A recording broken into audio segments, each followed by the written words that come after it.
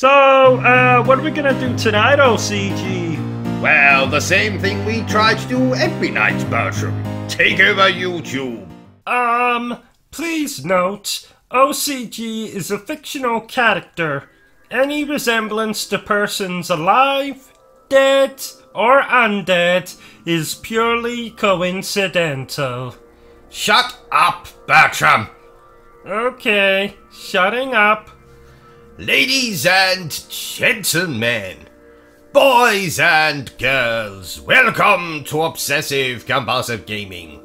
I am the Obsessive Compulsive Gamer, joined once again by my faithful manservant / factotum Bertrum.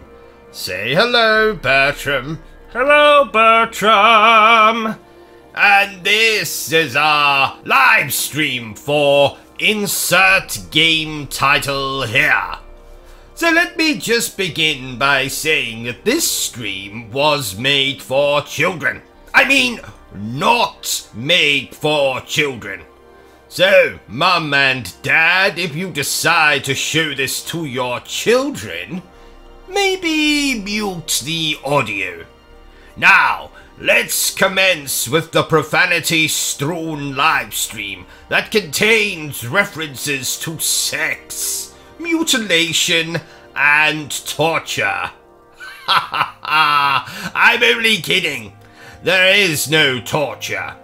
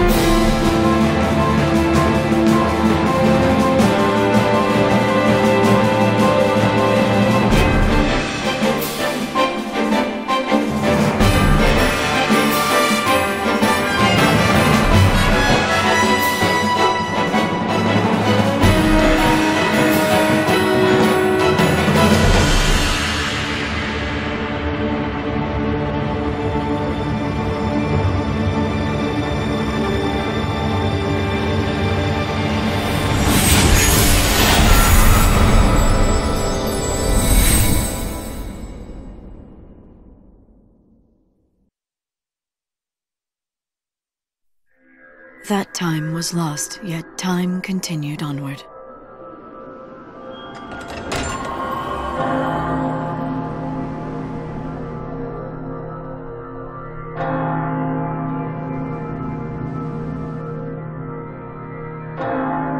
Divine Etro, go peacefully to your rest. I will stand guard over your legacy.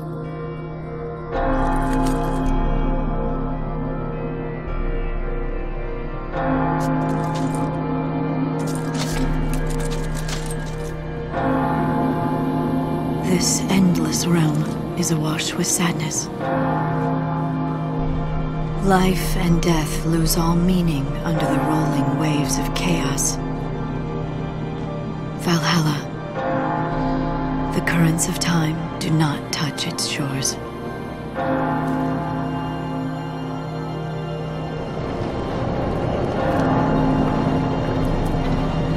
In this world of lost moments, I begin my life anew.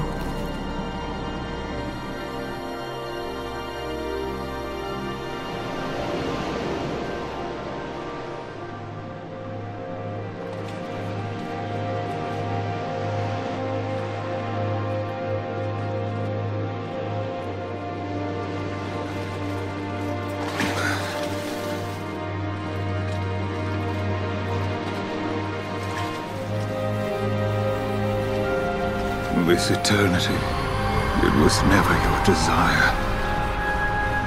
Is that not so? You...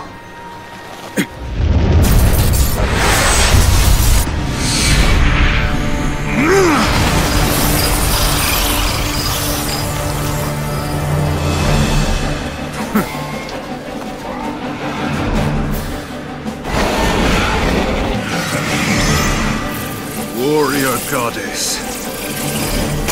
Now we cross swords!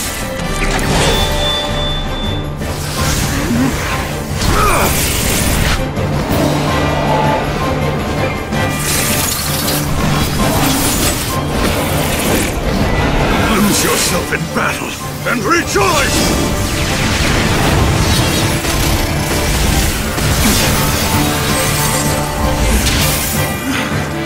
Embrace the terror.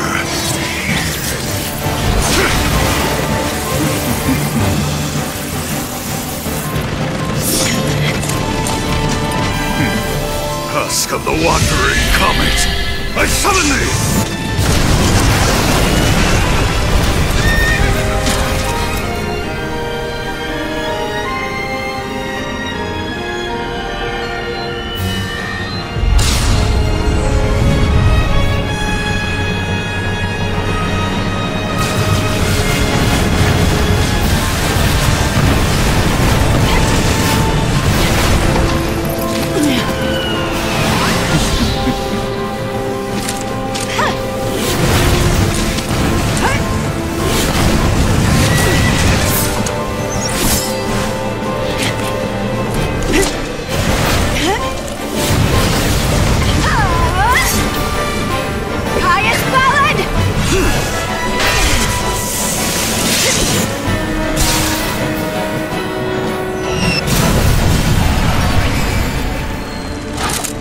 Impressive.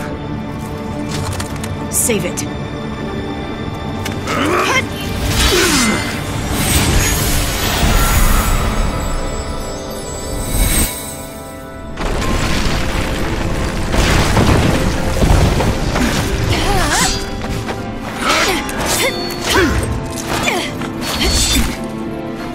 Damn you.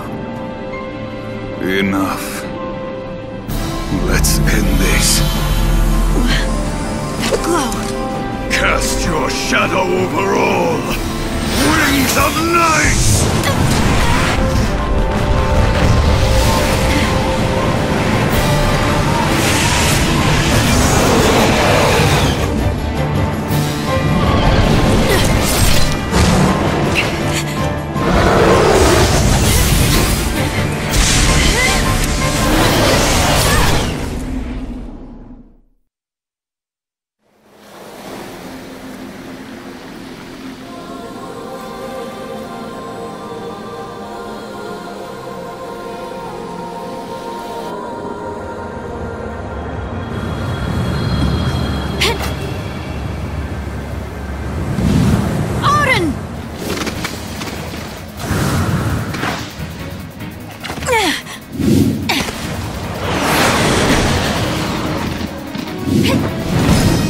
What is this?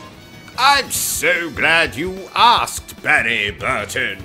Final Fantasy XIII-2 is another RPG from Square Enix.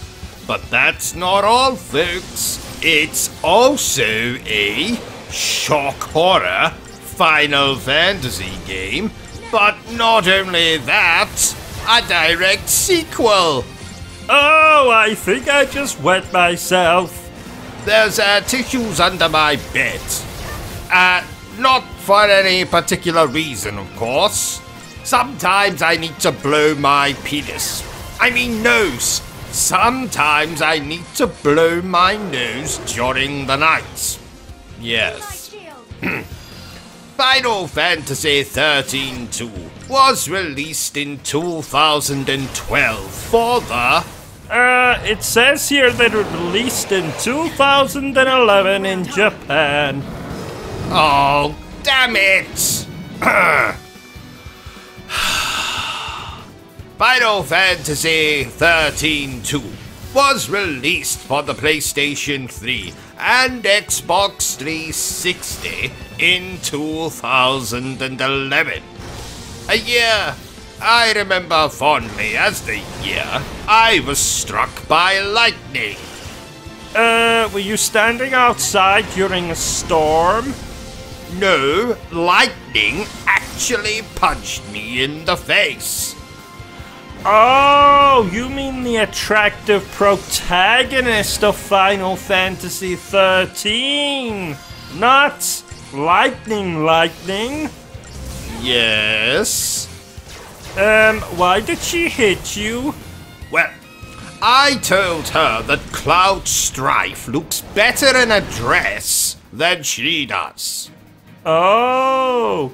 Anyway, enough about that.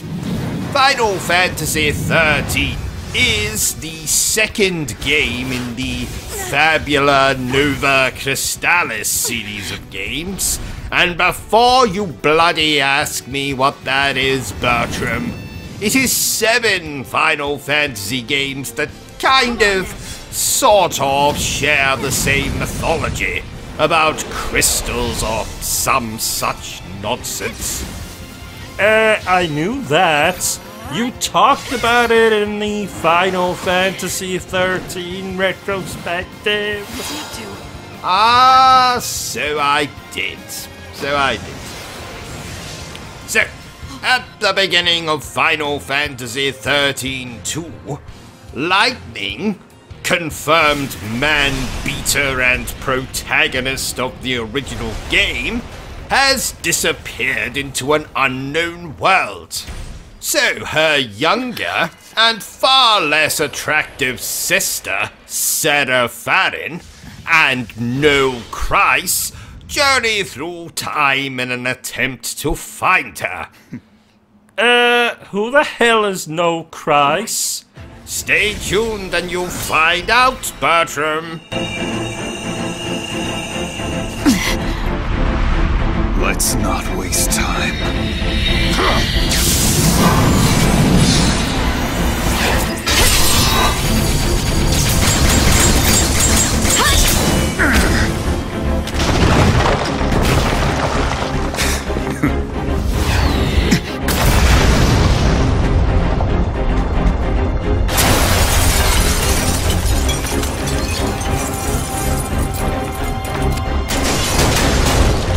The goddess made a wise choice.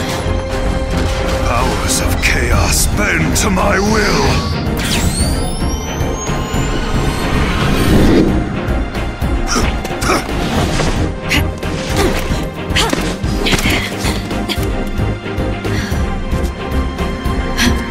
Keeping up? So you want to destroy everything? Oblivion is the fate of all things.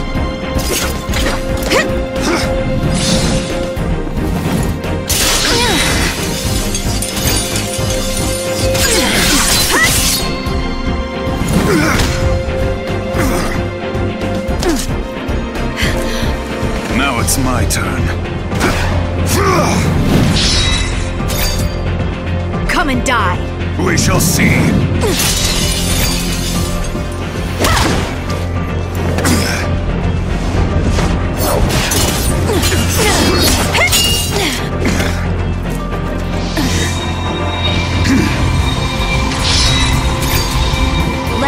this. You're done! Not today!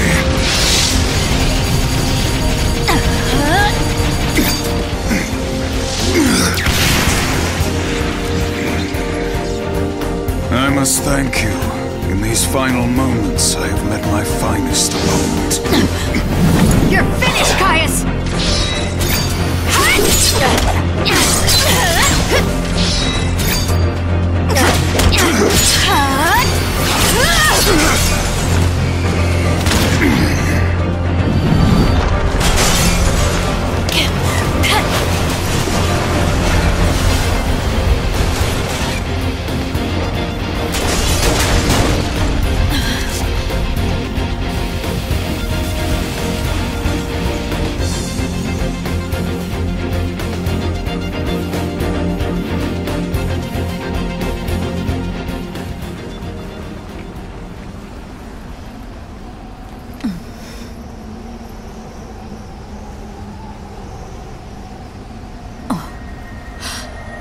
Gate.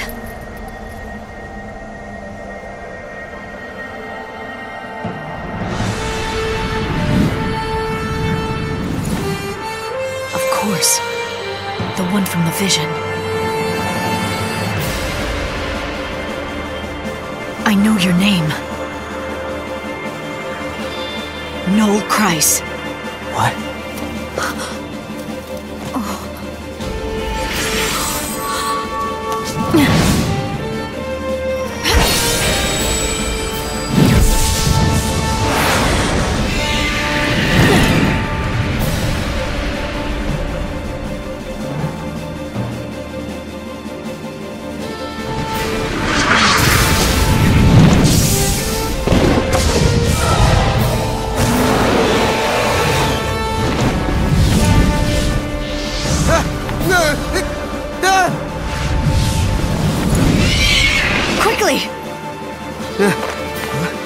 What in the... I'm here!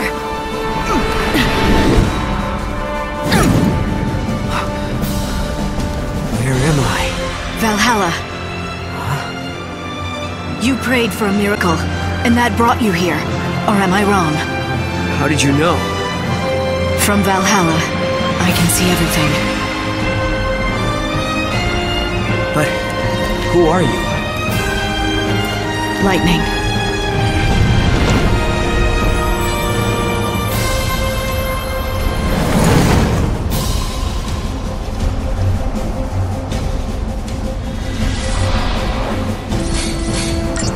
Time for a real fight.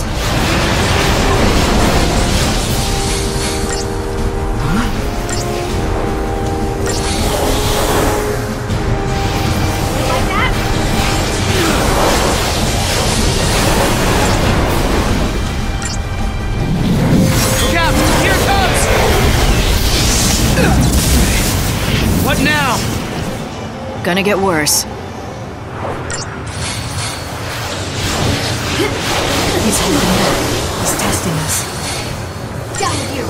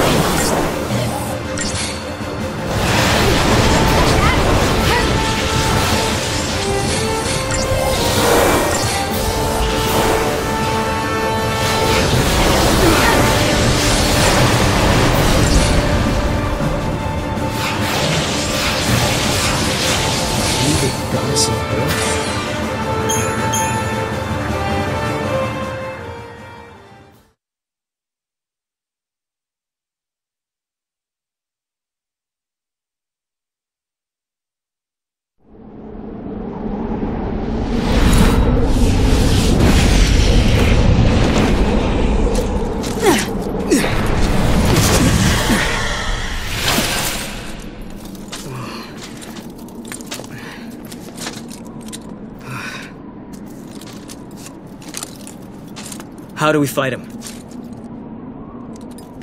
This is not your battle. There's something else I need you to do. What? Bring my sister to me. Her name is Sarah. Okay.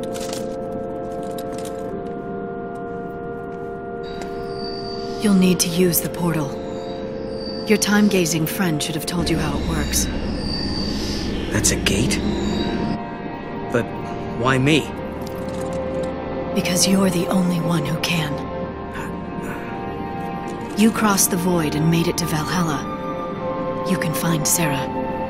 And together, you can change the future. Wait. I can change the future? Yes.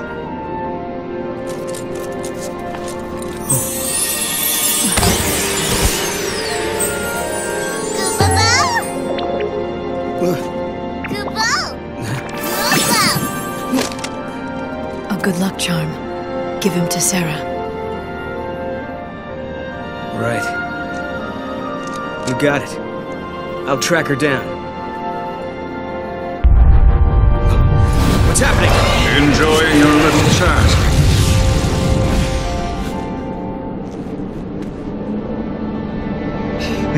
Caius?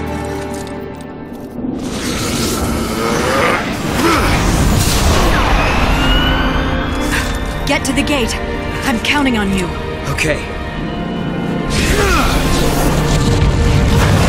Go!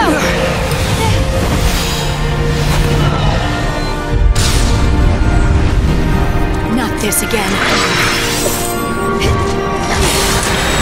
Odin! Do it!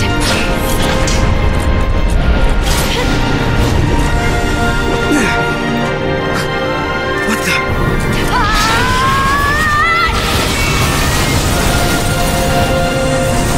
Sarah! Lightning! Gotta go!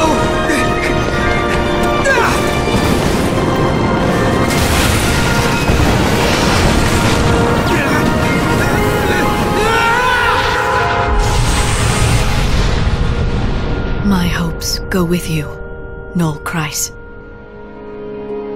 Become an arrow through time, and speed your way to Sarah.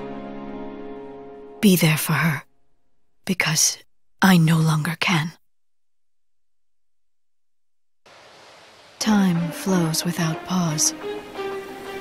In a world where I no longer exist, the future is about to change.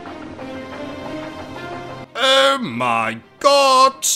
What the hell do you think you're doing? I'm not doing anything. I'm not talking to you, Bertrum. Talking to him. Or her. Yes, you there. You watching this stream. No, not you, the other one. The other one that's watching this stream. That's right, you. I'm talking to you. Don't think I can't see you. I might be concentrating on this game, but I can assure you I have cameras everywhere. So I can see what you're doing there. Your hand in your trousers. Get them out at once. Do it. No, not just one hand. Take both of them out. That's right. Good. Right, so now you just watch the stream and behave, okay? I'm confused. Well, Bertrum, it's quite simple. I just caught one of our viewers masturbating. Oh! Yes. Disgusting habits. Nope, don't put your hands back in. That's right, you pick up that soda or soft drink or whatever the hell you want to call it.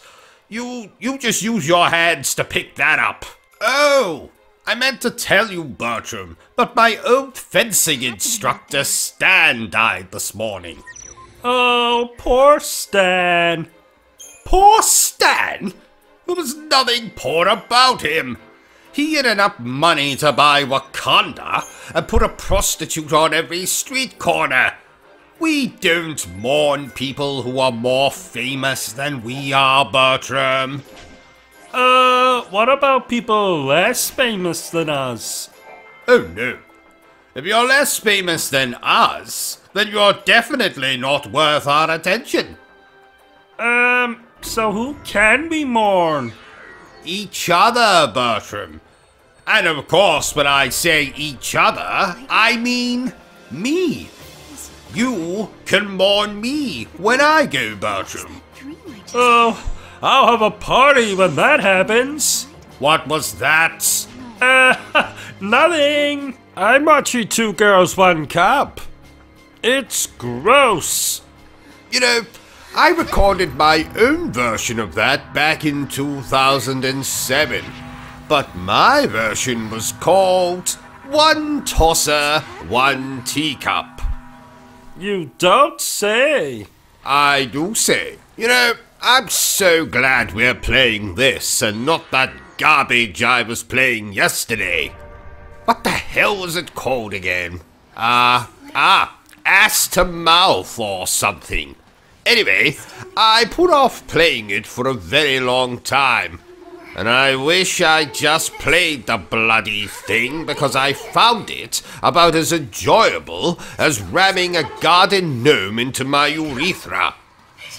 But O.C.G, didn't Ass to Mouth or whatever it is called get amazing reviews? Well, viewer with the stupid voice, that game does indeed have amazing reviews, but those reviewers are lying to you. I, on the other hand, am not lying to you when I say that I would rather stick needles into my groin than play that bloody game again. The combat was too hard. The bloody boss fights were too hard. The lack of gratuitous lovemaking scenes did not make me hard. So, Ass to Mouth was an experience I'd care not to repeat in this life or the next. Unless, of course, someone's asking me to do it for real. In that case, I would be like, hell yes, I'll do that to you, attractive actor. Let's move on. Right, let's get this game finished quickly. I have an appointment with my psychiatrist today, and he told me if I was late, he would murder my wife. Which, ordinarily, I wouldn't mind. But she promised to make me macaroni and cheese for dinner tonight. And as you know, or should know, I love macaroni and cheese. Do you ever think our streams have too much silly comedy in them? Silly comedy? I can't say I've ever thought about it. Shouldn't you just play the game and keep the comedy stuff to a minimum? But if I did that, wouldn't I have to cut you out of the streams? Why? Because the only reason you exist is for comedy purposes. I mean, take your voice, for instance.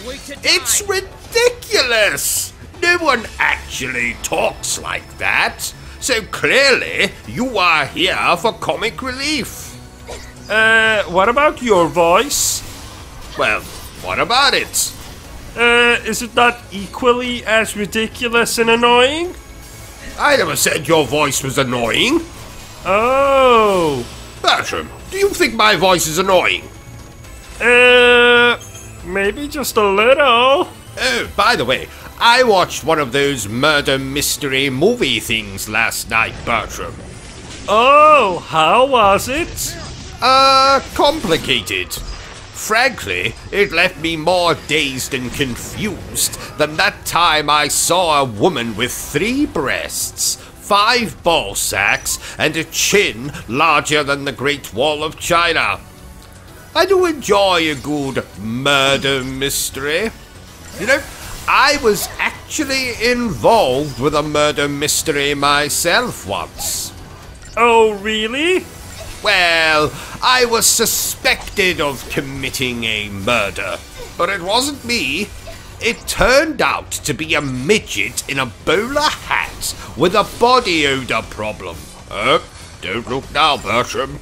That chap from next door is looking through our window again.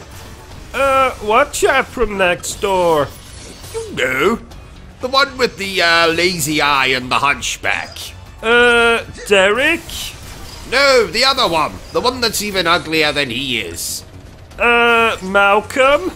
No, the other one. I think they all live together. They're a trio of very ugly people. So who's the third member of that trio?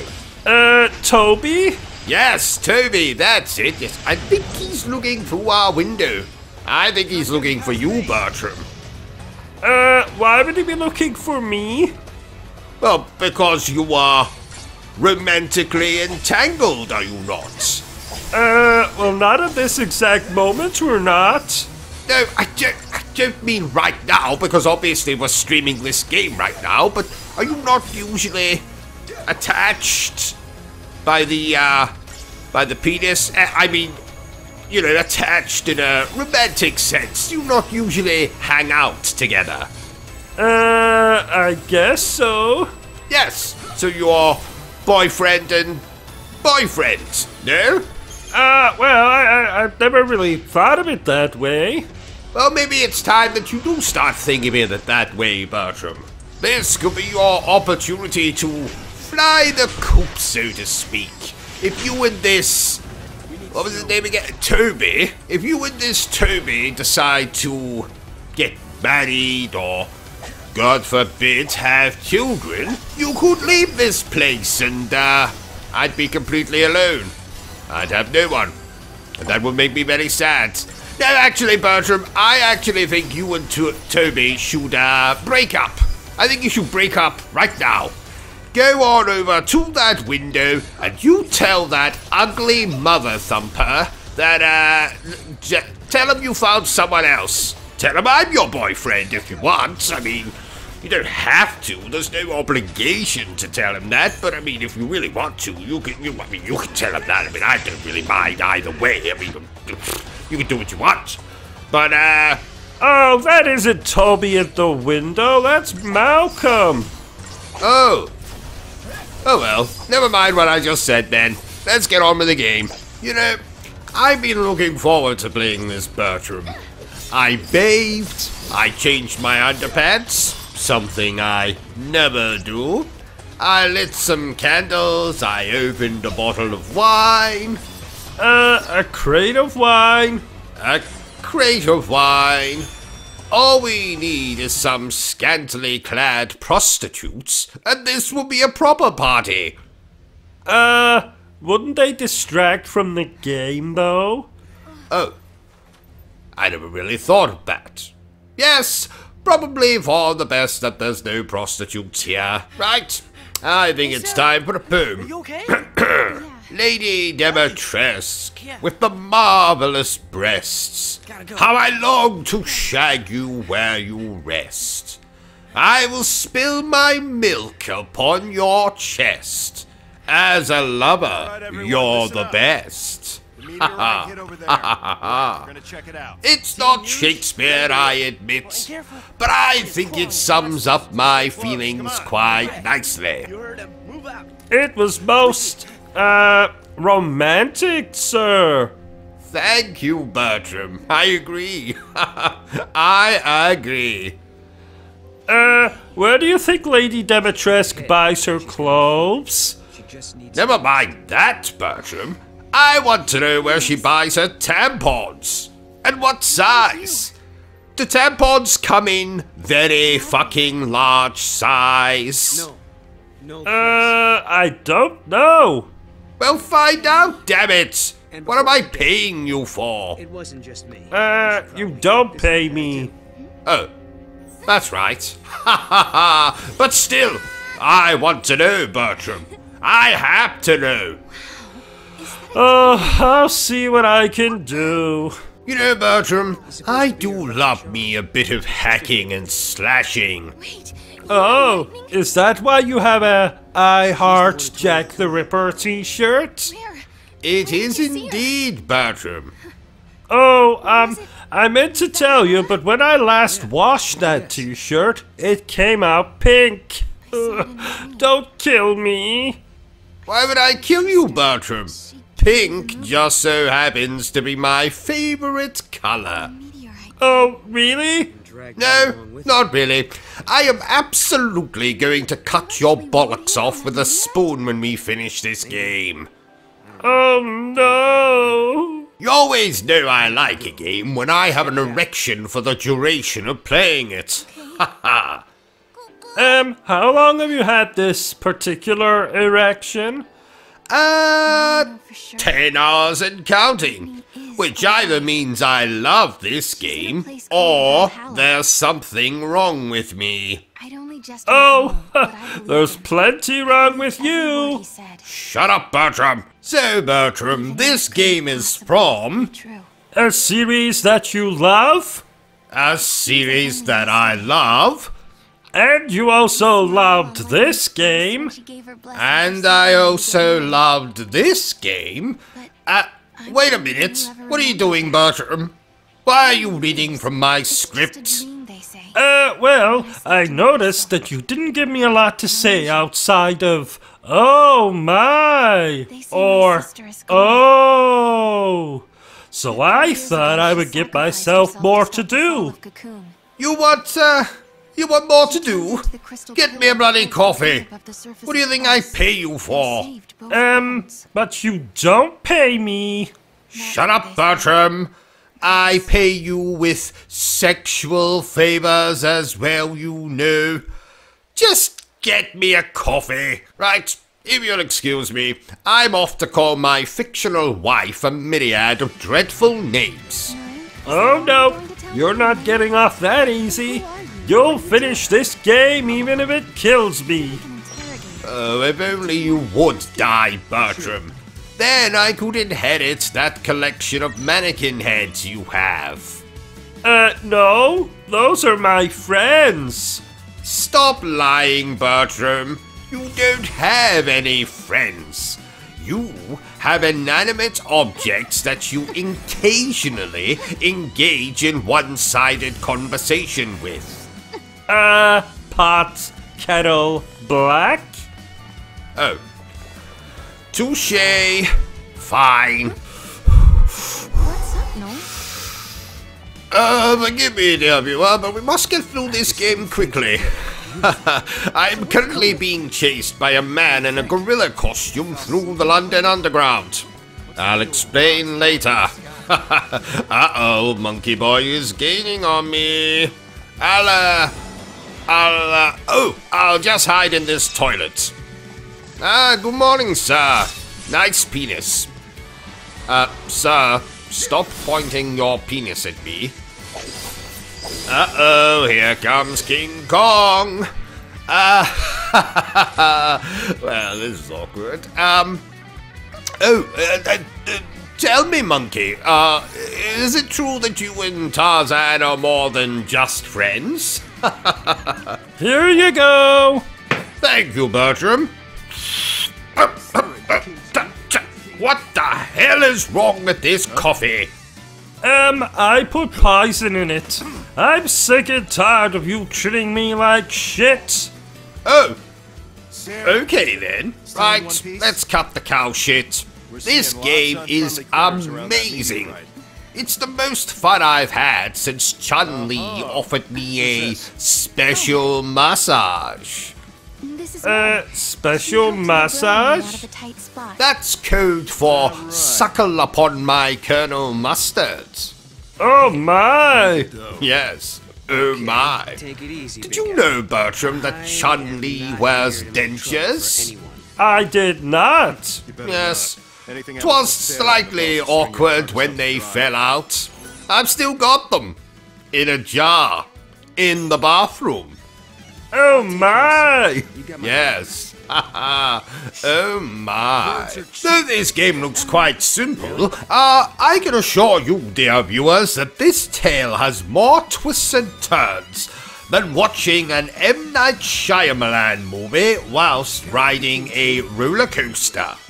And I've found myself welling up and full-blown crying on more than one occasion.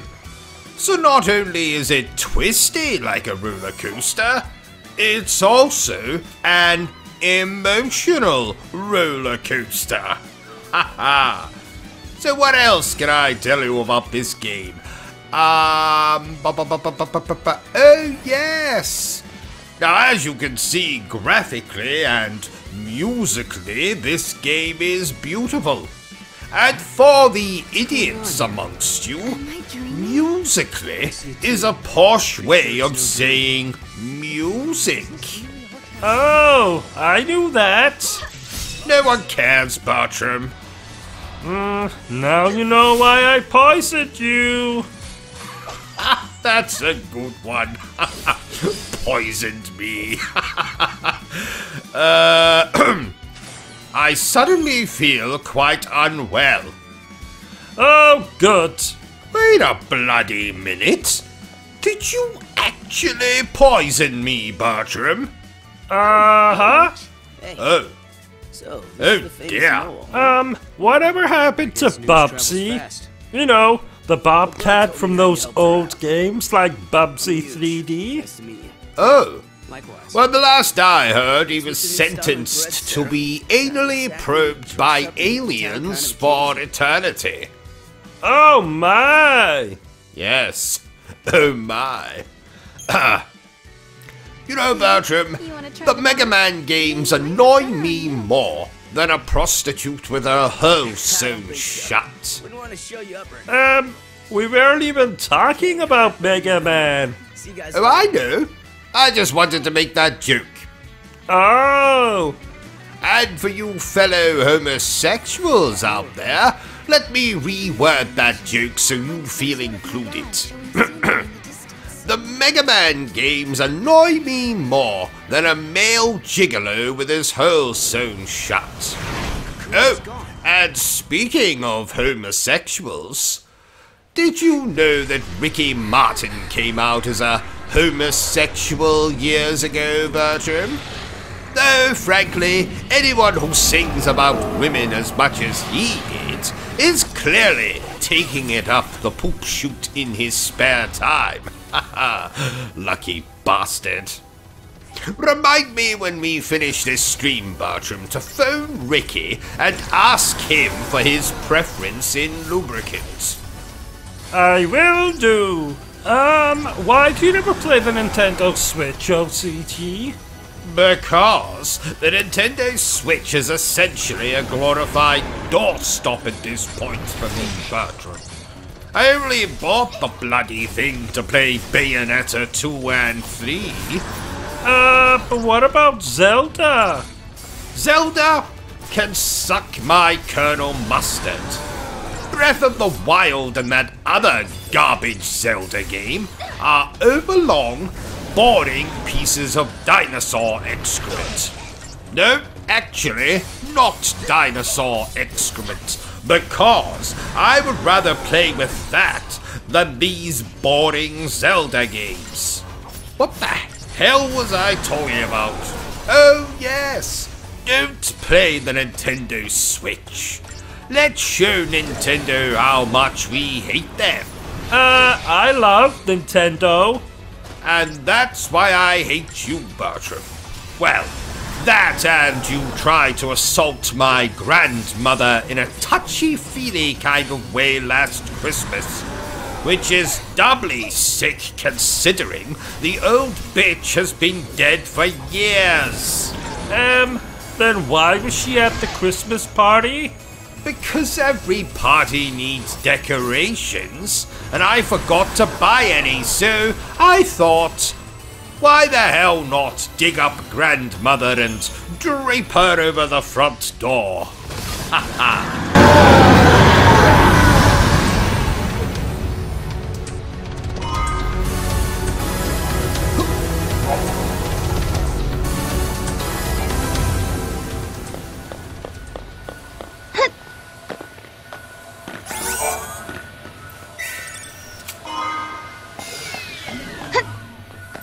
We made it. Wait up!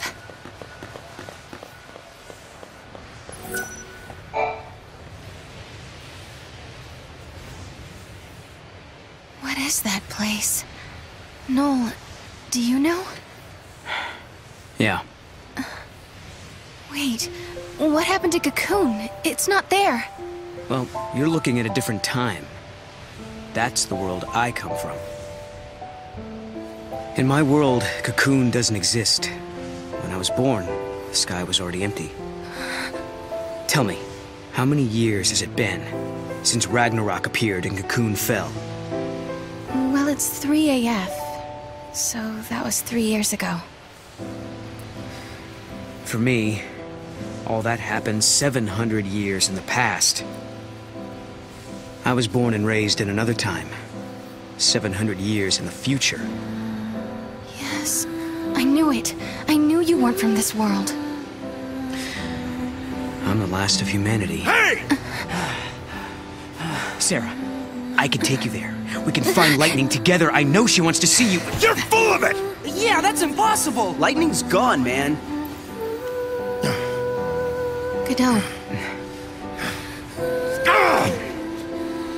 Noel, do you know where my sister is? Come with me.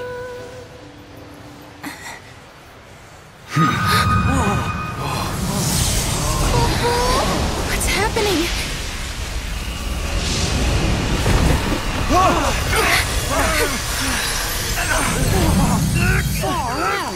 You see?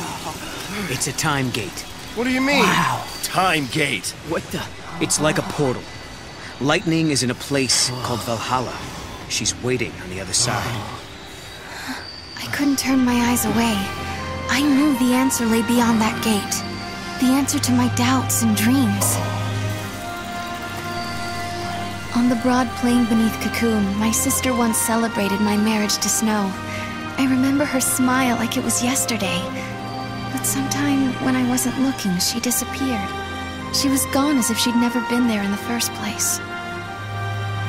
Lightning, are you out there? Did I dream that day on Pulse, or did it really happen? Noel says he can find you, but is he telling the truth?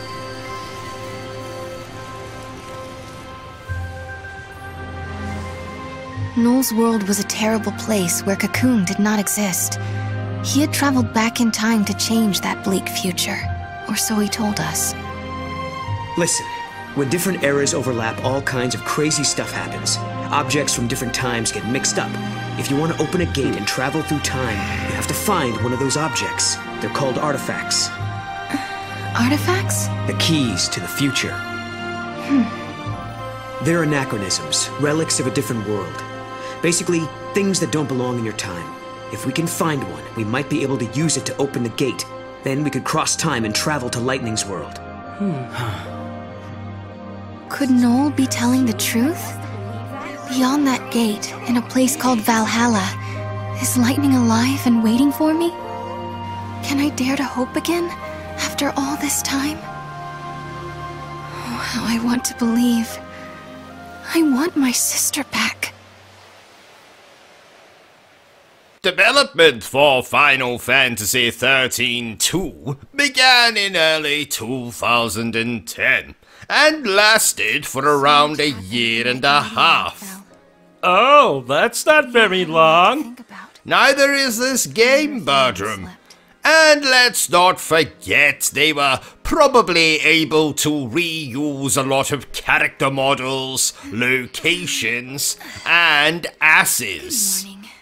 I think you mean assets? Yes. Assets. And they had help on this game.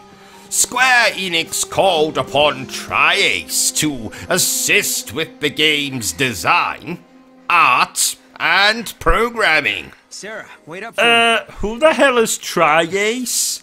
How the hell would I know? I presume a company that helps with game design, art, and programming. Do you know anything? I know that if you interrupt me one more time, I'm going to throw you out of the window. Right. I've just looked up Tri-Ace, and according to this less than reputable website, Tri-Ace is a type of pornography starring triplets. No, wait. That's something else. Tri-Ace. So, Apparently, they are a Japanese game developer. Oh, they made Resonance of Fate. That game has Nolan North in it. And it's harder than the Cock of Midas. What's harder than the Cock of Midas? Nolan North or Resonance of Fate? Resonance of Fate. Well, until they tell Nolan North that they are developing Uncharted 5. Haha. So, after the less than stellar reviews for Final Fantasy XIII, the plan for Final Fantasy XIII-2 was to exceed that game in every way. Oh, Final Fantasy XIII is 50 hours of hallways. I don't recall asking for your opinion, Bertram. And it's not 50 hours of hallways. It's more like 40 hours. And is Final Fantasy XIII-2 a better game? You'll have to watch my review to get the answer to that, Bertram. In fact, you there. Yes, you, watching this retrospective. I see you touching yourself inappropriately. Have you watched my review for Final Fantasy XIII-2 yet? And why the hell not? Oh, I see. Being breastfed, you say?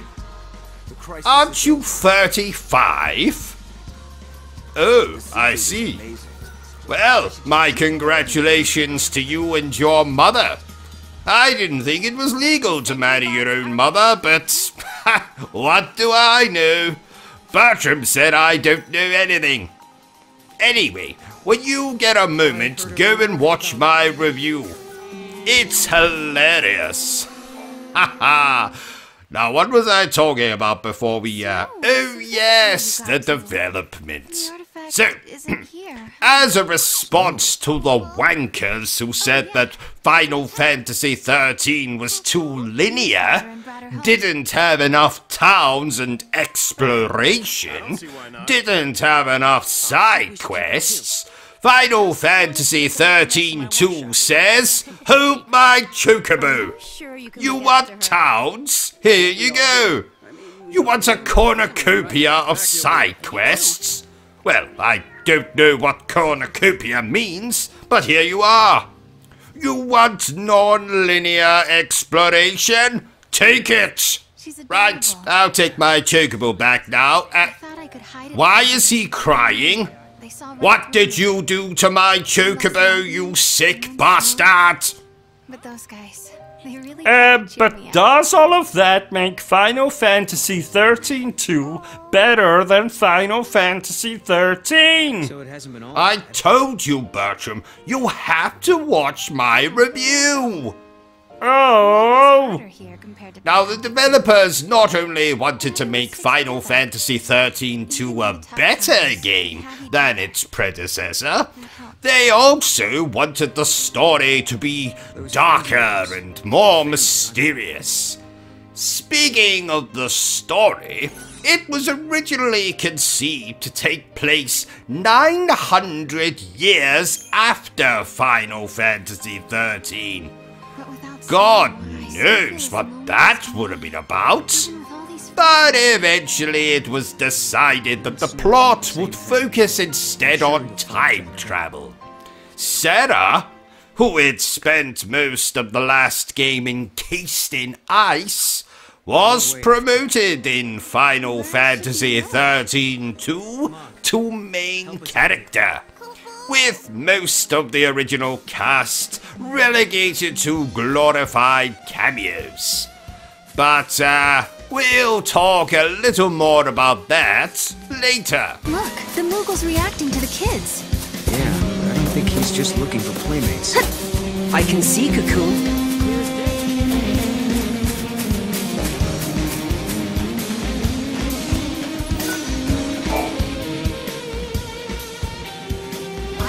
Good morning. These are my students. I teach their classes. A school teacher, huh? Right! I'm so glad you're all safe. Yeah. Now, did everyone do their homework? I did mine, because I didn't want you getting mad at me like the last time. Seems like you'd be soft on kids, but you're pretty strict, huh? Hey. Not that bad. No, come on. You know, I'm only strict because my teacher was strict. Lightning must have rubbed off on me. My grandmother was a teacher, too. She taught me everything I know. She taught me about Grand Pulse and its history.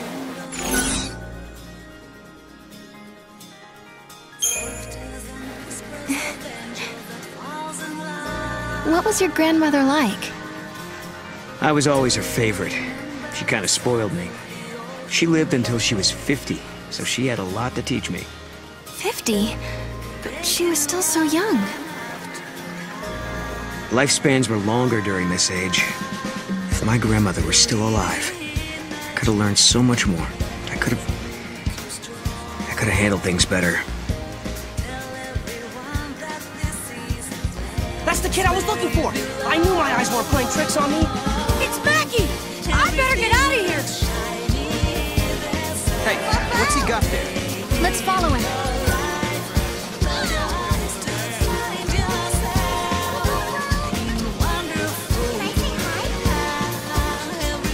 He makes me so mad sometimes. What are you running from? Watch it. Don't go that way.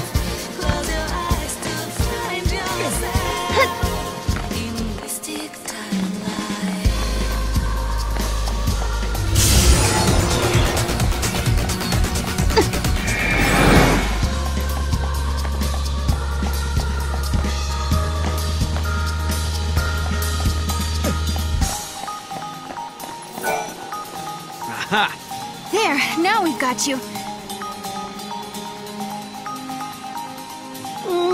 Miss Farron?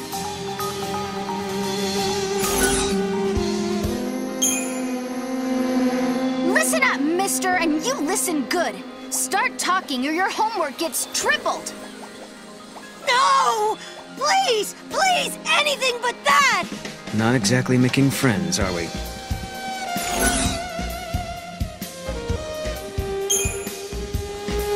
Why did you run away? I promise I won't get mad if you tell me. I know you say you won't get mad at me, but I can't tell you. I don't want to get yelled at. The kid was trying to get away from Mackie. I bet you anything he was up to no good.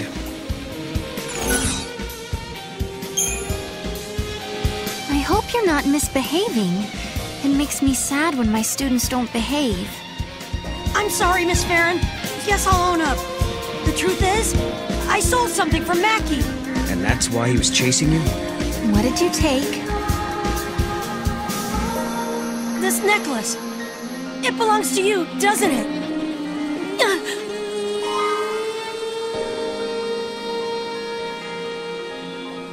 Hey, wait!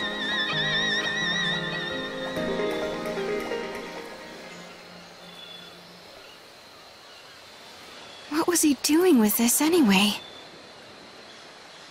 That belongs to Mackie, doesn't it? No, it's mine. It's a reminder of a promise a good friend made me.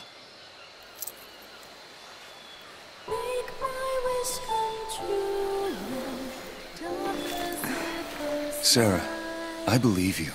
Your sister's alive. She's out there somewhere. Thank you, Snow.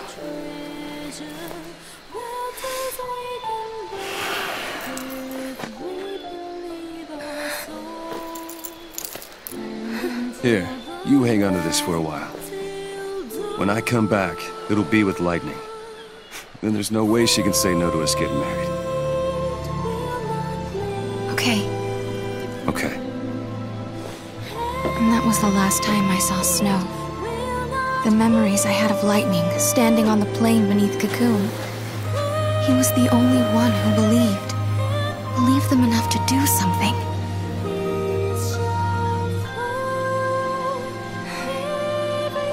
That's why I've been waiting here. And doing nothing, right? Lightning and snow are long gone, but you still sit here and wait. Why didn't you go after them?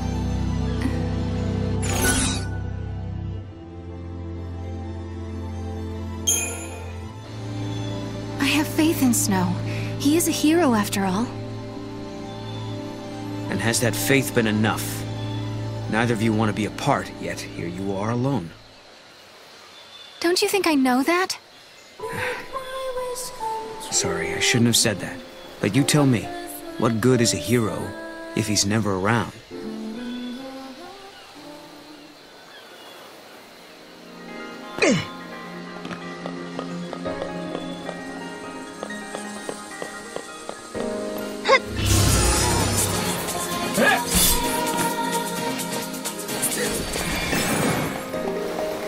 Anyone else? It wasn't the artifact after all. Are you losing your touch, Mog?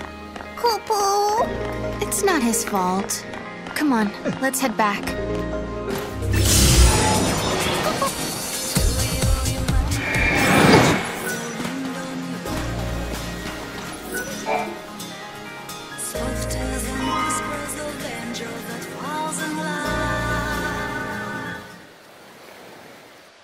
What? Is that the artifact? This is Lightning's knife. I keep it in my room, but how did it get out here?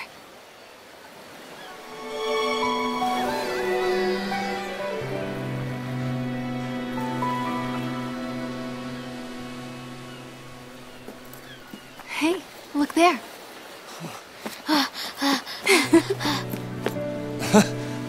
Snow! Sarah!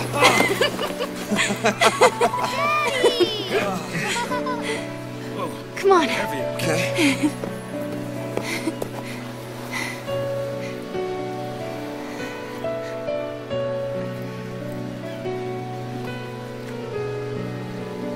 It's her knife. I found it near the base of the pillar.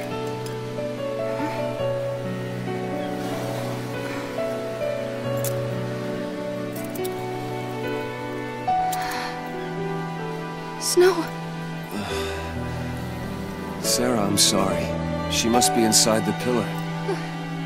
Lightning's holding up Cocoon, along with Vanille and Flame. Wait, what are you talking about? She was right here a second ago. I saw her. We talked. She gave us her blessing.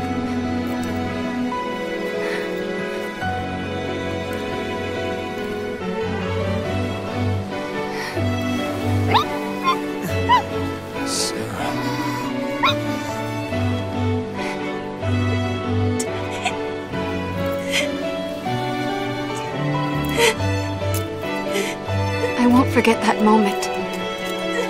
Lightning was happy. Happy that Snow and I were getting married. She laughed and said congrats. Sarah. But then, Sarah. all of a sudden, Lightning disappeared.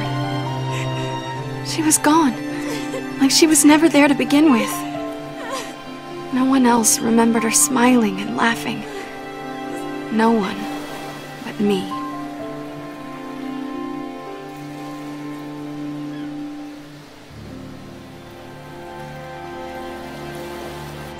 All your friends think your sister is inside that pillar.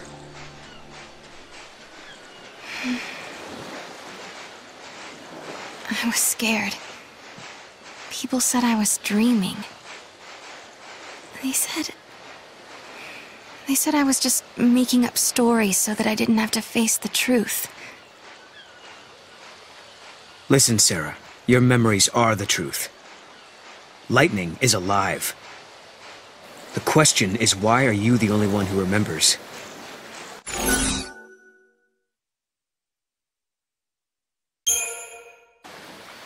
Well, perhaps history changed somehow. You mean your memories are true, but history was altered afterwards? Of course, that's not really possible. I know that. But I just don't understand how I can remember it so clearly when no one else can.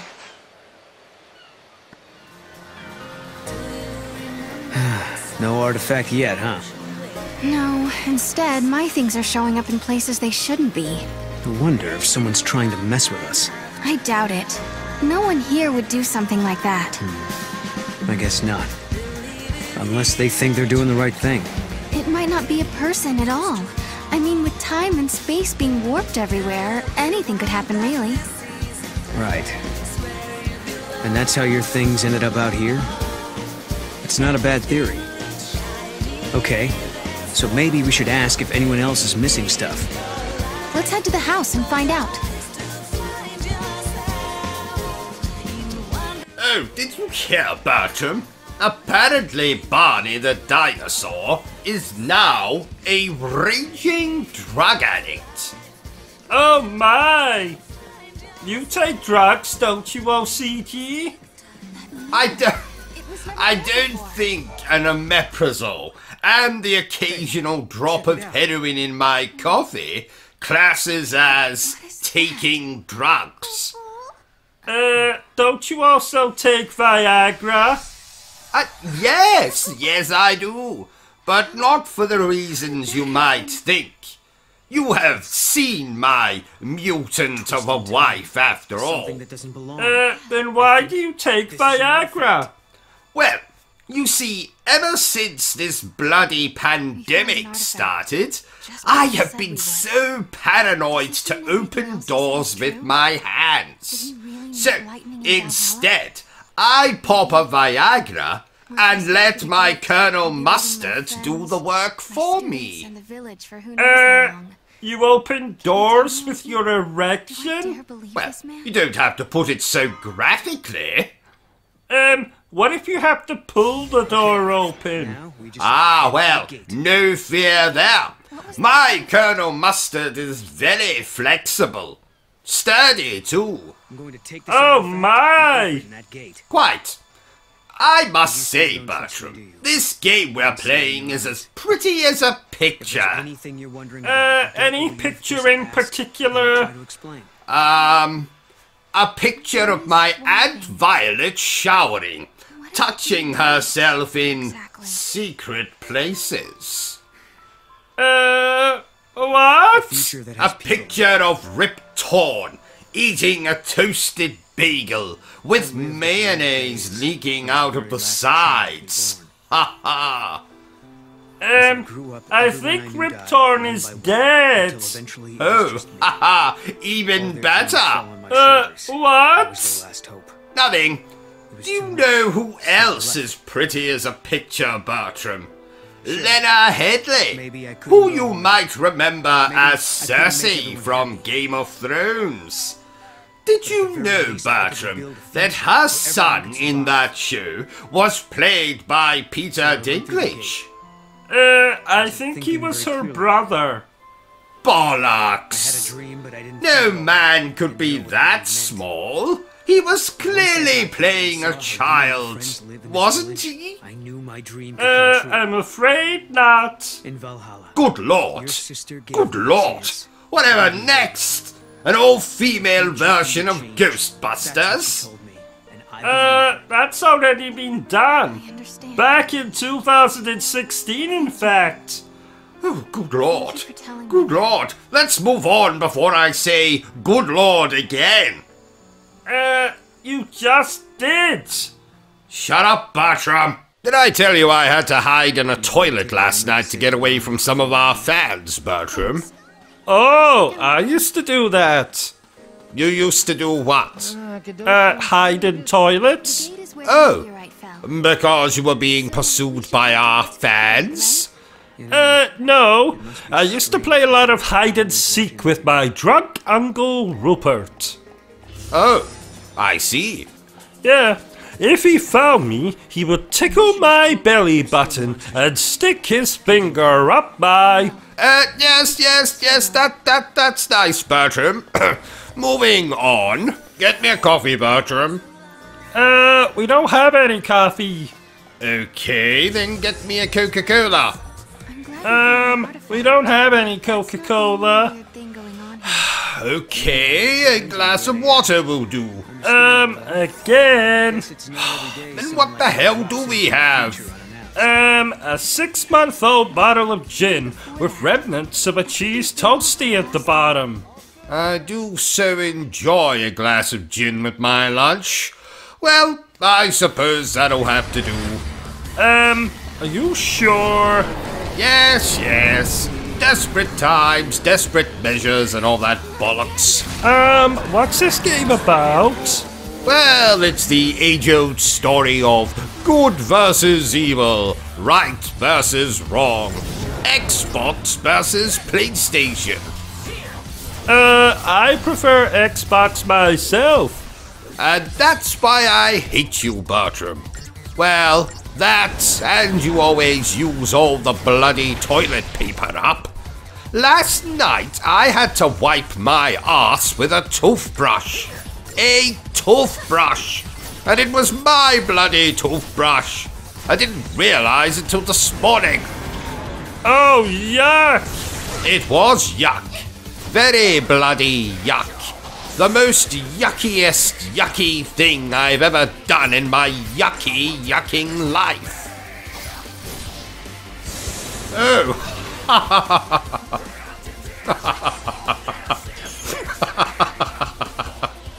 It's so cold. Oh yes, that was a good one.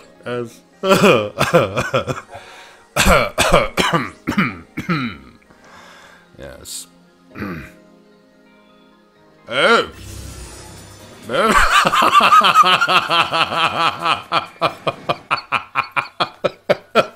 So good. Oh, that's so good. What are we laughing at? This game, Bertram. It's bloody hilarious. Is it? Yes, yes. Pay attention, man. Pay attention. Are you sure you're right. You know, once you get through, there might be no coming back. Yes.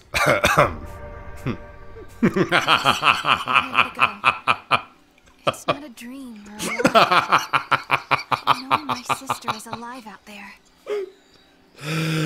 Oh, it's so good. So good. I should know how bad 10 out of 10. 10 out of 10. I don't think this is supposed to be funny. Shut up, Bertram. I'll tell you what's supposed to be funny and what's not supposed to be funny, and this is supposed to be funny. We'll find Valhalla, I promise. I think you've lost it, O.C.G. Oh, Bertram, you know as well as I do. I lost it years ago. You're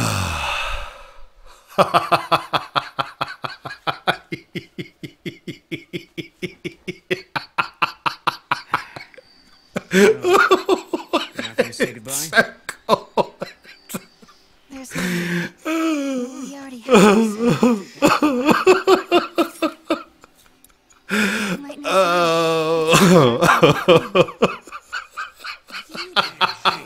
Right, that's quite enough of that. Right, let's address the elephant in the room. Hello, elephant. How are you? Didn't you hear me? I said, how are you? I think he's a mute. Oh. Where the hell did he come from? I thought you invited him. Well, I thought you invited him. Oh, well.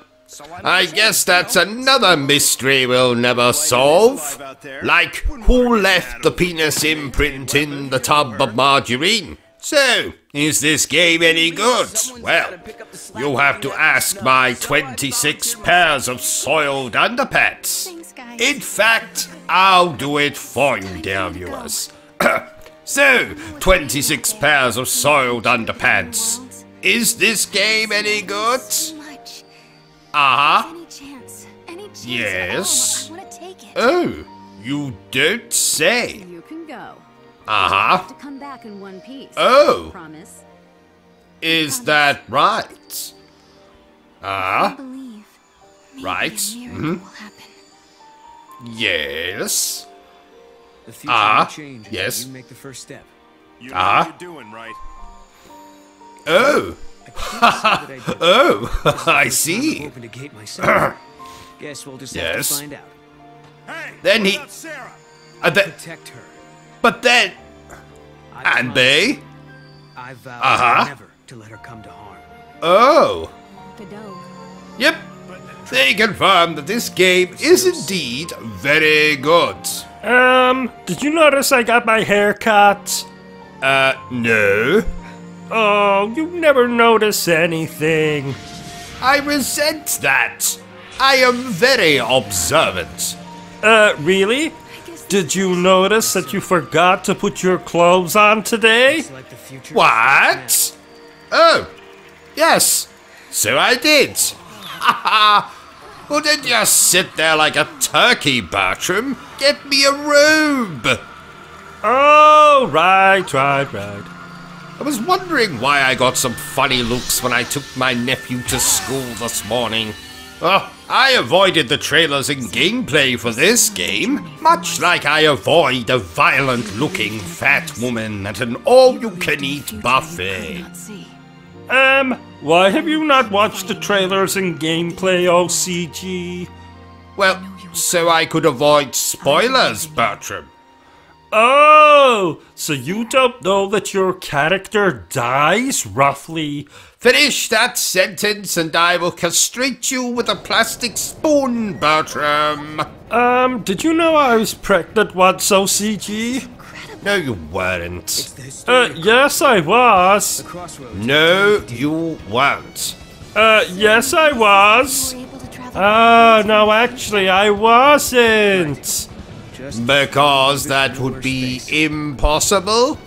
No, because I had a rubber glove over my pee-pee when we, did the deed. I see. Moving swiftly on. OCG, I know you're gaming, but have you seen my underpads? Have you checked the washing machine, Bertram? Oh, no, I didn't. OCG, they're not in the washing machine. Well, have you checked the laundry basket then? Oh, I never thought to look there. Humanity has OCG, they're not in the laundry basket. Have you looked under the bed then? OCG, they're not under the bed. God damn it, Bertram, why must you interrupt me when my favorite program is on? You're watching a program and playing this game at the same time? That's amazing! Yes, Bertram, I've always been known for my knack for multitasking. What is this program that you're watching? It's a nature documentary. Oh, I love nature documentaries. Wait a minute. I don't recognize that animal. What's it called? That, Bertram, is called the modern day gamer. Oh! Turn up the program. I want to hear what he's saying. Okay, let me just twiddle with this knob here. And voila! Here we can see a gamer of the modern day. Look how he plays with his PlayStation 5. No, wait. It's an Xbox. See how he's sitting much too close to the television. See how his jaw is agape. See that he's drooling from the corners of his mouth. Let's go in closer and see what this gamer for the modern day is playing. Oh, he's apparently playing a game that has some Japanese women in it. And these Japanese women have massive knockers.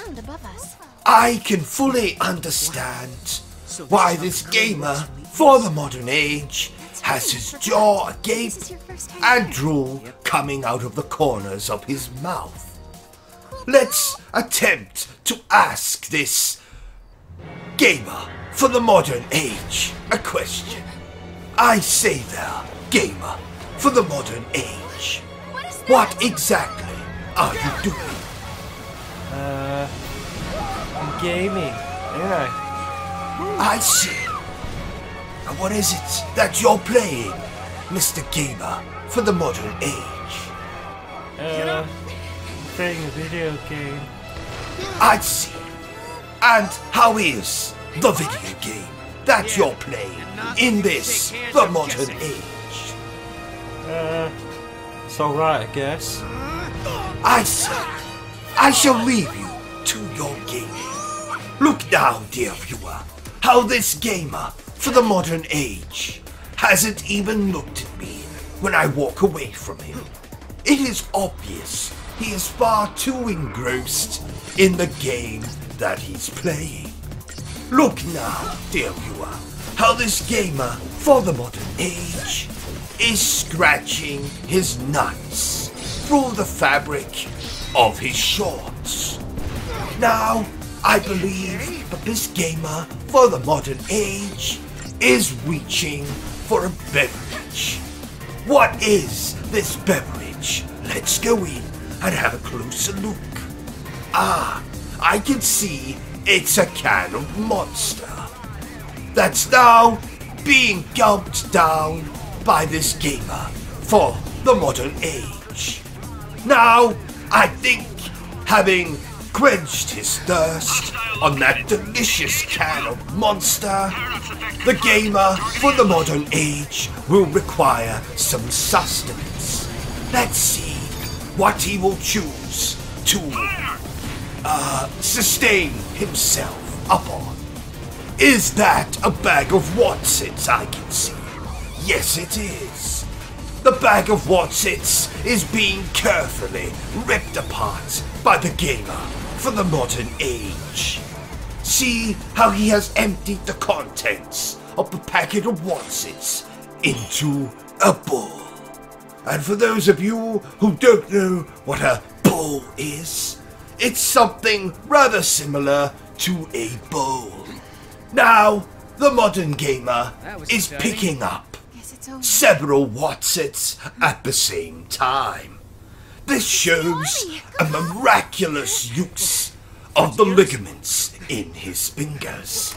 But then again, we must remind ourselves that this gamer for the modern age is an expert when it comes to using the ligaments in his fingers. Because, after all, he must clutch a gaming controller at all times. And, no doubt, being a gamer for the modern age, he is a compulsive masturbator. Join me next week, when we shall be taking a look at another gamer for the modern age. I must say, Bertrum, not only is this program educational, it's also damn entertaining. Yeah, he used the word masturbate. Ha ha! Being treated like criminals. You're very mature, Bertrum. Have I ever told you that? What? Nothing. Never mind.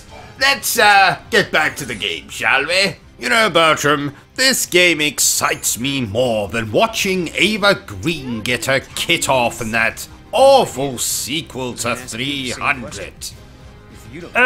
Who is Ava Green?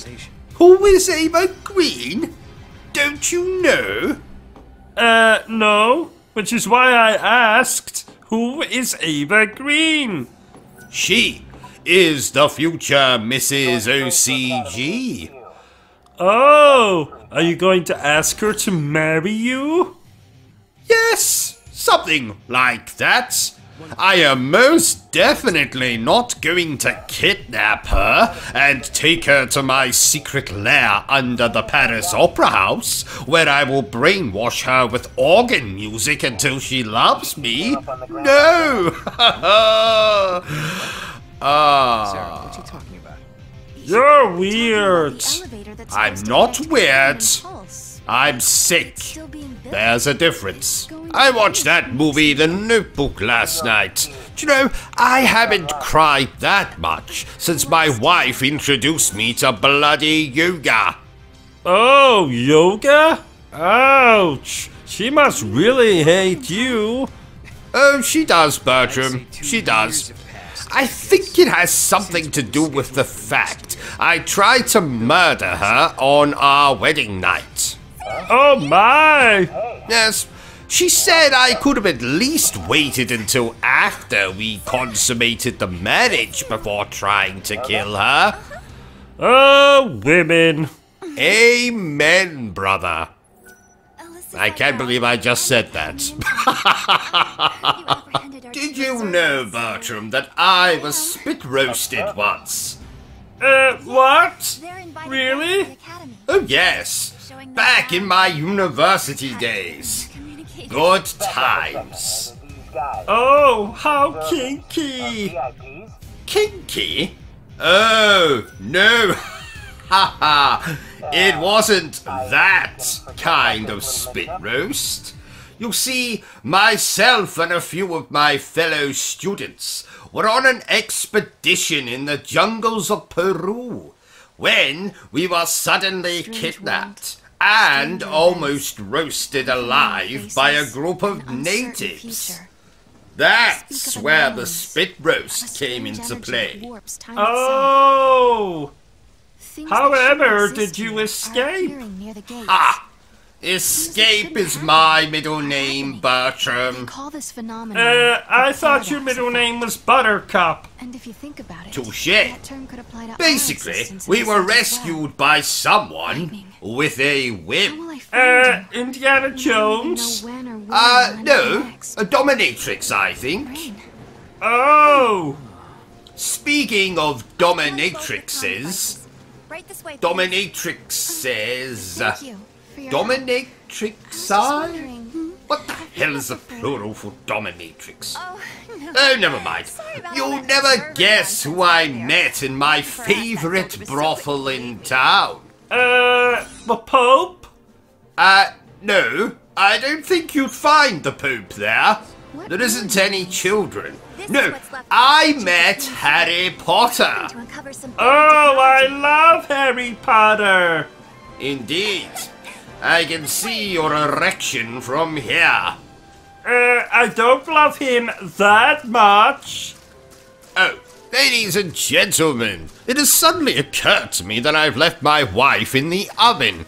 While I attend to that, my manservant here will take over the stream and entertain you with some jokes. Bertram, if you would. Oh, jokes. My girlfriend and I made love. She asks, what just happened? And I say, you just got boned. You know, boned? Bones? Because I'm a skeleton? Huh? Oh, I was once walking round a boatyard and some idiot took me and hung me from the mast of a ship like a bloody flag. I think he was a pirate. You know, because I'm a skeleton? Skull and crossbow? I was very fond of my mother. I loved every bone in her body. You know, bone? Because I'm a skeleton? My cousin never stopped eating. He weighed a skeleton. Skeleton? Ton? You know, because he's a skeleton, you know. When skeletons make love, do they say, who's your bone daddy? You know, instead of who's your daddy, they say, who's your bone daddy? You know, because I'm a skeleton. Let's try, I'm very fond of my mother.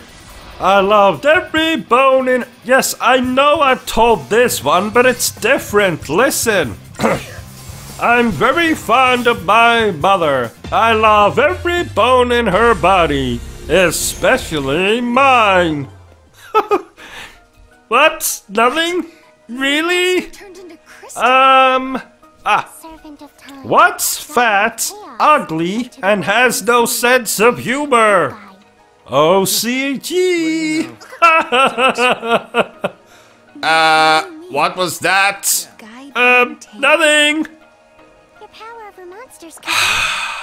So, what do I think of this game? Well, the same thing I thought about that pornographic version of Toy Story I watched last night. I think that was just the normal version of Toy Story 3 you were watching. Bullshit! There's a character called Woody, which is obviously an erection reference. There was a character called Buzz, which is the sound a vibrator makes. And don't even get me started on the name Bo Peep. I'm surprised her perverted boyfriend Peeping Tom didn't make an appearance. But he was probably busy masturbating whilst watching Andy getting handy. Well, that's my childhood ruined. Oh, don't worry, Bertram. I'm sure I've ruined it for every person watching this stream. So, Bertram, as you know, I love Disney movies, Disney shows, and Disney video games. Oh, don't remind me. Your collection of Disney memorabilia takes up 3 rooms. I stood on your Little Mermaid-shaped vibrator in the shower this morning.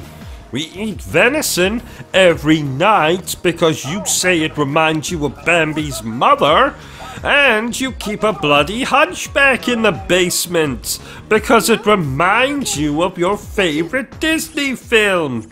You don't love Disney, you're obsessed with it. But you have to admit, nothing beats snuggling up to watch The Lion King after a long day of gaming.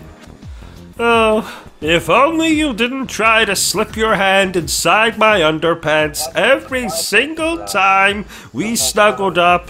But yes, I have to agree, sir. The magic of Disney is timeless. Did I ever tell you that I was once punched by Captain Hook at Disney World? No. How did that happen, sir? Oh, it's a long story, Bertram. Let's just say Captain Hook didn't like it when I told him that the only reason he didn't like Peter Pan is because he wanted to adopt him. Oh, sir, only you could get into a fight with a Disney character. That's not true.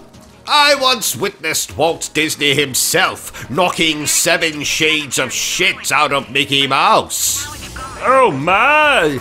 Yes, Walt Disney was a prick. Let's talk about something more uplifting. Like your crush on Aladdin? Bertram, I do not have a crush on Aladdin. I merely appreciate his dashing good looks and charming personality. Oh, if you say so. And I bet you've never pretended to be Princess Jasmine while singing A Whole New World either. That was one time. Maybe 2 times. Damn it, Bertram! Why do you have to embarrass me like this in front of our dear viewers? But you have to admit, that song is a classic. No coincidence. Yes, sir. And just like Disney, it's something that will always be cherished. Exactly, Bertram. Right, enough of this Disney wankery. Let's get back to playing the game. Oh, Cousin Duncan was telling me this morning, Bertram, that in the last 4 years, he has had 22 jobs. 22! That's less than I've had in my awful life. Didn't you once cut the toenails of the royal family? I did. Once. I haven't thrown up that much since I watched 2 Girls, 1 Cup. Who had the grossest toenails? Probably Philip. But that's because I cut his nails after the bastard had been dead for 3 weeks. Oh my! Why do you have a copy of the Goblet of Fire next to your bed, O.C.G? Because I like Harry Potter, Bertram. Oh, I also like Harry Potter. Does he like you back? Have you kissed yet? How big is his magic wand? I don't like him that much. Oh, did I ever tell you that I sat on a broomstick once, Bertram? No.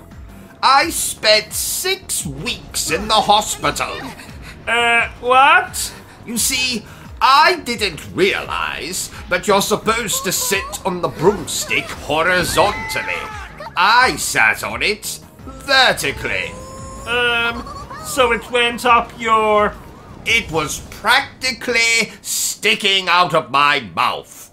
Oh my! Yes, quite. Why didn't you ask me to play this game with you? Well, 1, because this isn't a co-op game, I think. And 2, because you had too much housework to do. Speaking of which, why haven't you flushed the toilet yet? Well, I thought you could flush the toilet yourself after using it. Ha! Well, then you thought wrong, didn't you? You know my hands are too weak to flush the toilet. But they're okay to hold a controller? Yes. Well, then you can flush your own damn toilet. You're lucky you have a toilet. I have to poo in a cardboard box. You know how I feel about other people sitting on my toilet. It makes me anxious. Not to even mention the germs. Where are you going? Bertram? Bertram? Oh, damn it. Bertram, while I'm playing this, can you get those toilets cleaned?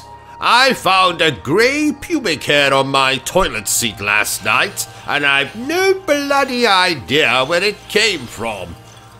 Well, if I had to guess, I'd say it came from your crotch. But it was grey. Well, you have a very old crotch. Oh, so I do. Ha ha! Oh, I like chickens. Do you like chickens, O.C.G? Oh, yes. I've had love affairs with many a cock. A chicken tried to kill me once. Oh, how so? Well, it was 2018. It was dinner time. I was enjoying a roast chicken when suddenly I started to choke. Oh, another chicken tried to strangle you from behind in retaliation for the fact you were eating his gay lover? No, I was choking on a chicken bone. Oh, I see. I think the chicken has to be alive for it to be considered attempted murder, Bertram. Oh! I'm glad you survived, though. Mostly. Anyway, Bertram, I meant to ask you before we started, but, have you seen a particularly delicious-looking donut? I saw one at a Krispy Kreme once. No. Have you seen a particularly delicious-looking donut here? In the kitchen, perchance? No, I don't believe so. What does this particularly delicious looking donut look like? Well, it looks like a particularly delicious donut. And it's mine. Oh, have you known it for long? No. We just met this morning, actually. I was on my usual morning stroll when I glanced it in a window, calling to me like a prostitute in Amsterdam. I knew then that I must have it. The prostitute or the particularly delicious looking donut? The particularly delicious looking donut, of course. Oh, and now the particularly delicious looking donut has gone missing? I didn't say that. I was just asking if you had seen the particularly delicious looking donut. Oh! Well, have you? Have I what? Have you seen a particularly delicious looking donut? I saw one at a Krispy Kreme once. No! Have you seen a particularly delicious looking donut here? In the kitchen, perchance? In our kitchen? No! In Hannibal Lecter's kitchen! Of course in our kitchen! What does it look like? The particularly delicious looking donut or Hannibal Lecter's kitchen? The particularly delicious looking donut. Although now, I'm very curious what Hannibal Lecter's kitchen looks like. Well, it's beautiful. What's beautiful? The particularly delicious looking donut or Hannibal Lecter's kitchen? The particularly delicious looking donut, of course. Did you know, Bertrum, that my brother, Edwin, met Hannibal Lecter on a dating site once? Oh, really? What one? Meat grinder, I believe. Oh! Anyway, back to the subject at hand. Have you seen the particularly delicious looking donuts? The beautiful one? Yes. The one that was in our kitchen? Yes. The one that is more inviting than a prostitute in Amsterdam? Yes. No. No, I have not. Damn it! Well, the mystery continues, I suppose. Do we have any snacks? You're always thinking with your bloody stomach, Bertrum. That's not possible. You can't think with your stomach. Unless your brain is in your stomach, which it is not. I know. It's an expression, Bertrum. You didn't answer my question. Do we have any snacks? I might have half a Milky Bar in my underpants. Why is it in your underpants? It comforts me. Okay. Can I have some? Fine. Just, reach in and take it. What? Well, I'm a little busy here playing this damn game. So if you want chocolate, you have to reach into my underpants and take it. Okay. A little to the left. No, the other left. You're saying that I was born Right, move your hand 90 degrees. Got it. Bully for you. Now, eat your chocolate and let me get on with playing this game. You know, my brother's child is coming to stay with us this weekend, so this game might keep the little bastard busy. That's not very nice. What? Oh, haha. No, the little bastard is actually his name. I didn't know your brother had children. Oh, yes. He adopted this one on his recent trip to Transylvania. Oh, I see. Isn't that where he married that ugly woman with the monobrow? Indeed. My father always said, never, ever trust a woman with a monobrow. Why? He was stabbed to death by a woman with a monobrow. I don't know why she didn't use a knife like a normal person. I don't know if I told you, but I've been playing those From Software games recently. Oh, and how are they? Hard. And not the good kind of hard. You know, the kind where you want to put your sausage into the moistest donut you have to hand. But the bad hard. The kind of hard where you want to snap off your sausage and use it as a weapon to smack the game developers. I'm not sure I understood any of that. Well, 'tis probably for the best. Take Dark Souls, for example. That game is harder than RoboCop getting a lap dance from the bloody Terminator. You don't do well with hard games. And whatever gave you that impression, Bertram? The fact that before you started playing these From Software games, you owned 6 PlayStation 5 controllers.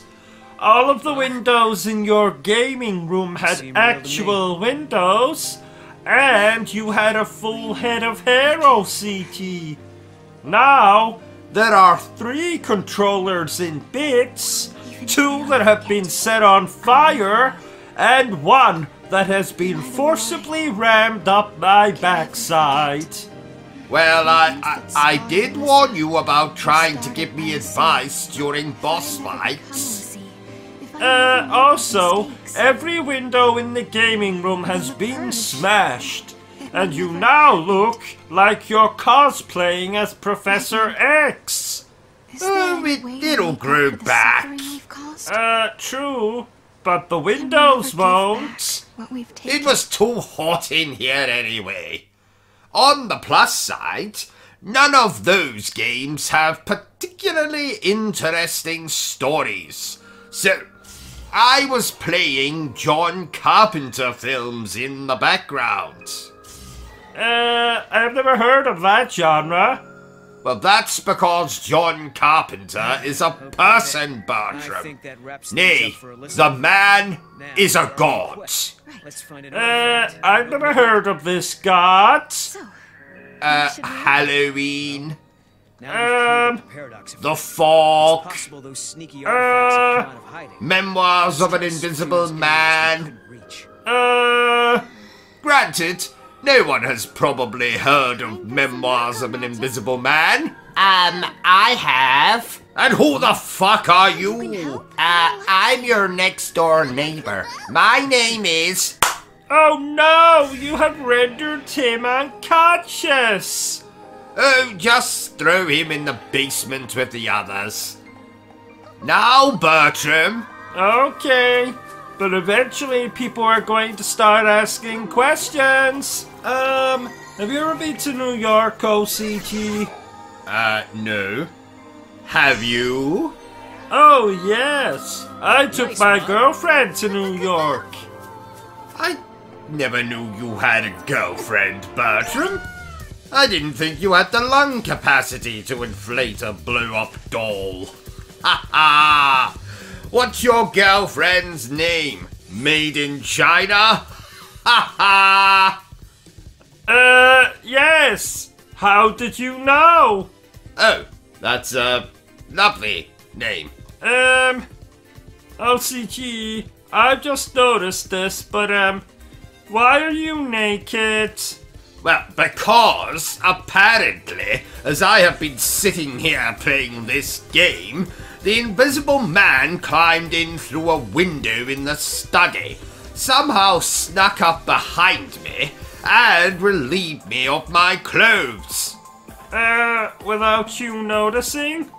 Not only was he invisible, he was also a magician. Oh, that makes sense. OCG, can Made in China spend the night on Saturday?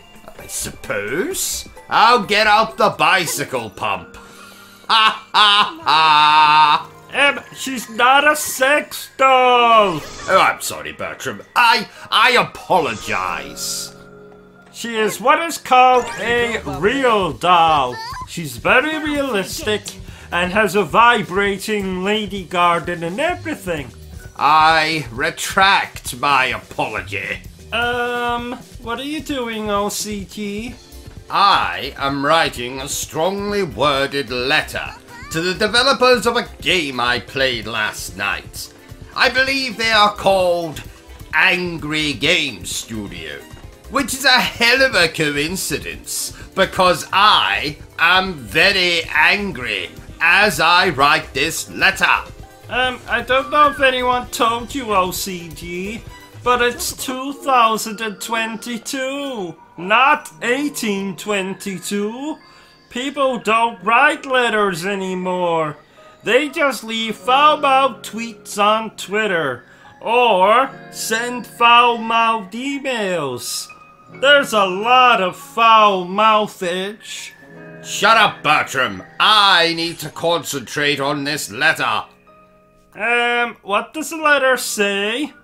Well, in a nutshell, I tell the developers of their game that they are not game developers. They are thieves and bastards.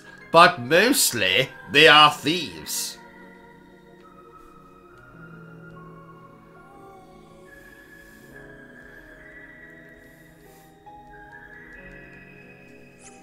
Good news is the ruins have almost been completely excavated. Now's the time for the Academy to really step up their game.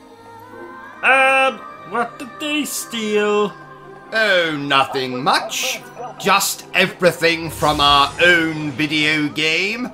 Reuben Crowley and Bertram Butler, ass to mouth. I'll read the letter to you when I'm done. Okay. Done yet? No. Okay. Done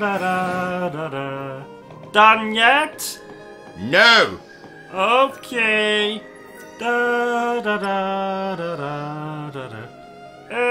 Done yet? No.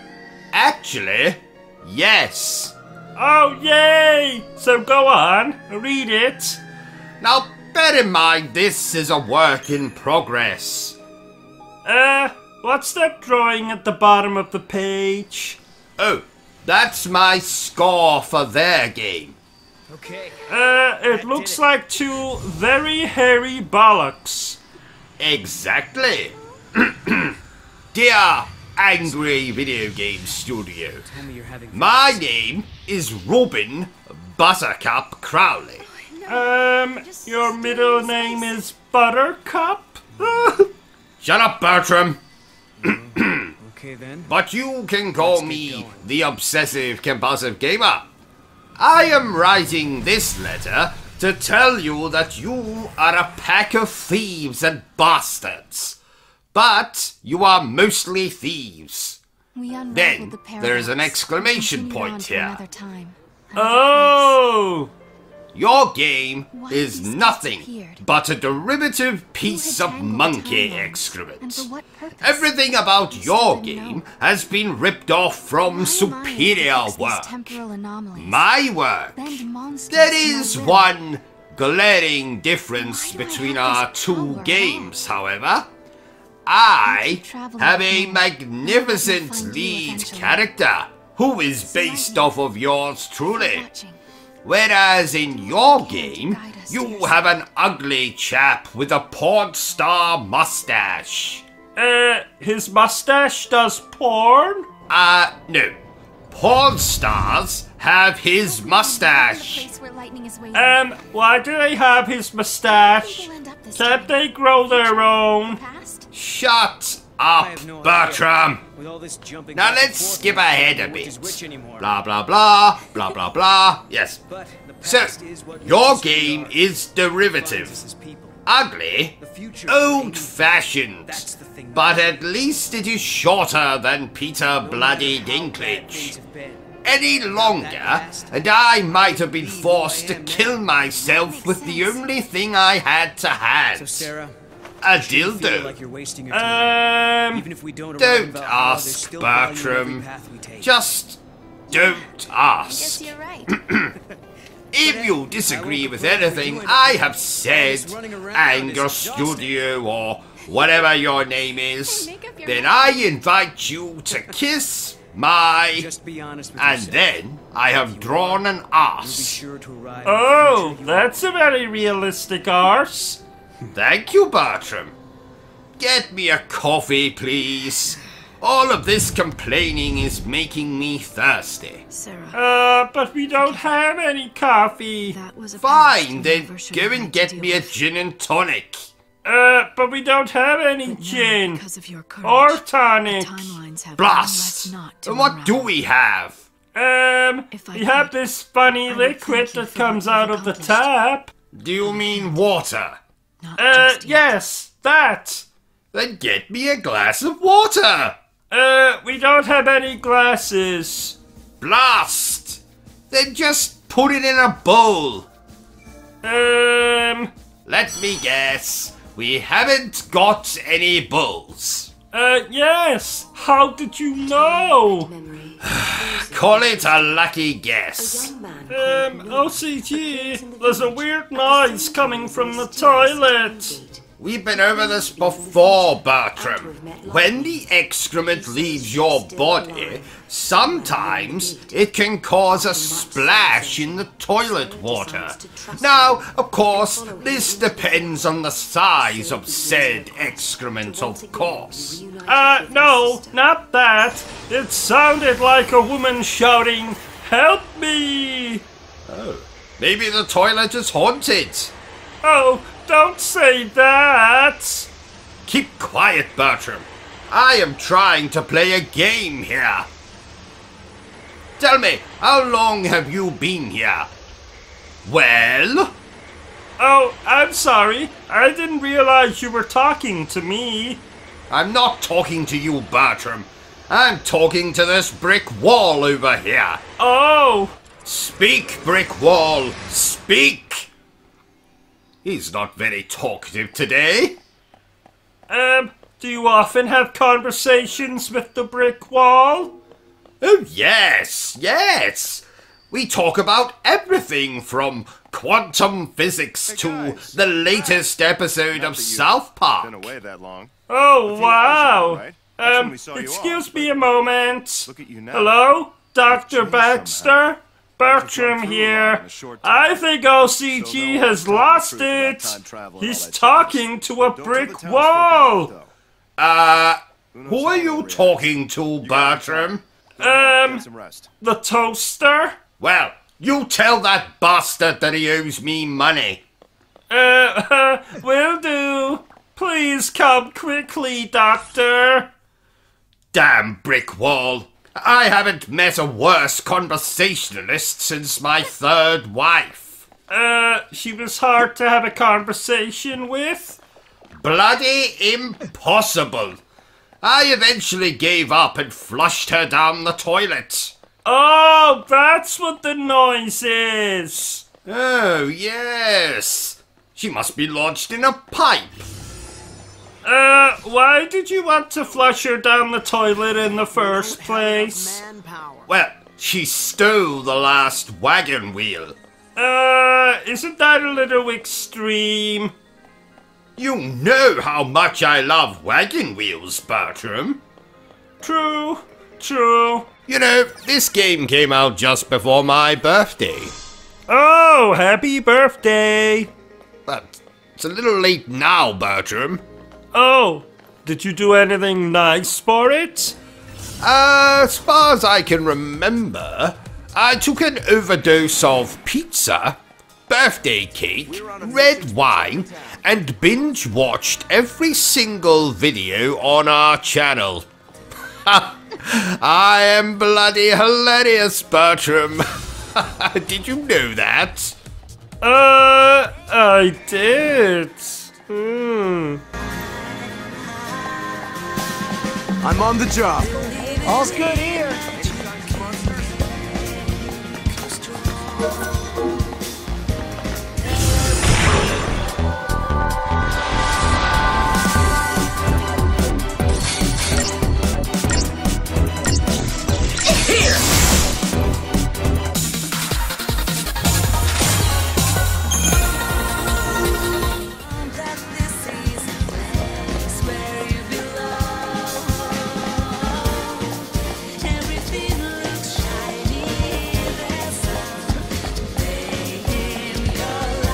It's really scary out here at night.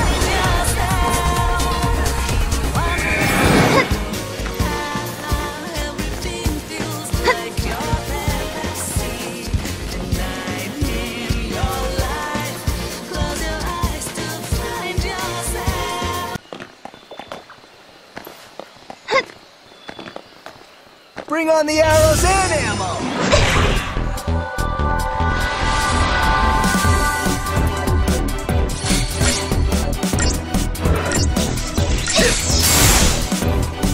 I kind of feel bad.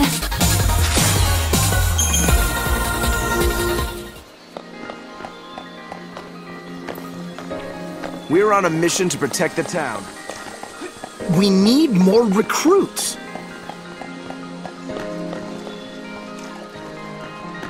Go, Mog!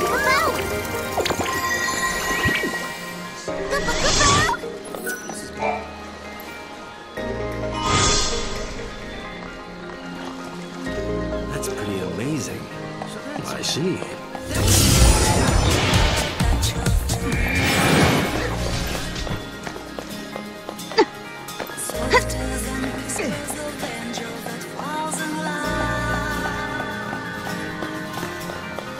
As diverse as the landscapes are, so are the gameplay options. Imagine driving a car with a clutch, brakes, an accelerator, a dead prostitute in the trunk, and then some. That's the gameplay of Final Fantasy XIII-2 for you. I don't get it. Basically, this game has lots of combat options. Oh! The usual turn-based combat of previous Final Fantasy games gets a major upgrade with the Paradigm Shift system. First introduced in Final Fantasy XIII, it is carried over to this sequel. No longer do your characters take turns hitting each other with oversized sex toys and vegetables. Though, technically, you still do that. Basically, your characters can shift between different combat roles, like the Commando, Ravager, Sentinel, Saboteur, Synergist. All of them a violent cog in a well-oiled fighting machine. And you will use that machine to kill your enemies with efficiency. Haha. Nicely said, O.C.G. Thank you, Bertram. So, apart from fighting enemies to the death, Final Fantasy XIII-2 also allows you to tame monsters and use them in combat. Ever wanted a pet that could rip your enemies to ribbons? Well, here you can have a whole collection of the little bastards. Tamagotchis, they are not. Trained killers, they are. Haha. Yet, Final Fantasy XIII-2 isn't just about tactical fights and pet management. There's also an ample serving of environmental puzzle solving. which is the game's way of breaking up all that combat you're going to be doing. For more information on the game's gameplay, including how you upgrade your characters or more information on the mini-games, then might I recommend you go and play the bloody game for yourselves. Ha ha.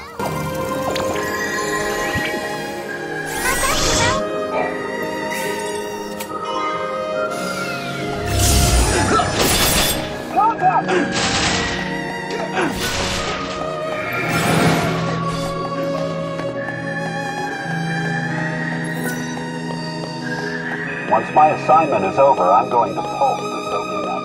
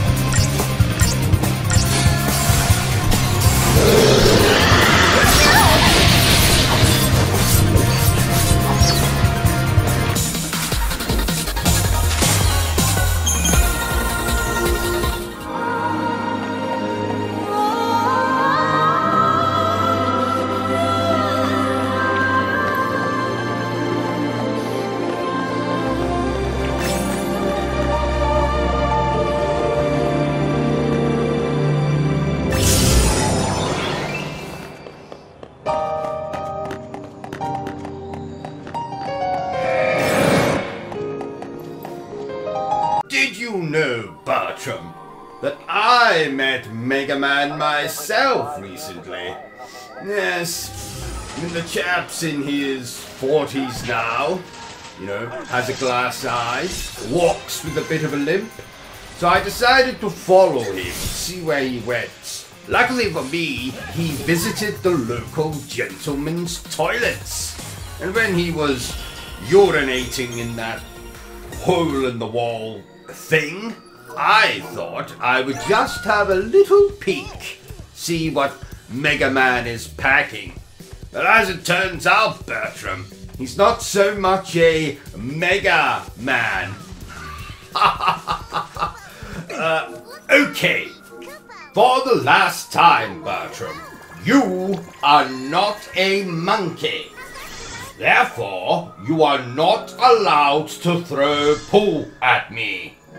Okay? And another... OCG, I think the toilet's blocked again. Be quiet, Bertrum. Can't you see I'm trying to watch the news here? Oh! Is it interesting? I've never seen the news. Oh yes, very interesting, Bertrum. It usually features some of my favorite things, including stories of violence and of sexual misconduct. In fact, instead of me telling you about it, why don't we sit down and watch the news together? Must we? I was going to go watch an episode of Peppa Pig. Yes, Bertrum, we must. And who knows? We might grow as friends through, watching the news together. Oh, okay. Good evening. This is the news. I am News, the newsman. Tonight's top story. A man has been arrested in Dorset, suspected of being a Scooby-Doo villain. Brian Marston had apparently been trying to scare the residents of a local nursing home while dressed up as a giant penis. Mr. Masterson was only unmasked when one of the residents' grandchildren caught him, in their words, going pee-pee. When asked to comment on his arrest, Mr. Masterson turned and said, in a very proud voice, that he would have gotten away with it if it wasn't for those meddling kids. In other news, a woman has been arrested under suspicion of breastfeeding her husband in the middle of a McDonald's restaurant. When asked to comment on why she was breastfeeding her husband, the woman, who shall be called Anonymous, simply...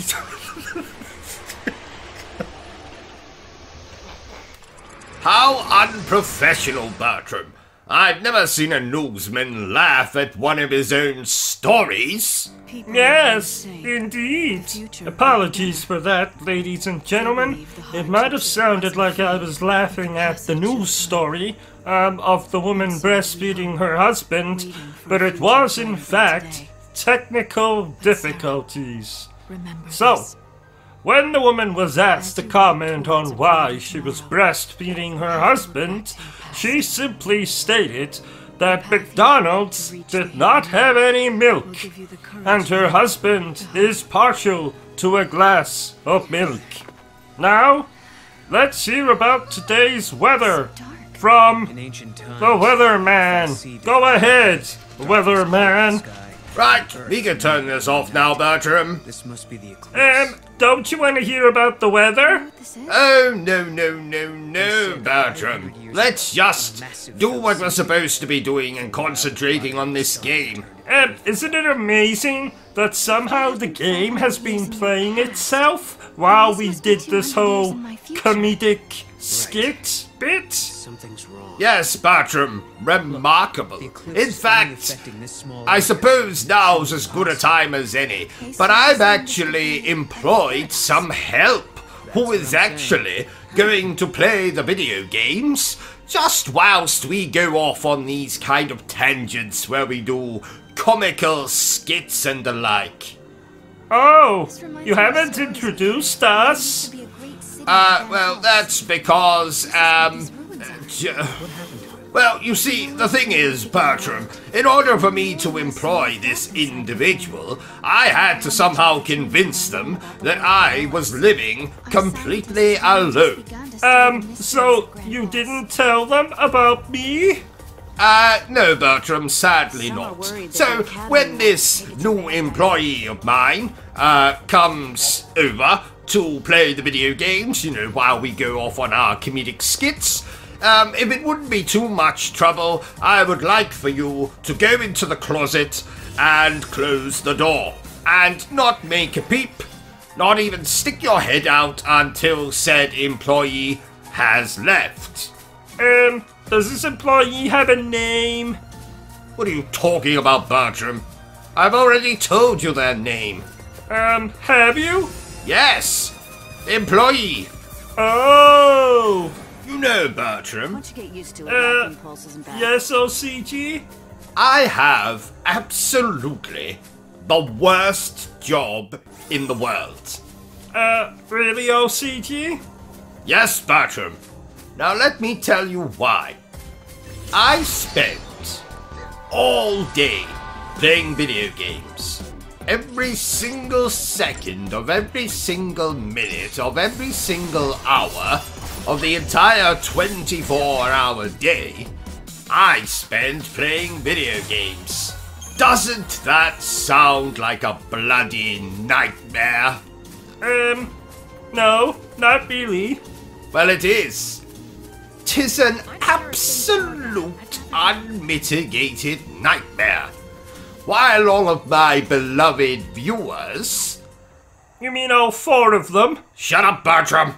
While all of my beloved viewers are out there working 9 to 5 or 10 to 6 to feed their families or buy a new car or go and see a prostitute or take their mistresses on holiday, or buy 1,527 Krispy Kreme donuts, while you, the average person, the commoners, are out working, slaving away in probably some piece of shit office somewhere, or working as a bin man, or in McDonald's, or working in a bank, or working as a teacher in a school, while you're out there slaving away, giving your blood, sweat and tears, I am here, playing video games. I know, you want to feel sorry for me, but I tell you, don't, dear viewer. Do not give me your sympathy. I don't deserve it. You are out there doing awful work, like working in McDonald's, working in a bank, etc., etc. And I'm here playing video games all day long. And I'm here to tell you that it's an absolute unmitigated nightmare.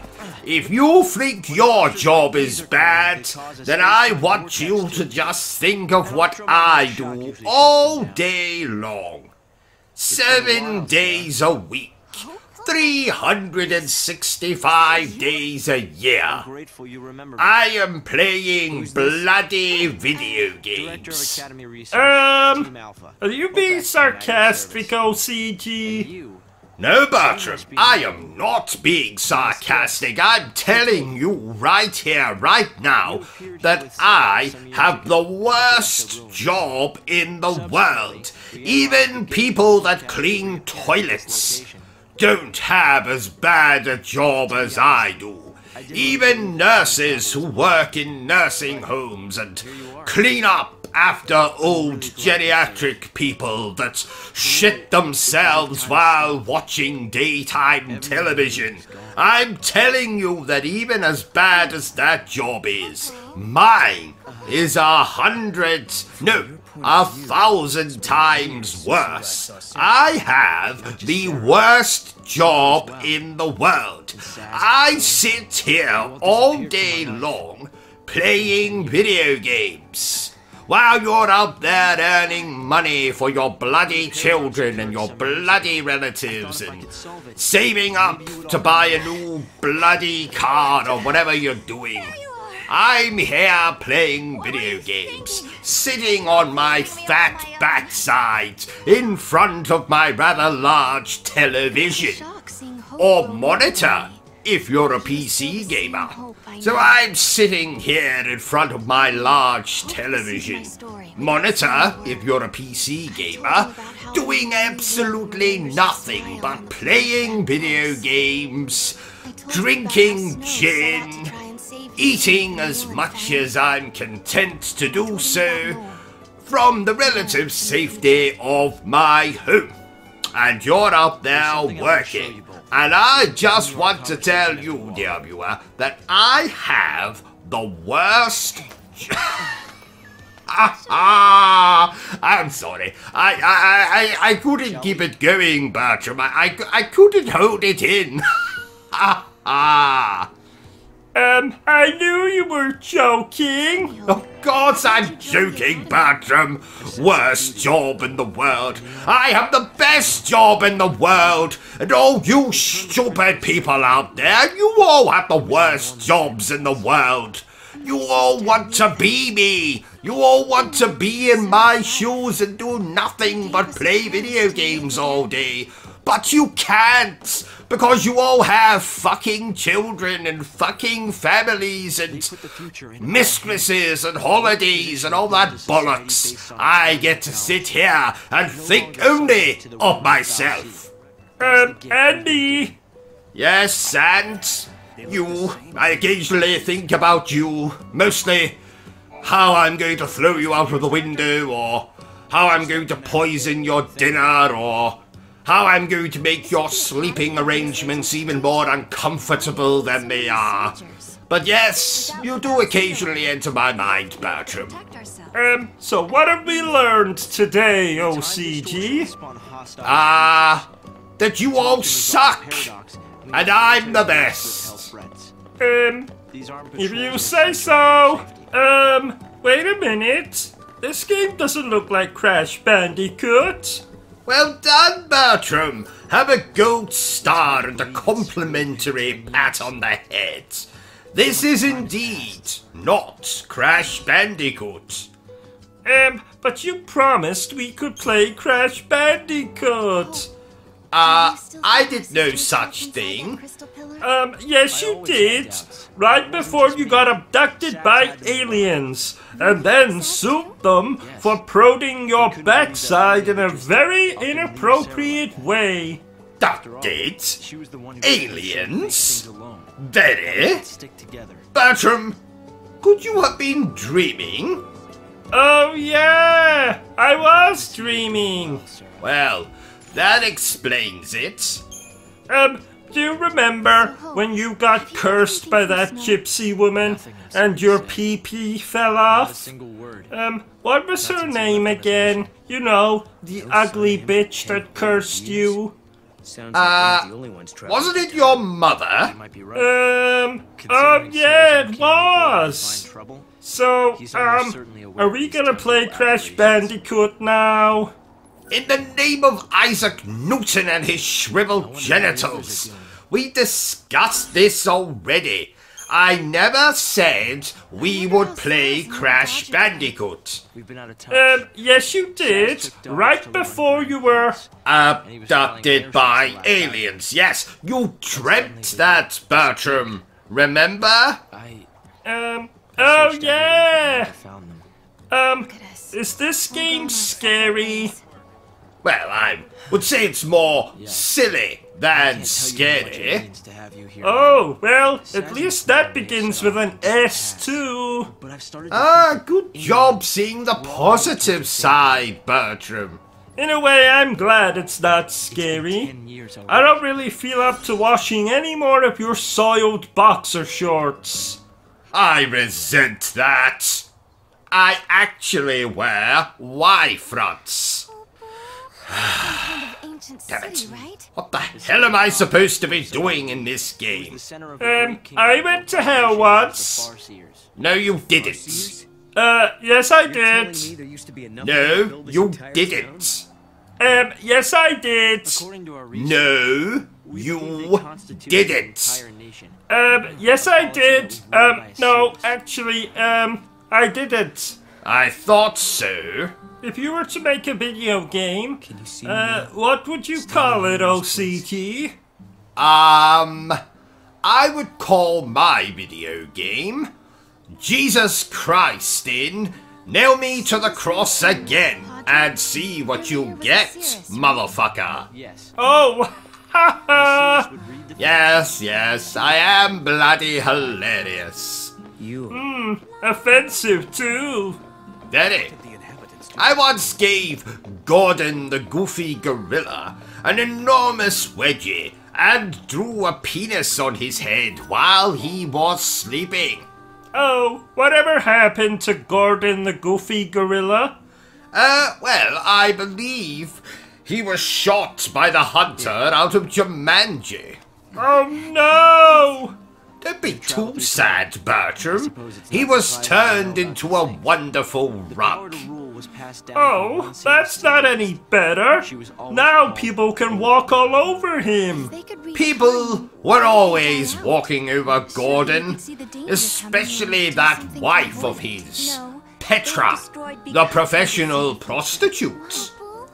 Speaking of professional prostitutes, can we watch Star Wars later? What the hell does professional prostitutes have to do with Star Wars? Because, some professional prostitutes like Star Wars? You know, I've never been much of a Star Wars fan, but Star Horse, well, that's much more my thing. Well, that's because you're a pervert. How have you know that I am the latest in a long line of perverts, Bertram. My father was a pervert. My grandfather was a pervert. My great-great-grandfather was a pervert. My great-great-great-grandfather was a pervert? No. Surprisingly, he was an artist. Do you know of these Oh! Yes. Apparently, he was quite shit. Did you know, Bertram, that I have a black belt in karate? I am a master of ninjutsu. I have studied taekwondo. I have a degree in bitch slapping. But for some bizarre reason, I still punch like this. Oh.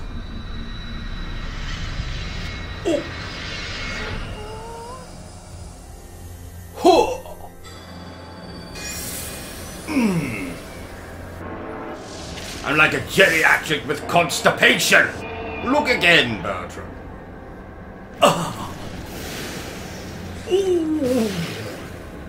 You see what I'm saying? And don't even get me started. Bertram, did you know that somewhere in the world, at this exact moment, there is a woman touching herself and thinking about him? And also, in another corner of the world, Bertram, did you know that there is a man currently touching himself and thinking about him? O.C.G, didn't you have an affair with a Smurf once? No. You're getting confused about that time I had an illicit encounter with one of the Care Bears. Oh! I do enjoy those old children's shows. Oh, speaking of children, please remember, dear viewer, that this playthrough is most definitely not for children. So, don't let me catch any of you children out there watching this.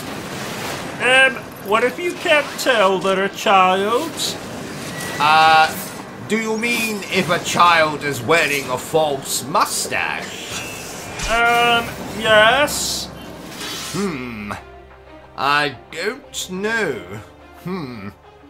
Where did the child acquire the false mustache?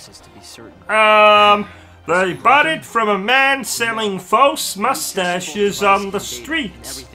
Ah, well, then provided the child is wearing a false mustache, they can watch this playthrough.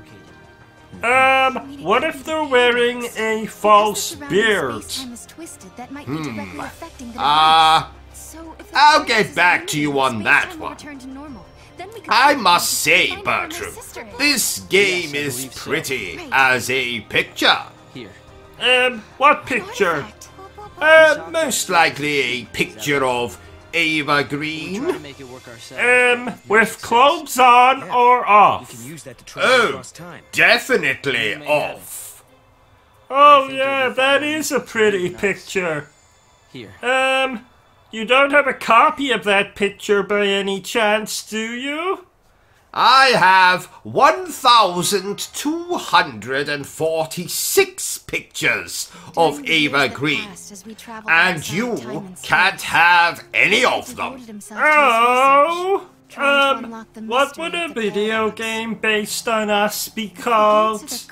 Robin Crowley and Bertram Butler. Ass to mouth. No, actually, scratch that. How about Reuben Crowley and Bertram Butler? Guilty as charged. Oh no. Oh no. That's bollocks, Bertram. Well, it's better than ass to mouth. Nothing is better than ass to mouth. Actually, scratch that. Oh, I forgot to ask. But how many subscribers do we have now on here? Not bloody enough. I told you before, OCG. We need to expand our repertoire. Make videos on more niche subjects. For the last time, Bertram, I am not making videos of myself showering. Oh, but it would be hilarious. You have a very, odd body shape. I'm going to forget you just said that, Bertram. You know, Bertram, I procured this game for free. And I definitely did not shoplift it from my local game. Nope, absolutely not. You know, I haven't seen value for money like that since I got 75% off at my local massage establishment. Isn't that a brothel? Yes, Bertram, it is. Why don't you say it a little louder? I don't think my wife quite heard you. Isn't that a brothel? I was being sarcastic, you crumbly biscuit. Oh. So tell me, how did you get 75% off? Well, my lady of choice had recently been in an unfortunate helicopter accident and was now simply a head on a stick. Oh! She had a mouth on her, I can tell you. Ha ha ha. And not much else, it would seem. Doesn't your wife disagree with this little hobby of yours? Well, she doesn't know. My first wife found out, so I did the natural thing and plotted to murder her. And did you succeed? In killing her, I mean? Sadly, not. The stupid woman managed to flush herself down the toilet before I got the chance to put my plan into action. Not exactly. How? How does one flush themselves down the toilet? Can't be sure. Well, it's more common than you might think, Bertram. Though usually just with small people. I heard Peter Dinklage had a close call while taking a toilet break on the set of Game of Thrones. Why aren't you laughing, Bertram? What are you doing? I thought I saw a raisin on the ground, so I ate it. Something had And? it had been It was actually one of Bertie's poo-poos.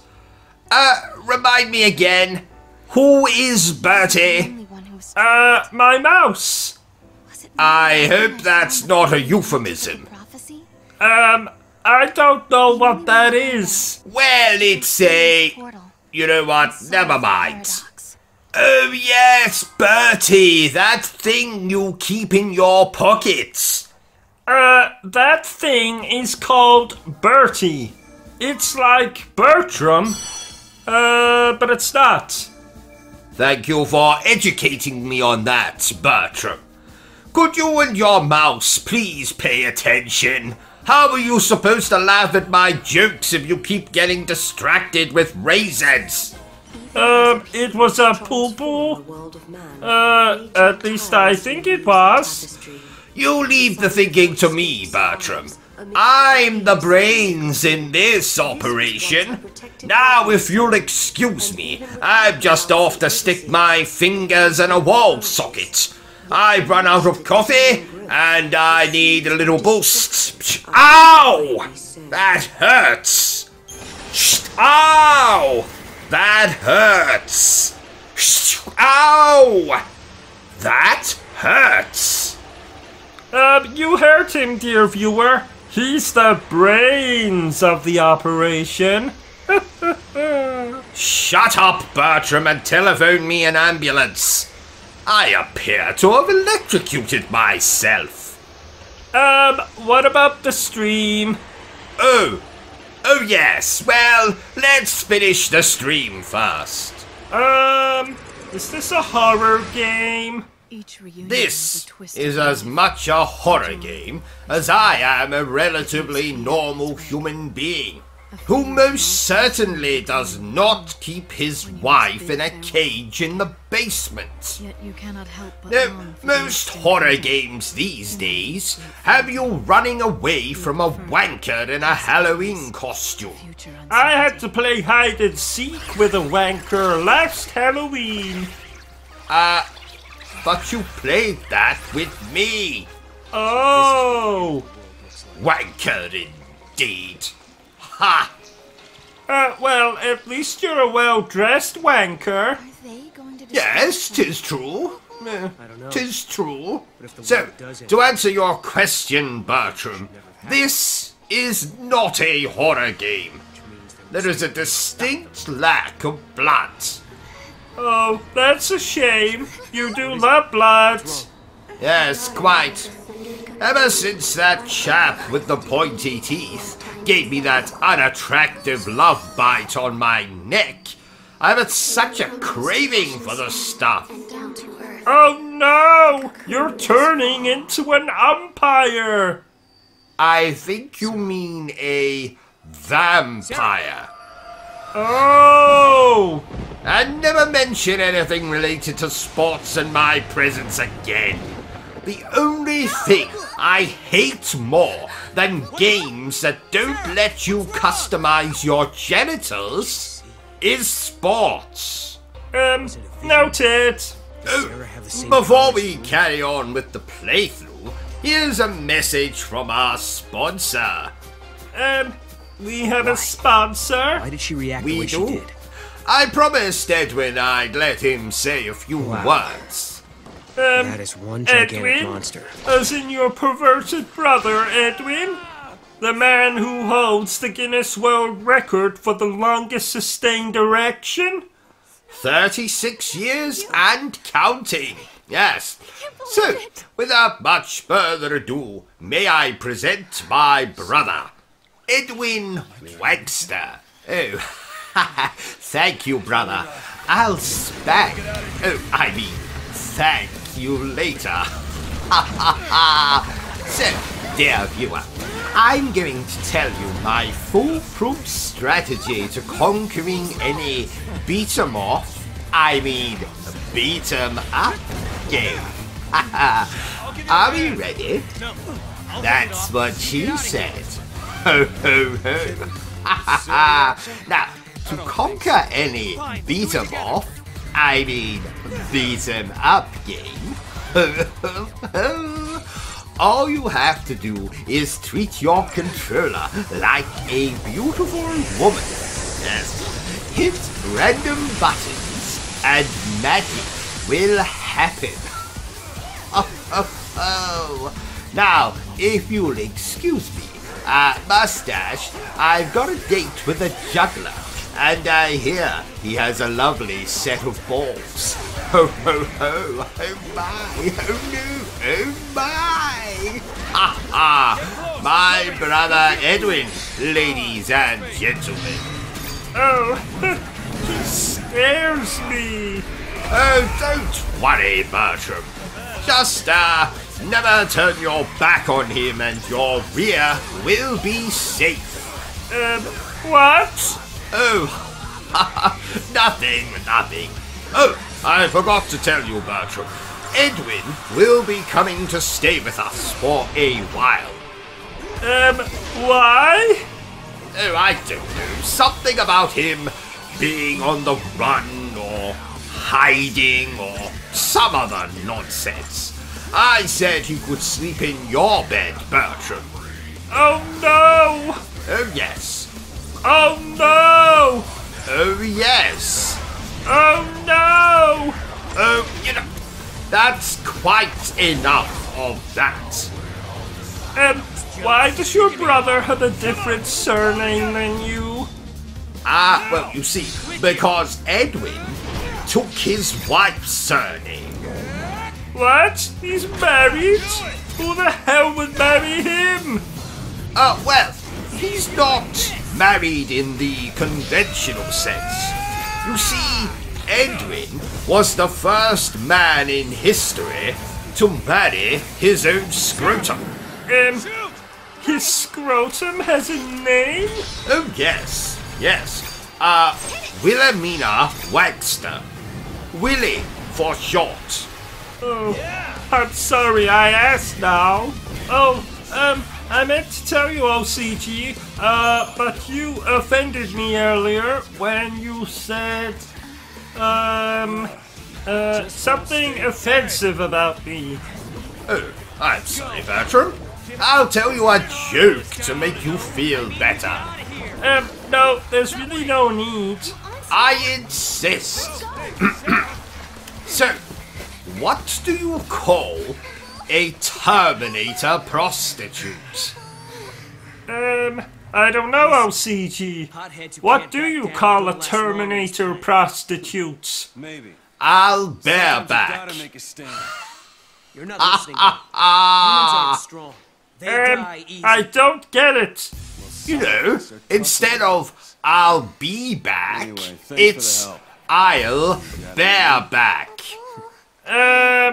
You know, because prostitutes often offer bareback, which means you don't need protection. Protection? Like a gun? No, you moron, like a cord. You know what? Never mind. 'Twas a very funny joke. I was watching a documentary this morning, OCG, and apparently the world is ruled over by lizard people. Is that true, OCG? That's correct, Bertram. That is correct. But, let's just keep the fact that I just said that between us. I can't bear to get locked up in that asylum again. Oh, yes. You told me horror stories about that place. Oh, yes. The food was nightmarish. Didn't you also say you were forced to perform fellatio? Good Lord, no. I befriended a guard called Horatio. Oh, oops, sorry. And I wasn't forced to perform fellatio. I did it willingly, in exchange for a bottle of gin. Oh, you dirty swine! No, not wine. Gin.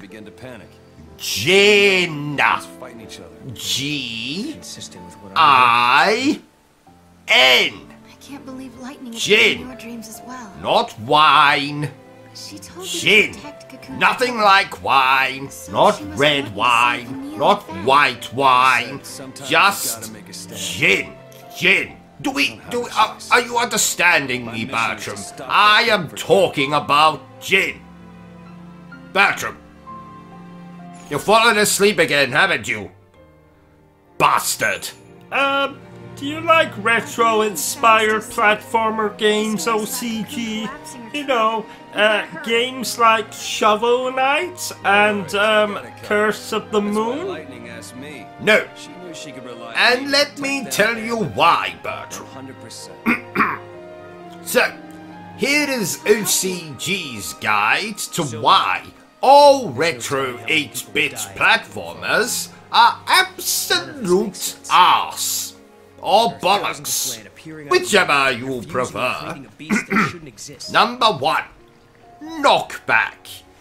Enemies can knock you back and cause your character to fall into an instant death pit or spikes.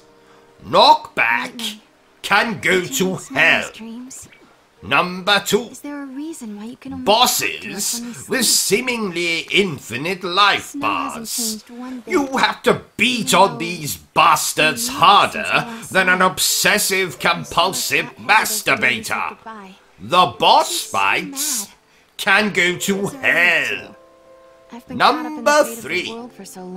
Opposite to the problem with the boss fights, often our playable character dies in only a few hits, and is often as soft as I am watching the 50 Shades of Grey trilogy.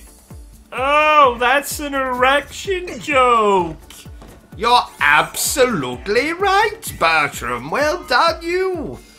So, playable characters that die in a few hits can go to hell. Number 4. Sequences when you ride a hover bike. Let's find out. Does anyone remember Battletoads? Need I say more? Hoverbike sequences can go to hell. Number 5. My wife. Now this has nothing to do with video games. I really hate my wife. My wife can go to hell. Number 6. The stupid 80s Pac-Man level sound effects when you find health on a power pickup. What sound effects? You know. Ping. Boing. Pika. Oh, I understand. Good. So the bing sound effects can go to hell. Younger than me. Number 7. I don't have a number 7. Number 8. The same as number 7. Number 9. Enemies that fire projectiles at you constantly. Oh yeah, they annoy me. There was this one time, I was playing Ninja Gaiden, and... Shut up, Bertram! So, enemies that fire projectiles can go to hell. And finally, number 10. To throw a grenade, you have to press 2 bloody buttons. Usually up on the D-pad and another button. Not only is this annoying, but what if you only had one finger on your hand? You would be fucked. And that's why I hate retro-inspired platformer game things. Does that answer your question, Bertram? End of the road. Yes? Did you know, Bertram, that I first played this game when I was no taller than Peter Dinklage? Oh, wow! And how tall are you now? Can't you tell? You're looking at me, you idiot! Oh, yeah! This is embarrassing. Beam me up, Scotty! Beam me up! Have you been watching Star Trek again? No. Bertram! But I love it! I told you what happened to me when I attended that Star Trek convention in 1993, didn't I? Yes? I can't even look at a Klingon without having traumatic flashbacks. Remind me what he did again. Well, it was 1993. I was in attendance at a Star Trek convention in the great city of London. I brought a guest with me. 'Twas my favorite teddy bear. What was he called? He was called It Rubs the Lotion on Its Skin. And did he have a surname? Yes, it was, or else it gets the hose again. But I just called him Bill for short. Anyway, long story short, I accidentally dropped Bill, and as I reached down to retrieve him, a bloody Klingon appeared from nowhere, trampled Bill, and then just walked away. Oh, bastards! Bill was in tatters, clinging to life. I attempted to administer CPR, but the damage was done. Bill died in my arms. And that's why you hate Star Trek? Yes, I have never recovered from Bill's death. I'm surprised your mother didn't buy you a new teddy bear. She did. That same day, in fact. Looks like the flanner. Then what's the problem? Well, I never thought of it like that before. You're right, Bertram. Does that mean I can watch Star Trek now? Absolutely not. Oh.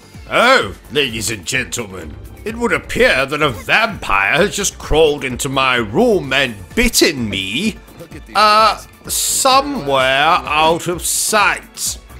Now, while I attend to that, Bertram here will take over the stream and entertain you the only way he knows how. By talking bollocks. Okay, play the game. OCG, am I supposed to commentate? So this is where they were. OCG, oh, he's in the Now toilet. let's see what all the fuss was about. So, nice weather we've been having. No, not really actually. So, I'm Bertram, but you already knew that. I like singing, gaming obviously, but I'm also fond of a long walk. Well, I used to be before well, you know. You think being set on fire would be painful? I mean, I've been electrocuted, beaten, fallen down the stairs, broken every bone in my body, been run over, been bitten by a badger, drowned, suffocated, been asphyxiated, which is the same as suffocated, it just sounds fancier. I've been thrown, mutilated, stabbed, shot, winded, assaulted, cut in half, cut into quarters, glued back together, tied up, hoisted, hung, hanged, strangled, mocked, glassed. But I've never been set on fire. So, do you think it's painful? Oh, look, O.C.G is back. What are you talking about, you miserable pile of bones and bad fashion? Oh, thank God you're back. Here, take the bloody controller and play your game. You know, Bertram, I'm so glad modern RPGs are slowly starting to become more action-focused. Goodbye, turn-based battles. I'll miss you as much as I miss my Uncle Fredrickson. Oh, did he die? Oh, don't worry, Bertram. We won't be attending his funeral. He was a prick. Oh, I wish it was 2004. I was so much younger then. It was also the year I remember fondly as the year I lost my virginity for the second time to a sadomasochist in a gorilla costume. 'Twas a Halloween party. Oh, what did you dress up as that year? Your mother, which meant I had a blonde wig, wrote the word whore on my forehead, and wore the smallest pair of fake breasts known to man. Oh, you're cruel.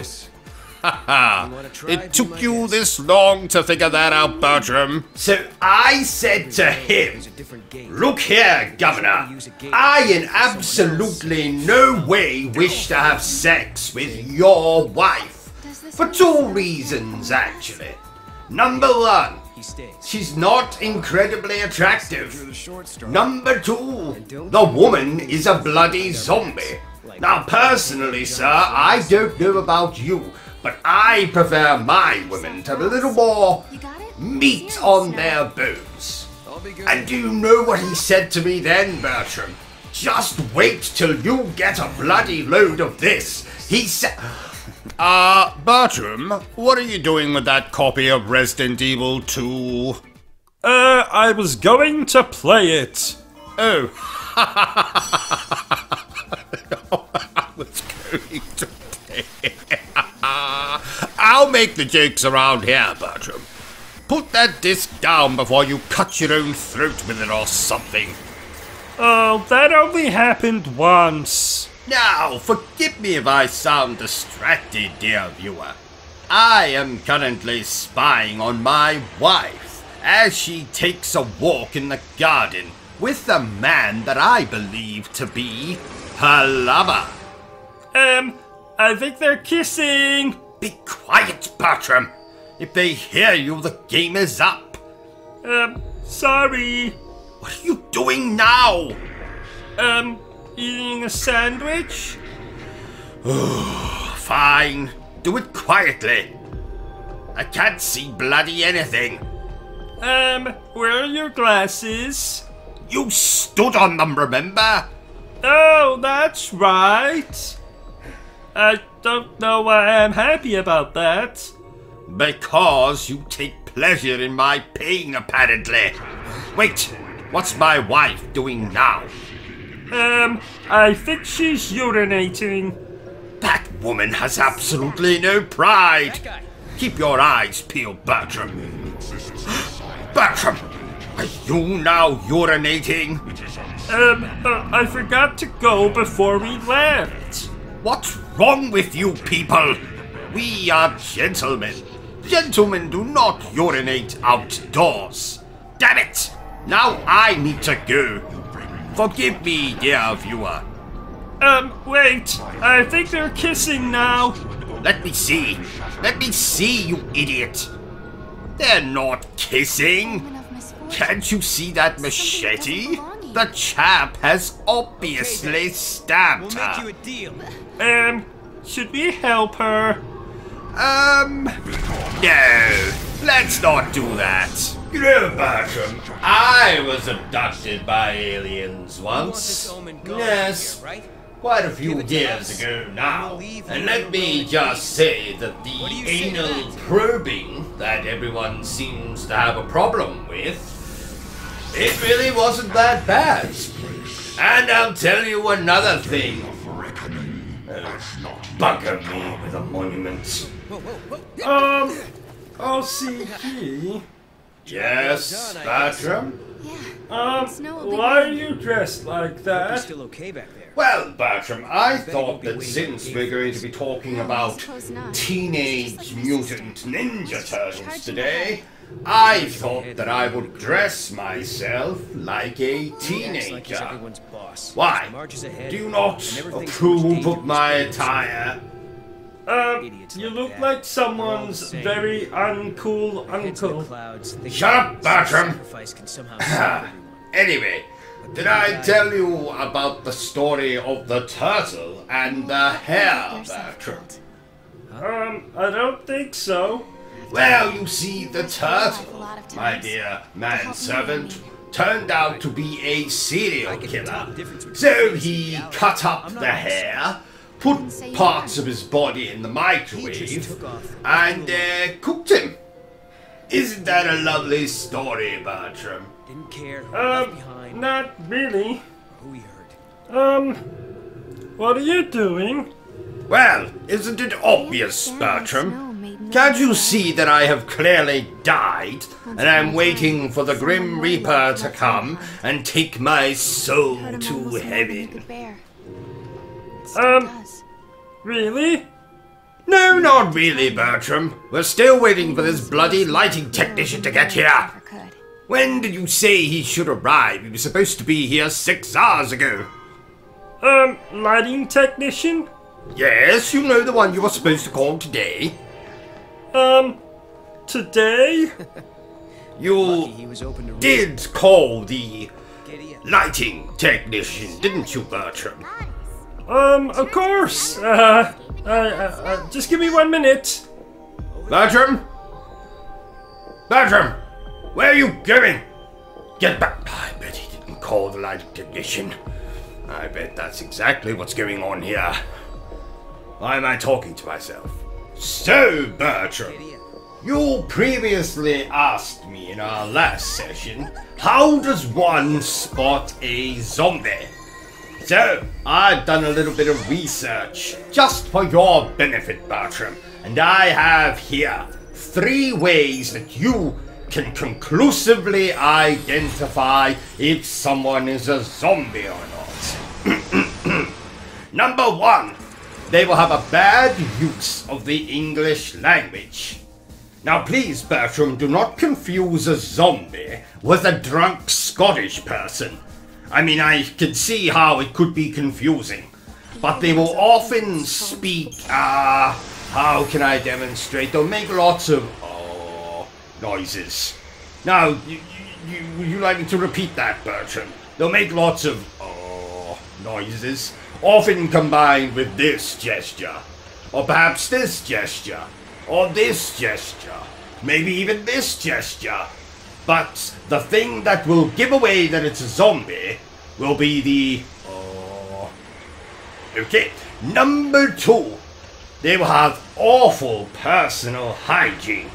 Yes, no doubt they will smell similar to something like the armpits of a fat Xbox fanboy. Or like that little bit of skin between your genitals and your anus. Yes. Number 3. They will have a penchant for brains. And what that means, Bertram, is they like to eat brains.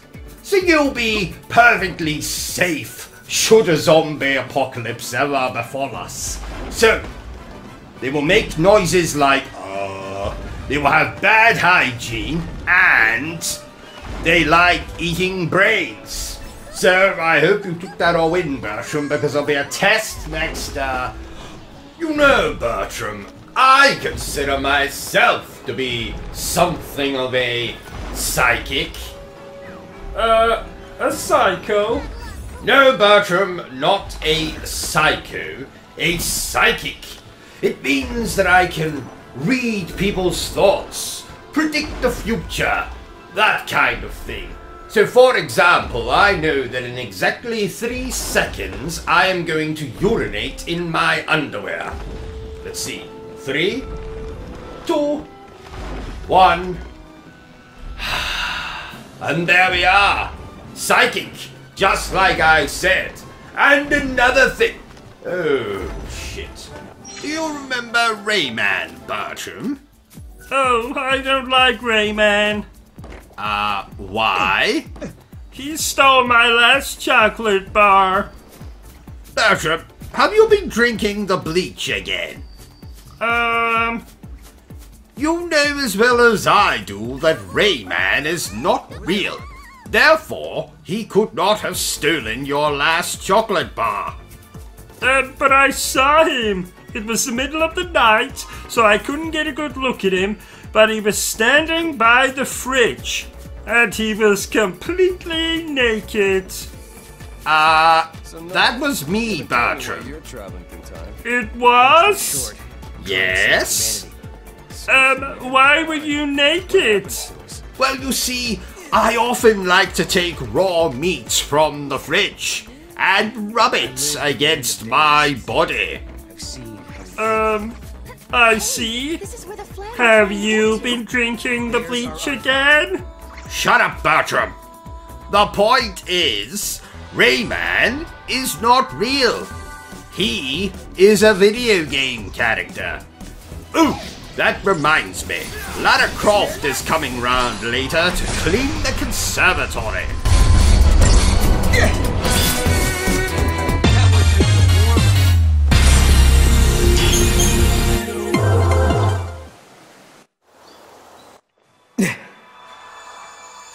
This is Crystal 2. Huh. I've seen crystals like this before. Right, Sarah? You remember, don't you? I remember I cried a crystal tear. Sarah, you know what it's like, don't you? Being turned into crystal. Yes, I know. It was the loneliest, scariest moment of my life. Sarah, It's all right. You know, I think I dreamed the whole time. But they were good dreams. Dreams about turning back to normal. Being with my friends again. Couple?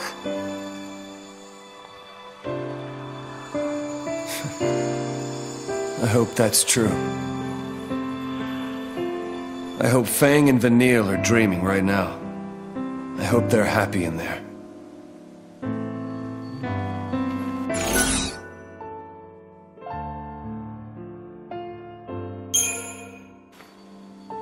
Fang and Vanille, they were friends of yours?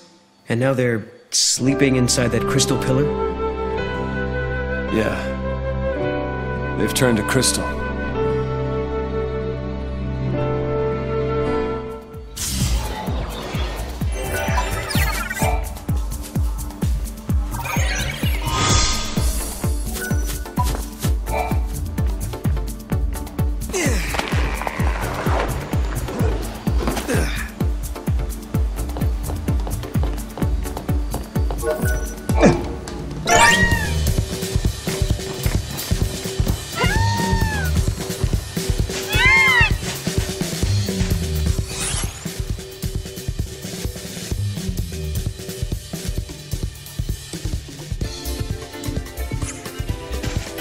This gate leads back to the Historia Crux, right?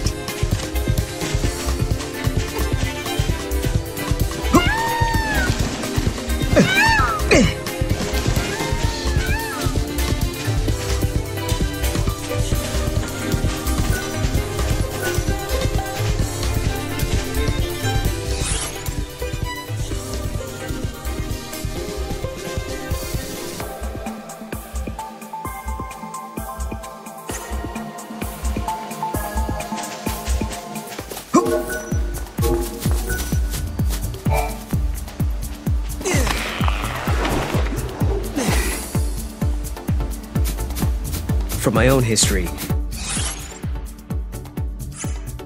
the pillar was gradually eroded over centuries before civil war finally toppled it. Did your history books happen to mention the monster? No. The rate that thing is eating through the crystal, it won't need a war to bring down Cocoon.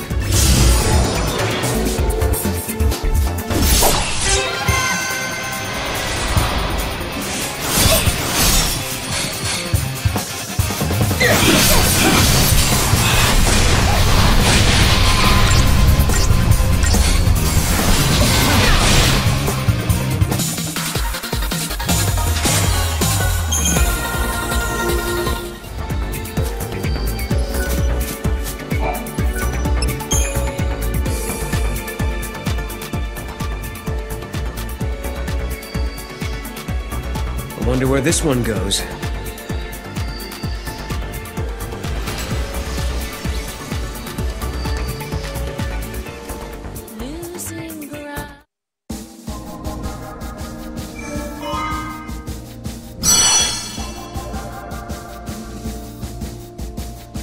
On the surface of Grand Pulse stretches a desolate grassland, a wild place where the rule of might prevails, and the weak exist only to feed the strong. A tribe of tough, proud people live off these lands, hunting monsters for their sustenance.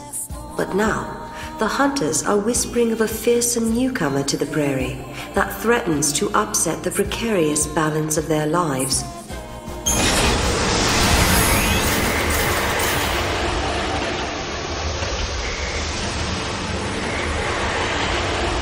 Ah, hello there, you beautiful bastards. As you might know by now, I'm pretty infamous. I run my own little YouTube channel focused on gaming. So there's reviews, commentary, all manner of degradation. delivered in my rich British accent, and it's bloody hilarious. I'd like to ask you to go through my channel with a fine mustache comb. And if you like what you see and hear, then please consider subscribing. I deserve it, and my ego will thank you. No, seriously, dear viewers, my views and subscription rate is pathetic. The homeless chap down the street from here is doing better than I am. And he eats insects. Did you really need to put this in the middle of a live stream? Yes. Yes, I did, Bertrum. Now, if you'll excuse me, Bertrum, I'm going to put something inside myself whilst we continue to play this game. Unlike previous Final Fantasy games, Final Fantasy XIII-2 has only 2 playable characters. We have Sarah, our pink-haired heroine. In the last game, she was positively useless, but no longer. She has graduated to a bow-slinging, time-traveling bitch from hell. Well, she's from Grand Pulse, but you know what I mean. Haha. Our other playable character is the brooding ray of sunshine, Noel Christ. In his spare time, he likes to dissect girls. Is that true? Sure, why not? Haha. Coming from a time period where he's the last man standing, solitude is his second nature. And yet, his courage is unwavering as a blind man's gaze. What? You know, because they don't move their eyes due to the blindness. I don't think that's accurate. Silence, Bertrum. I'll decide what is and isn't accurate. Thank you very much. Haha. Noel's mysterious past unravels beautifully as he fights alongside Sarah, showing massive restraint not to take that pink-haired cutie in his arms and not make passionate love to her. Though they are not playable, we can't forget our trusty Moogle companion Mog. He handily transforms into Sarah's nifty bow, and you can throw him to pick up shit that's just out of reach. Oh, he's so cute. He is that. Who else do we have? Oh yes, Caius Ballard, our purple-haired villain/diva. His motive is as dastardly as his fashion sense. He wants to destroy time itself to, save a girl or some such bollocks. He's evil. If you see him, kick his ass. Next up, we have that girl Caius is trying to save. Yule. Dreadful name. Tragic character. And last, but most certainly not least, we have Lightning. She's a time-traveling badass, a warrior, and a sex symbol rolled into one. Sadly, unlike Final Fantasy XIII, she has less screen time here than the Invisible Man in a porno. Ah! That's a good one, isn't it?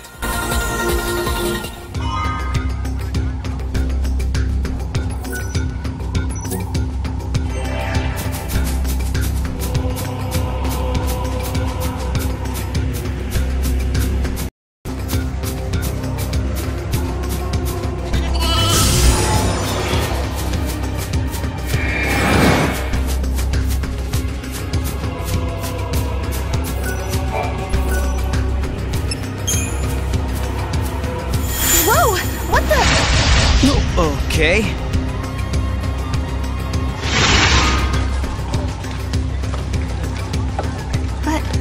This is the Hunter's camp. How did we get back here? Wow. Back in a flash, huh? So, you took care of those little monsters. I have to hand it to you. You're stronger than you look. Thanks for dealing with that little problem. Say, can I ask you another favor? Some of my people are in desperate need of wool. Why don't you go and talk to the folk over there? They'll fill you in.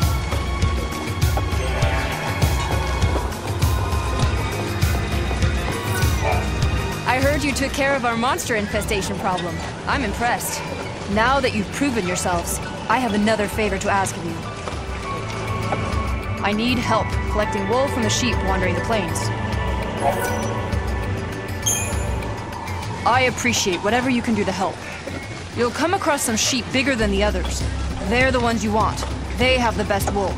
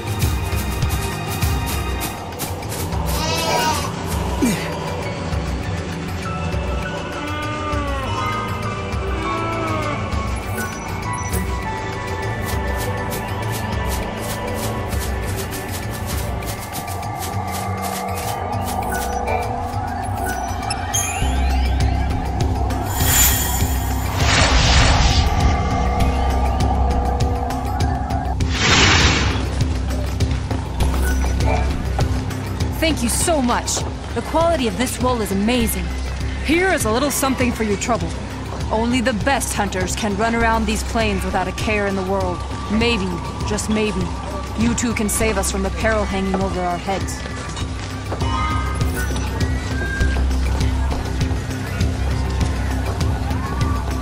You two are lifesavers. I have to say I'm proud to be a fellow hunter.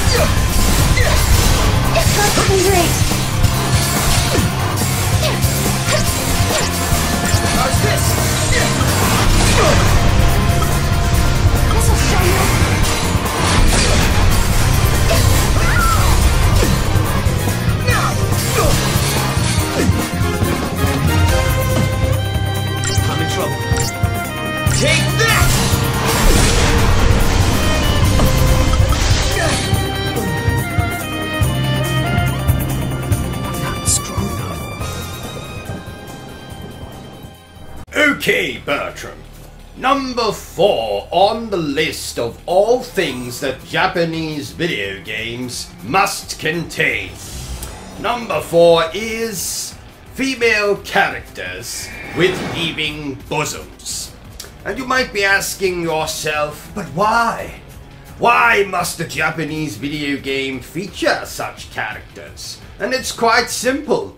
For longevity of the game. You see, the average game may only take you a couple of hours to finish. But if you throw a couple of female characters into your game, particularly the ones with heaving bosoms, then lonely gamers, such as myself, whenever these characters appear on the screen, will pause the video game to indulge in a little self-love, if you catch my meaning. And that's a good thing for the longevity of the... Oh, shit.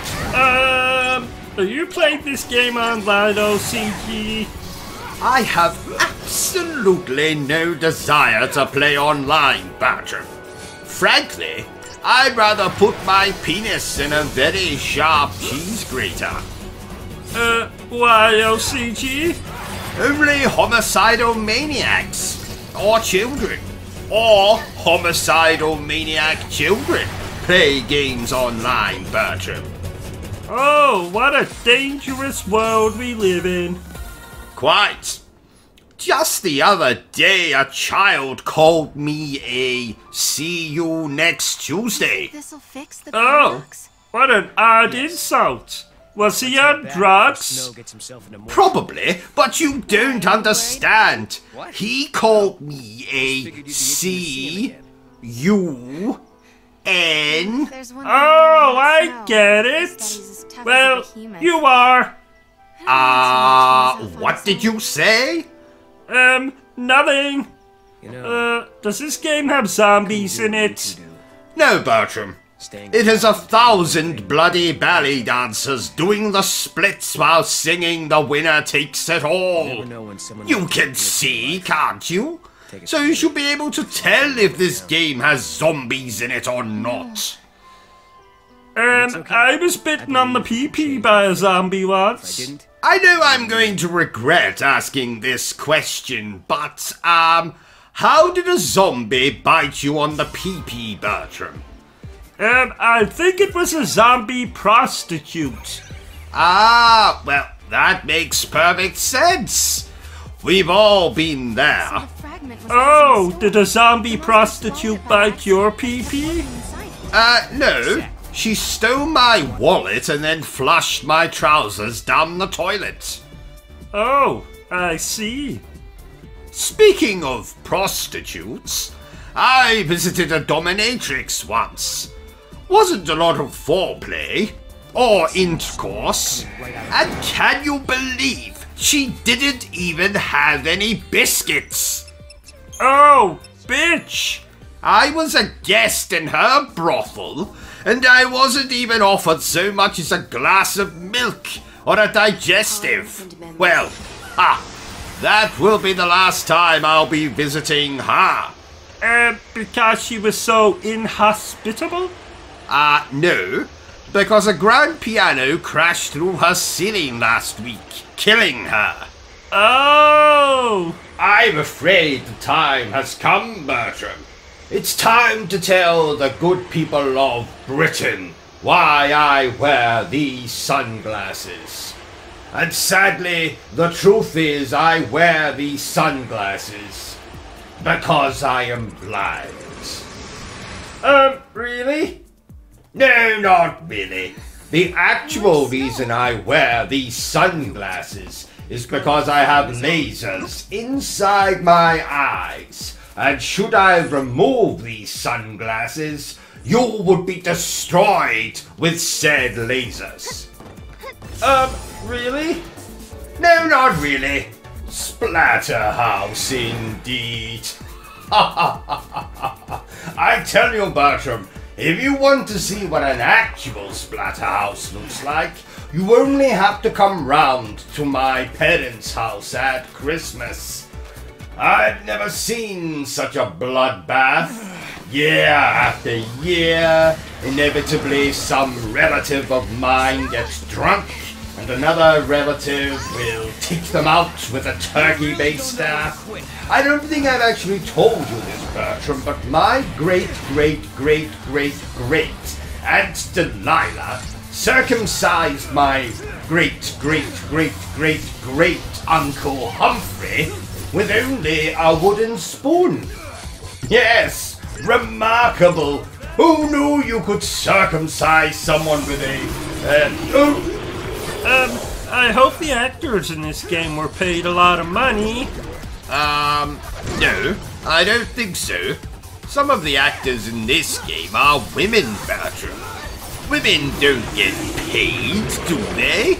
Well, not unless they are women of ill repute, shall we say.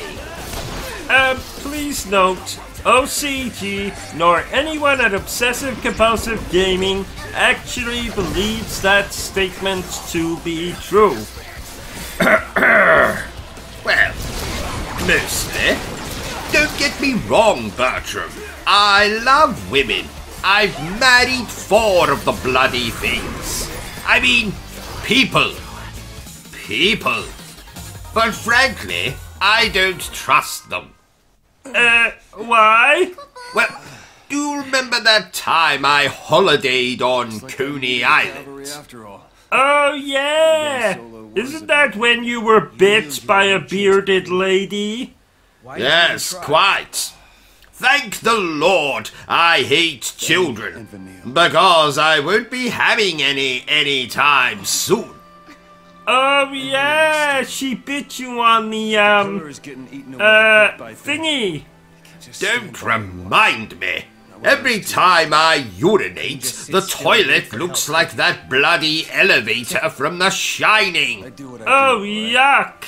Quite. So, dear viewer, if you feel sorry for me and my, problems downstairs, feel free to send me a cash donation, or just subscribe to the channel. Do it! Do it right now, or I'll send a panther to your house. And not a nice panther, but a feral, pissed off panther. Did you know, Bertram, that my wife volunteered to be a human pincushion once? Volunteered? Well, volunteered, forced to do it, whatever. Do you know it took 5 million pins to cover her incredibly large head? I won't tell you how many it took to cover her incredibly large stomach. Let's just say it was a lot. You know, Bertram, that woman has a problem with... bollocks. OCG. Yes? I was watching a film earlier, and someone said his brother was inbred. What does inbred mean? Well, Bertram, tell me, do you kiss your mother on the lips? Yes. Then you, sir, are inbred. Just like yeast.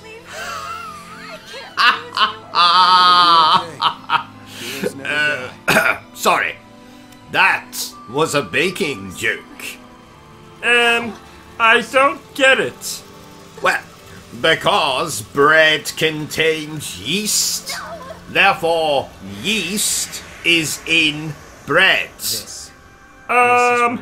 You know, in bread. Never mind.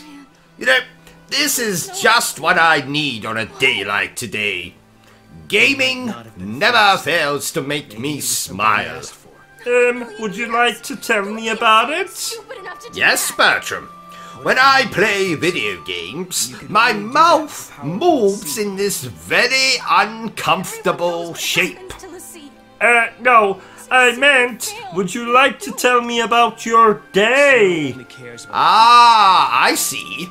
I knew that. Well, Firstly, my doctor cancelled my annual colon examination. You know how much I look forward to that. Indeed.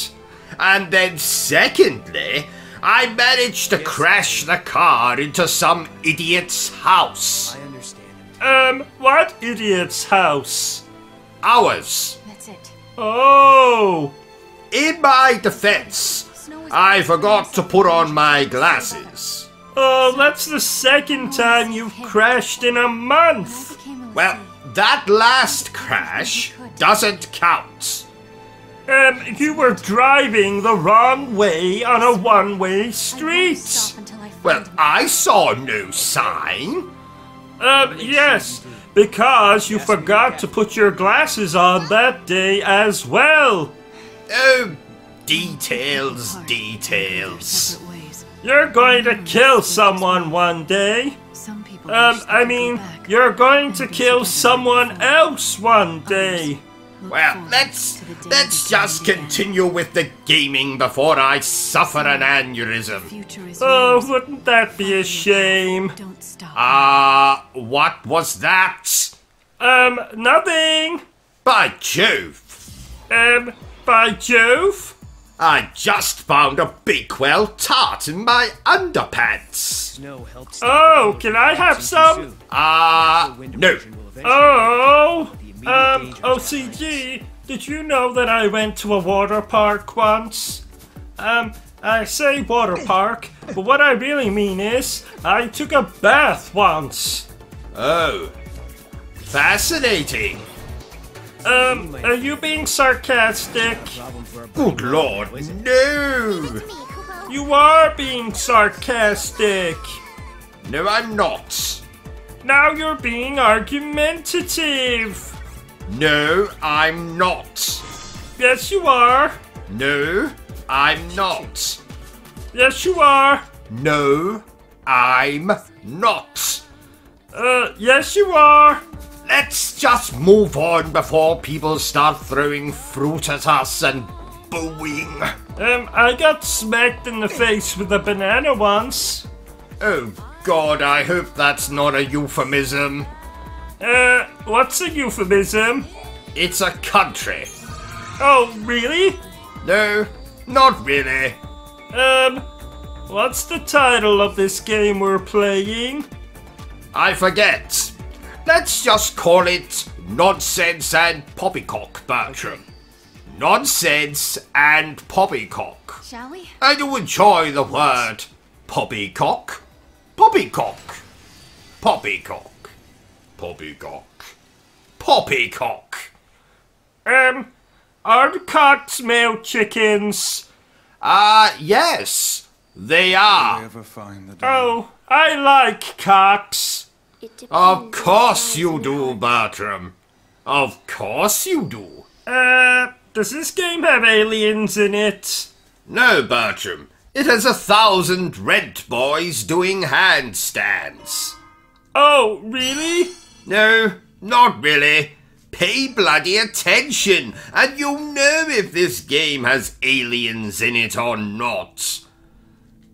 Speaking of aliens, what do you think is the better film? Alien or Aliens? Event Horizon. That's not one of the Alien movies. No, it's not, Bertram. It's better. Oh! I actually quite enjoy Alien Resurrection. And that's why no one likes you, Bertram. That's not true. Your mother adores me. So she does. I forgot that bitch was still alive. That's not very nice. Don't act so shocked, Bertram. No. You know that I hate my family. I thought you liked your Uncle Roderick. What? The man who ate his own children and set fire to 6 churches in England? He's okay, I suppose. We're lost? did I ever tell you that he has an insect fetish? Fetish? Is that the name for people who like killing insects? No. It's the name for people who like having sex with insects. Is that a thing? Oh yes, it's very common. When I was 14, I walked in on my father having sex with a grasshopper. I've not been the same since. Oh my! Remind me when we finish this, Bertram, to berate my wife about the quality of her pancakes. What's wrong with her pancakes? The question is, what's right about her pancakes? Like her breasts, they are much too flat for my liking. I saw a frog once with massive breasts. No, you didn't.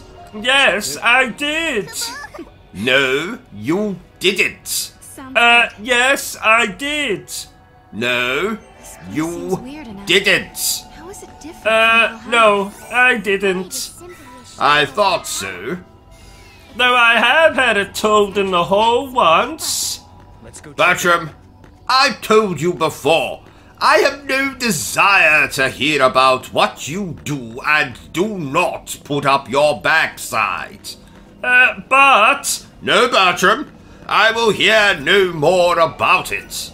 But... I like inserting foreign objects into my backside as much as the next chap, but you don't see me running around telling everyone about it, do you? But... No, Bertram, we're moving on. Oh, that reminds me. We need to play Battletoads again. Maybe we'll stream the whole bloody thing. Did you know, Bertram, that the original Battletoads is the reason I don't have grandparents anymore? Oh? Were they so addicted to the game that they ignored you, and thus you decided to never speak to them again? No. The original game frustrated me so much that I decided to murder the first two people I saw after smashing my controller against the wall. Now, sadly, my grandparents were babysitting me that day. Oh my! So you murdered them? Well, I wouldn't put it so graphically, Bertram. Let's just say I tore off their heads with my bare hands and then proceeded to shove said heads up their own backsides. Oh my! Yes, quite. Isn't there a remake of Battletoads on the Xbox? How dare you say that name in front of the PlayStation 5? Oh no, look now, you made him cry. Apologize, Bertram. Sorry? Good man. Don't you worry, PlayStation 5. Daddy will play with your slot when this playthrough is done. You're a very strange man. Oh, I know. Oh, by the way, did you record last night's EastEnders for me, Bertram? Affirmative. I also recorded that naughty movie. What was it called again? I have absolutely no idea what you're talking about. I do not, and never will, watch naughty movies. But I do believe it was called Horny Horatio, the Well-Hung Highwayman. Moving on. Did I ever tell you, Bertram, that my father was a serial killer? So, I actually grew up in a real murder house. Oh, that can't be pleasant. Quite. I found a decapitated head under my bed once. Oh my! No, not an eye. A head. A head. I said, oh my. The past and future intersect. Well, there was body parts, blood and guts all over our kitchen. So cooking was an absolute nightmare. Gave a whole new meaning to the term finger food. Bertram, I have just noticed this, but why are you not wearing any trousers? Or underpants, for that matter? Well, my pee-pee was warm. Did you stand a little too close to the oven again? Yes. I see. I meant to ask you, OCG, but I was walking past the bathroom this morning, and I thought I could see you taking a selfie on the toilet. Well spotted, Bertram. I was indeed taking a picture of myself on the toilet. That's weird. Not at all, Bertram. I document all of my trips to the toilet. That's very weird. Well, I thought everyone did that. My father did that. For 95 years, he documented every single trip he made to the toilet. I have a whole shelf of photo albums containing nothing but pictures of Father's excursions to the bathroom. They are fascinating. I think we need to get you to a psychiatrist as soon as possible. There's nothing wrong with me, Bertram. Oh, by the way, tell that pink elephant over there to stop jumping up and down like that. It's most distracting.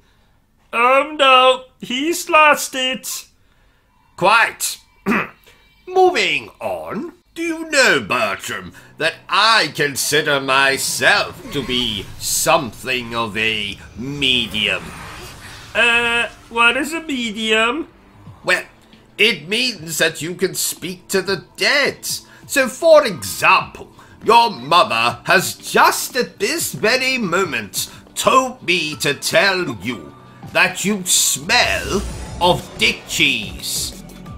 But my mother isn't dead. Oh, damn it. Did I forget to tell you about that? Silly me. Ha ha ha. How did she die?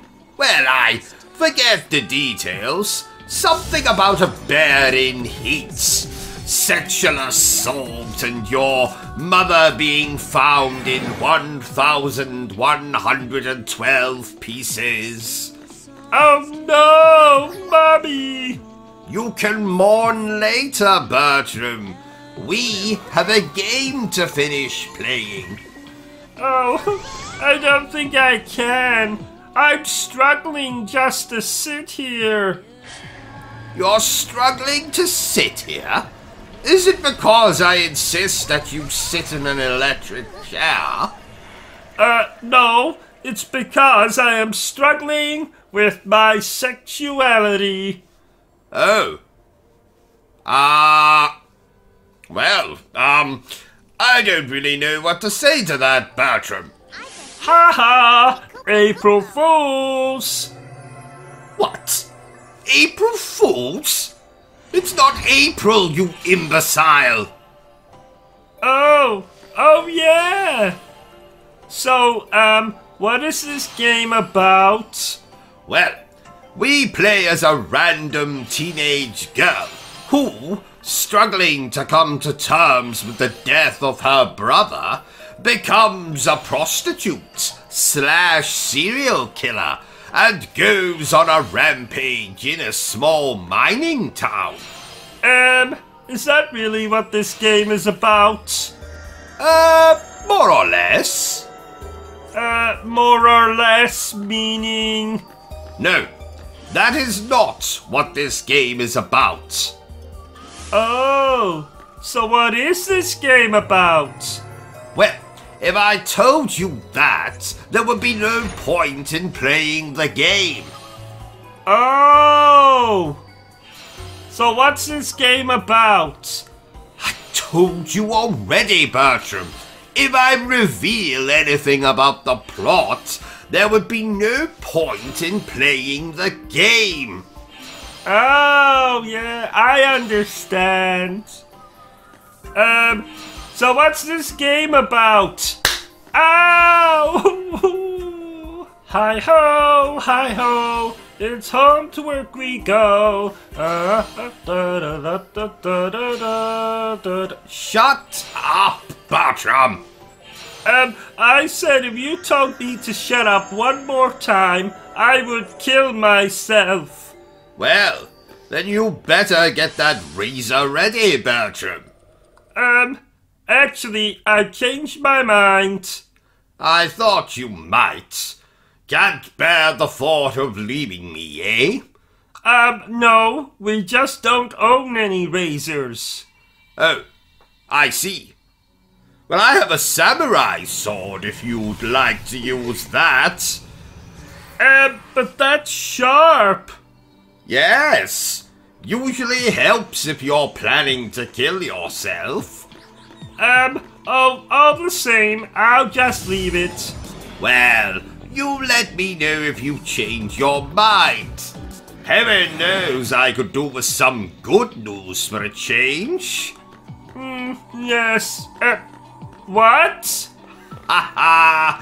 I jest. Mostly. Is this a beat-em-up game?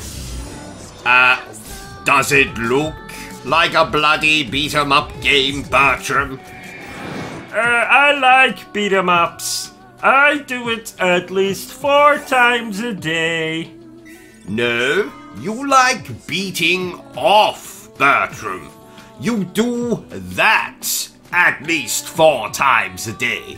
Oh yeah, so I do. Right, just go over here.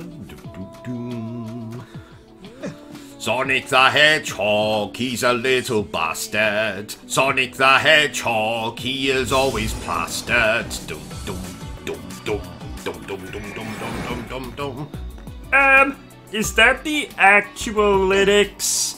Sadly not, Bertram. Sega said they were not child-friendly enough or some such bollocks. OCG, what's a wet dream?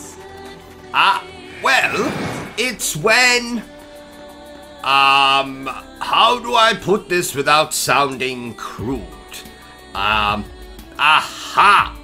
Do you remember that time you spilled a glass of milk in bed while you were dreaming, Bertram? You mean that time you spilled a glass of milk in bed while you were dreaming? Whatever. Anyway, a wet dream is like that. Except the milk comes out of your penis. Oh! I must say, OCG, this game you're playing is very exciting. Put your trousers back on, Bertram, and get that rash looked at. Oh, I'm hungry. Oh, that reminds me.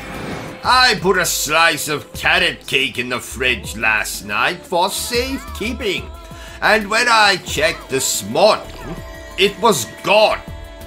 Do you know anything about that, Bertram? Well, a homeless man came to the front door this morning, and he asked if we had any food, so I... You gave him the carrot cake? Yes? Excellent, Bertram. Why are you so happy about that?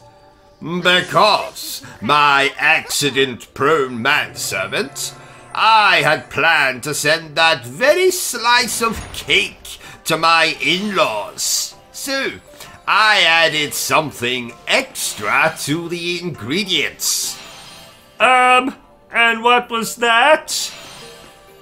Poison. But killing a homeless man is just as satisfying.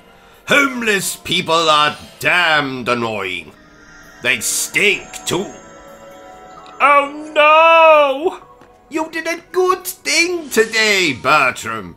As a reward, I will wash my own backside from now on.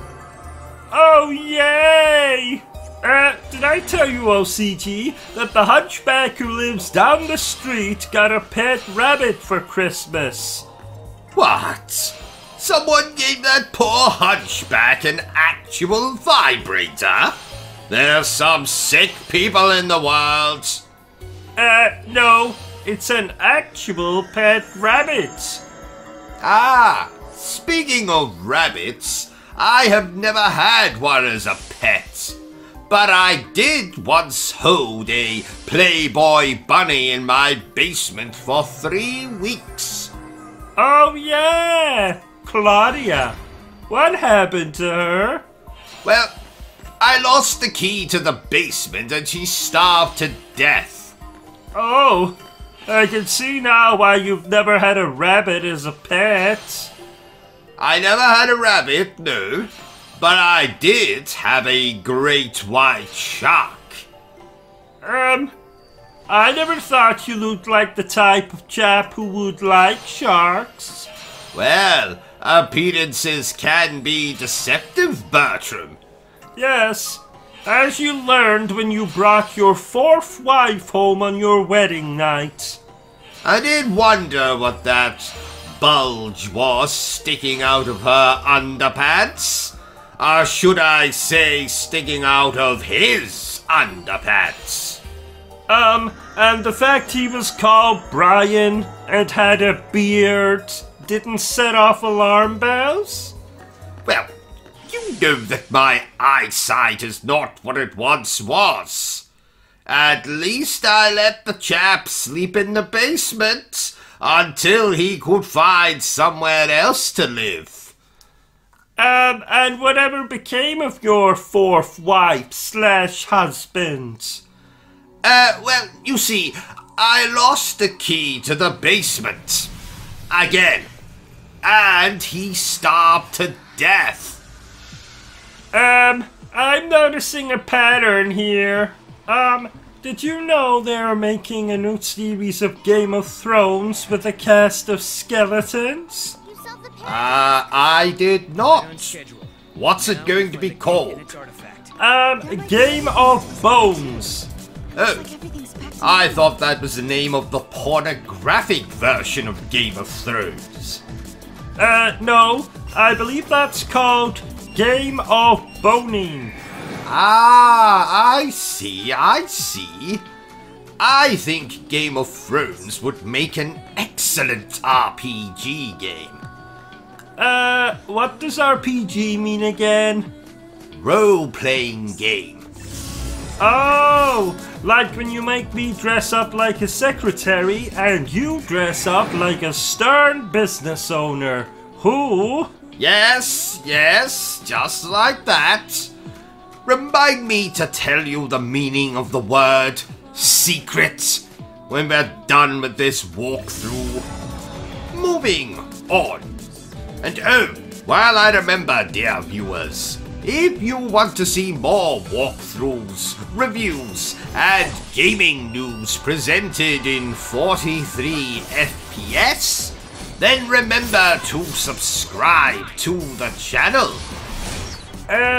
What does FPS mean again? Frames per second. So, for example, films are usually presented in 24 FPS. Films. Like when you make me take off all of my clothes and cover myself with peanut butter while you film and... Yes, just like that.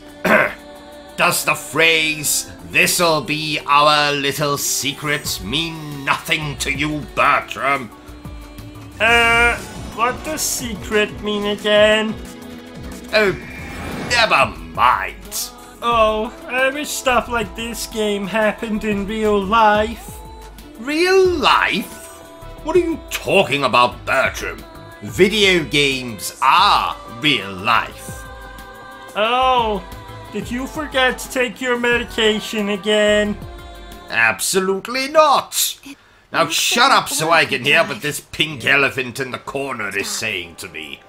Go on. Oh, I see. Sarah! Is that so? Then what did he say? Oh, most amusing. Oh dear. The pink elephant was just telling me about his school. Oh, what was your school like?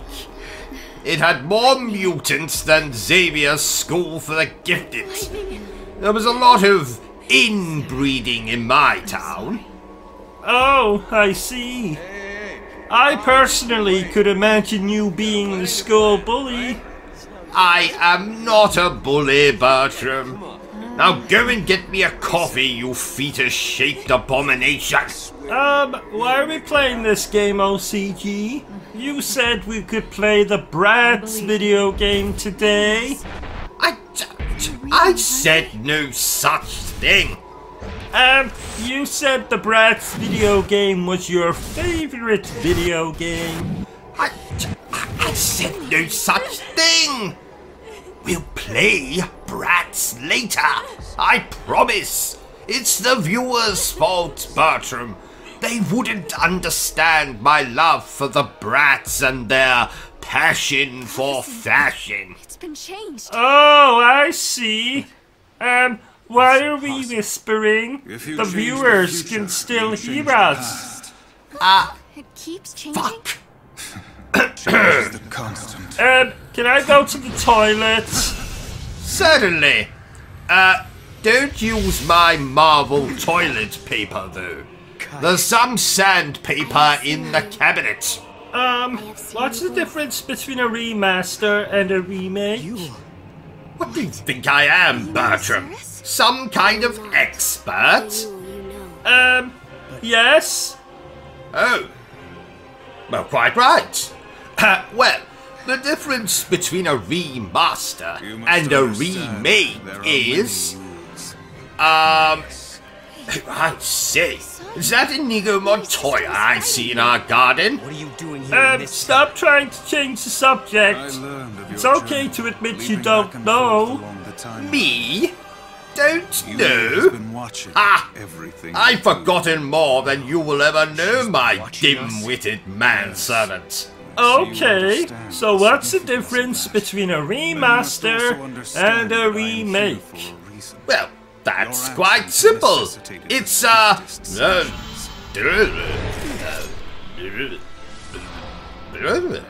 Hey, hold on a second. What? Sanctions. Didn't you hear me?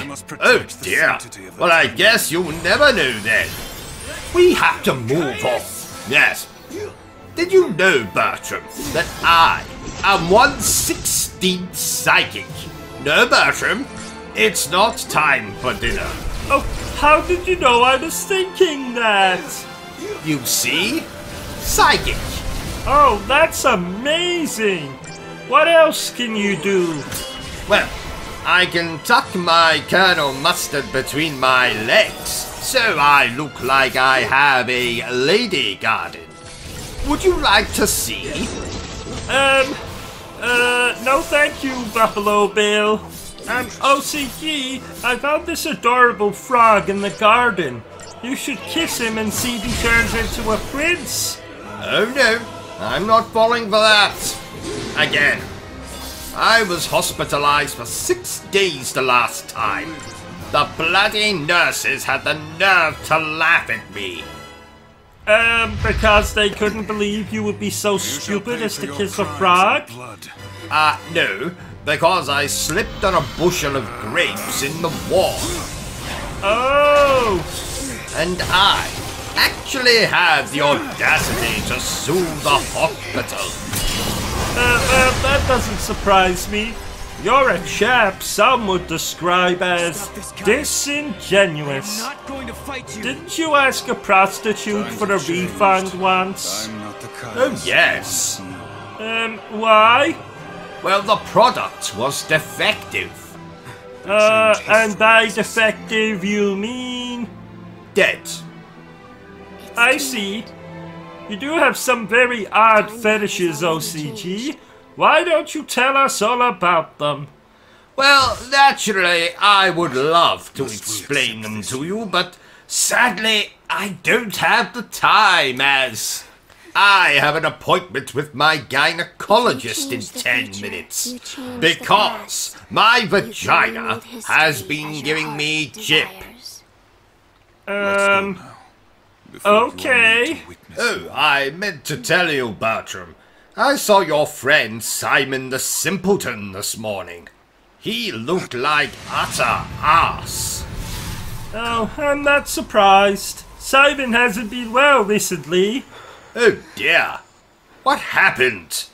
Well, he stuck his fingers in a wall socket and electrocuted himself. Well, that doesn't surprise me. He is a simpleton after all. I must say, OCG, the graphics in this game thing are really very good.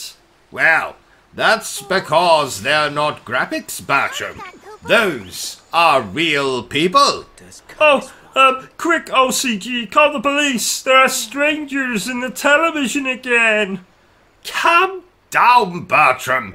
They can't hurt you. That's what you said when that bitch in the nightdress and long black hair started crawling out of the television. Yes, I did, but remember, you killed that girl, Bertram. And I had to get rid of the body for you, so you wouldn't go to prison and get used as a sex toy by the prisoners. Oh, yeah! But wasn't it you who killed her? And then I got rid of the body so you wouldn't go to prison and get used as a sex toy? Oh, whatever. Oh, I forgot to ask. How was the colon checkup this morning? Oh, well, I'll let you know when the chap's finished checking it, Bertram. Oh, I, didn't see you down there. Hello? Hello? Don't talk to that man when he's working, Bertram. Okay. What was the name of that anime show you were watching this morning, OCG? Ah, 'twas Demon Slayer, Kimetsu no Yaiba, the Hinokami Chronicles.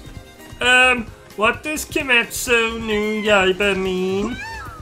It means don't feed the prostitute while it's hibernating. Really? Well, how the hell should I know? I don't speak anime. Did you know, Bertram, that I was once considered a slayer of demons? Demons? Really? Oh, you know, demons, women, same thing. Didn't you tell me once that your sister was a demon? No. She was possessed by a demon. There is a difference. Which is? Well, a lot of projectile vomit, a potty mouth, and a fetish for crucifixes. Oh! I tell you, Bertram, that Lady Demetresque is quite the catch.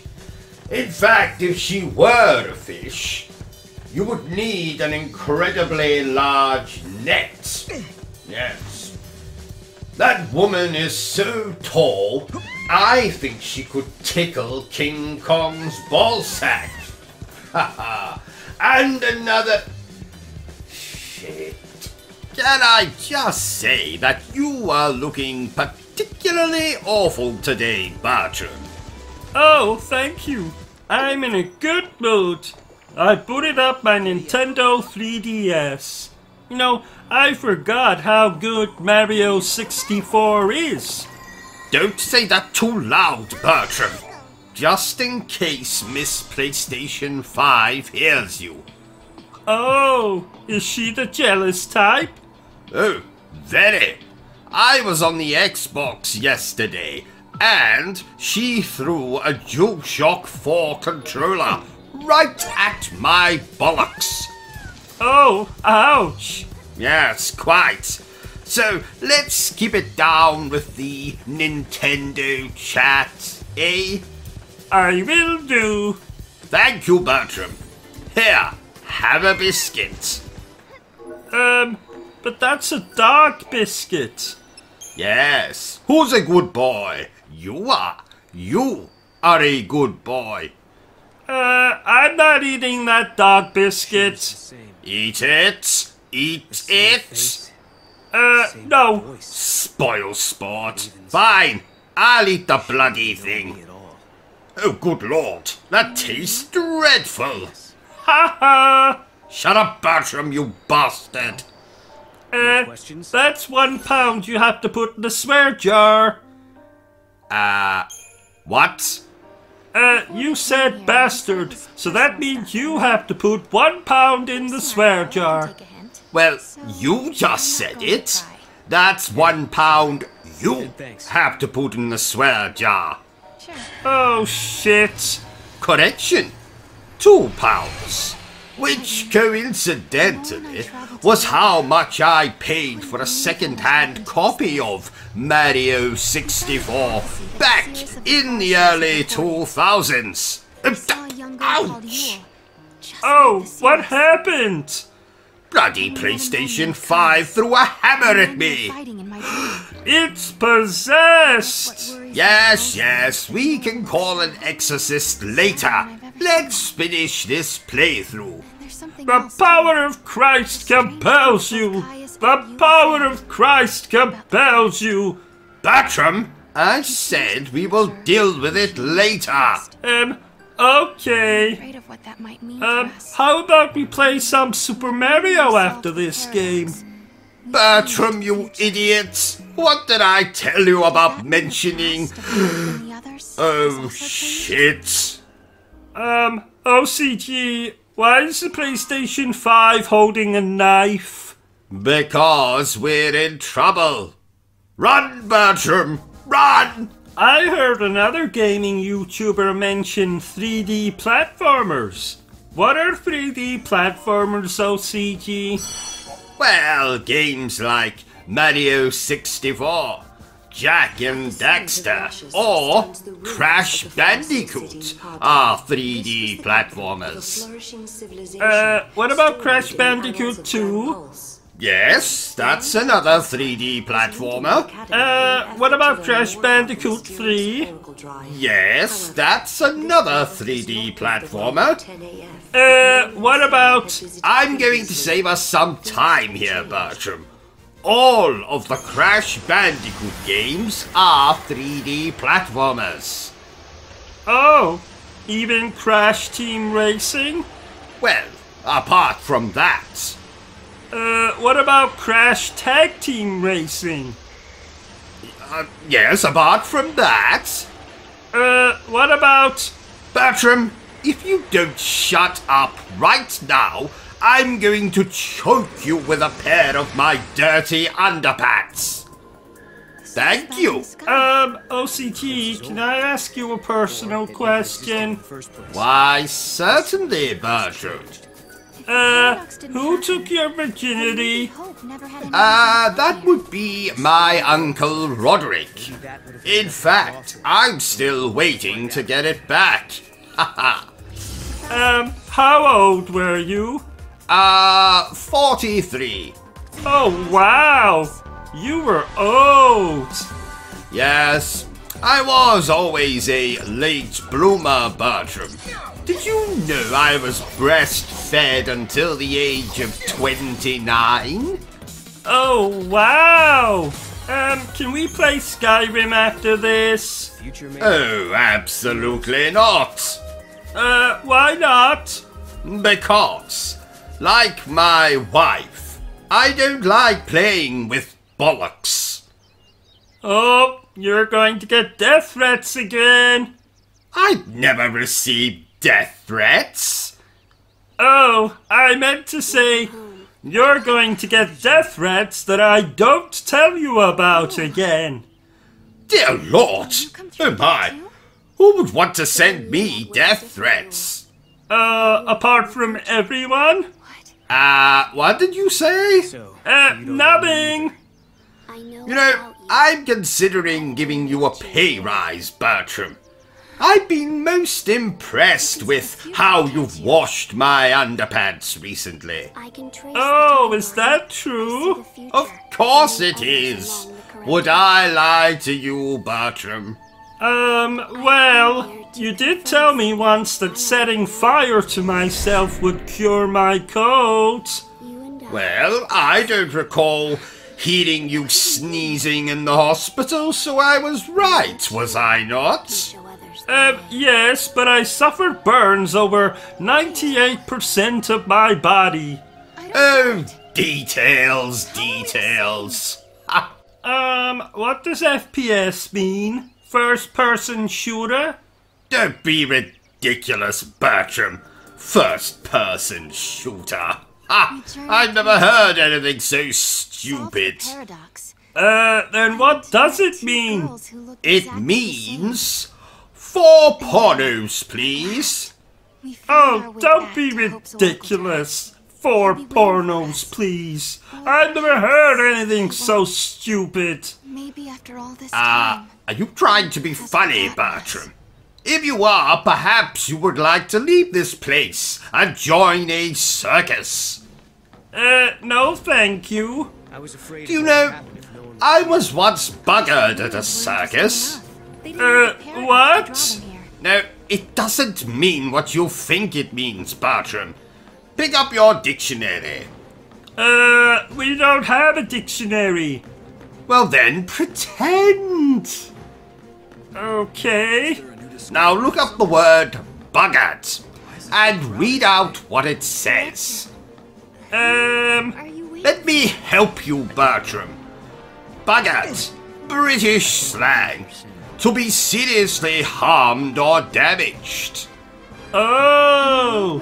Understand? Oh, yes! So how were you damaged at a circus? A clown fingered me. What? A clown stuck his fingers in my eyes. I was fingered. Oh! Why? What do you think I meant? Nothing. I don't know if I ever told you this, Bertram, my dear manservant, but I once filleted Sonic the Hedgehog. You cut him up? Oh, did I say filleted again? My mistake. I meant filleted. Yeah.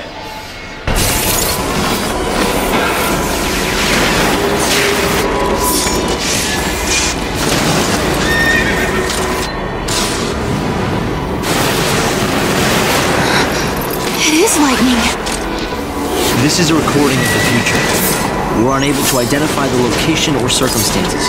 There is one thing we're sure about, however. And remember, we don't know what era this is. Lightning is alive in that place. In my memory, Lightning disappeared after the battle with Orphan, but she's living somewhere in the future. So it's not just a dream, is it? She's out there. Then I'm going to find her. Koopa Koopa? And you will find her, Sarah. After all, you traveled through time and found me. Many years of research have finally borne fruit. It all began with the Oracle Drive. We excavated it from ruins many centuries old. Yet it recorded an image of Cocoon, supported on a pillar of crystal. It was an impossibility, an enigma. Impossible, but a reality nonetheless.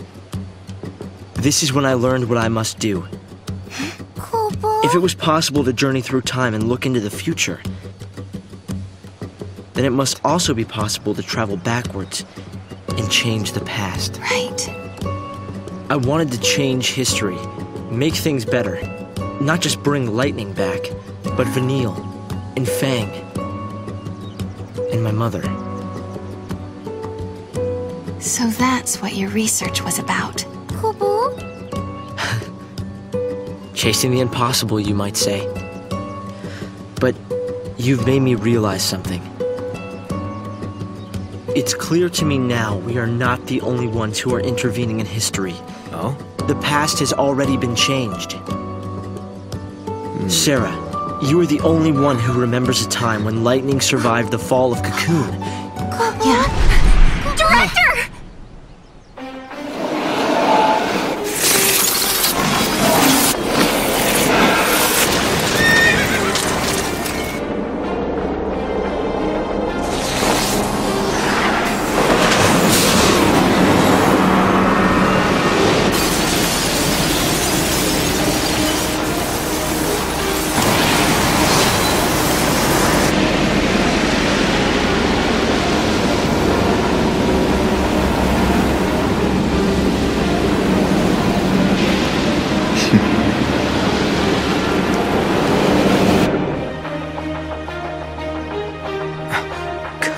What happened?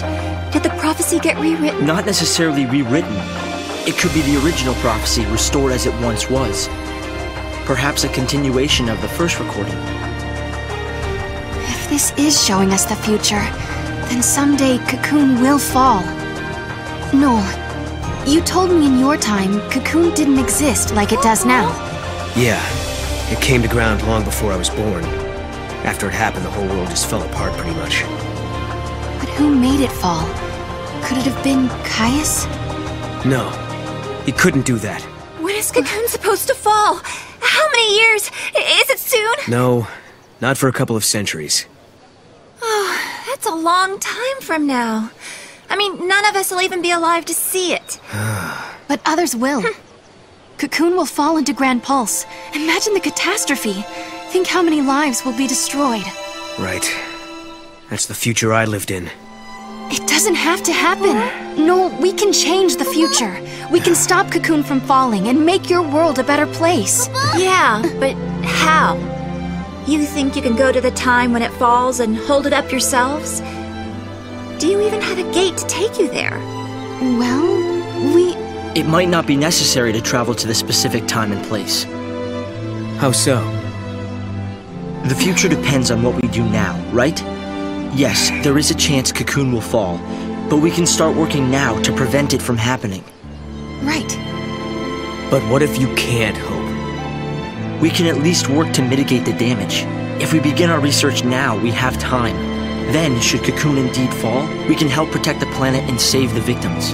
Okay, let's do it. We could try to solve things at the other end, in the future. While you start preparing in the here and now. Yes, let's change the future. If you change the future... If you change the future, you change the past. Sarah? It's nothing. Hope, thank you for the help. Time will separate us, but we'll share a common goal. Hope dreamed of changing the past. The weight of history drove him forward. But now, he's turning to face the future. A future even more frightening than the past. Sarah, do you believe too? Do you believe in your own past?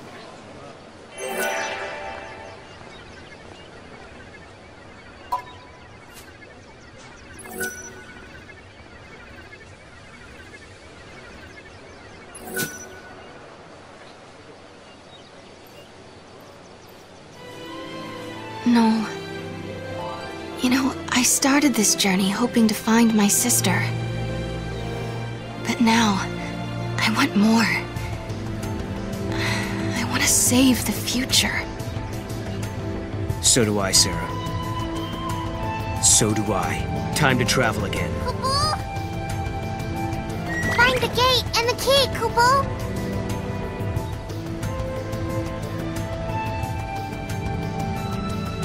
Right now, we don't have a clue where the artifact might be. There are still some places we haven't checked out. We should try asking some of the people around here. They might know something that will help. This is one of my easiest missions ever. Hello there. Giddy up.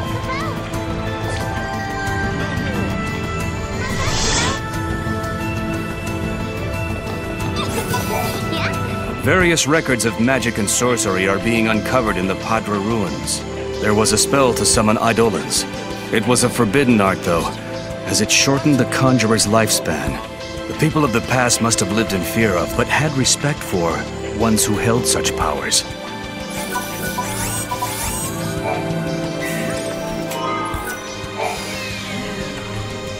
If a paradox, I wonder if...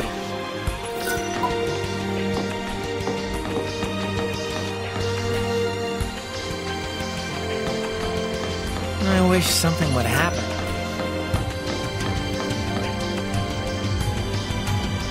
Over there, Mog.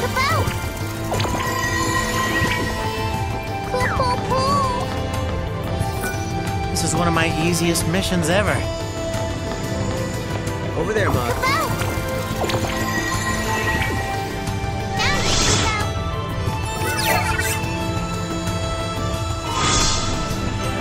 We did it! Now we gotta find out which gate it belongs to.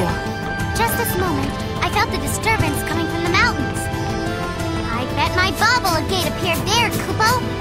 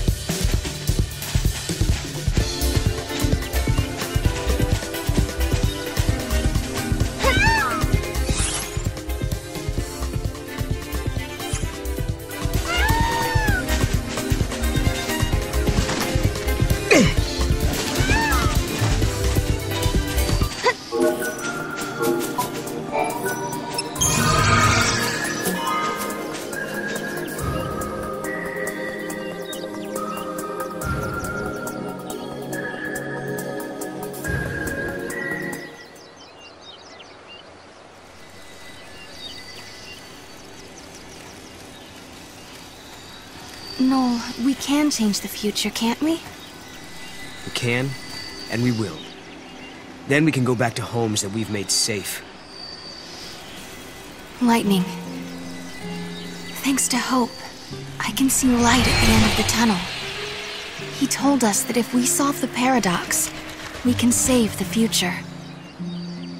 Meanwhile, in his own way, and in his own time, Hope is working toward the same goal.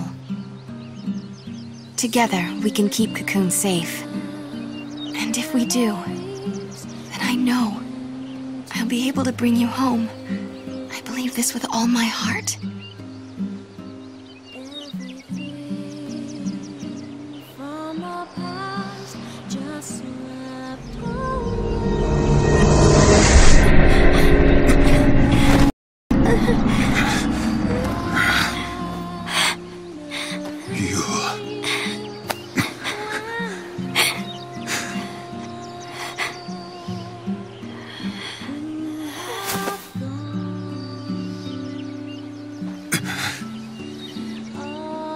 many times must I see this?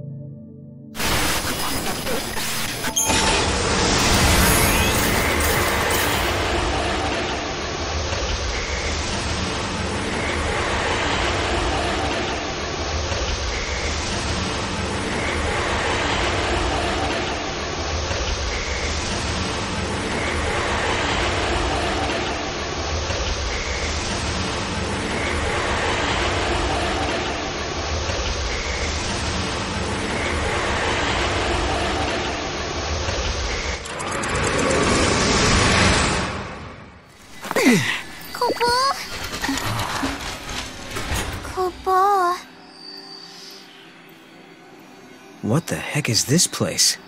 Whoops, wrong turn. I guess if we don't resolve the paradox, this place will stay suspended in limbo. Doesn't look like there are any other gates either.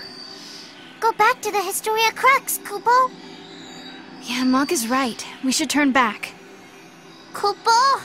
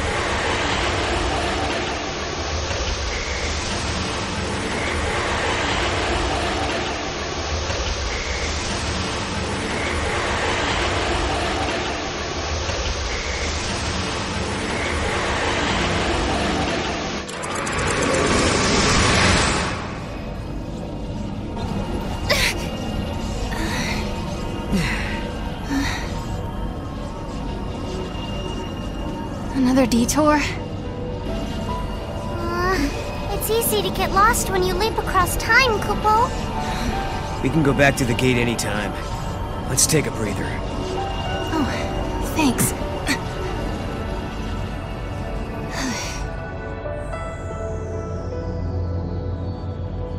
Say, Sarah. You remember when you told me that you saw lightning in me, in your dreams? Kupo? Yeah. Are you still having them? No. The last time I saw lightning was the night before we met. Although, I've had lots of dreams about what happened the next day. Okay. Why do you ask? I was just curious. Alright. My turn. I want to know about Yule. I don't know anything about either of the Yules you met. What do you mean? She could be a time traveler, right? Just like you and me and Snow. I don't think so. She's like a reincarnation. A new Yule born over and over. In each generation of the Farseers, a girl with the same face, the same powers born. That girl is always called Yule. So you're saying every age we travel to, there's a different Yule waiting? A Yule from Erba, and a Yule from Yasha's Massif. But they're all different. And neither are the Yule I knew. Although it took me a long time to actually start believing it. Kupo. Noel, I've been thinking. If we keep traveling through time, and resolving paradoxes and changing history, doesn't that mean the future you come from will change along with everything else? Perhaps it'll become a future where I never existed. Is that possible? Sure it is. But it's okay if it does. There's too much sadness in my world. Your future. It'd be better if it never happened at all. Well, come on. Let's go. We've got a date with Lightning, remember? Yeah. Okay. Kupo?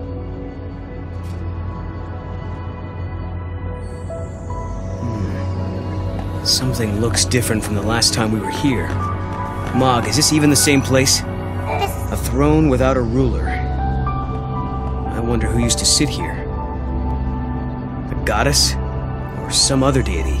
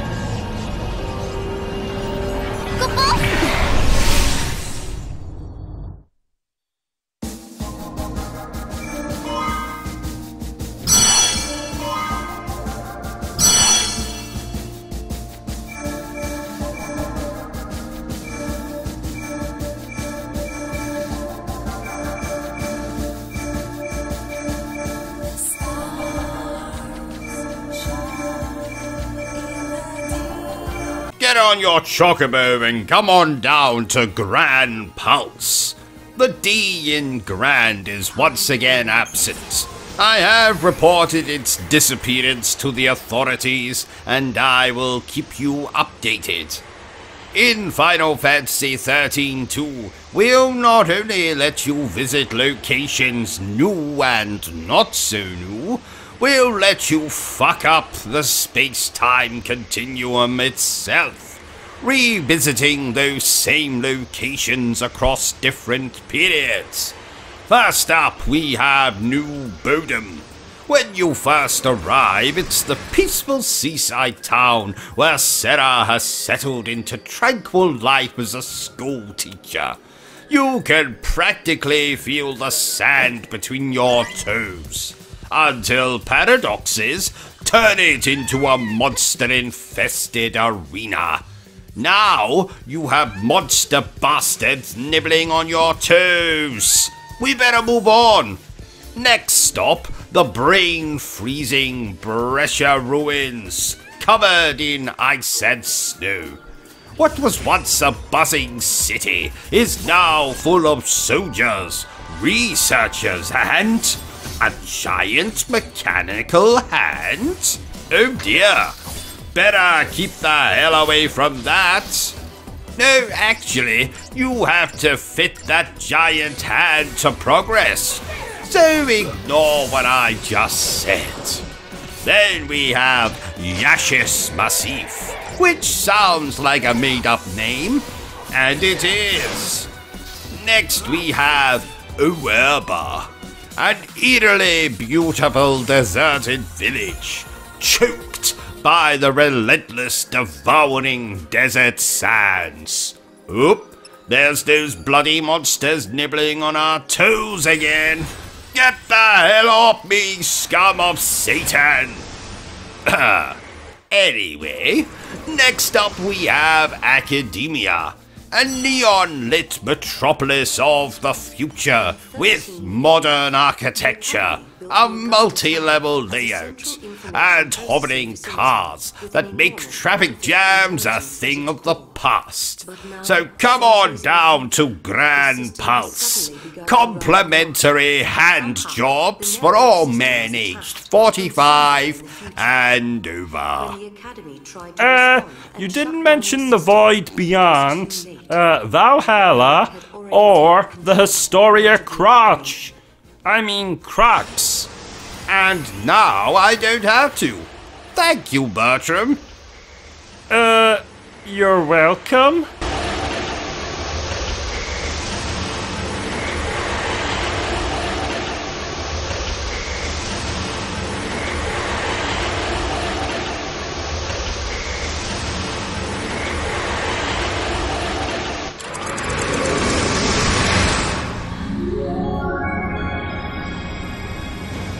Two entities from different times cannot coexist. If this were to occur, history would be infused with contradictions. This would lead to a distortion causing the entire world to collapse. The subjects require further analysis. Hypothesis. Their existence has initiated a distortion in history, and the entities are a living paradox. I'm not very good with all this fancy machinery. What's going on here exactly? The system that controls this facility has been hacked by someone from the outside. Wherever they are, they're trying to use the network in an attempt to override the system somehow. So basically, some bad guy snuck in and took over the tower? Well, there's an easy solution for that. We just need to find him and solve this whole problem. Case closed. The security system's been hacked too, so the security bots are just pieces of metal. And I don't think the person behind this is actually physically here. It seems like the culprit isn't even in this time at all. They're accessing the system from somewhere in the future. Lucky for us, we have the means to get there. Let's give them a piece of our minds. Come on.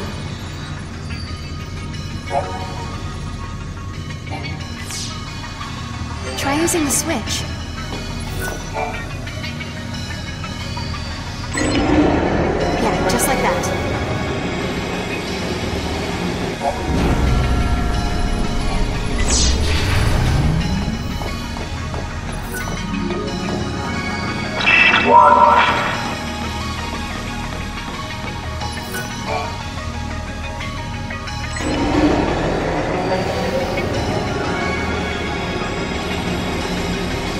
Yeah, just like that.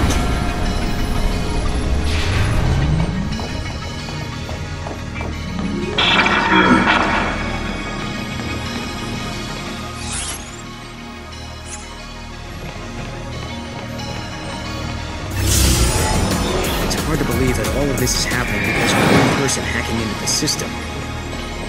I know, but it has to be. Maybe this is a paradox of some sort.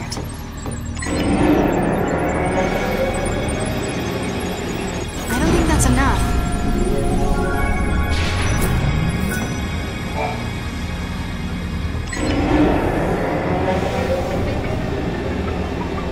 That's how it's done.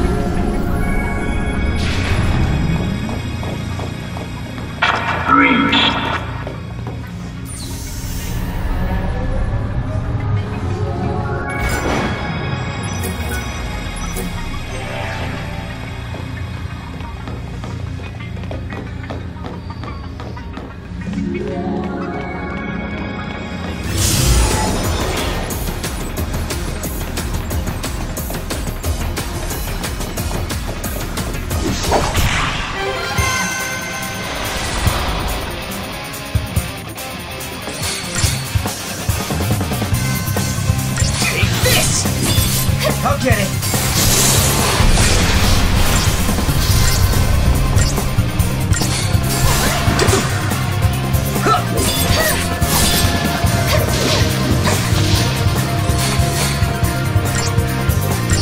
Take this.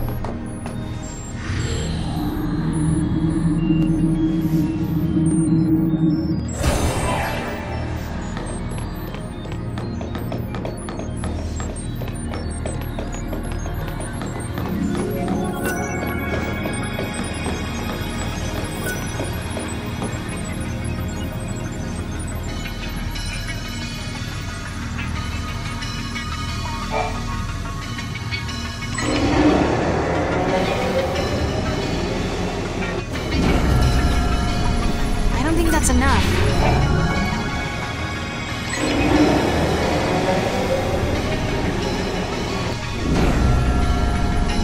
That's how it's done.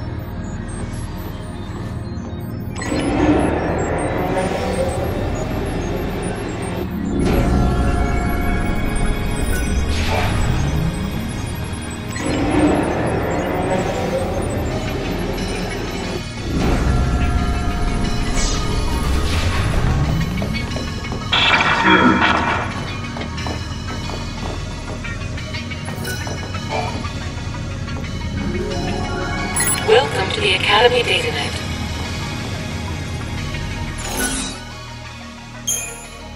So, do you realize, Bertram, that we have been streaming now for over a year? Oh, wow! Yes, how things have changed this last year. Well, you died and were resurrected a la Jesus Christ, or as I like to call him, the Zaz. I married and divorced a woman who literally had sex with everything. Men, women, buildings. True story. She is the first woman in human history to actually bring the Eiffel Tower to orgasm. Oh my! Yes. And I have become steadily more and more intolerant, and incontinent, and impotent. So, in a nutshell, a lot has happened this last year.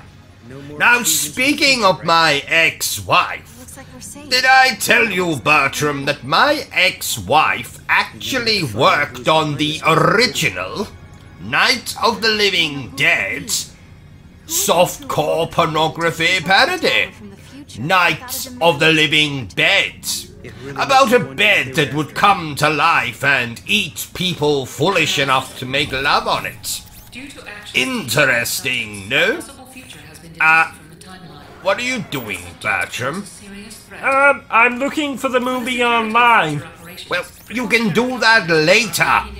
It's bollocks anyway. Do you know what else is bollocks, Bertram? Something has just come to mind and I simply must rant.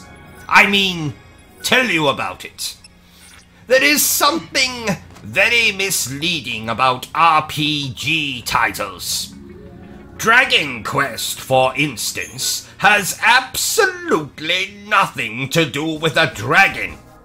And Final Fantasy, well, how can it be the final one if you keep bloody making them? Let's see, the last story?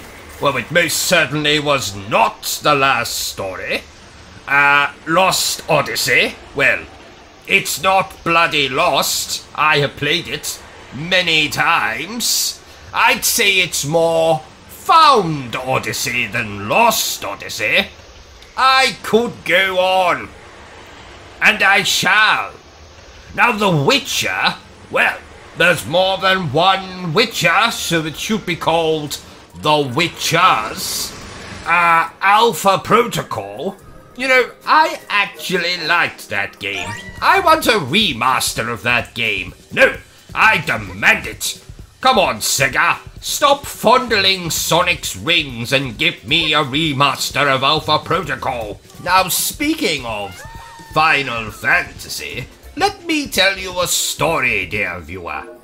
Back in 1997, when I was younger than I am now, and my penis was just starting to grow, I asked my father to buy for me Final Fantasy VII, which had just been released.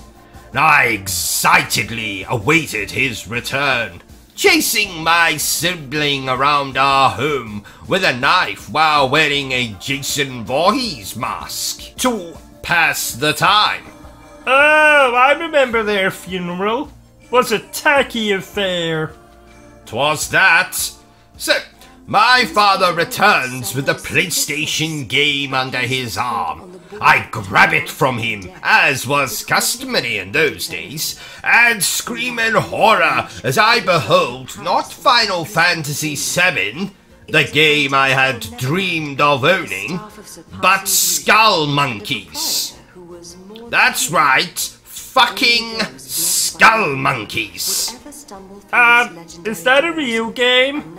Oh, it's much worse than that, Bertram. It's a nightmare. So what did you do? Well, I did what any spoiled child would do. I beat him over the head with the game until blood came out of his ears.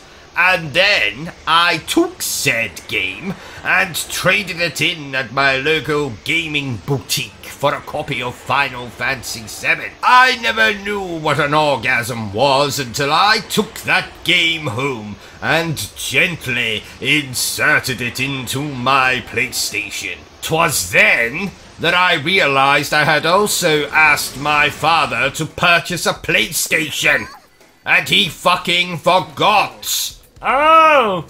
So, what did you insert the disc into? You know, Bertram, the cats never forgave me. But it's not all doom and gloom. Once my father recovered, he went and purchased that PlayStation, and I played Final Fantasy VII. The rest, as they say, is history. Oh! What a lovely story. Isn't it though? Bertram, do you have the notes for the review we have to record after this? Nope, never mind. I can see them. Interesting game we are reviewing. It was one of those games where you're able to rename the main character. So naturally, I gave them the greatest name in the world. Reuben Crowley. But that's your name. Well done, Bertram. On a scale of 1 to 10 on the stupid scale, you are now officially a 12. I named his best male friend Bertram Butler. But that's my name. Correction. Make that a 17 on the stupid scale. Give that man a medal. Actually, don't bother. He can't even spell the word medal. You're mean. And you're retarded. Is this a horror game? Is this a This isn't a horror game, per se. Who the hell is Percy? Is he your boyfriend? Per se, Bertram. It's a figure of speech. Oh, that's a relief. At the very least, is this game less scary than the stories you read me at bedtime? Look, there is absolutely nothing wrong with a bit of 50 Shades of Grey before bed. Yes, that's fine. But do we really have to reenact all the sex scenes? Yes, Bertram, we do. Let's, maybe keep that between us in the future, eh? Okay. Good man. Here, have a chocolate. What's the hardest game you've ever played? Ghosts and Goblins. The original one. In fact, let me tell you a story since you brought it up. When I was just a little nipper, with barely a hair upon my upper lip, My father bought me a copy of the original Ghosts and Goblins for the Mega Drive, and I hated him from that very day. I would say that's the reason he was murdered, but it's definitely one of them. The main reason is that he later bought me a copy of Bubsy 3D for the PlayStation. Oh, what a sad story. Indeed. I went to trade in Bubsy 3D at my local gaming establishment, and the chap behind the desk laughed at me. He laughed, Bertram. Because the game was so appalling? No, because I'd forgotten to put the disc back in the box. Oh! Not you too, Bertram. Why does everyone keep laughing at me? Maybe because you're an idiot? What was that? Nothing. Isn't this game splendid, Bertram? Bertram. Hello, Bertram. Oh, did you say something? I did. Your name. 3 times. Oh, I'm sorry. I was just looking at this review for an adult movie of Downton Abbey. It's called Go Down on Abbey. Oh, I see. Does it sound good? Like Mr. Kipling's cakes, it sounds exceedingly good. Oh, check Amazon for a copy on Blu-ray then. Already done. Along with a copy of your ex-wife's film, Night of the Living Dead. Ah, well done, Bertram. You know, I think I may have an addiction to pornography. Oh! Yes, it is a problem. I'm seeing my gynecologist about it on Thursday. You don't need to see a gynecologist for that. No, but he gives a hell of a rectal examination. Yes. You know, I've been thinking, Bertram. We need to review more Call of Duty games on the channel. Don't say the name. What name? Call of Duty? Never say that name. It's said if you look into a mirror and say it 3 times, a swarm of adolescents will emerge and spew abuse at you. Oh, thank you for warning me, Bertram. I'm also thinking we should get a dog. You have a dog? Vision for the future. Me? From there, not quite, Bertram. You see, a dog is actually useful. Well, what can a dog do that I can't do? Lick its own genitals? But that's not fair! Because you don't have any genitals. Oh, you think you're so funny. I don't think, Bertram. I know I'm funny. Bloody hilarious, actually. Did you know, Bertram, that I once trained a dog to lift a grand piano with just its nose? That's a lie! How dare you, Bertram? I would never dream of telling you a... Yes, it is a lie. I almost had you convinced, though, didn't I? Not at all. What was that? I'm a ball? Well, thank you, Bertram. I'm glad you enjoy my company, because I am the one and only. Ain't nobody else quite like me. I am the one and only. Forget the rest of the words. Did we really require the singing? There's always time for some singing, Bertram. You know, I remember fondly when that song came out, as I was still being breastfed. But you were 17. Yes? What's your point, Bertram? You should have stopped at the singing. Now you've turned this stream into something sordid. How have you watched any of our reviews, Bertram? I turn all of them into something sordid. Even the Disney ones. Oh, yeah. That one viewer threatened to castrate you. Oh, yes. Joke's on them. You see, I'm already circumcised. Oh, I didn't know you were Jewish. I'm not. You see, I got my Colonel Mustard stuck in the fridge door. I shouldn't be too harsh on that viewer, though. I believe they were a lesbian. Oh, all you care about are lesbians. That's not true. I also care about escorts, prostitutes, glamour models, celebrities who don't wear bras, and then lesbians. Oh, bugger me senseless. Bugger Me Senseless? Isn't that a film? I don't believe so. Oh, really?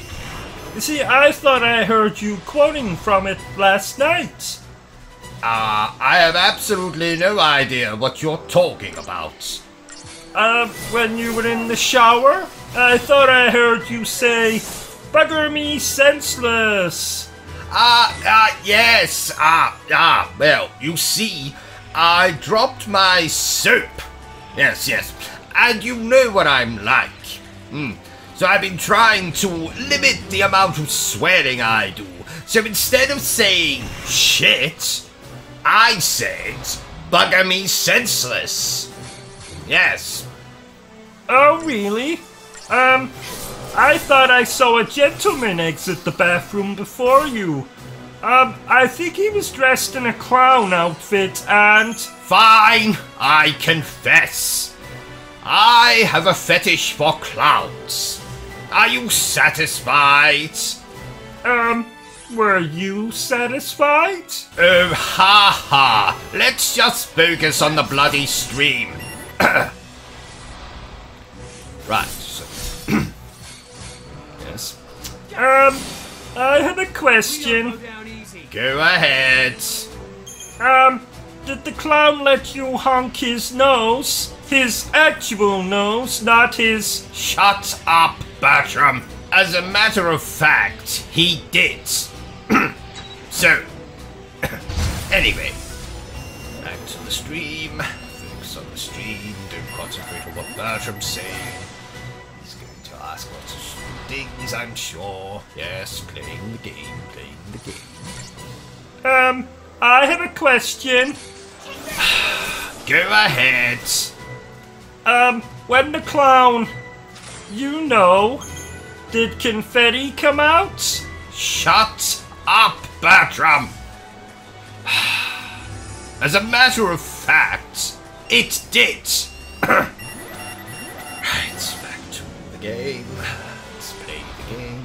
Don't focus on anything that's going on around you. I have a question. Go ahead. How funny was the clown? On a scale of 1 to 10. Shut up, Bertram. And you as well as I know that the only person I find funny is me. I have a question. Haven't you tortured me enough? Did the clown ram a custard pie onto your face? If you catch my meaning? I am not going to answer that, Bertram. Oh, please. No, you're a very sick man. Says the man with a clown fetish. Touché. That reminds me, you can turn the oven off now, Bertram. This doesn't look like a chicken. Well, that's because it's No from next door. That'll teach that little bastard to call me an old bastard. Can you believe he was shouting that at me from his own garden? I think he might have just been calling for his dog. His dog? Oh, bastard? That's his dog's name. Oh, damn it! That can't be good. Quick, Bertram, close the oven door. We'll get rid of the body later. Then what are we going to have for dinner? Weren't you listening? I said we'll get rid of the body later. Oh! Boy, oh boy! Oh, that reminds me. Today's stream is sponsored by the phrase, boy, oh boy. Ah, and a special thank you to our other sponsor for this video, Suck It and See. The only sex toy that doubles as a telescope when you want to spy on that hot new neighbor of yours. So go ahead and suck it and see. Taking a position in front of the wasn't that featured on Dragon's Den? It was, Bertram. That it was. What are you doing? I am doing a crossword while we record this little stream of ours. It's not something I would normally do, but there is a substantial cash prize. How substantial? £11.50. £11.50? You can't even buy a bowler hat for that. Don't exaggerate, Bertram. It doesn't suit you. But you exaggerate all the time. Every morning when you get up and go to the bathroom, you say, "Hello, my glorious massive penis," when your penis is in fact tiny. Thank you, Bertram. Microscopic even.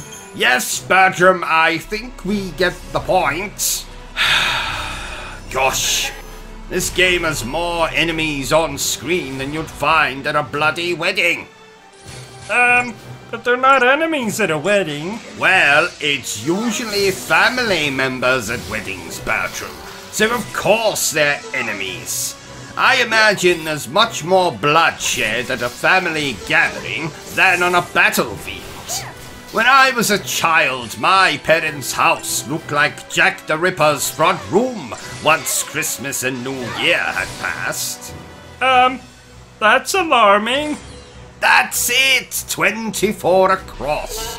Something a woman carries in the home of a convicted sex offender.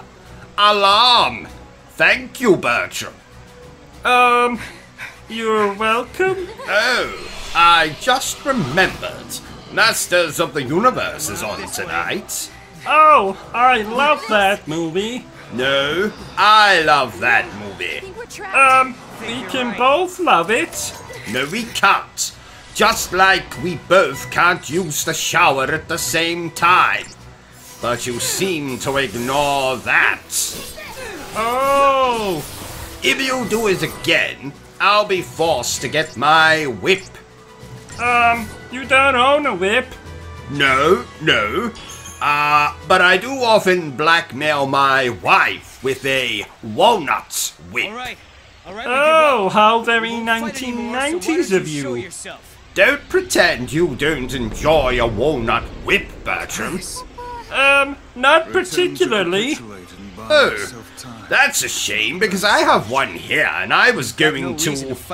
give it to me. I meant to ask before, but, you've been to Paris, haven't you? Many times. What is your favorite thing to do in Paris? Is it visiting the magnificent architecture like the Eiffel Tower or the Moulin Rouge? Is it the food? I know you're partial to some children's legs. Frogs' legs. Bertram, I visit Paris for one reason and one reason only. To look for Eva Green. Oh, not this again. I'm going to make her love me, no matter what. What about your wife? Oh no, she'd probably hate my wife. Attractive people despise the ugly and the overweight. Actually, I think Ava Green lives in London now. Where are you going? OCG, OCG? Right, I'm back. I forgot my bag of aphrodisiacs. You can't leave. We have this stream to do. Oh, fine. But when we're done, Ava will be mine. If you say so. I do say so. So, I thought it might be fun to try something out while we play this game. Oh, God. What are you planning? Well, do you remember that story I was working on? No, absolutely not. You cannot read that. How did you know that's what I was even considering? Because you're fucking crazy? I resent that. But Bertram, even you have to admit that the subject matter fits this game perfectly. Well, actually, it doesn't, but... Perfect! Let's begin. Oh, may the ground open up and swallow me whole. Ha! Here's hoping.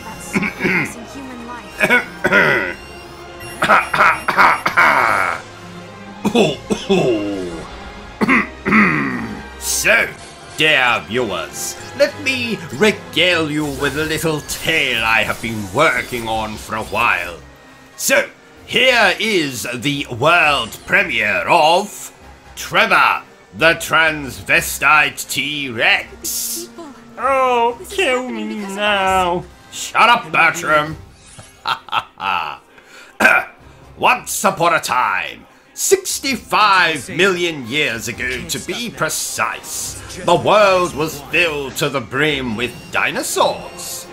They were very much like the human race. They liked to eat, poop, sleep, make love, but the teenage dinosaurs mostly spent their time fighting with their friends over which was the best, the PlayStation or the Xbox.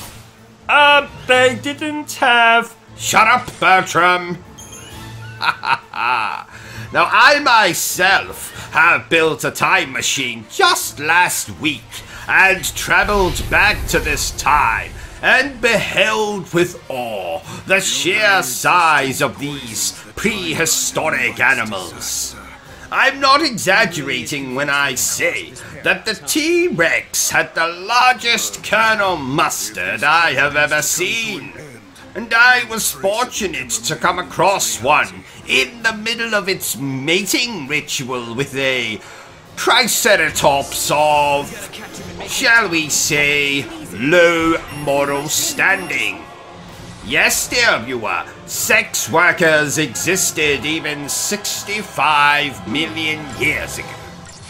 Anyway, I was fortunate enough to be standing under the T-Rex when he pulled his Colonel Mustard out of his companion and... I told you to cut that part out! And I told you to shut up, Bertram! But we're not here to talk about me, dear viewer. No. We are here to learn all about Trevor, the transvestite T-Rex. Trevor was born a long time ago. His mother was just a dirty hoe. She sold her son for lots of drugs. The dealer threw in a lovely rug. Trevor was raised by lots of girls. They styled his hair, put it in curls. Trevor then found he was aroused when he was dressed in a nice blouse. Yes. Trevor enjoyed his head in bows, obsessed with the Rocky Horror Show. He padded his bra with caveman shit. Can't think of a line here that will fit. Trevor was spawned of scrambled eggs. He tucked his meat between his legs. To all the boys, he was a catch. They put their meat right up his hatch. Hatch? Do you mean bum? It's a complex narrative, Bertram. Read into it what you will. Yes, hatch means bum. Continue. Trevor took drugs, just like his mum. To fund this vice, he sold his rum. Rum? Did you mean bum again?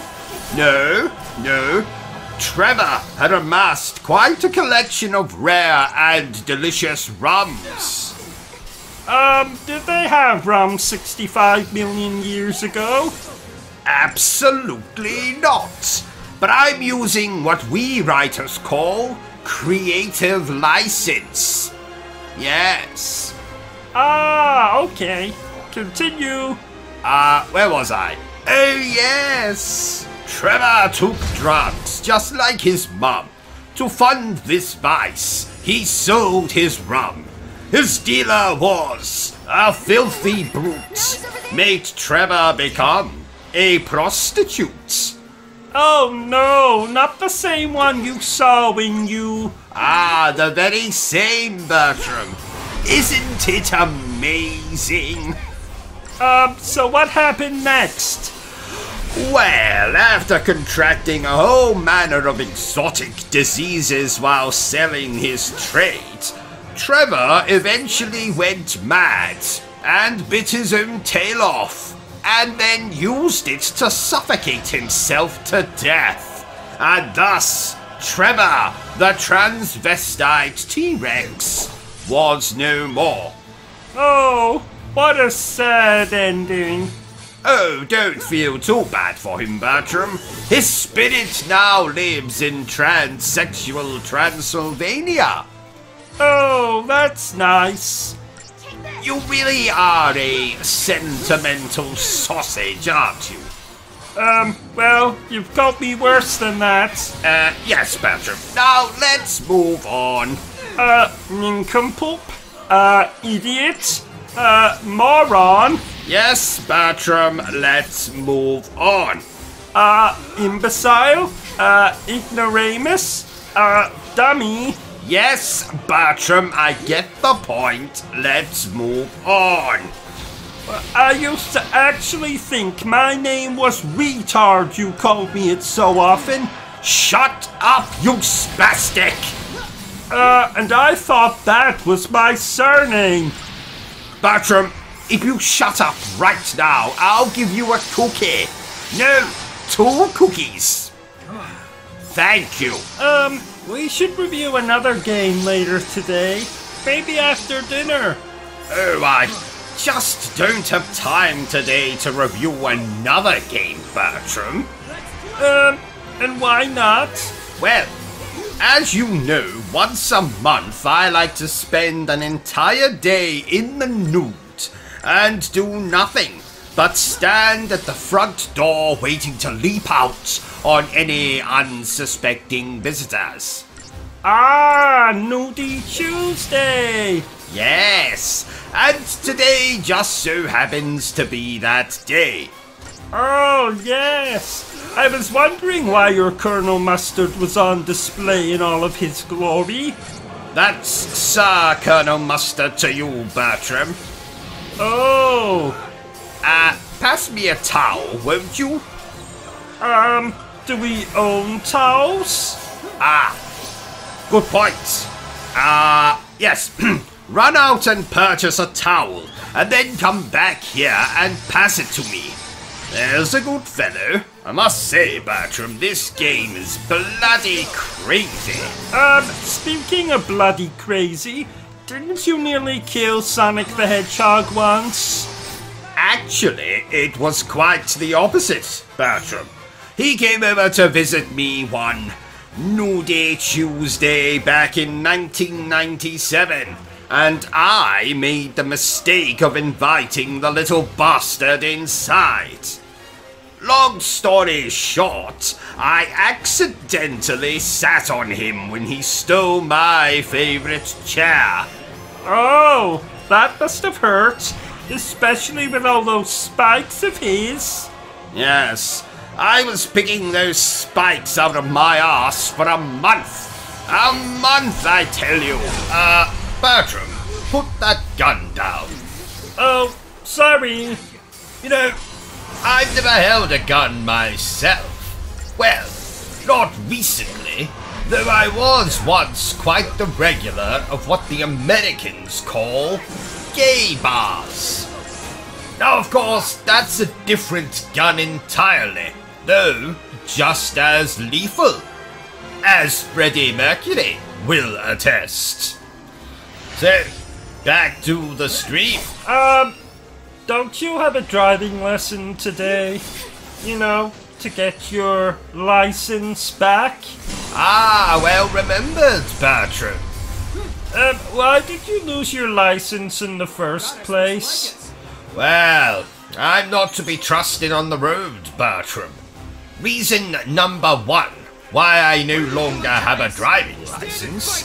I once confused the steering wheel with my penis.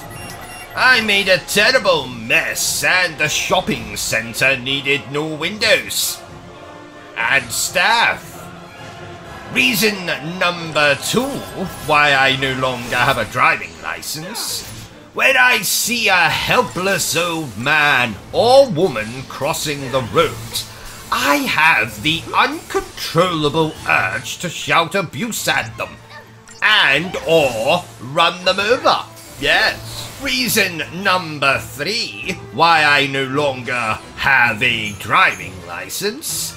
I took my first car for a test drive in the local park.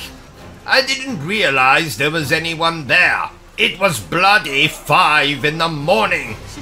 But upon checking my tires when I got home, I found what was left of the postman and several dog walkers. Luckily, I had some spare tires, so crisis averted. Ha ha! Reason number 3 why I no longer have a driving license. Reason number 4, I think. Ah, well spotted, Bertram. Reason number 4. I ran through a red light once. If only I'd remembered to bring the car. And my clothes. When was that? Oh. Let's see. 2007, I believe. Oh, yes, now I remember. I was on my way to pick up Heavenly Swords. Oh, I like that game. Do you know, Bertram, that women have told me in the past that I have a Heavenly Swords? Haha, if you know what I mean. I say Heavenly Sword, but it's more Heavenly Dagger. No, Heavenly Penknife. Heavenly Needle? No, Bertram. You're not allowed to make fun of my penis. Only I'm allowed to make fun of my penis. Sorry.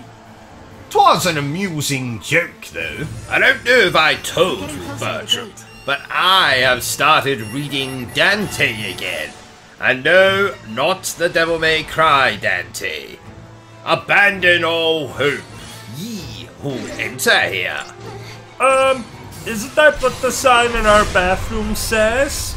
Yes, Bertram. My wife also has that tattooed on her lady garden. Speaking of Dante, I got lost in the 9 circles of hell once. I got stuck between lust and gluttony. No, wait. It was McDonald's. Yeah, lots of fat people. Attractive staff, though. That's nice, Bertram. Oh no. I knew you were crying. Shut up, Bertram. I haven't seen you cry like that since that time you accidentally sat on my cactus. Now tell our viewers that cactus is not some kind of euphemism. Oh yes! Cactus is not a euphemism for my penis. You should have stopped at the word euphemism. You cry a lot playing video games, don't you? Shut up, Bertrum. There's nothing wrong with a man who was in touch with his sensitive side. Well, you don't usually have a sensitive side. Yes, but it's nice to pretend, isn't it? And I wasn't crying. A snake had crawled into my eye. A snake? Did I say snake? I meant dust. I got dust in my eye. Very painful dust. That's what made me cry. Well, if you say so. I do say so, Fraulein. Did you know that the word Fraulein means young lady? I know that. Why else do you think I've been calling our German next-door neighbor Ashley that for years? But Ashley is a man. Oh, bollocks. I've never seen a man wear as much makeup as Ashley does. He's an actor? And the man I keep seeing turning up at her home with roses? He's a gay actor? I'm going over to ask her myself. OCG, no! Oh, OCG. OCG, and he's gone. Well, this is awkward. Oh, he's back. Well? You might have been right. What makes you say that? Well, I walked into Ashley's house and I wish I hadn't. I saw what can only be described as bumming. I mean, courting. Well, I told you. Yes, enough of these shenanigans. Let's get back to the stream. I can't believe I was right. Finally, now you'll have to treat me with respect. Shut up, Bertrum, you insolent retard, or I shall be forced to get my sword. I've never understood people's reliance on swords. Why? Well, personally, if I was going into battle, I'd come with an entire pencil case full of pens. Pens? And what the hell are you going to do with them? Write the enemy a bloody check? No, I destroy them. And what makes you think you could do that? Because, like they say, the pen is mightier than the sword. Ow! From this day on, your name will not be Bertrum. It will be Village Idiot. Anyway, back to this game. So, dear viewer, what can I tell you about this game's development? Nothing. Do I think you should buy this game? Well, that depends on what you think of what we're showing here. But I can say there are worse things you can do with your money. Like buy a hat that is much too small for your head? How the hell was I supposed to know it was too small? I bought it online and the website said... Wait a minute, I'm going to get this page up. It's loading. No, I don't want to buy tab packs. Oh, here we are. The website says, and I quote, "One size fits all." Well, I've been telling you for years that you've got a big head. But that just means my brain is bigger than everyone else's. As big as your stomach? What's wrong with you today? You're not usually this hostile. Oh, I'm sorry. I'm on my period. Bertram? Yes? You really do suit the name, village idiots. Oh, thank you. Oh, by the way, the toilet is blocked again. I'll telephone Ricardo once we are finished recording this little stream of ours. Ricardo? Oh yes, fascinating fellow. Murdered his father when he wouldn't finance his sex change. Oh, sounds charming. Why don't you tell us what you think about this game, Bertram? Well... So sorry, old chap, we don't have time for that. What is that garbage you're eating, Bertram? A chocolate bar I found in the fridge. What are you talking about, man? There was no chocolate bar in the fridge. Yes there was. In that plastic container on the middle shelf. You mean the container containing my stool sample for the doctor? Oh, good lord. Bertram, spit that out right now. But it's so tasty. Oh god, I think I'm going to be sick. Let's just move swiftly on. Wait a minute, are you eating again? No. Liar! Is that my cheese sandwich? That depends. Did you leave it in the fridge with a note on top of it that said Reuben? What does Reuben mean? Is it a made-up word? That's my name, you idiot! Oh, would you like a bite? Keep it! I'll punish you later. Oh. Who the hell is that? Oh, it's you. The bitch is back. And no, I am not referring to Bertram. Oh! I am referring to my mother-in-law, who just at this very moment has returned home with this week's shopping.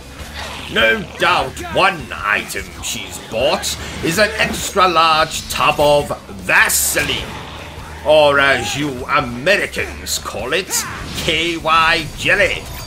It's not that the woman is particularly kinky, so I can only guess she has purchased it to remove the stick she seems to have up her ass. Anyway, oh, did you see what I did there, Bertram? Bertram? Huh? In the game, did you see what I did? I was busy. Busy? Busy?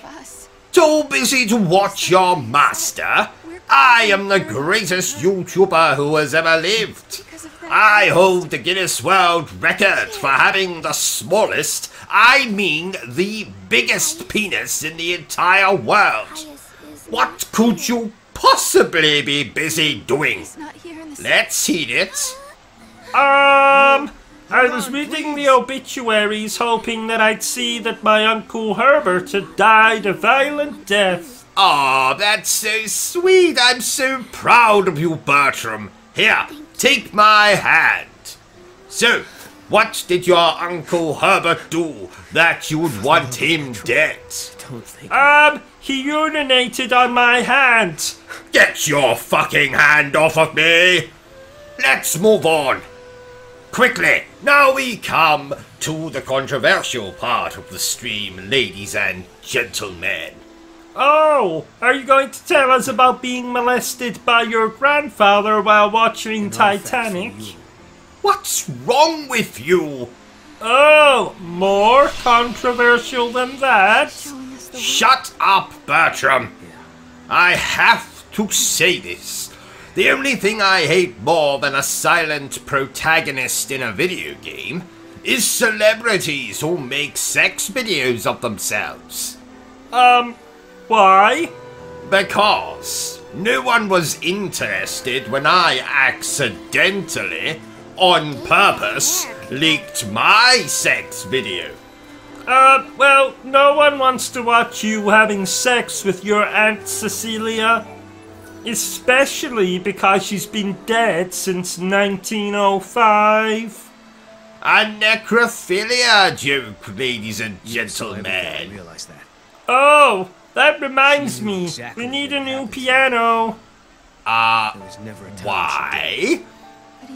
Because I might have accidentally leaned against it and made it roll down the hallway stairs, through the front door onto the street, down a side alley, then onto a busy road, where it might have got smashed to pieces by an elderly man driving a tank. I see. A tank, you say?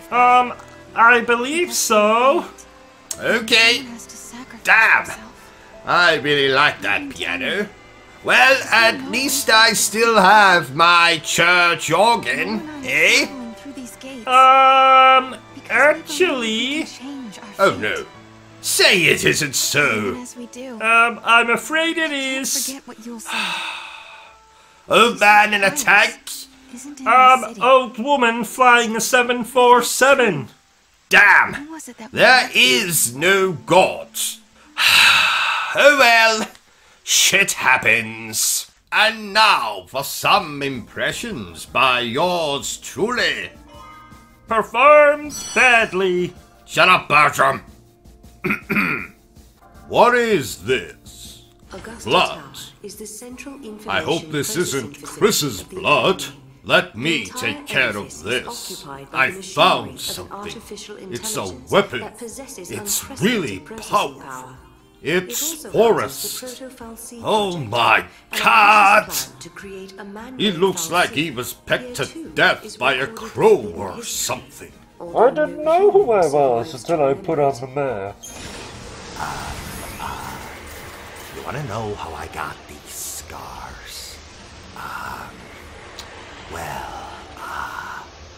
My father was a drinker and a fiend. You ever danced with the devil in the pale moonlight? Jack.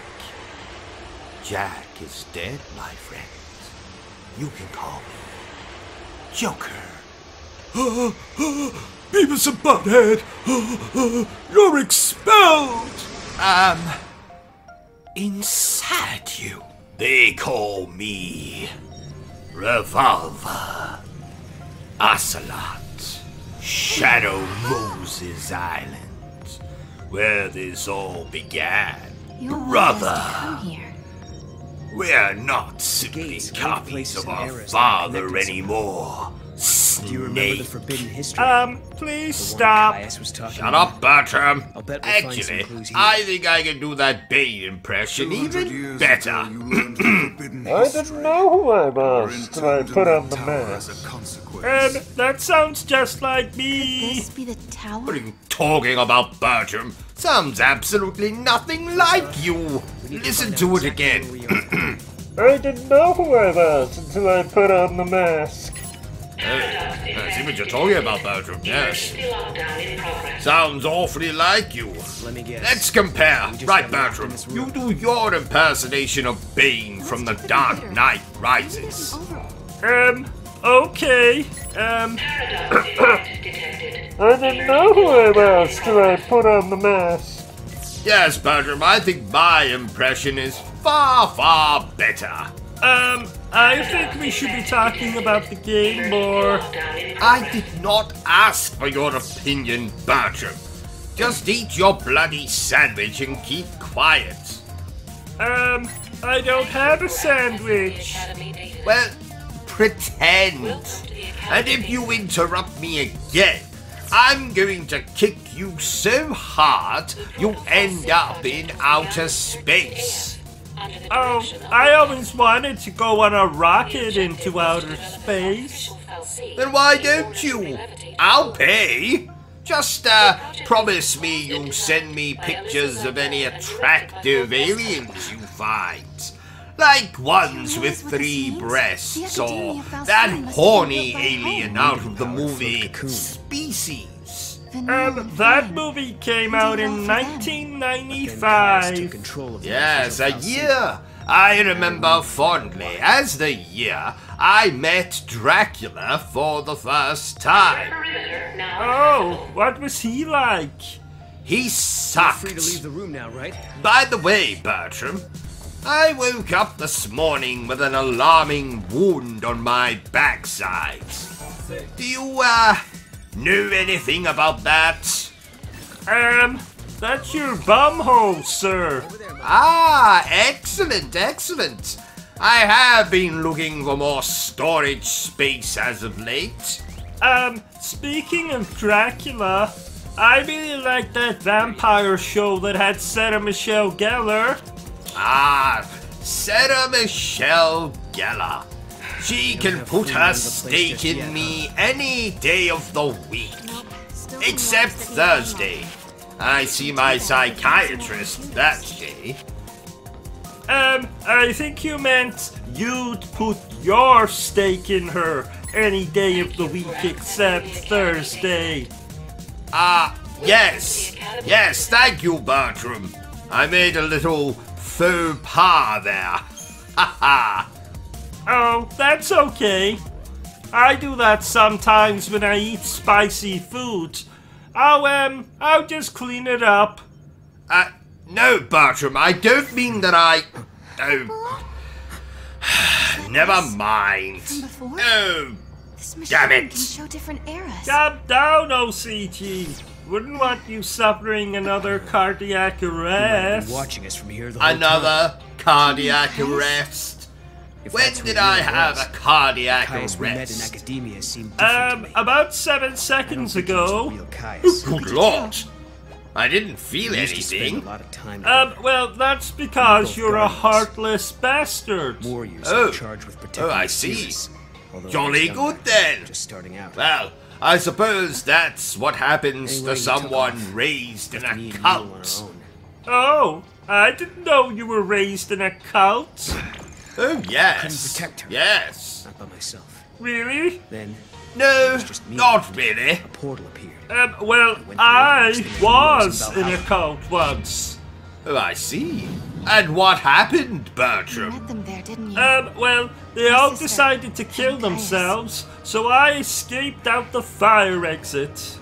Oh, if only you had stayed a few minutes longer. I could have been free of you. Sacrifice the Cirrus. What? Haha, I jest. Well, Mostly. Find him. So, what did this cult of yours worship? Brown paper bags. Oh. I see. Damn it! I need more coffee. I'll get it. Some of my memories. Thank you, Bertram. You are useful after all. I can't. That's the second time you've said that this week. I remember her face. When was the first? The other night when you told me to come into your bed and touch your... Yes, haha, thank you, Bertram. That'll be all.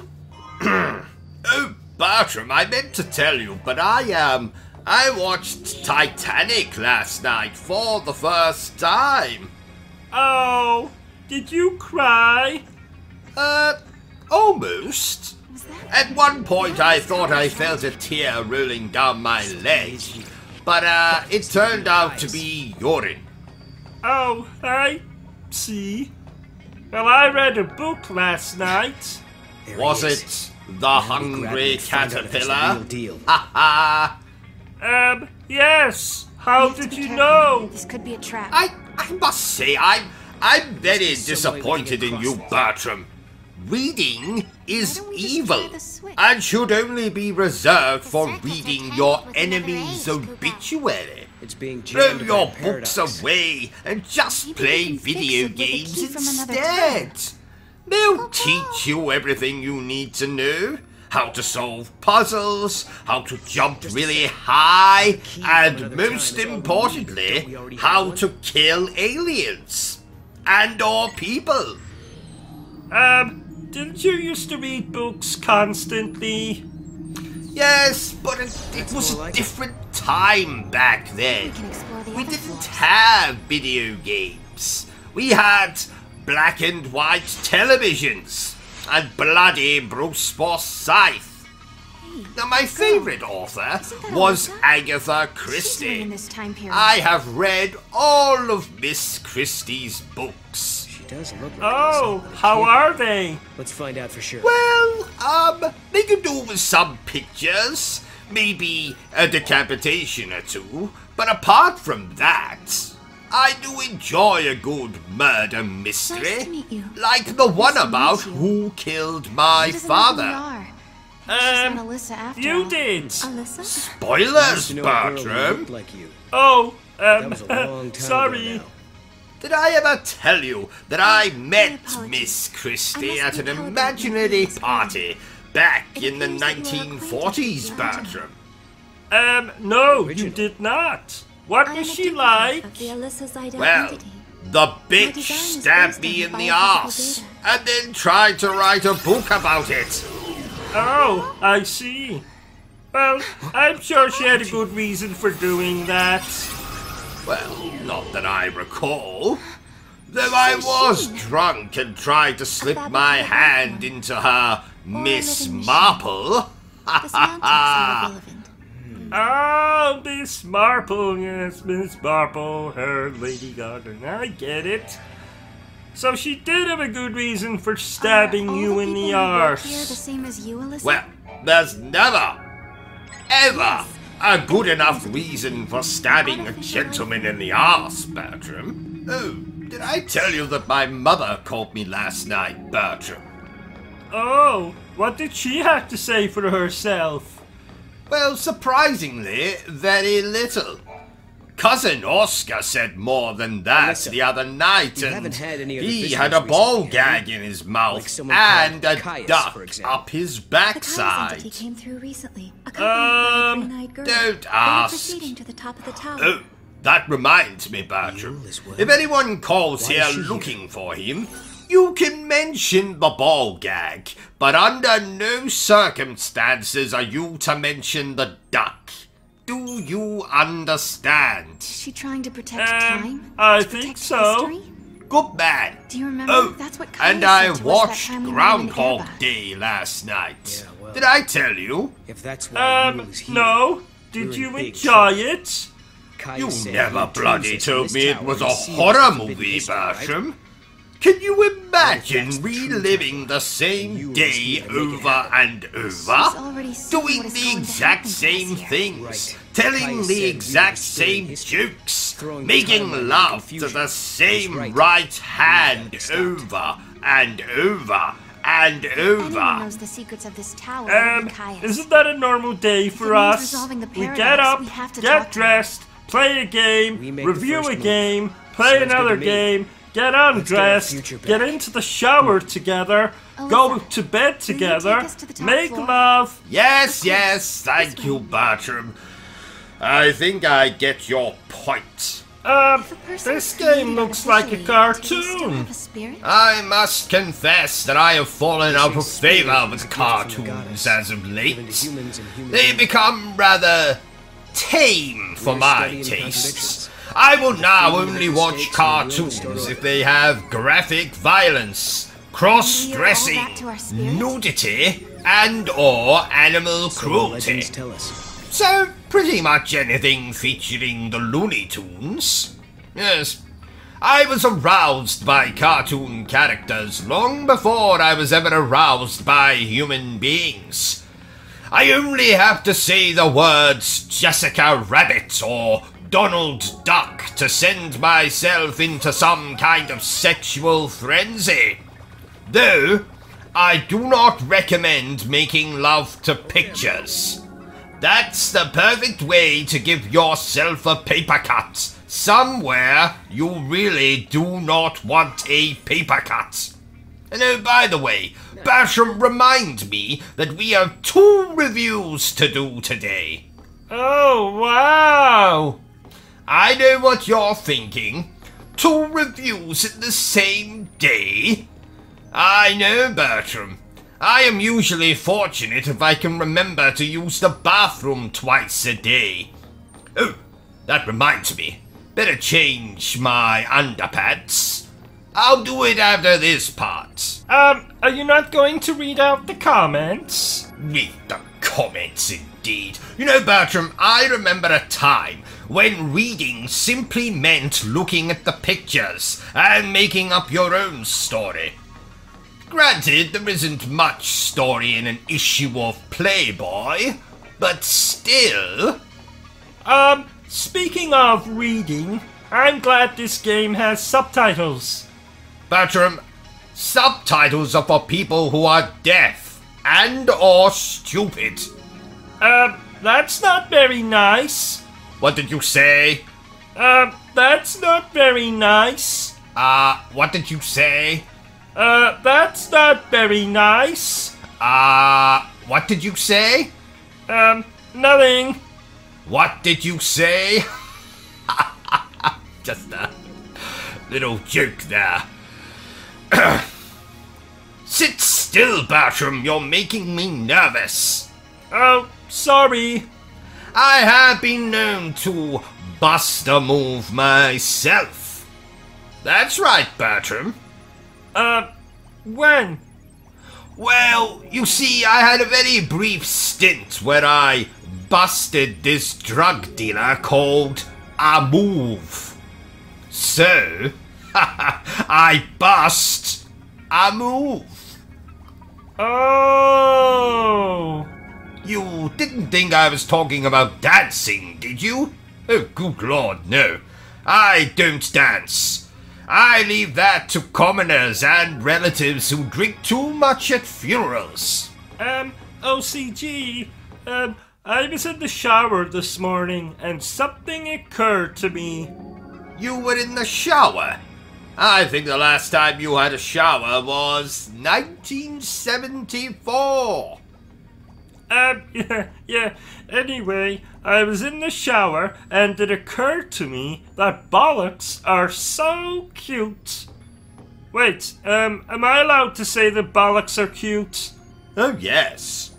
I have a particularly cute pair of bollocks myself. You may stroke them if you wish. Maybe later. Funny story. I once broke into Lara Croft's house and used her shower. That wasn't funny at all.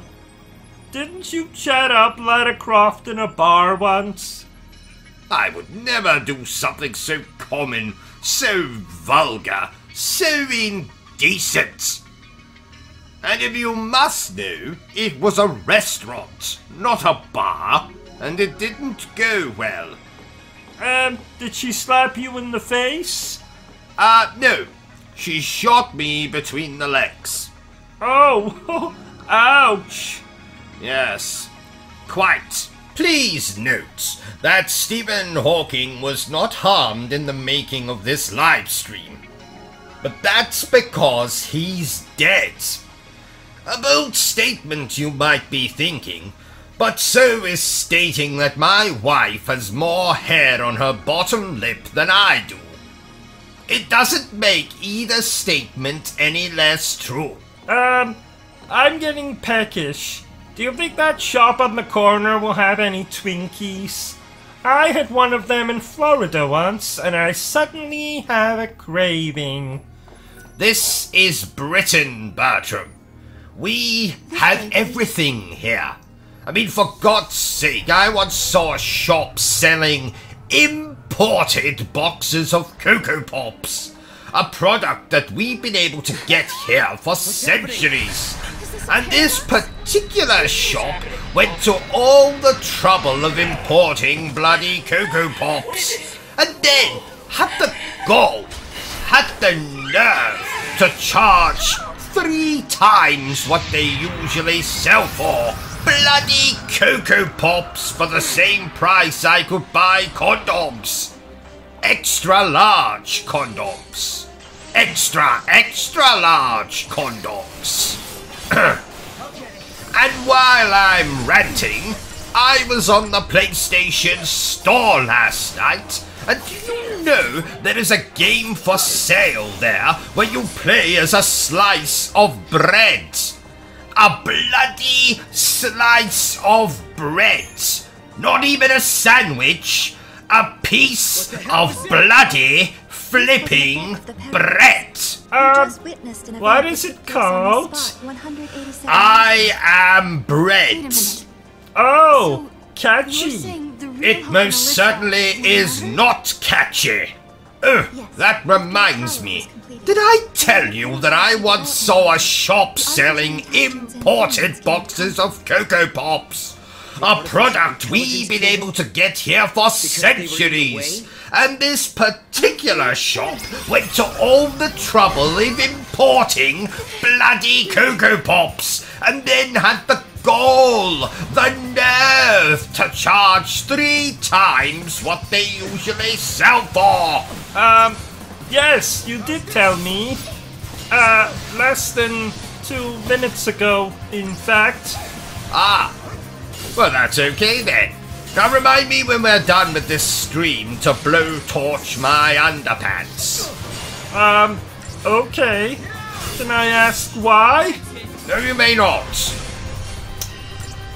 Well, if you must know, the dryer has broken down. Oh, I see. So, how is this game that you're playing? Well, it's about as much fun as tucking your sausage between your legs and talking like a girl. That's funny. Oh, thank you, Bertram. Do I get a prize? Oh, that won't be necessary. Now get back in your cage. Actually, hold that thought. Let me kill this imbecile first. You rang? I did not ring, Bertram. Oh, I thought you were calling for me. You said imbecile, and that's what you usually shout at me when you want something. Yes, that I do, but not this time. Back in your cage, imbecile. You rang? Go away. Now, where was I? Oh, yes. I, topped up your drink for you. Thank you, Bertram. You are useful after all. Oh, that's the second time you've said that this week. When was the first? The other night when you told me to come into your bed and touch your... Thank you, Bertram. I think that will be all. Go and play with, Mystic Meg. Well, now we've seen forbidden history. Never mind. Does that mean so, we're stuck here for good? Back to the game. Get out of the way, you idiot. What are you doing? Oh, I remember. She was that old woman who predicted the lottery numbers. Well done, Bertram. I had quite a crush on her. I take back my well done. Shut up, Bertram, and never speak again. And now a message from our sponsor. Yours truly, me. Ladies and gentlemen's toilets, thank you very much for watching my stream. 'Tis fabulous, isn't it? And aren't I the most handsome man you have ever seen? Agreed. I beg your pardon. Well, that's just rude. Are you hearing this, Bertram? Bertram! Wake up, Bertram! Ugh. Good help is so hard to find these days. You know, I think Bertram was a village idiot in a past life. Regardless, thank you very much for watching the stream.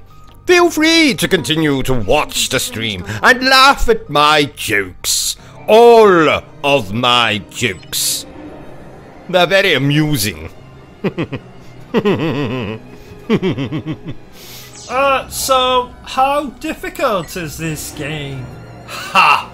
I've been more intimidated going to the toilet. The toilet? What's so intimidating about going to the toilet?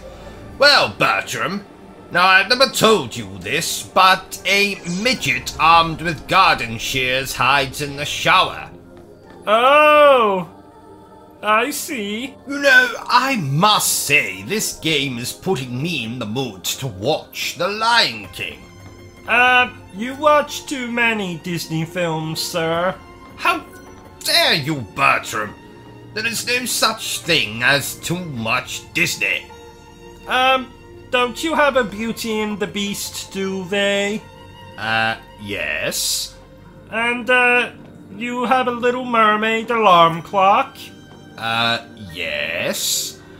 And, don't you masturbate to Disney erotica? 4 times a day, yes. What's your point? Nothing. Bertram, fetch me a monkey. Right now? Yes, right now. Have you got something better to do? But it's the middle of the night. Well, how else do you expect to procure a monkey from the local zoo unless it's during the night? You can't very well steal one during the day. Someone will see you. You're fucking me. Well, I didn't think you would notice. Can I at least finish my sandwich first? Yes, I suppose. Fetch me a monkey. How do you come up with these schemes? Because I am a genius. A genius? What about that time my arm fell off and you thought that you could simply superglue it back in the socket? It worked, did it not? But now I can't move my arm. At all. Well, at least it'll stop you masturbating. Isn't live streaming fun, Bertram? I haven't had this much fun since I slapped you with a fish. You've never slapped me with a fish. Well,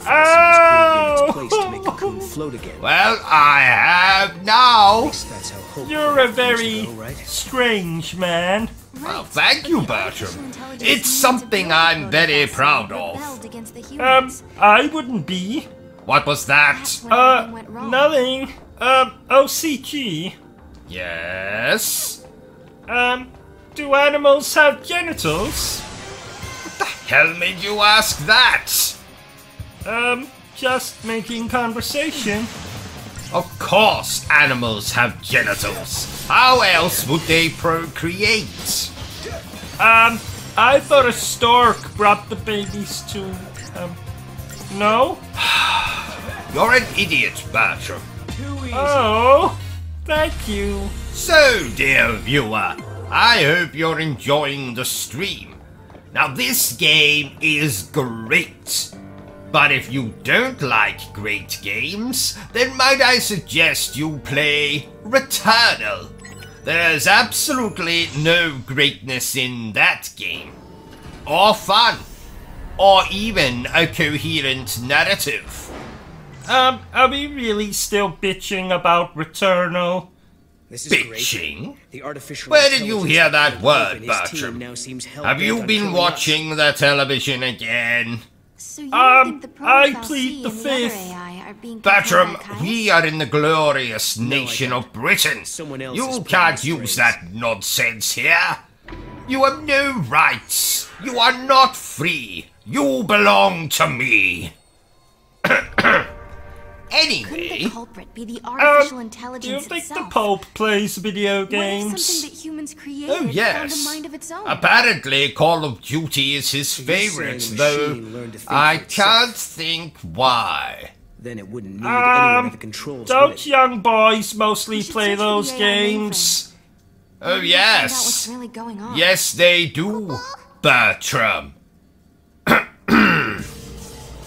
Moving on.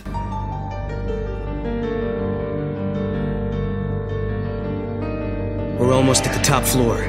I bet that's where Caius is. Better get our hands on an access key then.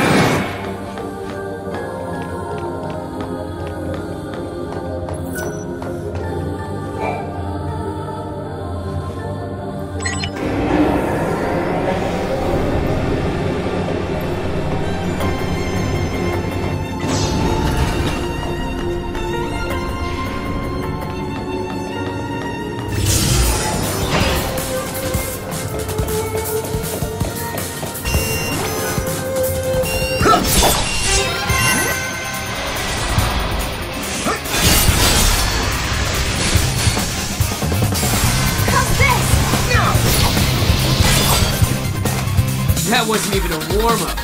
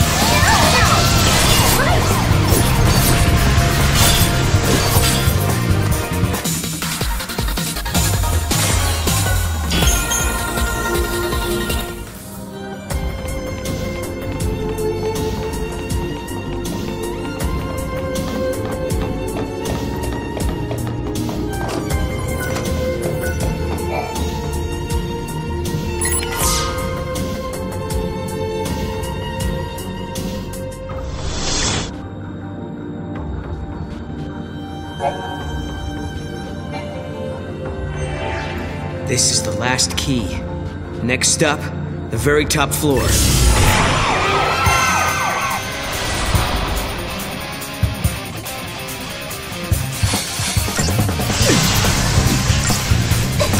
Scared yet?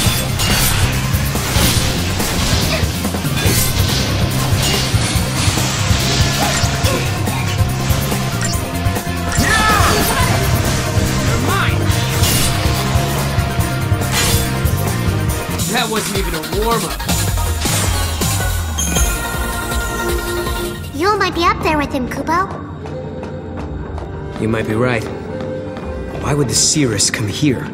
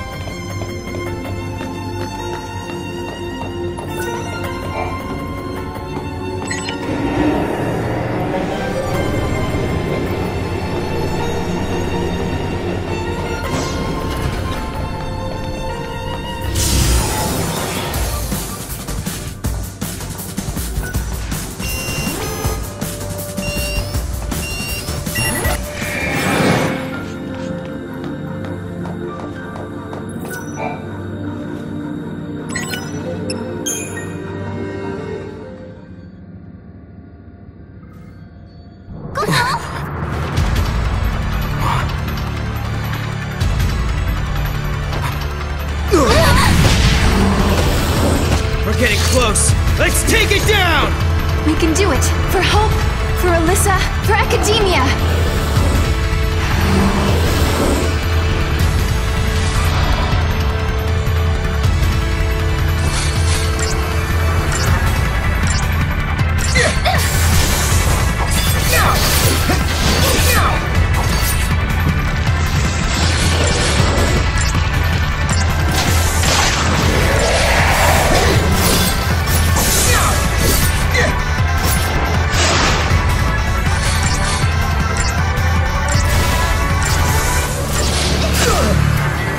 That wasn't even a warm-up.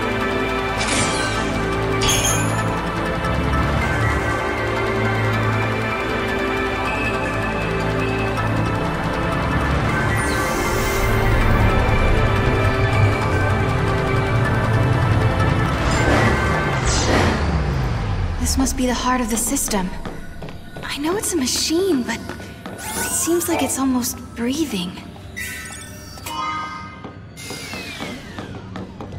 If what Alyssa was telling us is true, Yule and Caius should be up here as well. But are they with us? Or against us?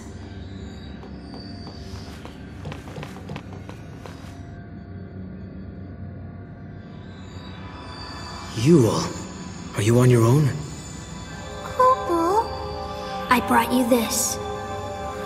Why? What should we do with it? You must protect the timeline. I saw you in Erba.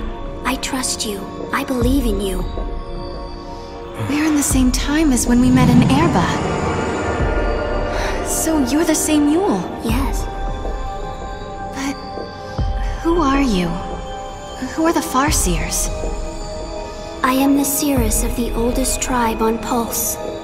My visions of the future are recorded and stored in the Oracle Drive. But that is long in the past. There is no more need to record the prophecies. I have Caius now. What do you mean? He is tasked with protecting the Cirrus and remembering her visions.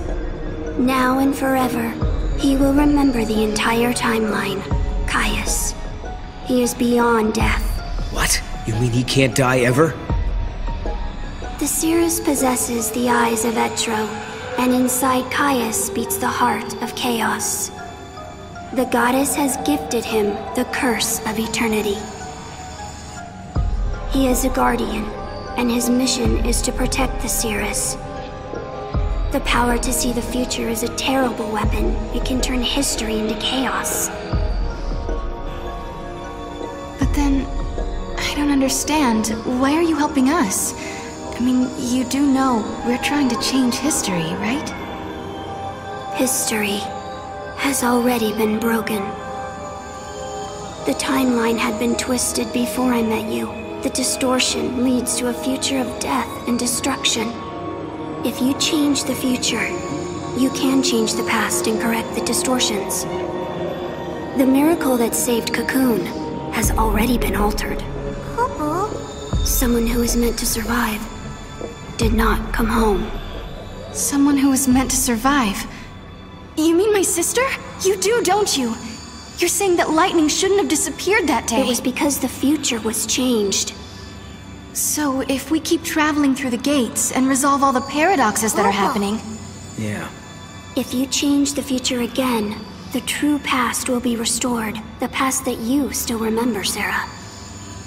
Together, the two of you can correct the timeline. Did you hear that, Noel? We've been doing the right thing all along. Yes. Can you tell us something else? Someone has been laying traps for us inside this tower. Do you know who's behind it?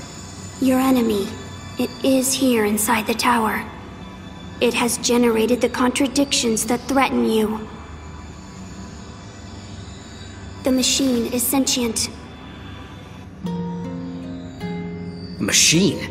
So the Caius who we met earlier in Academia, he was... An imitation created by the machine. And what about the other Caius? The one we saw in the tower? He is real. He brought me here. And when we are finished, he will take me away. Let's go. Yes, go. And please, let me see a new future. We'll do it. Good.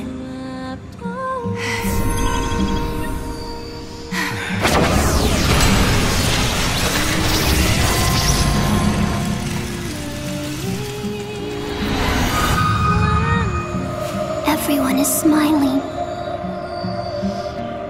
This is the future I wanted to see.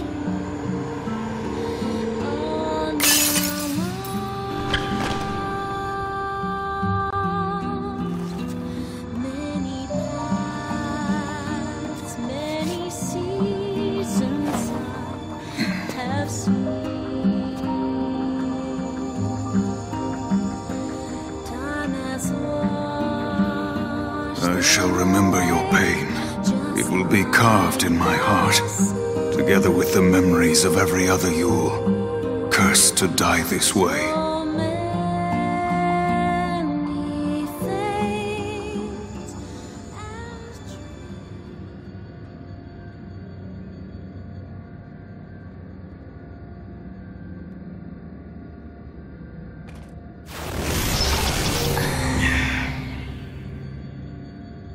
I'm worried about Yule. Couple. Yeah. But if we're going to fight, we can't afford to have doubts. She's hoping for a better future and believes we can make it. Look! The fake Caius was sent out from this place. But where's the enemy that Yule warned us about?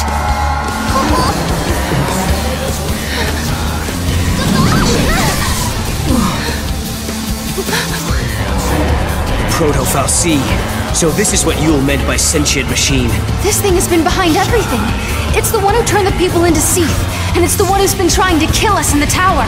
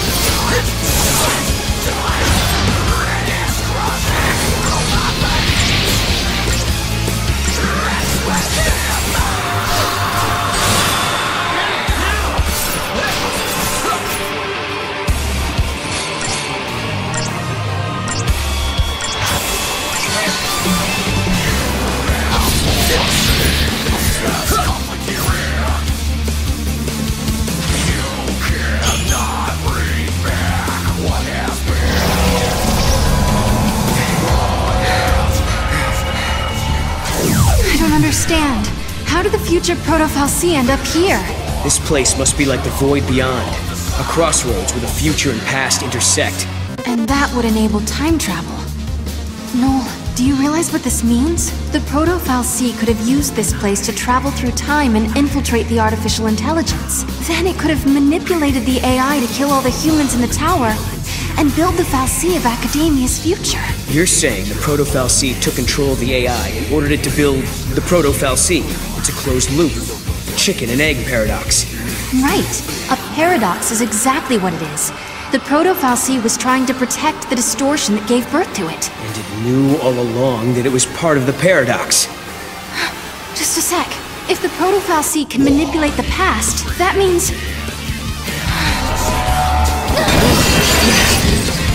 It can travel back in time and rebuild itself. As long as the crossroads exist, you cannot defeat the Proto-Fal'Cie, Kupo!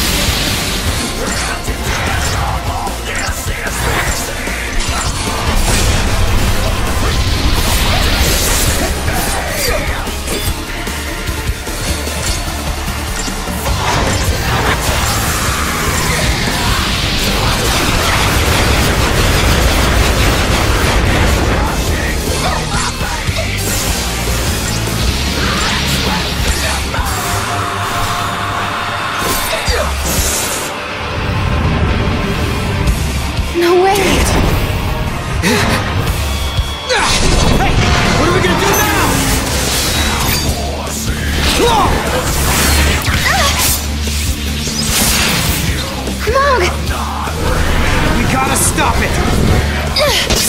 No!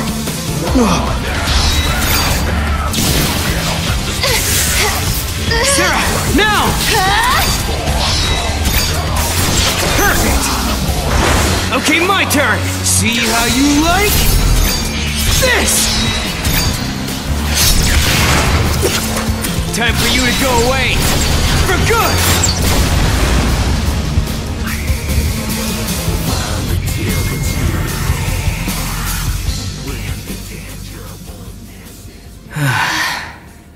Thanks to Mog, huh? Kupo! You guys play her out, Kupo. You saved the day. Thank you. You did great.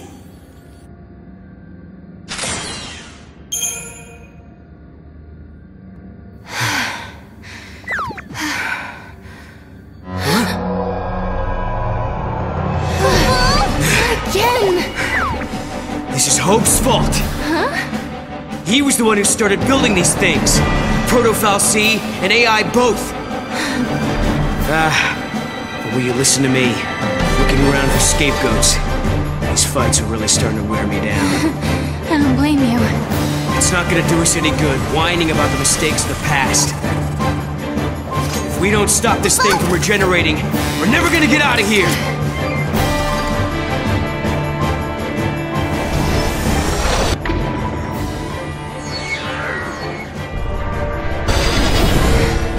The machine is manipulating the past. But then, there's no reason we can't either. Please, I hope you're watching this. Hope! Can you hear me? I've got a bone to pick with you. These machines you built... Sarah! ...are driving me nuts! Ah!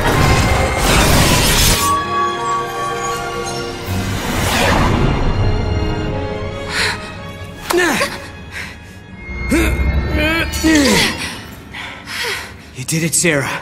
But I didn't do anything. At least, I don't think I did.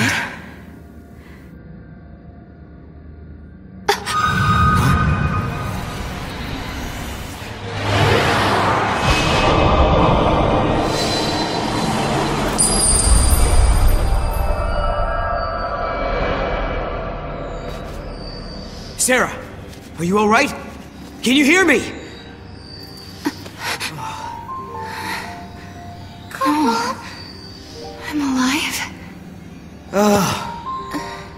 Oh, what a relief. You worry too much, Noel.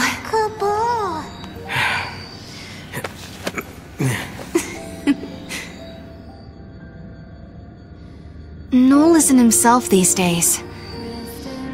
I wonder if it's because he can't remember the future.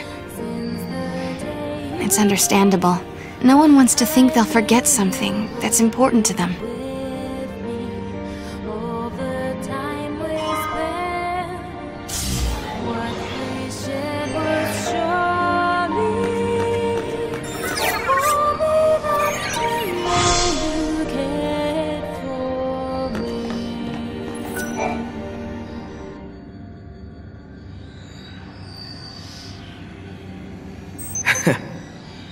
You know something?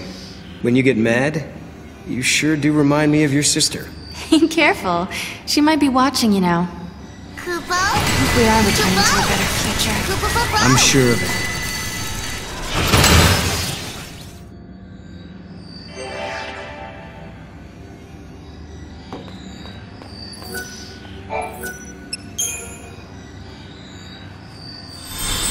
Dear viewers, thank you for tolerating, loving this live stream. It's great to have each and every single one of you here to stroke my ego. Now, go ahead and subscribe, hit that like button, and then share this video. Go on, do it. Do it. No, don't go and get a coffee. Get back here. Yes, you. I can see you going to get a coffee in the middle of this live stream. Did I say you could go and get a coffee? No, I did not. Get back here. Right. Now hit the subscribe thing. Yes, there you go. Now like the video. Well done. Good star for you.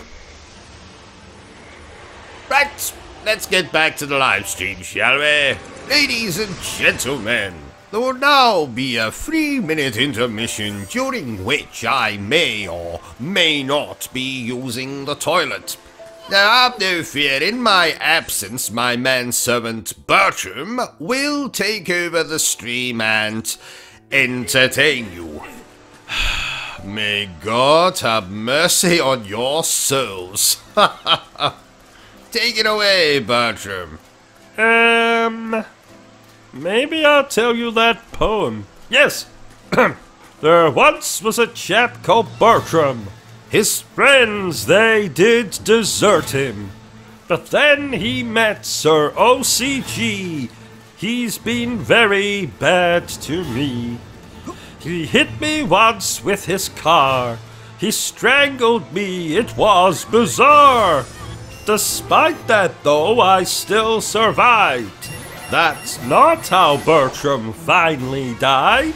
Late one night I heard a ghost. I ignored it and craved some toast. Went down the stairs to make a snack, when suddenly, panic attack.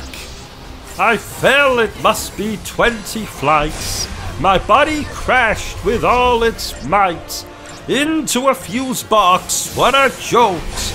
Got fried on 50,000 volts. There once was a chap called Bertrum. A witch doctor did revive him, and now I work for OCG, lie on this couch eternally. I watch him make his little streams, he just makes fun of everything. All the while I plot his end, I swear one day I'll have revenge. Right, Bertram, I'm back. That's quite enough of that bollocks. You didn't tell the viewers that terrible poem you wrote, did you? No. Good. Absolutely appalling. So let's quickly recap the plot for Final Fantasy XIII-2, shall we? Now the game opens in 3AF. And for those of you who don't know, AF stands for After Farting. The game opens in 3AF as the Pulse Town Sarah lives in is attacked by monsters. A stranger named No appears to help fight the monsters and claims to be a time traveler from 700 AF. He arrived in her time via Valhalla, where he claims to have met Lightning as she guarded the throne of the weakened Etru. As part of Lightning's transfer to Valhalla, she was erased from the fall of Cocoon onwards, making everyone except Sarah forget her being with them on Grand Pulse. That's Grand Pulse, not Grand Pulse, Grand Pulse. And paradoxes have erupted throughout time, warping the timeline. Sarah joins Noel in a journey to resolve these paradoxes by removing items and monsters that are out of their original time. She hopes to find her sister, and he hopes, he being Noel hopes to changing the bleak future he comes from. While journeying to 5 after farting to resolve a paradox on Cocoon, they meet and help Alyssa, an Academy member and survivor of the Purge. A massacre by the Sanctum at the beginning of Final Fantasy VIII.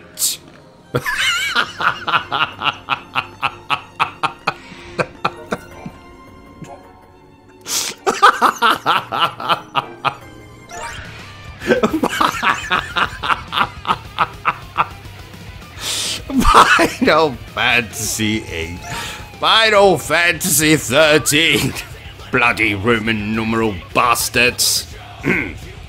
Traveling to the ruined city of Padra in 10 AF, they find Hope leading the academy, with Alyssa as his assistant. They also find a recording of prophecies made by one of the seeresses of Padra, who are believed to have died out centuries prior. One fragmented prophecy shows lightning in Valhalla. Padra is shrouded by an eclipse, which No says is not supposed to happen for several centuries. While Sarah and No resolve the paradox causing the eclipse, they encounter Caius Ballard, a man No knows from 700 AF, who opposes their mission, and Yule, who looks identical to a girl of the same name Noel knew in the future. After resolving the paradox, an alternative timeline appears in which there was never an eclipse. The repaired prophecy shows Caius in Valhalla fighting lightning and the pillar supporting Cocoon collapsing. No claims that this takes place around 400 AF, devastating the human population as well as the world, creating a future where he is the last human in existence. Sarah and No move on, while Hope and Alyssa work on finding a way to prevent the pillar's collapse. In 300 AF, the pair find Snow fighting a giant paradox-spewed monster that is dissolving the crystal pillar. After resolving the paradox, which delays the fall of Cocoon until 500 AF, Snow disappears again as an anomaly from another time. The pair then go to the city of Academia on Gran Pulse in 400 AF, where they are attacked by the city's AI, which claims they were killed 200 years previously. Traveling to 200 AF, they discover a paradox whereby a man-made foul sea meant to re-levitate Cocoon turned on its creators. Resolving the paradox, Noel and Sarah travel to an alternative 400 AF Academia. In this world, the pair find Hope and Alyssa again, who had put themselves in stasis. They explain their new plan to mechanically float a new cocoon to hold humanity, which Sarah and No help with before heading to 500 AF Academia. They are betrayed by Alyssa, revealed to be a living paradox doomed to disappear in the corrected timeline, and trapped by Caius in dream worlds. Before being trapped, Sarah meets the spirit of Yule, who explains that she is the seeress of Padra, continually reincarnated throughout history, while Caius is her immortal guardian, gifted with Etro's own heart. Yule explains that every time the timeline is changed, the resulting shock kills her. Caius has been driven mad by watching her die repeatedly, and seeks to end the process by unleashing the chaos trapped in Valhalla to destroy all time. Sarah has the same power, and risks death every time she changes the future. Resolving to go on, Sarah breaks free of her dream world and frees No from his, in which he is the last living human, after his Yule dies and Caius leaves for Valhalla. After briefly encountering lightning, the pair fight Caius, first in 500 AF Academia, and then in Valhalla. As they defeat him, he claims to have killed Lightning, then impales himself through the heart on Null's blade, killing the weakened Bertrum. When the pair return to Academia in 500 AF, where Vanille and Fang have been rescued from the collapsing pillar, and the new cocoon named Buenavalise has risen, Sarah dies in front of No and Hope from the shock of the future changing. A black cloud erupts from the sky as the chaos that Etro was keeping trapped breaks free. Lightning is then shown in crystal stasis on the throne of Etro's temple. If the player completes all optional parts of the game, they are shown an additional scene in which Caius is on the throne, declaring that the goddess is gone for good, and that Yule and he can begin a new life freed from their curse. So, that's the plot of Final Fantasy XIII-2. Isn't it bloody complicated?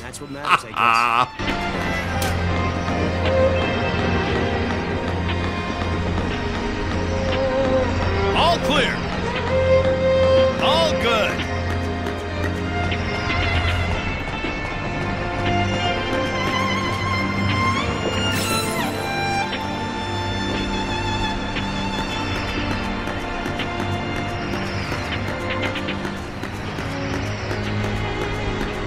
This needs to be delivered to the Academy. Another relaxing day. Random shampoo dries out. Please make sure.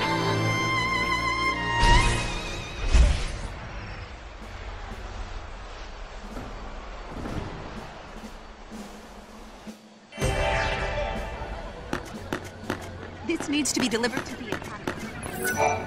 Welcome to the Academy head office. Maybe it's time. Hi there.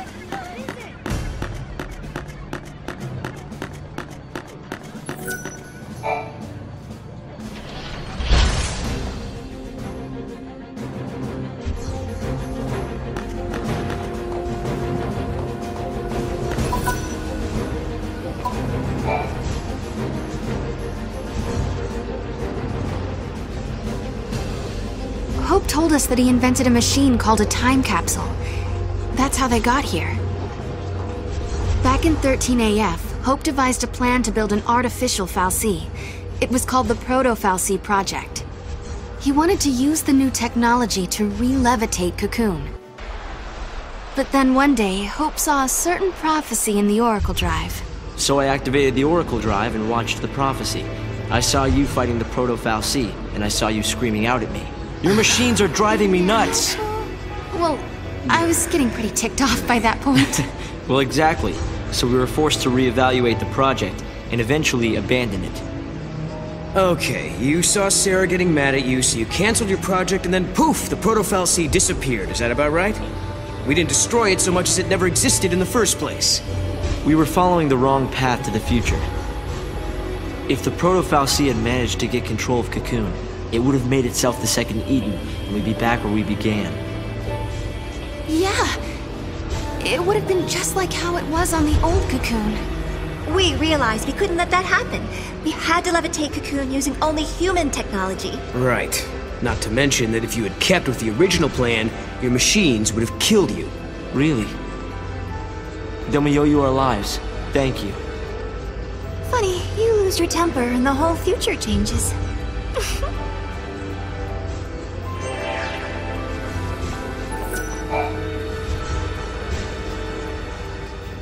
So, I bet you're dying to know how we came to the future, huh? Kinda. You've heard about the time capsule we used? It's a device that slows down time only for its occupants.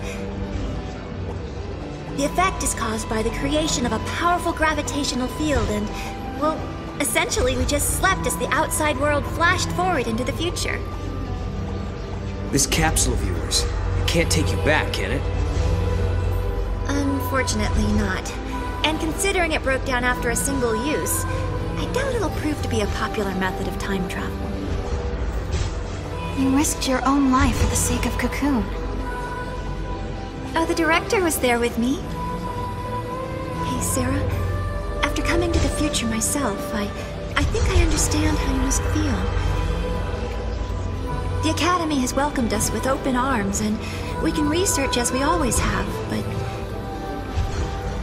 sometimes I get these terrible anxiety attacks. Alyssa... Please, Sarah, you have to let me apologize for the way I treated you in the past. Maybe you can't forgive me for that, but I hope as fellow time travelers, we can face the future on friendly terms.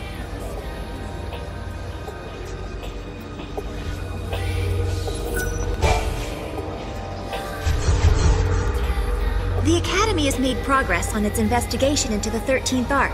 At this stage, there is good news and there is bad news. Let's hear the good news first.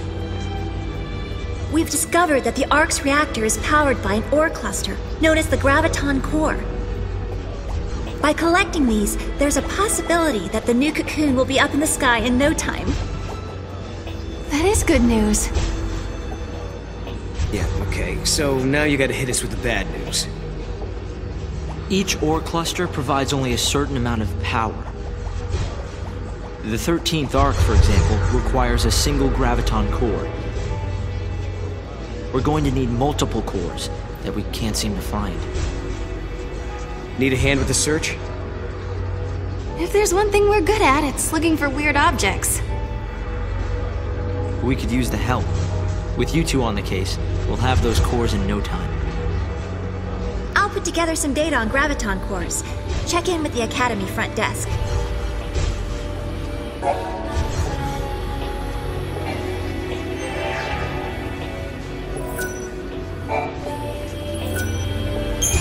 I can't believe it! You found a Graviton core! If you don't mind, I'll just take a sliver for my research.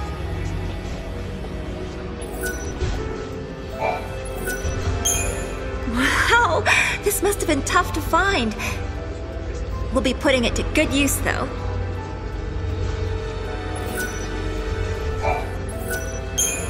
Oh, thanks to you two, we almost have all the cores we need.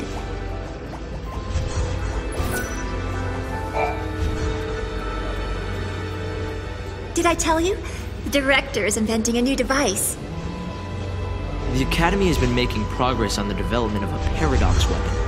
A very powerful weapon that feeds on time-distorting energies. Using a paradox against itself, huh? Exactly. There's a possibility we may come up against the man who appears in the Oracle Drive recordings. The war has already begun, and we're fighting to protect the future itself. A battle to the end against Caius. But, Director, didn't you say you were missing a certain material? A chaos crystal. It's a solidified chunk of paradox energy, but according to the data, it doesn't exist in this time period. Well, hey, you've still got us.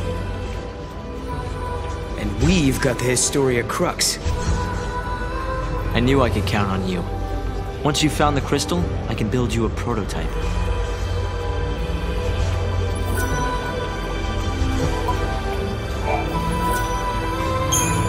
You've brought us another cluster? Thank you so much.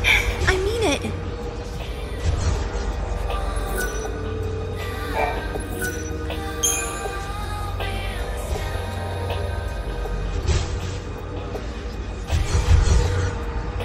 Sarah, did you really do it?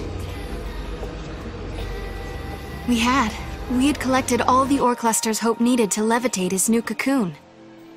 I don't think I'd ever seen Hope look so happy and excited. But this was just the beginning.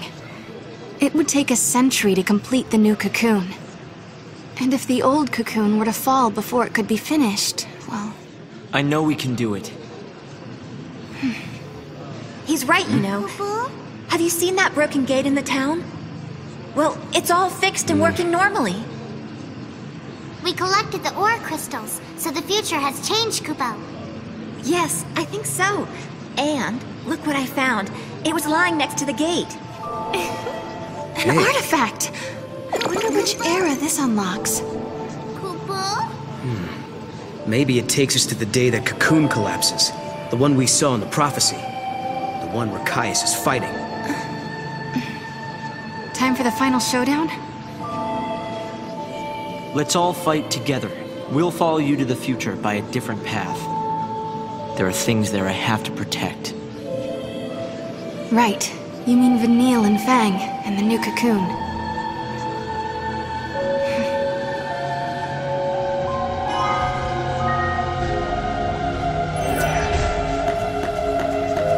Hi there.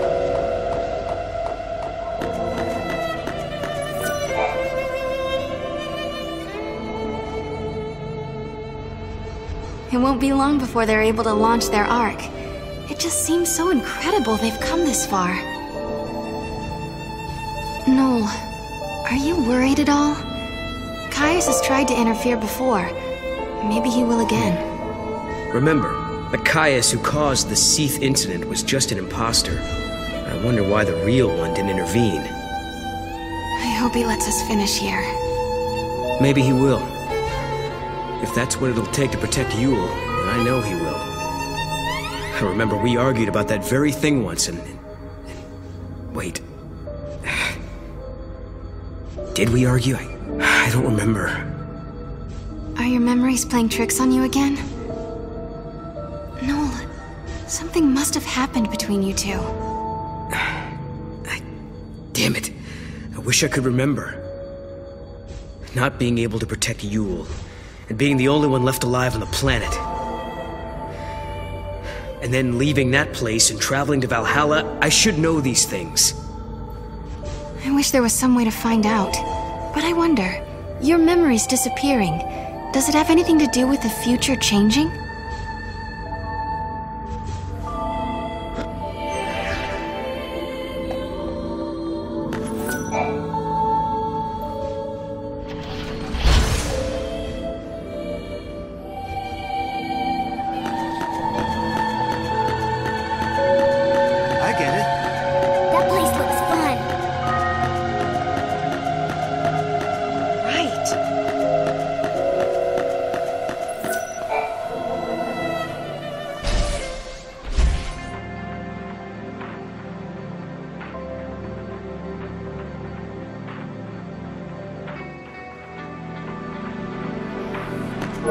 We allow everyone to visit the Academy.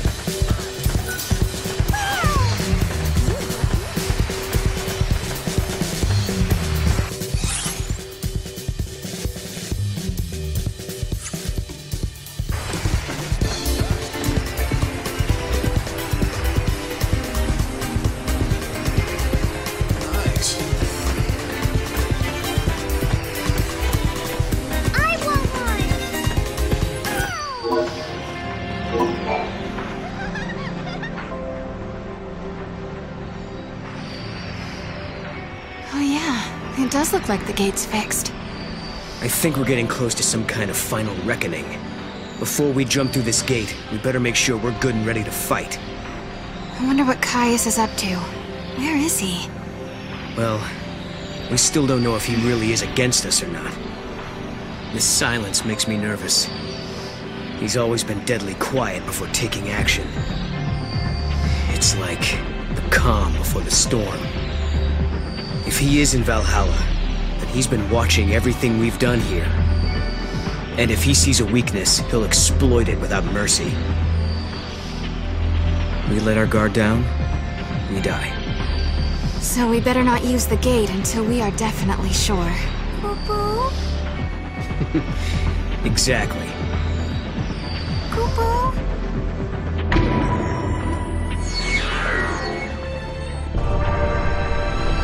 Let's go. We don't have anything else to do here now. If we have to fight Caius now, then so be it. I'm ready. All right then. Let's go do it.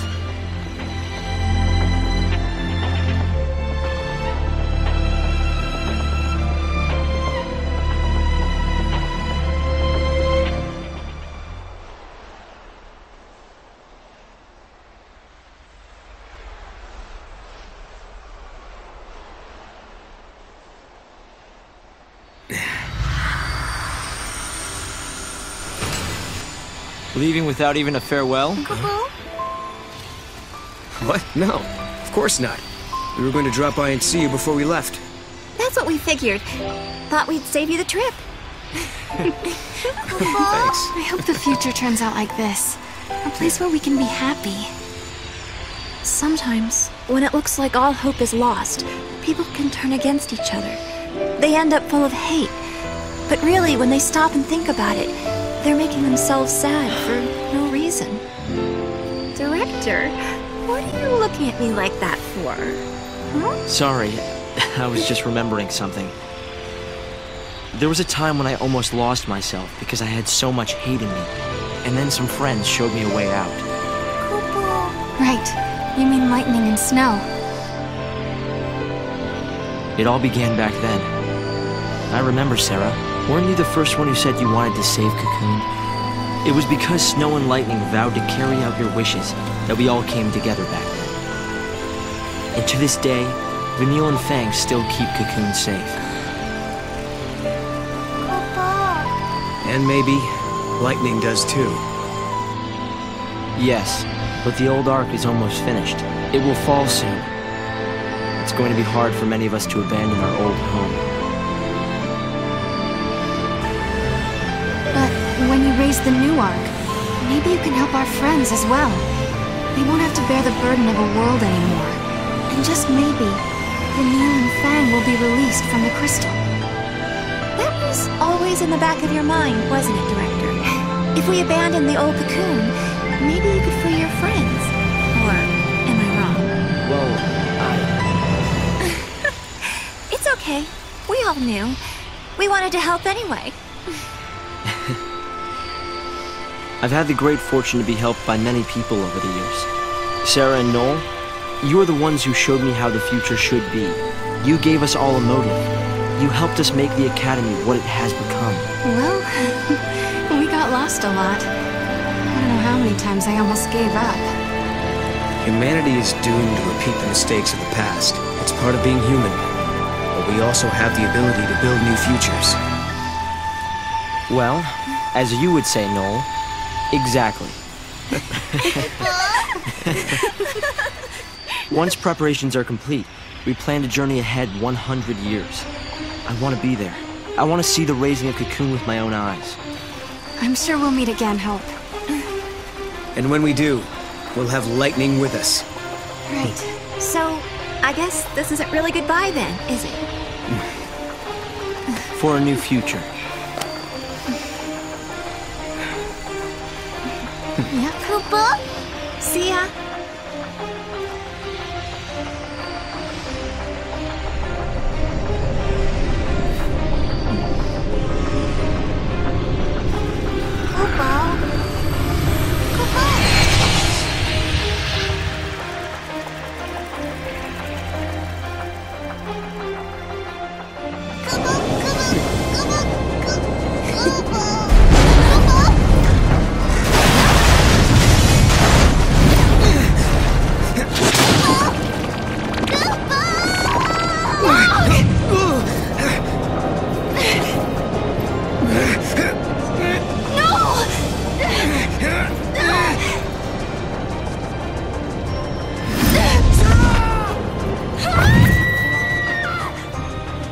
I'm sorry, but in the new future that you wish to build, I no longer exist. Goodbye.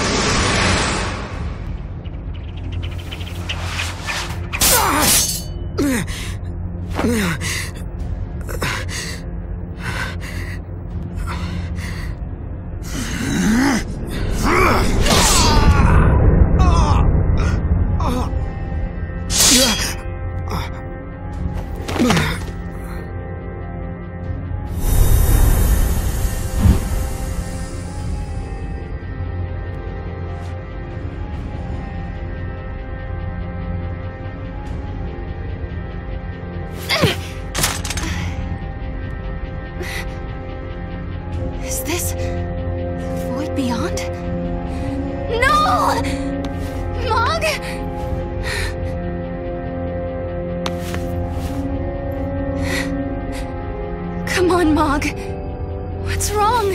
Why won't you answer me? This can't be.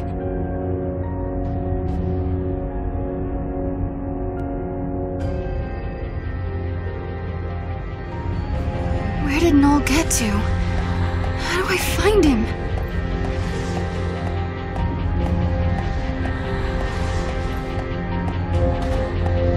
Come on, Mog. What's wrong with you?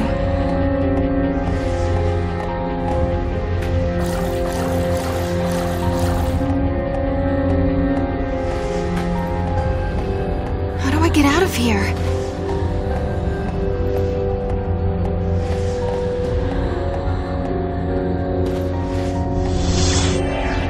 Wait, is that Yule?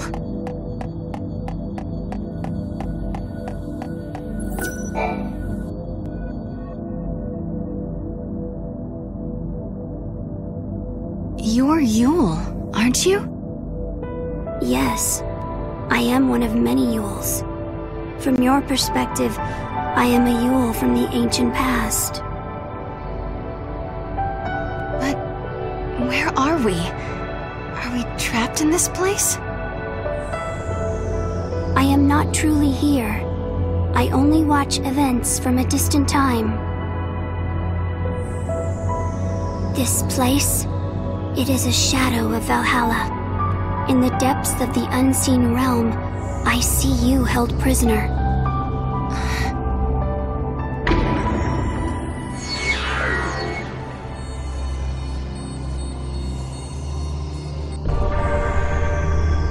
But how do I get out? Is there any way for me to escape? This dream is eternal. Is there a way to wake yourself from a dream that never ends? Are you saying I can't ever leave?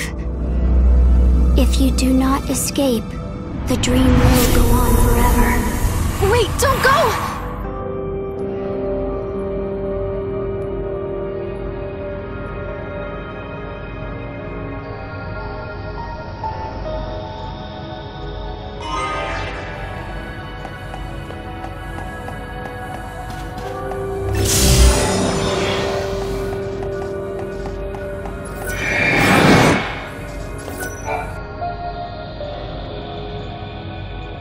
You're a different Yule, aren't you?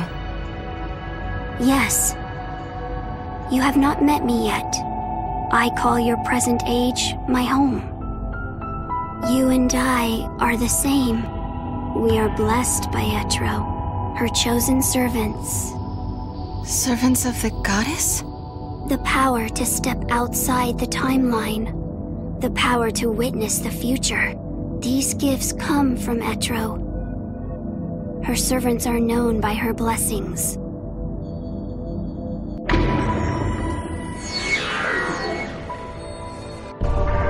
If I'm a servant of the goddess, what am I supposed to do? Etro only gives, she does not command. The use of these powers is left up to you. Repair the timeline if you will, or warp it beyond recognition, as your conscience allows.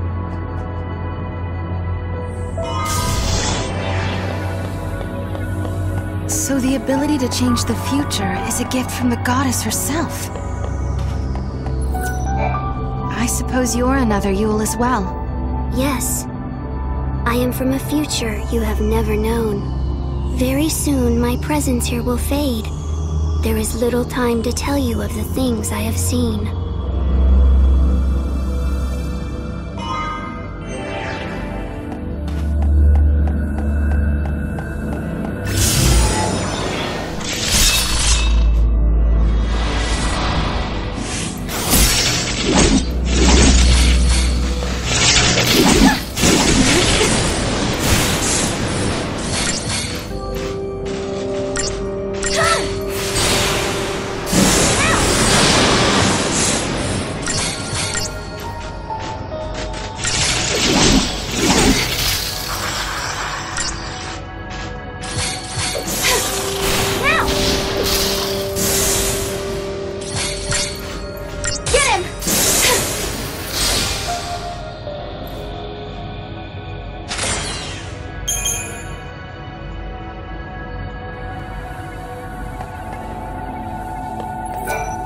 Once upon a time, there were 6 and 1 l'Cie, and their story is a miracle.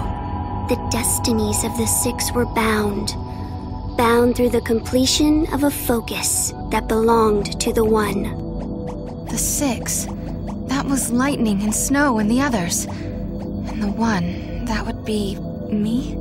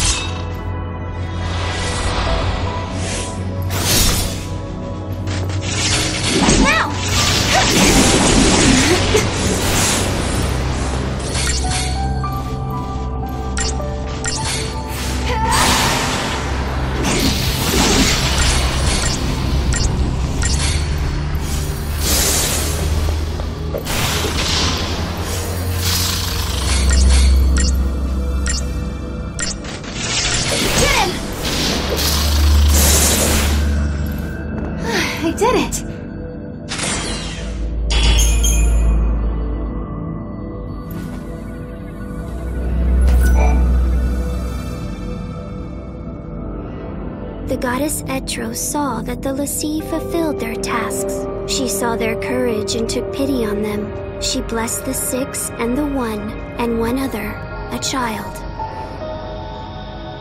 And so she released them from the prison of crystal. You mean it was the goddess who saved us that day? Yes, but in doing so, she warped time itself. Etro was fading away, and she could not restore it. But perhaps you had the power to repair the distortion, and perhaps you did. Perhaps I did. What do you mean?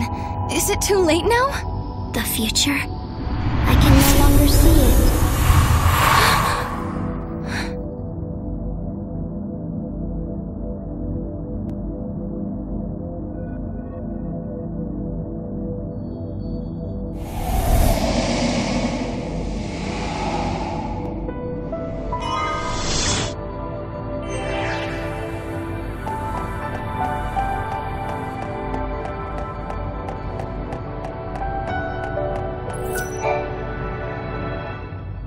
My God! What the hell do you think you're doing? I'm not doing anything. I'm not talking to you, Bertrum.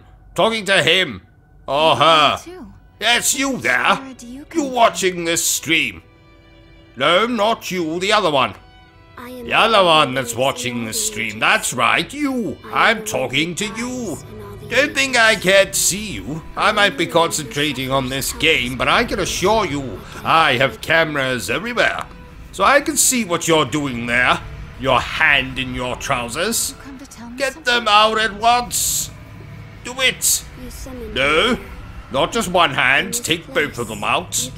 That's right. Good. Right, now you just watch the stream and behave, okay? I'm confused. Well, Bertrum, it's quite simple. I just caught one of our viewers masturbating. Oh! Yes. Disgusting habits. Nope, don't put your hands back in. That's right, you pick up that soda or soft drink or whatever the hell you want to call it. You just use your hands to pick that up. Oh, I meant to tell you, Bertrum, but my old fencing instructor Stan died this morning. Oh, poor Stan. Poor Stan? There was nothing poor about him.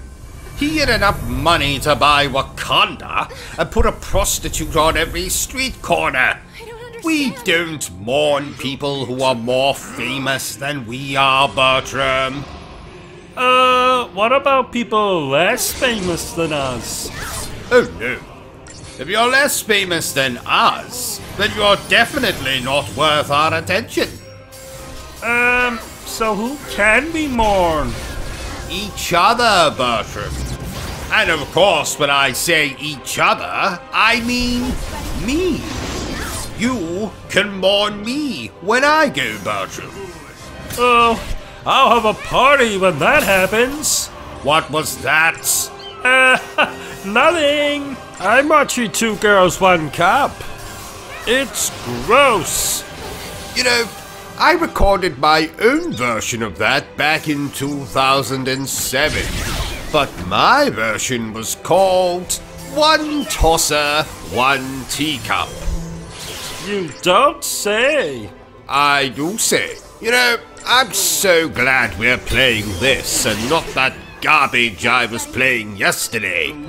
What the hell was it called again? Ass to Mouth or something. Anyway, I put off playing it for a very long time. And I wish I just played the bloody thing because I found it about as enjoyable as ramming a garden gnome into my urethra. But O.C.G, didn't Ass to Mouth or whatever it is called get amazing reviews? Well, viewer with the stupid voice, that game does indeed have amazing reviews. But those reviewers are lying to you. I, on the other hand, am not lying to you when I say that I would rather stick needles into my groin than play that bloody game again. The combat was too hard. The bloody boss fights were too hard. The lack of gratuitous lovemaking scenes did not make me hard. So, Ass to Mouth was an experience I'd care not to repeat in this life or the next. Unless, of course, someone's asking me to do it for real. In that case, I would be like, hell yes, I'll do that to you, attractive actor. Let's move on. Right, let's get this game finished quickly.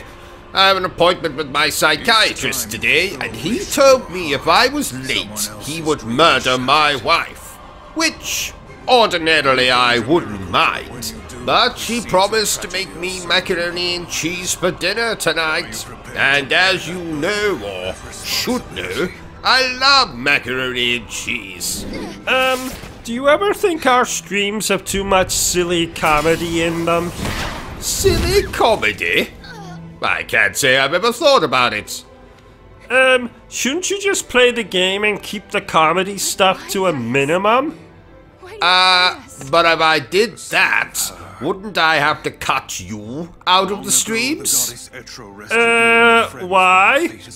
Because the only reason you exist is for comedy purposes. I mean, take your voice, for instance. It's ridiculous! No one actually talks like that. So clearly, you are here for comic relief.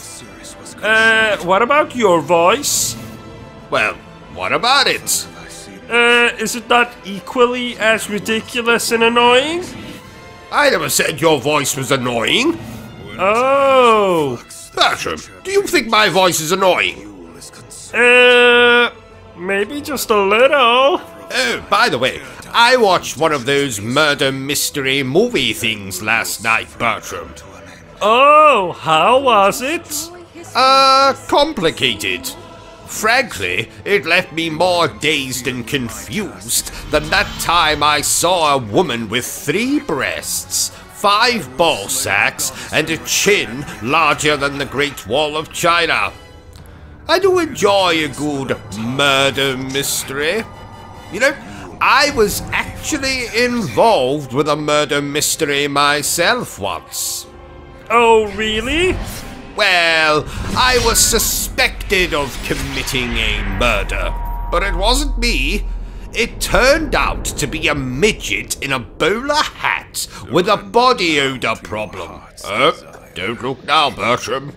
That chap from next door is looking through our window again. What chap from next door? You know, the one with the lazy eye and the hunchback. Derek? No, the other one. The one that's even uglier than he is. Malcolm? No, the other one. I think they all live together. They're a trio of very ugly people. So who's the third member of that trio? Toby? Yes, Toby, that's it. Yes, I think he's looking through our window. I think he's looking for you, Bertram. Why would he be looking for me? Well, because you are romantically entangled, are you not? Well, not at this exact moment, we're not. No, I don't mean right now, because obviously we're streaming this game right now, but are you not usually attached by the penis? I mean, you know, attached in a romantic sense. You not usually hang out together. I guess so. Yes, so you're boyfriend and boyfriend, no? Well, I've never really thought of it that way. Well, maybe it's time that you do start thinking of it that way, Bertram. This could be your opportunity to fly the coop, so to speak. If you and this... what was his name again? Toby. If you and this Toby decide to get married or, God forbid, have children, you could leave this place and, I'd be completely alone. I'd have no one. And that would make me very sad. No, actually, Bertram, I actually think you and Toby should, break up. I think you should break up right now. Go on over to that window and you tell that ugly mother thumper that, tell him you found someone else. Tell him I'm your boyfriend if you want. I mean, you don't have to. There's no obligation to tell him that. But I mean, if you really want to, you can tell him that. I mean, I don't really mind either way. I mean, you can do what you want. But, oh, that isn't Toby at the window. That's Malcolm. Oh. Oh well, never mind what I just said then. Let's get on with the game. You know, I've been looking forward to playing this, Bertram. I bathed, I changed my underpants, something I never do. I lit some candles, I opened a bottle of wine. A crate of wine? A crate of wine. All we need is some scantily clad prostitutes, and this will be a proper party. Wouldn't they distract from the game, though? Oh. I never really thought of that. Yes, probably for the best that there's no prostitutes here. Right, I think it's time for a poem. Lady Demetresque, with the marvelous breasts, how I long to shag you where you rest. I will spill my milk upon your chest. As a lover, you're the best. Ha ha ha ha ha. It's not Shakespeare, I admit, but I think it sums up my feelings quite nicely. It was most, romantic, sir. Thank you, Bertram. I agree. I agree. Where do you think Lady Demetresque buys her clothes? Never mind that, Bertram. I want to know where she buys her tampons. And what size. Do tampons come in very fucking large size? I don't know. Well, find out, damn it. What am I paying you for? You don't pay me. Oh, that's right. Ha ha ha. But still, I want to know, Bertram. I have to know. Oh, I'll see what I can do. You know, Bertram, I do love me a bit of hacking and slashing. Oh, is that why you have a I Heart Jack the Ripper t-shirt? It is indeed, Bertram. I couldn't do it. I meant to tell you, but when I last washed that t-shirt, it came out pink. Don't kill me. Why would I kill you, Bertram? Pink just so happens to be my favorite color. Oh, really? No, not really. I am absolutely going to cut your bollocks off with a spoon when we finish this game. Oh no! You always know I like a game when I have an erection for the duration of playing it. Haha. How long have you had this particular erection? 10 hours and counting. Which either means I love this game, or there's something wrong with me. Oh, there's plenty wrong with you. Shut up, Bertrum. So, Bertrum, this game is from... A series that you love? A series that I love. And you also loved this game. And I also loved this game. Wait a minute. What are you doing, Bertrum? Why are you reading from my script? Well, I noticed that you didn't give me a lot to say outside of, oh my, or, oh. So I thought I would give myself more to do. You want more to do? Get me a bloody coffee. What do you think I pay you for? But you don't pay me. Shut up, Bertrum. I pay you with sexual favors as well, you know. Just get me a coffee, right? If you'll excuse me, I'm off to call my fictional wife a myriad of dreadful names. Oh no, you're not getting off that easy. You'll finish this game even if it kills me. Oh, if only you would die, Bertrum. Then I could inherit that collection of mannequin heads you have. No. Those are my friends. Stop lying, Bertrum. You don't have any friends. You have inanimate objects that you occasionally engage in one-sided conversation with. Pot, kettle, black? Oh. Touché. Fine. Forgive me, dear viewer, but we must get through this game quickly. I am currently being chased by a man in a gorilla costume through the London Underground. I'll explain later. Uh-oh, Monkey Boy is gaining on me. I'll just hide in this toilet. Good morning, sir. Nice penis. Sir, stop pointing your penis at me. Uh-oh, here comes King Kong. Well, this is awkward. Tell me, Monkey, is it true that you and Tarzan are more than just friends? Here you go. Thank you, Bertrum. What the hell is wrong with this coffee? I put poison in it. I'm sick and tired of you treating me like shit. Oh. Okay then. Right, let's cut the cow shit. This game is amazing.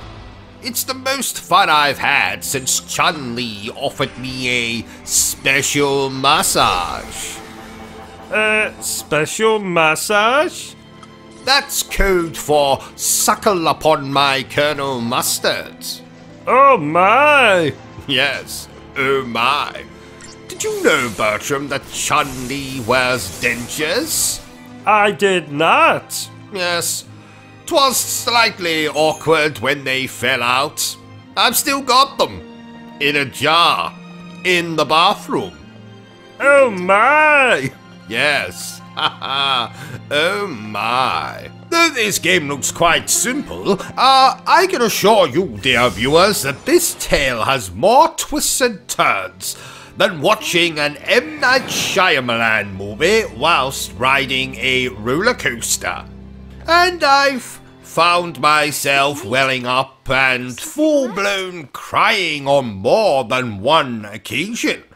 So not only is it twisty like a roller coaster, it's also an emotional roller coaster. Haha. So what else can I tell you about this game? Oh, yes! Now, as you can see, graphically and musically, this game is beautiful. And for the idiots amongst you, musically is a posh way of saying music. Oh, I knew that. No one cares, Bertram. Now you know why I poisoned you. That's a good one. Poisoned me. I suddenly feel quite unwell. Oh, good. Wait a bloody minute. Did you actually poison me, Bertram? Uh-huh.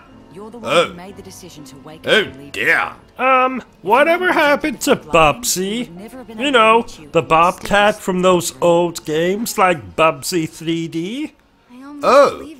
Well, the last I heard, he was sentenced to be anally probed by aliens for eternity. Oh my! Yes.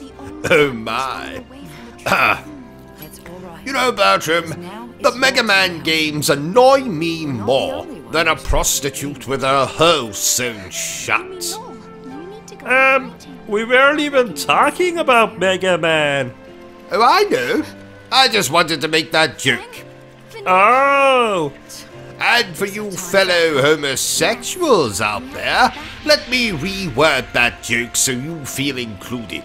The Mega Man games annoy me more than a male gigolo with his hole sewn shut.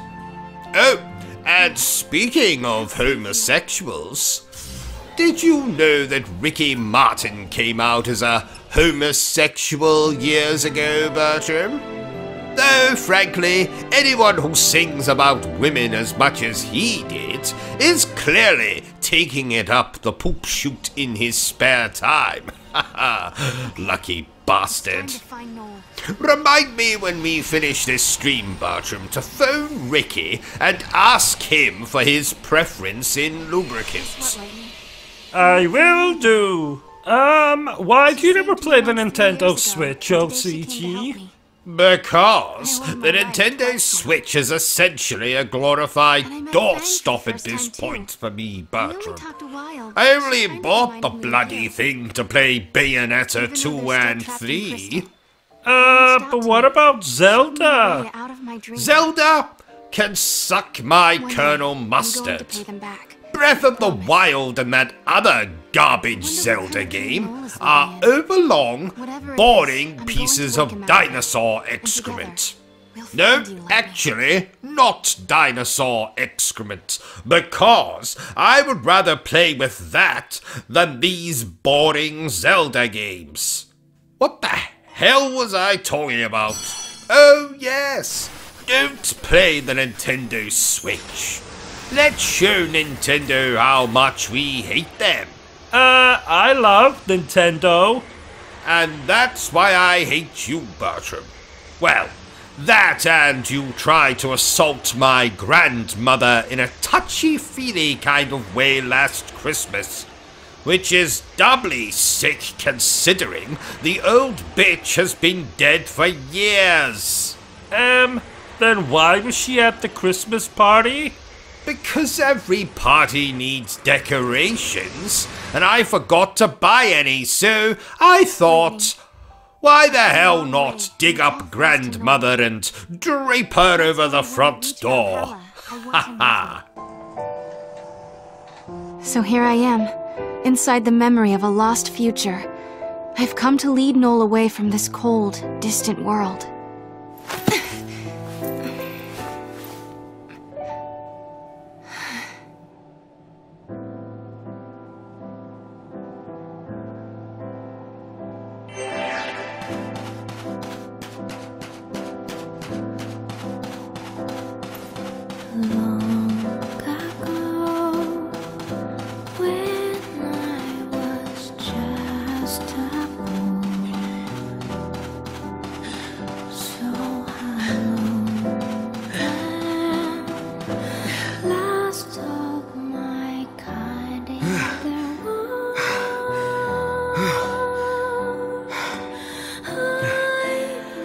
Boy, oh boy.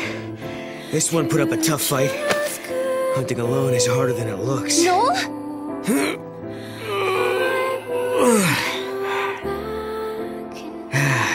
But this should do it for the birthday feast.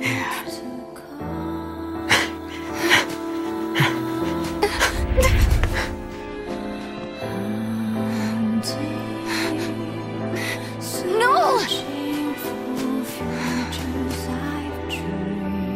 This place, it must be Noel's dream world.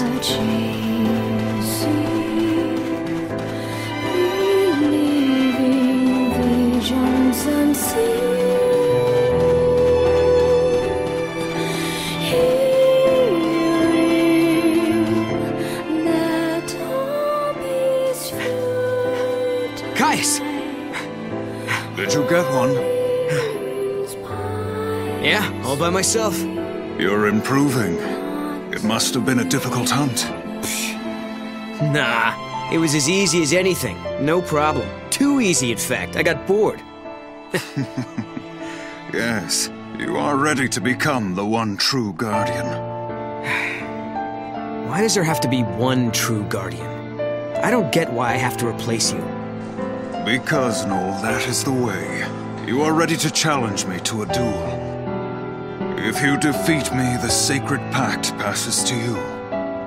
Just as I once defeated my predecessor. What happened to him, anyway? I killed him. That is the law of the Guardians. There can only be one. Noel, if you wish to succeed me, you must kill me. There's no way, Caius. I want to fight you, not kill you.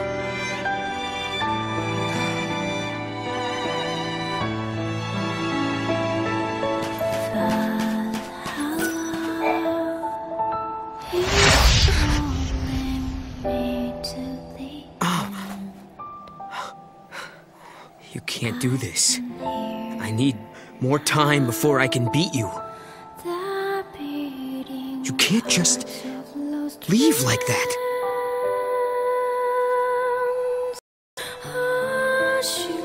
I wanted to get stronger than Caius, so I began training with swords. I'd never beat him at his own style, so I went with 2 blades. If I didn't kill Caius, I couldn't become the next Guardian. But there was no way I was following some musty old rule like that. Problem was, I wanted the power of chaos that all Guardians were given. Caius Ballad, I wanted to stand at your side and help protect you. But you, Caius, you left before I had the chance.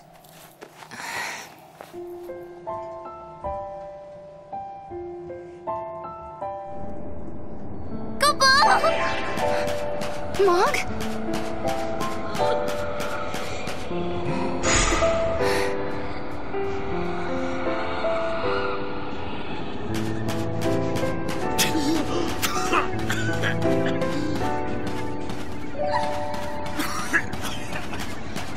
Come on, Noel.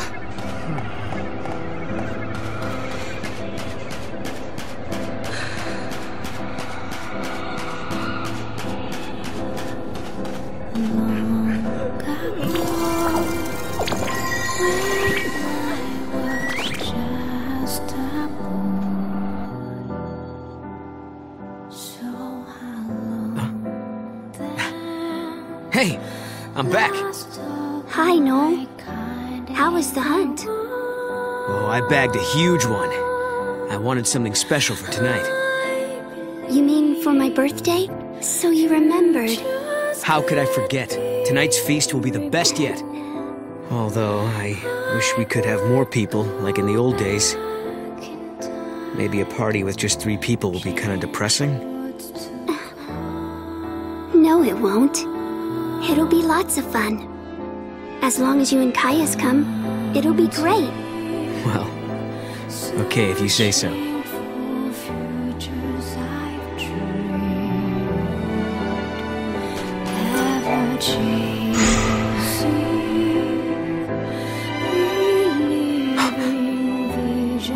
Yule!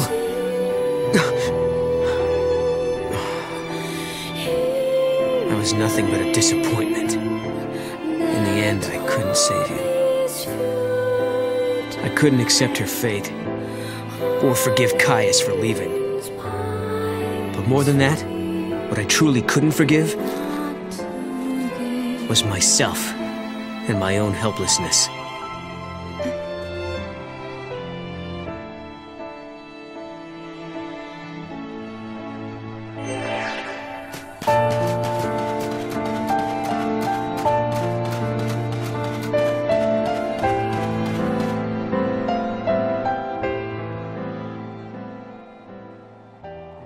Well, are you ready to kill me?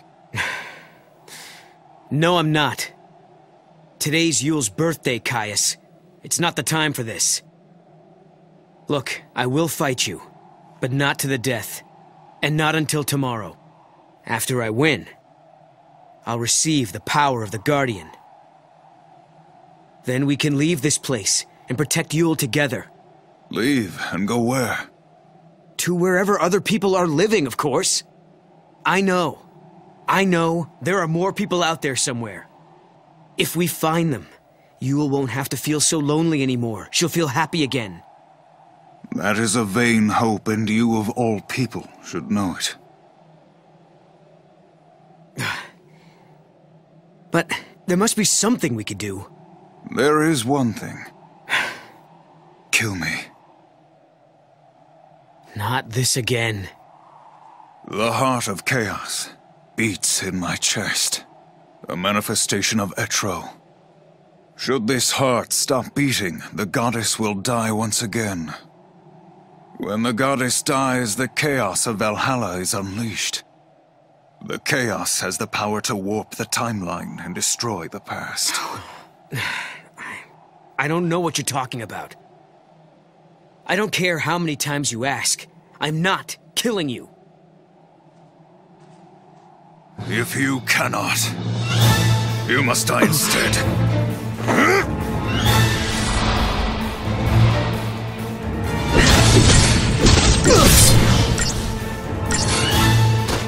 We have been cursed with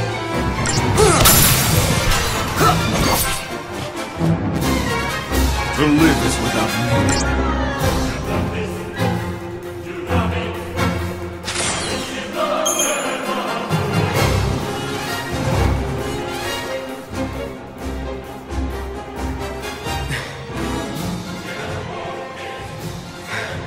It's as I feared.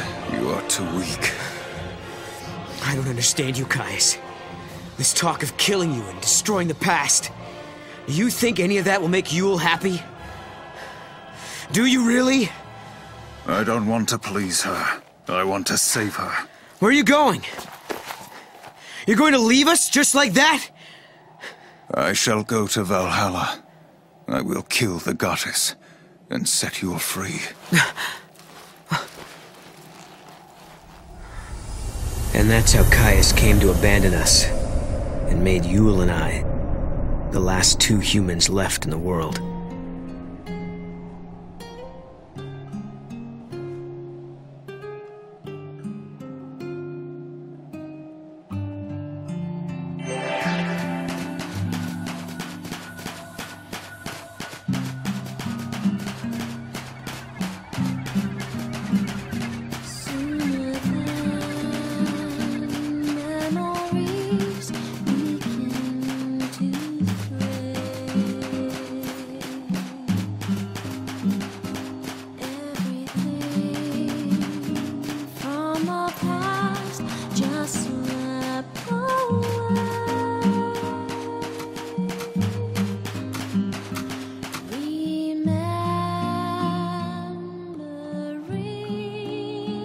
It happened not long after Caius left us. It came so soon, in fact. It was over before I knew what was happening. Hey, Yule! Are you okay?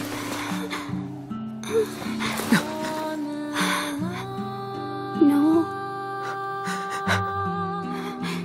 It's strange. I knew All along, this day was coming. But I'm still not ready to say goodbye. I wish we could stay together. I'll miss you, Noel.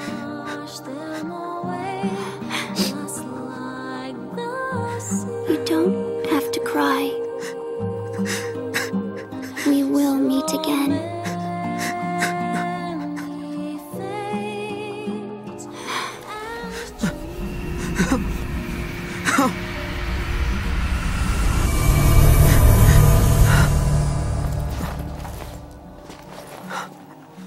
When Yule died, I finally learned the truth about the Farseers and the fate of their seeress. Each time a seeress sees a vision of the future, she loses a piece of her life. She dies while she is still young.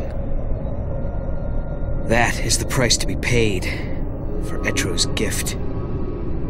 I didn't know any of this. Caius chose to keep the secret from me. I couldn't forgive him for that. He knew all along what Yule's fate would be.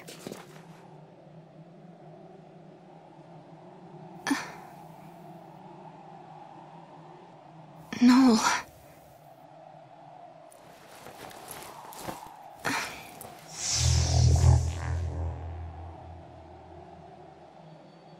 I left on my journey.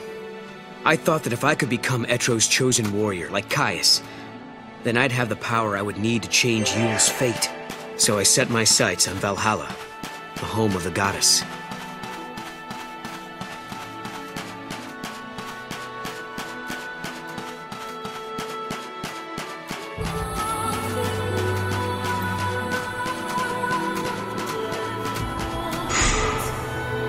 As I searched for Valhalla, I realized something. If it brought Yule the happiness she deserved, I didn't care what happened to me. If I died, so be it. Maybe somewhere deep down, below the layers of numbing pain, I wanted to fade away from this world completely.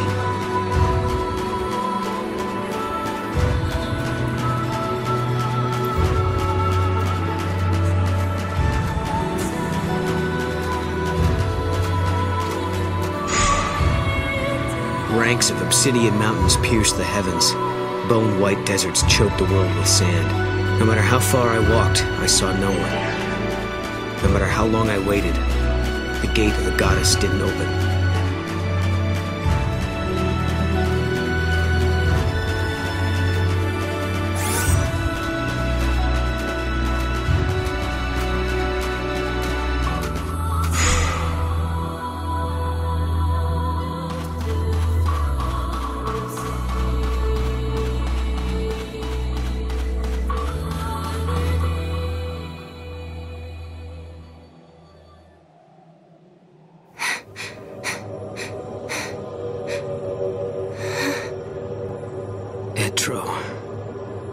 I could no longer walk.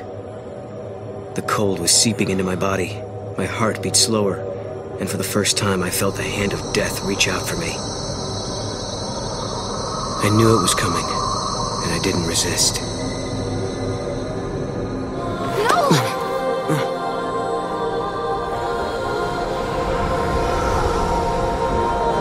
Etro?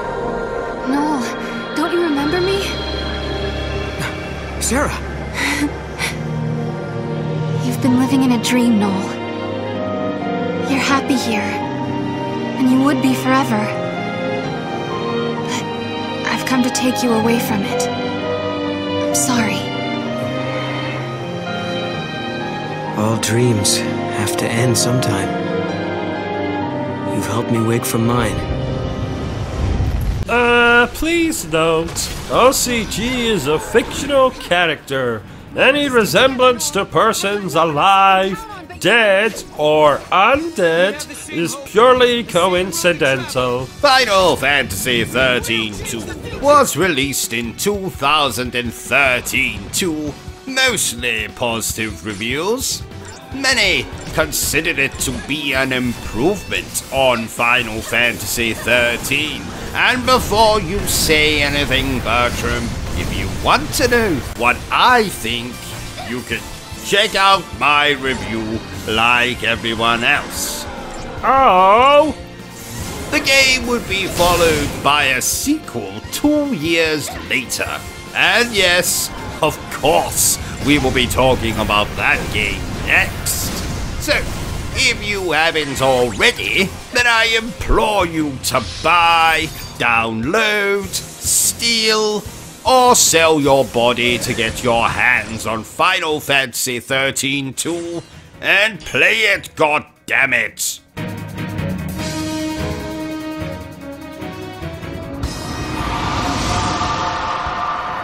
Let's go, Noel. It's time to change the future. I can't. What? Listen to me, Sarah. The dream I've been having reminded me of something. The power to see the future, it's a curse. But... Yule died when she was only 15. Seeing the timeline exacts a terrible toll on the body. And Sarah, you can see the timeline too. You mean... I'm about to die? You're okay right now. You haven't seen as much as Yule has. Not yet, anyway. But that could change. And soon. If we alter the past, you'll see a different future. You can't avoid that vision. The more we change the timeline, the more history changes. And the more you see, the sooner the visions will destroy you. I know that I wasn't able to protect Yule, but try as I may, I can't remember what happened to her. It's like the memories of that moment have been erased from my mind, leaving an empty page. If only I'd known the truth earlier.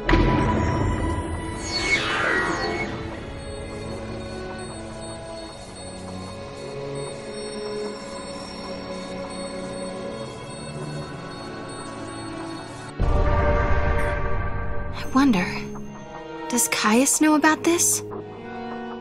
I think so. He must have known it long before we saw him that first time. It wasn't coincidence that we kept meeting him. I think maybe he was trying to throw us off the trail. If he was wasting his time.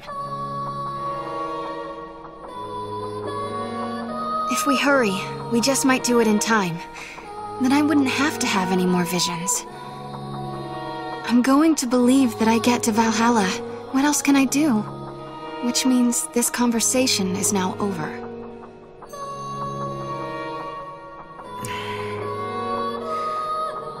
Okay. I'm going to make sure you get there.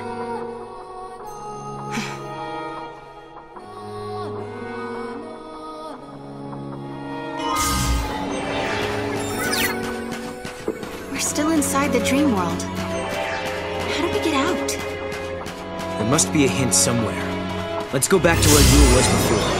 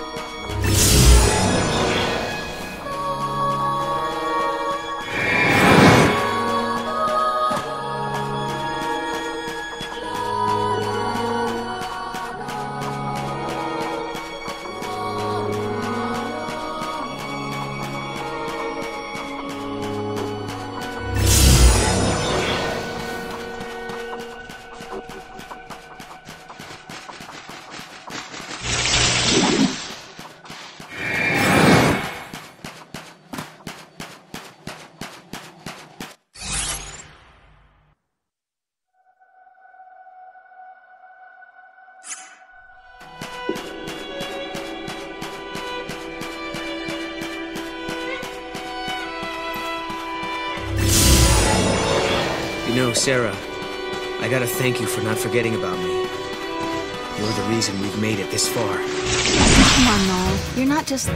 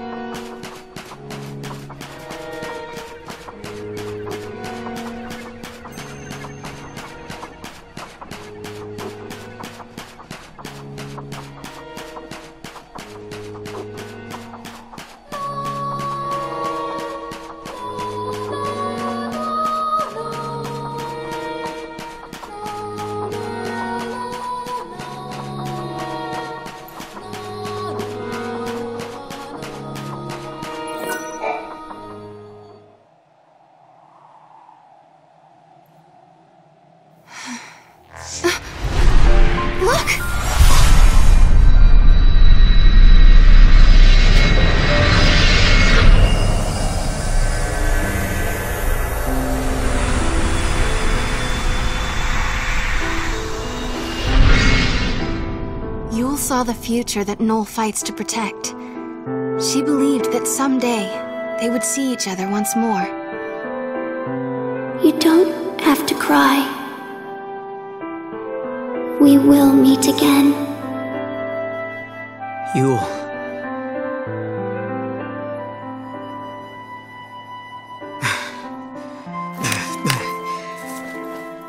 I promise I'll never say I regret knowing you. Not anymore.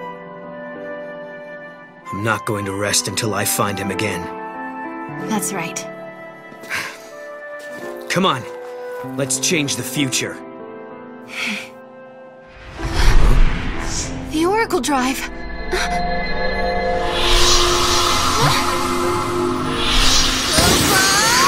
Hey! He's back! I think he got scared and was hiding here all the time. The spirit of Mog had been sealed up somewhere inside the void beyond. Although he could see everything we did, he couldn't make us see him. He said lightning came to rescue him, and that's how he got back to us. Then, Mog told us he had a message from my sister. It was the truth about Caius. We need to talk, Kupo.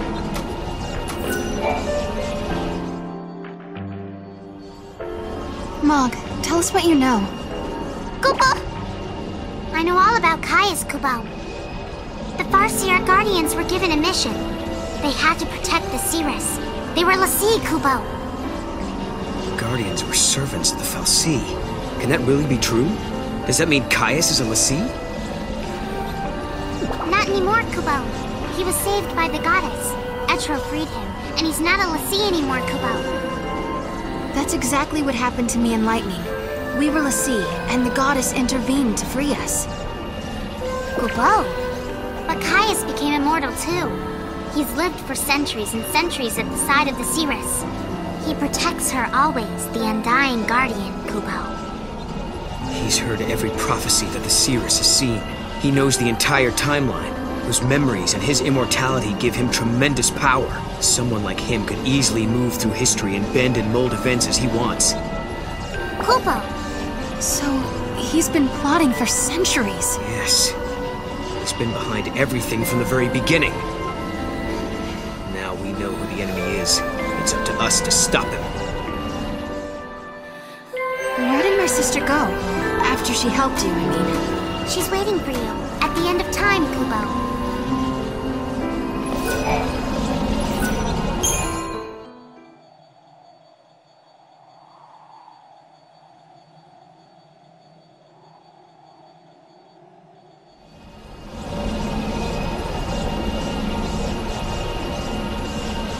So I guess this is how dreams end.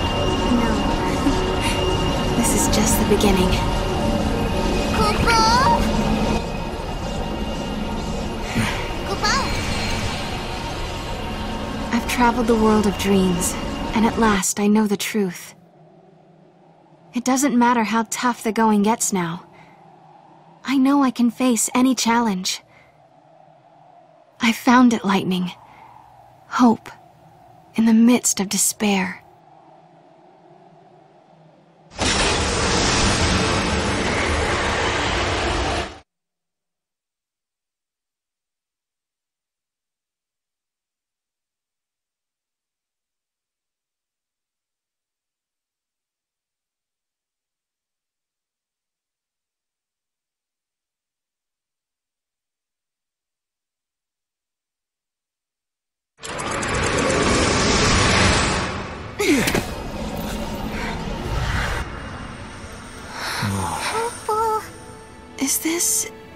Is this my village? Kupo? It looks a lot like my era. I wonder if anyone is here. Let's look. Kupo!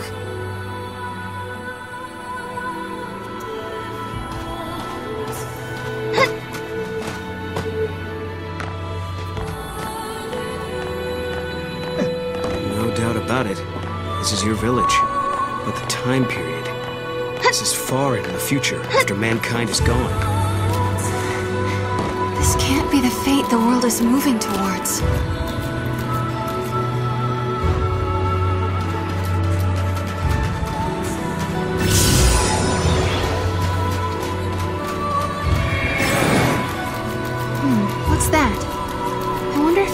somewhere.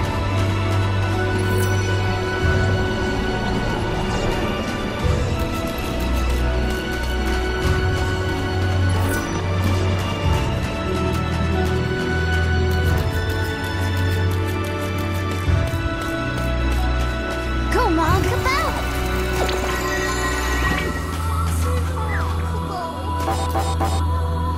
Go, Mog,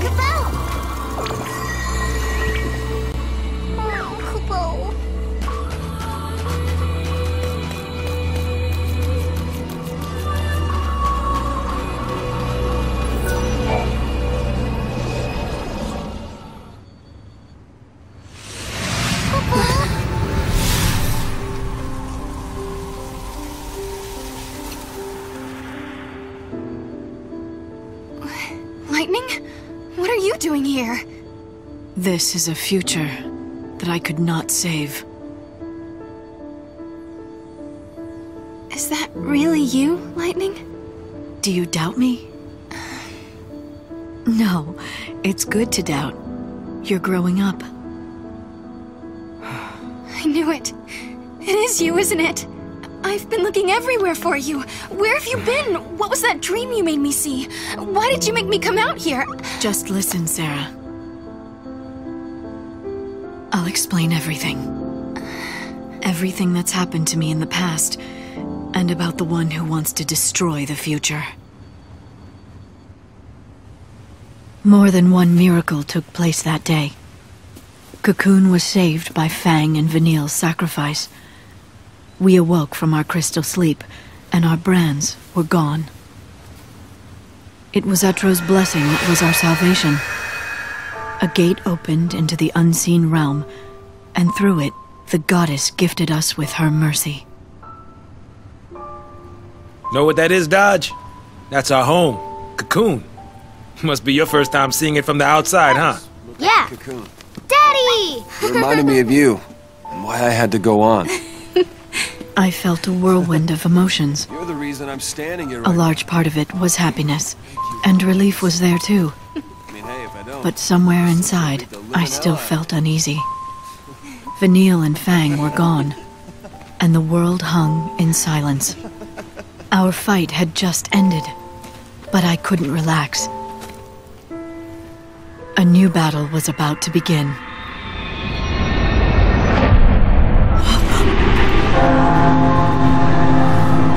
What is that?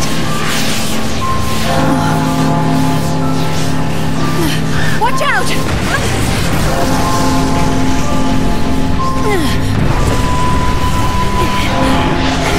The events of that day tore open a portal to another world. Get off me! And from the depths of the rift appeared a darkness that had no place in our world. An irresistible force that dragged me away to the edge of time. The screams of the dying had unlocked a gate. A door that led directly to the throne of the goddess. Etro waited beyond the gate and sent her miracles to the human world. But a creeping darkness slipped through and threatened to devour our reality. Etro closed the gate and warped the timeline. Time's flow was altered, and existence itself was distorted. I was lost. The darkness caught me in its embrace and wrote me out of history.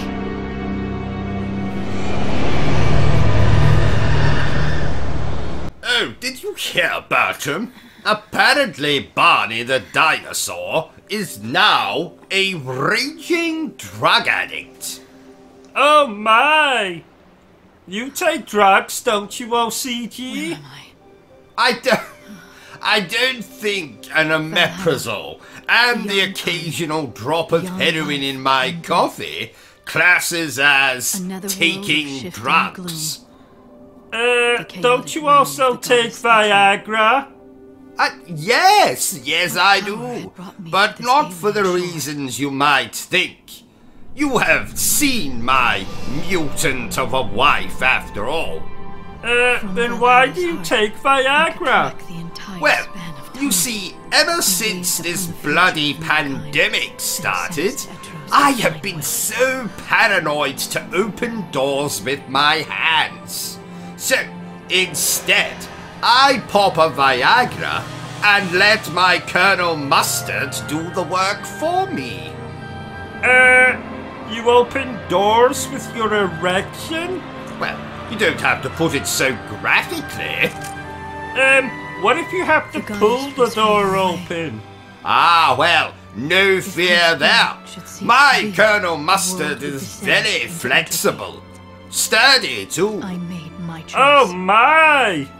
Quite. I will fight. I must say, Bertram, this game we're playing is as pretty as a picture. Any picture in particular? And bring an end to the future. A picture of my Aunt Violet showering, touching herself in secret places. Her champions. What? A picture of Rip Torn eating a toasted bagel with mayonnaise leaking out of the sides. Ha ha! I think Rip Torn is dead.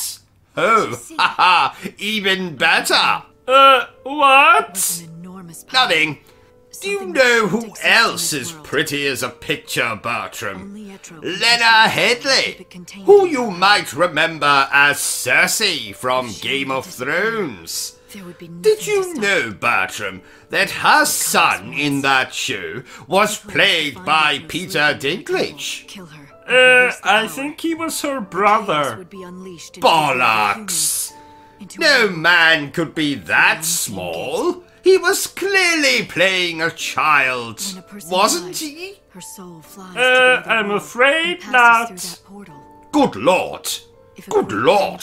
Whatever next? An all-female version of Ghostbusters? That's already been done. Back in 2016, in fact. Oh, good lord. Good lord. Let's move on before I say good lord again. You just did. Shut up, Bertram. Did I tell you I had to hide in a toilet last night to get away from some of our fans, Bertram? Oh, I used to do that. You used to do what? Hide in toilets. Oh, because you were being pursued by our fans? No. I used to play a lot of hide and seek with my drunk Uncle Rupert. Oh, I see. Yeah, if he found me, he would tickle my belly button and stick his finger up my... Yes, that's nice, Bertram. Moving on. Get me a coffee, Bertram. We don't have any coffee. Okay, then get me a Coca-Cola. We don't have any Coca-Cola. Okay, a glass of water will do. Again. And what the hell do we have? A 6-month-old bottle of gin with remnants of a cheese toasty at the bottom. I do so enjoy a glass of gin with my lunch. Well, I suppose that'll have to do. Are you sure? Yes. Desperate times, desperate measures, and all that bollocks. What's this game about? Well, it's the age-old story of good versus evil, right versus wrong, Xbox versus PlayStation. I prefer Xbox myself. And that's why I hate you, Bertram. Well, that, and you always use all the bloody toilet paper up. Last night, I had to wipe my arse with a toothbrush. A toothbrush! And it was my bloody toothbrush. I didn't realize until this morning. Oh, yuck! It was yuck. Very bloody yuck. The most yuckiest yucky thing I've ever done in my yucking life. Oh. Hey, Lightning. We'll be able to be together again, right? When all this is over? It's so cold. Oh, yes. That was a good one. The truth is, I didn't let her go. I'd come so far to find her, I was afraid to lose her again. Oh. But I had to be strong. Oh. So I swallowed the words I wanted to say and hid my fear. It was the hardest thing I ever did. Oh, that's so good. What are we laughing at? This game, Bertrum. It's bloody hilarious. Is it? Yes, yes. Pay attention, man. Pay attention. Hey, look. Might be just the last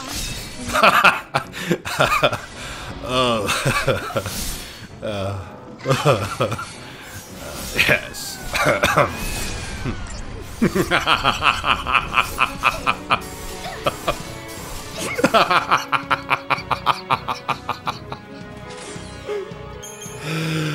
Oh, it's so good. So good. 10 out of 10. 10 out of 10. I don't think this is supposed to be funny. Shut up, Bertrum. I'll tell you what's supposed to be funny and what's not supposed to be funny, and this is supposed to be funny. And it's all thanks to Noel. I think you've lost it, OCG. Oh, Bertrum, you know as well as I do. I lost it years ago.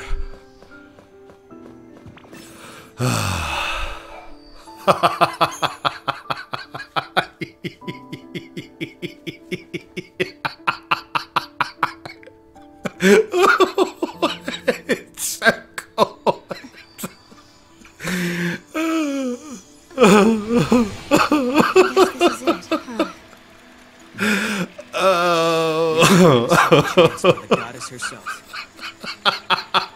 Right, that's quite enough of that. Right, let's address the elephant in the room. Hello, elephant. How are you?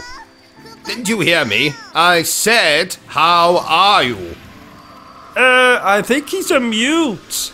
Oh. Where the hell did he come from?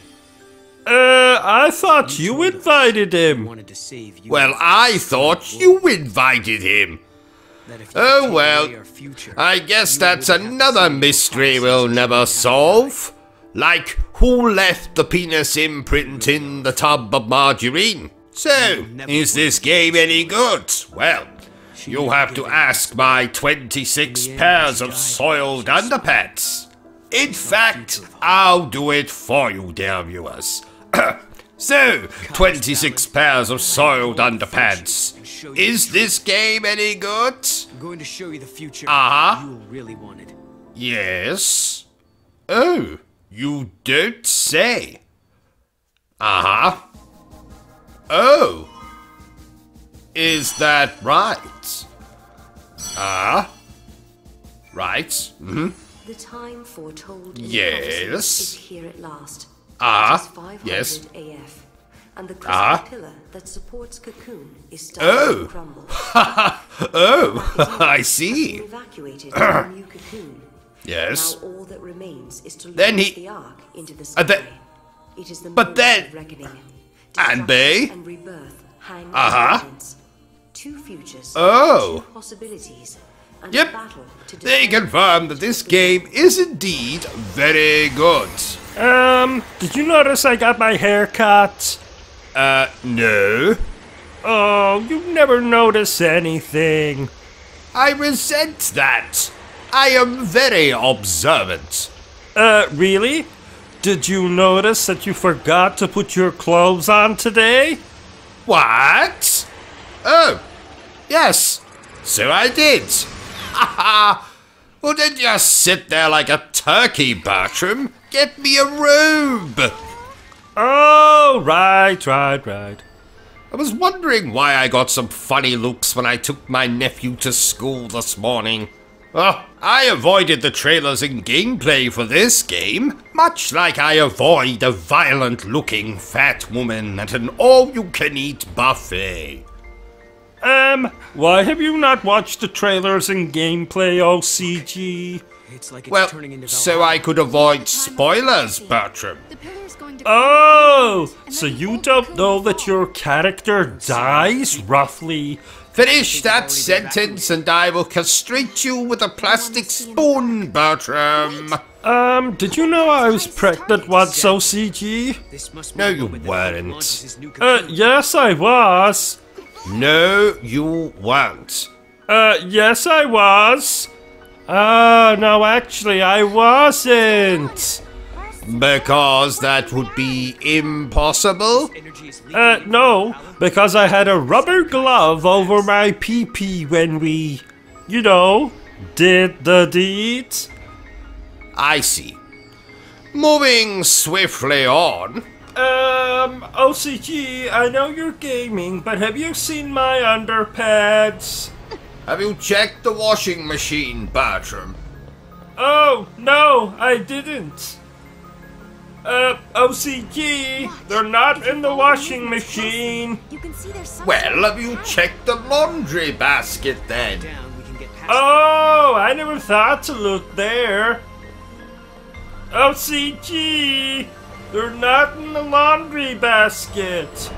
Have you looked under the bed then? OCG, they're not under the bed. God damn it, Bertram, why must you interrupt me when my favorite program is on? You're watching a program and playing this game at the same time? That's amazing! Yes, Bertram, I've always been known for my knack for multitasking. What is this program that you're watching? It's a nature documentary. Oh, I love nature documentaries. Wait a minute. I don't recognize that animal. What's it called? That, Bertram, is called the Modern Day Gamer. Oh! Turn up the program. I want to hear what he's saying. Okay, let me just twiddle with this knob here. And voila! Here we can see a gamer of the modern day. Look how he plays with his PlayStation 5. No, wait. It's an Xbox. See how he's sitting much too close to the television. See how his jaw is agape. See that he's drooling from the corners of his mouth. Let's go in closer and see what this gamer for the modern day is playing. Oh, he's apparently playing a game that has some Japanese women in it. And these Japanese women have massive knockers. I can fully understand why this gamer for the modern age has his jaw agape and drool coming out of the corners of his mouth. Let's attempt to ask this gamer for the modern age a question. I say there, gamer for the modern age. What exactly are you doing? I'm gaming, ain't I? I see. And what is it that you're playing, Mr. Gamer, for the modern age? Playing a video game. I see. And how is the video game that you're playing in this, the modern age? It's alright, I guess. I see. I shall leave you to your gaming. Look now, dear viewer, how this gamer for the modern age hasn't even looked at me when I walk away from him. It is obvious he is far too engrossed in the game that he's playing. Look now, dear viewer, how this gamer for the modern age is scratching his nuts through the fabric of his shorts. Now, I believe that this gamer for the modern age is reaching for a beverage. What is this beverage age. Let's go in and have a closer look. Ah, I can see it's a kind of monster that's now being gulped down by this gamer for the modern age. Now, I think, having quenched his thirst on that delicious can of monster, the gamer for the modern age will require some sustenance. Let's see what he will choose to sustain himself upon. Is that a bag of Watsits I can see? Yes, it is. The bag of Watsits is being carefully ripped apart by the gamer for the modern age. See how he has emptied the contents of the packet of Watsits into a bowl. And for those of you who don't know what a bowl is, it's something rather similar to a bowl. Now, the modern gamer is picking up several Watsits at the same time.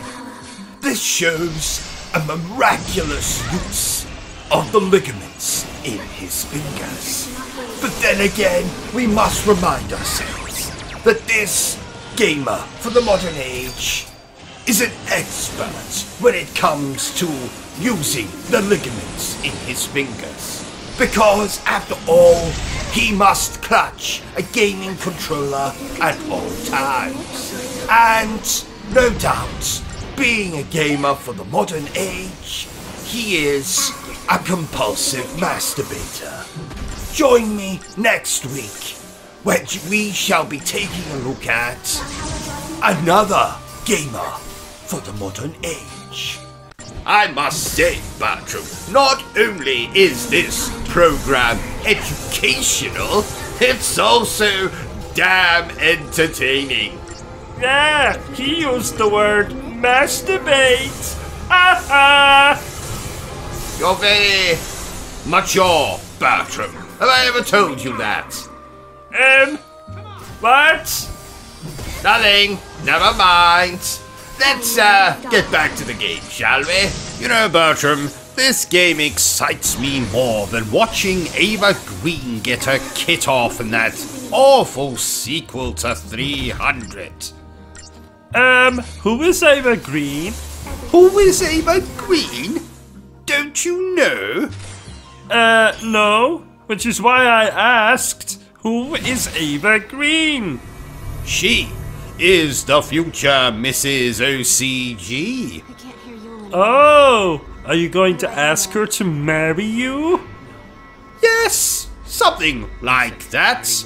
I am most definitely not going to kidnap her and take her to my secret lair under the Paris Opera House, where I will brainwash her with organ music until she loves me. No! You're weird. I'm not weird. I'm sick. There's a difference. I watched that movie, The Notebook, last night. Do you know, I haven't cried that much since my wife introduced me to bloody yoga. Oh, yoga? Ouch. She must really hate you. Oh, she does, Bertram. She does. I think it has something to do with the fact I tried to murder her on our wedding night. Oh my! Yes, she said I could have at least waited until after we consummated the marriage before trying to kill her. Oh, women. Amen, brother.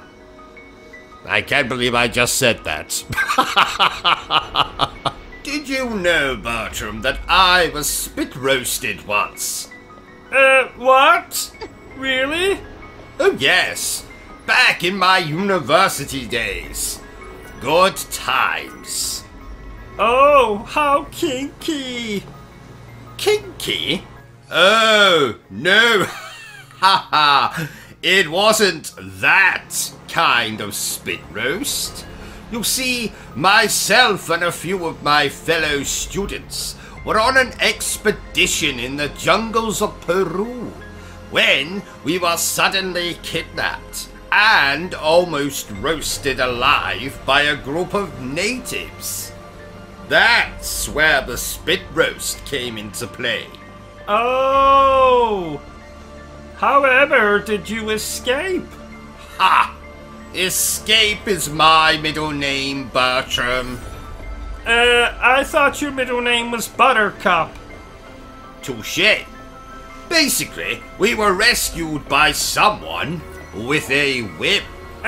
Indiana Jones? No. A dominatrix, I think. Oh! Speaking of dominatrixes... Dominatrixi?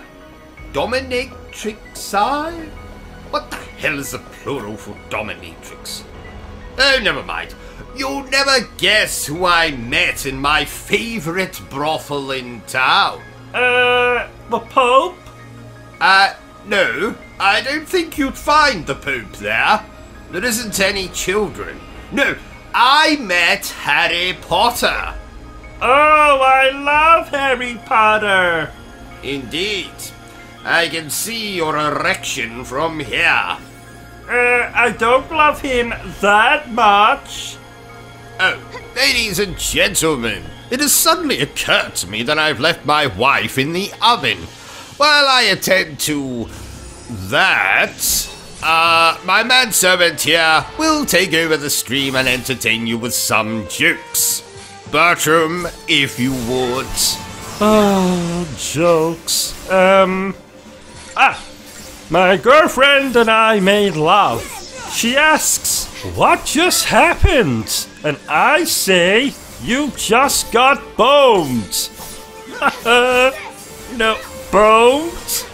Bones? Because I'm a skeleton? Huh? Oh. I was once walking round a boatyard and some idiot took me and hung me from the mast of a ship like a bloody flag. I think he was a pirate. Because I'm a skeleton? Skull and crossbow? I was very fond of my mother. I loved every bone in her body. Bone? Because I'm a skeleton? My cousin never stopped eating. He weighed a skeleton. Skeleton? Ton? Because he's a skeleton? When skeletons make love, do they say, who's your bone daddy? Instead of who's your daddy, they say, who's your bone daddy? Because I'm a skeleton. Let's try, I'm very fond of my mother. I loved every bone in... Yes, I know I've told this one, but it's different. Listen. I'm very fond of my mother. I love every bone in her body, especially mine. What? Nothing? Really? What's fat, ugly, and has no sense of humor? OCG. What was that? Nothing. So, what do I think of this game? Well, the same thing I thought about that pornographic version of Toy Story I watched last night. I think that was just a normal version of Toy Story 3 you were watching. Bullshit! There's a character called Woody, which is obviously an erection reference. There was a character called Buzz, which is the sound a vibrator makes. And don't even get me started on the name Bo Peep. I'm surprised her perverted boyfriend Peeping Tom didn't make an appearance. But he was probably busy masturbating whilst watching Andy getting handy. Well, that's my childhood ruined. Oh, don't worry, Bertram. I'm sure I've ruined it for every person watching this stream. So, Bertram, as you know, I love Disney movies, Disney shows, and Disney video games. Oh, don't remind me. Your collection of Disney memorabilia takes up 3 rooms. I stood on your Little Mermaid-shaped vibrator in the shower this morning. We eat venison every night because you say it reminds you of Bambi's mother. And you keep a bloody hunchback in the basement because it reminds you of your favorite Disney film. You don't love Disney. You're obsessed with it. But you have to admit, nothing beats snuggling up to watch The Lion King after a long day of gaming. Oh, if only you didn't try to slip your hand inside my underpants every single time we snuggled up. But yes, I have to agree, sir. The magic of Disney is timeless. Did I ever tell you that I was once punched by Captain Hook at Disney World? No. How did that happen, sir? Oh, it's a long story, Bertram. Let's just say Captain Hook didn't like it when I told him that the only reason he didn't like Peter Pan is because he wanted to adopt him. Oh, sir, only you could get into a fight with a Disney character. That's not true. I once witnessed Walt Disney himself knocking 7 shades of shit out of Mickey Mouse. Oh my! Yes, Walt Disney was a prick. Let's talk about something more uplifting. Like your crush on Aladdin? Bertram, I do not have a crush on Aladdin. I merely appreciate his dashing good looks and charming personality. Oh, if you say so. And I bet you've never pretended to be Princess Jasmine while singing A Whole New World either. That was 1 time. Maybe 2 times. Damn it, Bertram, why do you have to embarrass me like this in front of our dear viewers? But you have to admit, that song is a classic. Yes, sir. And just like Disney, it's something that will always be cherished. Exactly, Bertram. Right, enough of this Disney wankery. Let's get back to playing the game. Oh, Cousin Duncan was telling me this morning, Bertram, that in the last 4 years, he has had 22 jobs. 22? That's less than I've had in my awful life. Didn't you once cut the toenails of the royal family? I did. Once. I haven't thrown up that much since I watched 2 Girls, 1 Cup. Who had the grossest toenails? Probably Philip. But that's because I cut his nails after the bastard had been dead for 3 weeks. Oh my! Why do you have a copy of the Goblet of Fire next to your bed, O.C.G? Because I like Harry Potter, Bertram. Oh, I also like Harry Potter. Does he like you back? Have you kissed yet? How big is his magic wand? I don't like him that much.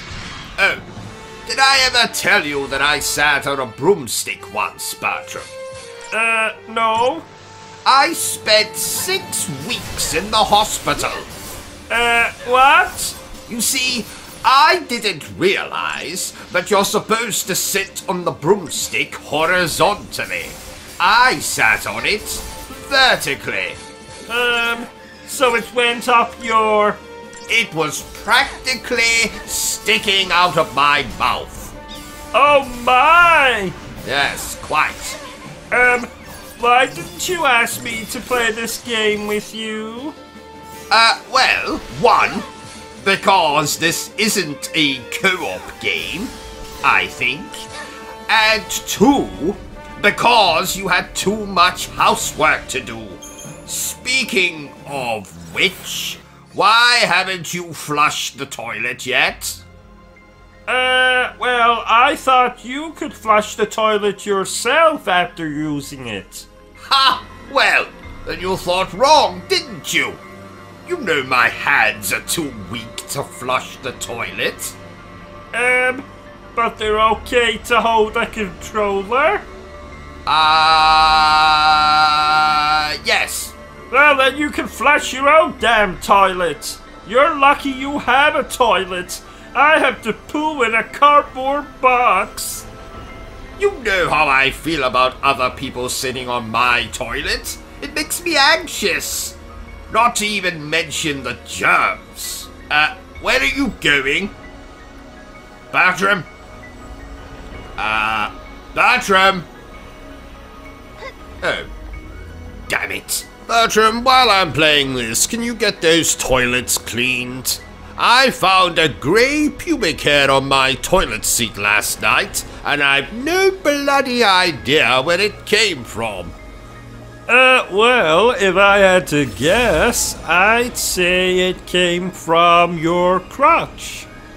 But it was grey. Well, you have a very old crotch. Oh, so I do. Ha ha! Oh, I like chickens. Do you like chickens, O.C.G? Oh, yes. I've had love affairs with many a cock. A chicken tried to kill me once. Oh, how so? Well, it was 2018. It was dinner time. I was enjoying a roast chicken when suddenly I started to choke. Oh, another chicken tried to strangle you from behind in retaliation for the fact you were eating his gay lover? No. I was choking on a chicken bone. Oh, I see. I think the chicken has to be alive for it to be considered attempted murder, Bertrum. Oh! I'm glad you survived, though. Mostly. Anyway, Bertrum, I meant to ask you before we started, but, have you seen a particularly delicious-looking donut? I saw one at a Krispy Kreme once. No. Have you seen a particularly delicious-looking donut here? In the kitchen, perchance? No, I don't believe so. What does this particularly delicious-looking donut look like? Well, it looks like a particularly delicious donut. And it's mine. Oh, have you known it for long? No. We just met this morning, actually. I was on my usual morning stroll when I glanced it in a window, calling to me like a prostitute in Amsterdam. I knew then that I must have it. The prostitute or the particularly delicious-looking donut? The particularly delicious-looking donut, of course. Oh, and now the particularly delicious-looking donut has gone missing? I didn't say that. I was just asking if you had seen the particularly delicious-looking donut. Oh! Well, have you? Have I what? Have you seen a particularly delicious-looking donut? I saw one at a Krispy Kreme once. No! Have you seen a particularly delicious-looking donut here? In the kitchen, perchance? In our kitchen? No, in Hannibal Lecter's kitchen. Of course in our kitchen. What does it look like? The particularly delicious looking donut or Hannibal Lecter's kitchen? The particularly delicious looking donut. Although now, I'm very curious what Hannibal Lecter's kitchen looks like. Well, it's beautiful. What's beautiful? The particularly delicious looking donut or Hannibal Lecter's kitchen? The particularly delicious looking donut, of course. Did you know, Bertram, that my brother, Edwin, met Hannibal Lecter on a dating site once? Oh, really? What one? Meat grinder, I believe. Oh! Anyway, back to the subject at hand. Have you seen the particularly delicious looking donuts? The beautiful one? Yes. The one that was in our kitchen? Yes. The one that is more inviting than a prostitute in Amsterdam? Yes. No. No, I have not. Damn it! Well, the mystery continues, I suppose. Do we have any snacks? You're always thinking with your bloody stomach, Bertram. That's not possible. You can't think with your stomach. Unless your brain is in your stomach, which it is not. I know. It's an expression, Bertram. You didn't answer my question. Do we have any snacks? I might have half a Milky Bar in my underpants. Why is it in your underpants? It comforts me. Okay. Can I have some? Fine. Just, reach in and take it. What? Well, I'm a little busy here playing this damn game. So if you want chocolate, you have to reach into my underpants and take it. Okay. A little to the left. No, the other left. Right, move your hand 90 degrees. Got it. Bully for you. Now, eat your chocolate and let me get on with playing this game. You know, my brother's child is coming to stay with us this weekend, so this game might keep the little bastard busy. That's not very nice. What? Oh, haha. No, the little bastard is actually his name. I didn't know your brother had children. Oh, yes. He adopted this one on his recent trip to Transylvania. Oh, I see. Isn't that where he married that ugly woman with the monobrow? Indeed. My father always said, never, ever trust a woman with a monobrow. Why? He was stabbed to death by a woman with a monobrow. I don't know why she didn't use a knife like a normal person. I don't know if I told you, but, I've been playing those From Software games recently. Oh, and how are they? Hard.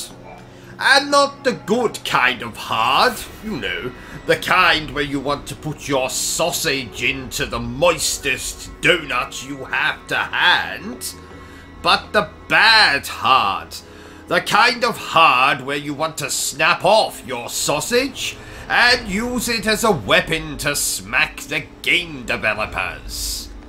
I'm not sure I understood any of that. Well, 'tis probably for the best. Take Dark Souls, for example.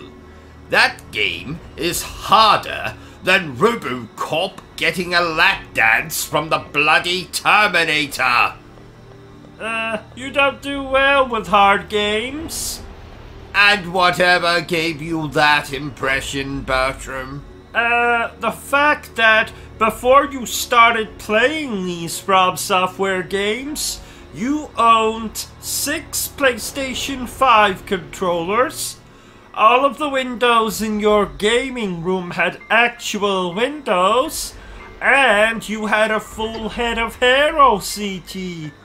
Now, there are 3 controllers in bits, 2 that have been set on fire, and 1 that has been forcibly rammed up my backside. Well, I did warn you about trying to give me advice during boss fights.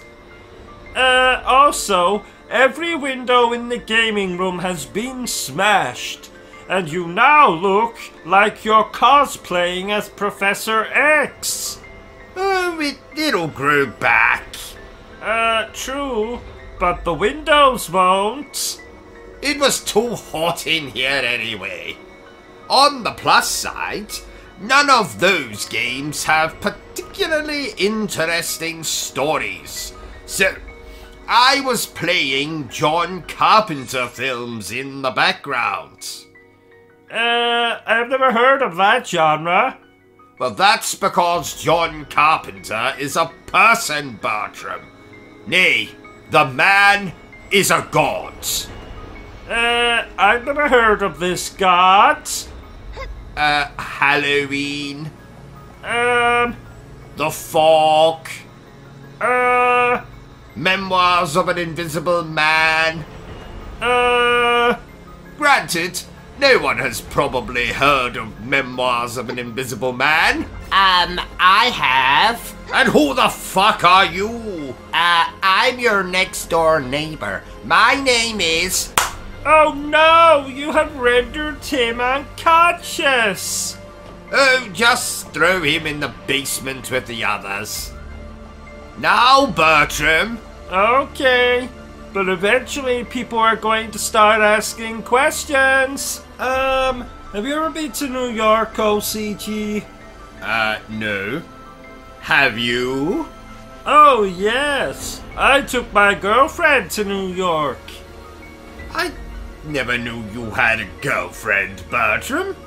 I didn't think you had the lung capacity to inflate a blow-up doll. Ha ha! What's your girlfriend's name? Made in China? Ha ha! Yes. How did you know? Oh, that's a lovely name. OCG, I've just noticed this, but, why are you naked? Well, because, apparently, as I have been sitting here playing this game, the Invisible Man climbed in through a window in the study, somehow snuck up behind me, and relieved me of my clothes. Without you noticing? Not only was he invisible, he was also a magician. Oh, that makes sense. OCG, can Made in China spend the night on Saturday? I suppose. I'll get out the bicycle pump. Ha ha ha! She's not a sex doll! Oh, I'm sorry, Bertram. I apologize.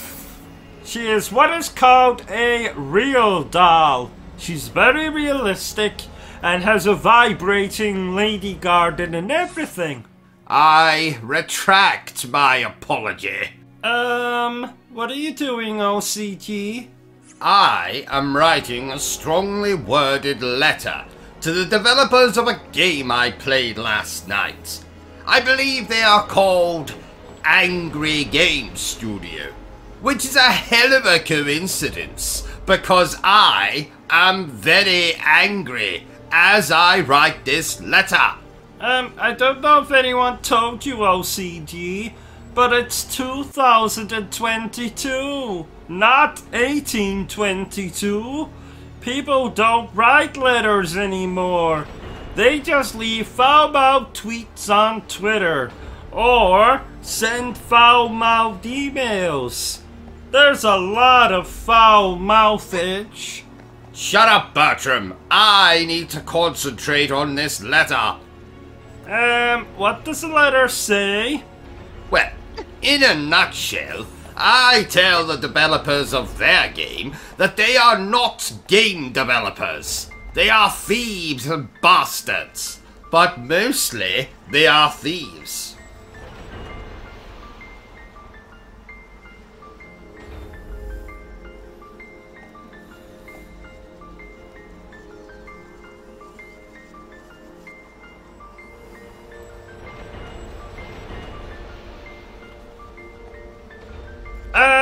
What did they steal? Oh, nothing much. Just everything from our own video game. Reuben Crowley and Bertram Butler, ass to mouth.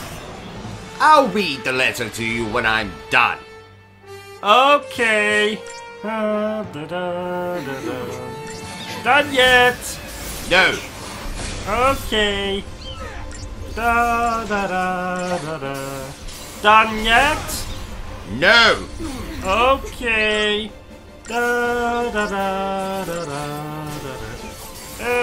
Done yet? No. Actually, yes. Oh, yay! So go on, read it.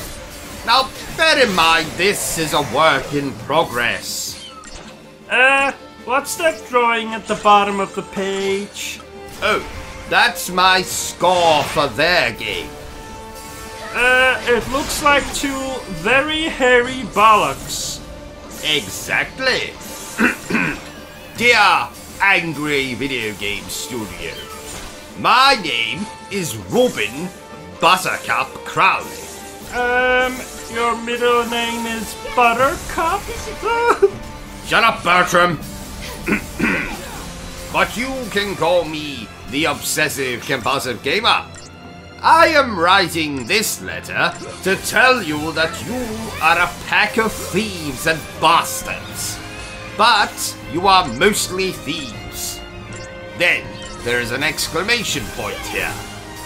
Oh! Your game is nothing but a derivative piece of monkey excrement. Everything about your game has been ripped off from superior work. My work. There is one glaring difference between our two games, however.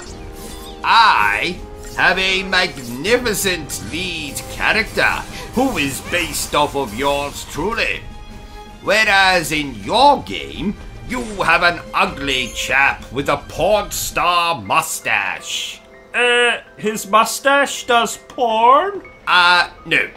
Porn stars have his mustache. Why do they have his mustache? Can't they grow their own? Shut up, Bertram. Now let's skip ahead a bit. Blah, blah, blah, blah, blah, blah. Yes. So, your game is derivative. Ugly, old-fashioned.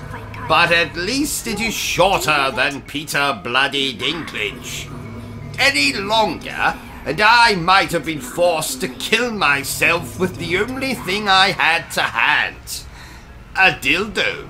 What do you mean? Don't ask, Bertram. Just don't ask. If you disagree with anything I have said, Anger Studio or whatever your name is, then I invite you to kiss my... And then I have drawn an arse. Oh, that's a very realistic arse. Thank you, Bertram. Get me a coffee, please. All of this complaining is making me thirsty. But we don't have any coffee. Fine, then go and get me a gin and tonic. But we don't have any gin. Or tonic. Blast! And what do we have? We have this funny liquid that comes out of the tap. Do you mean water? Yes, that. Then get me a glass of water. We don't have any glasses. Blast! Then just put it in a bowl. Let me guess. We haven't got any bowls. Yes. How did you know? Call it a lucky guess. OCG, there's a weird noise coming from the toilet. We've been over this before, Bertram. When the excrement leaves your body, sometimes it can cause a splash in the toilet water.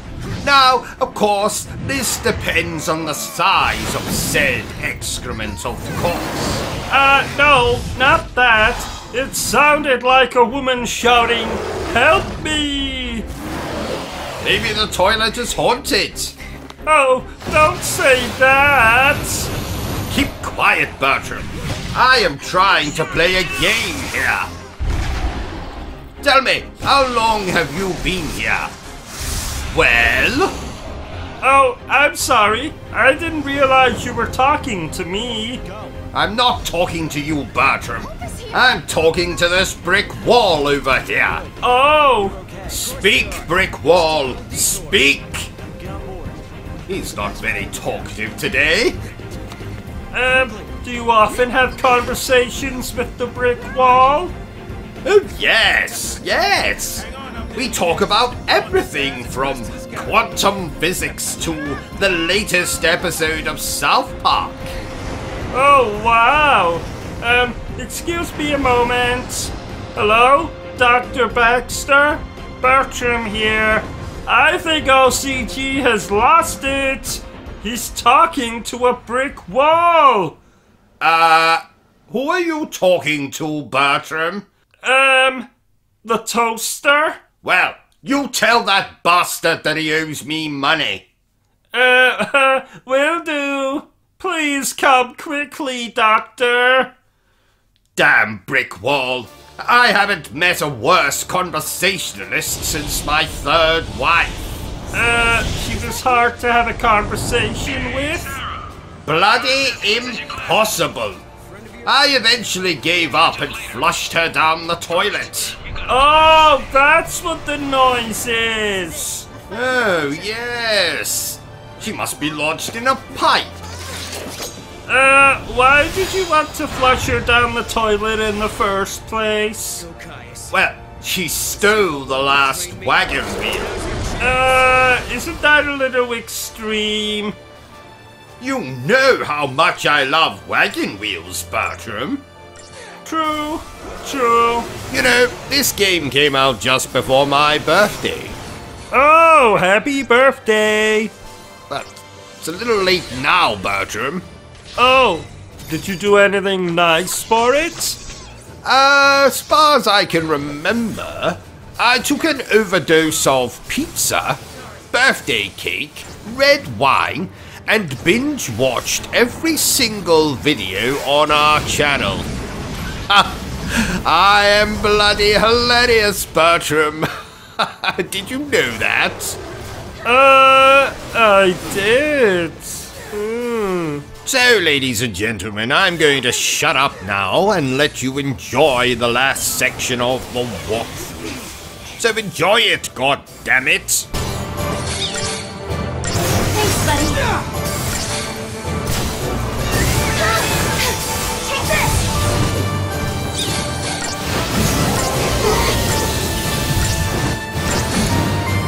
Now! Take this!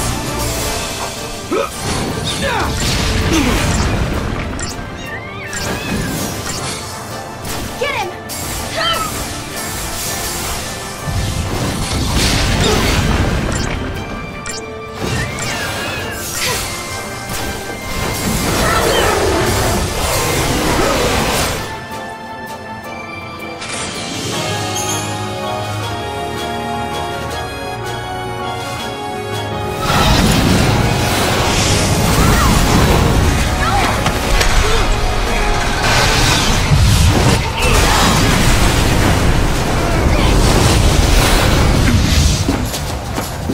You still don't know the truth, Sarah. You are the same as Yule.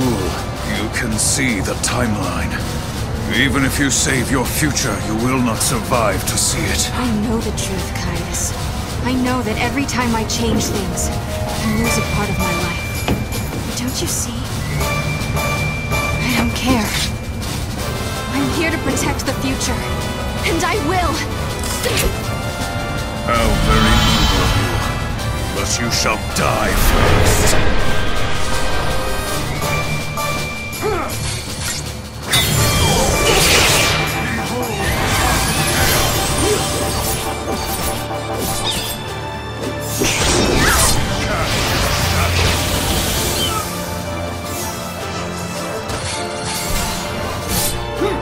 Take this!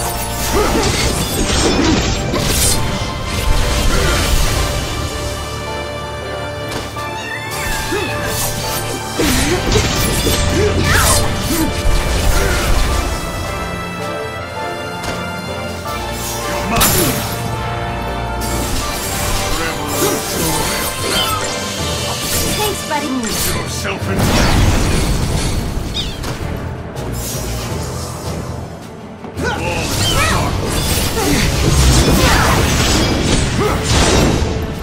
Take this!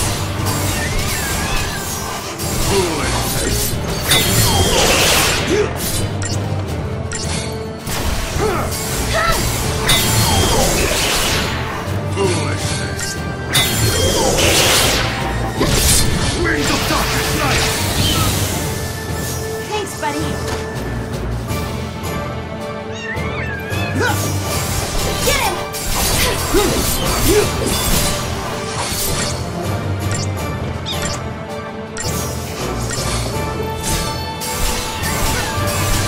Thanks, buddy.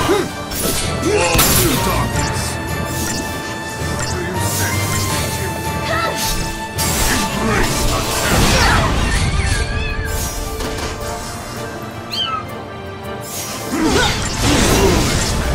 Your mind.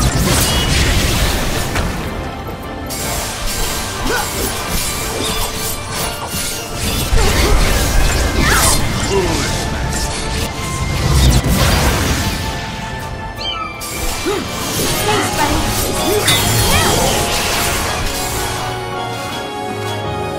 Face your worst fear.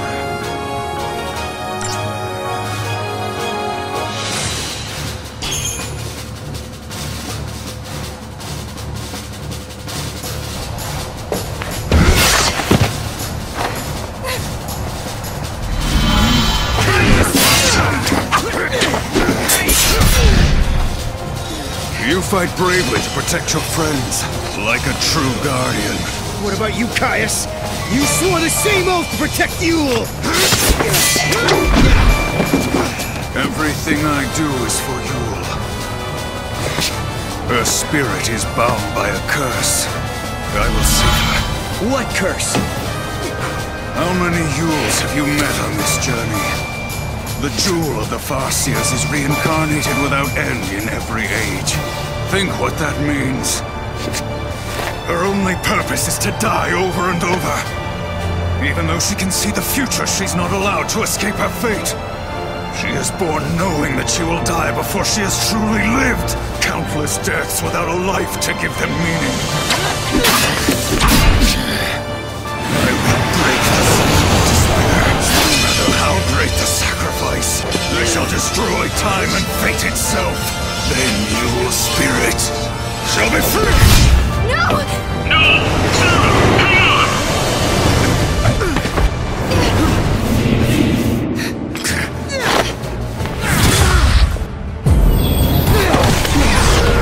Look at the sky! It's tearing apart! Winds of night!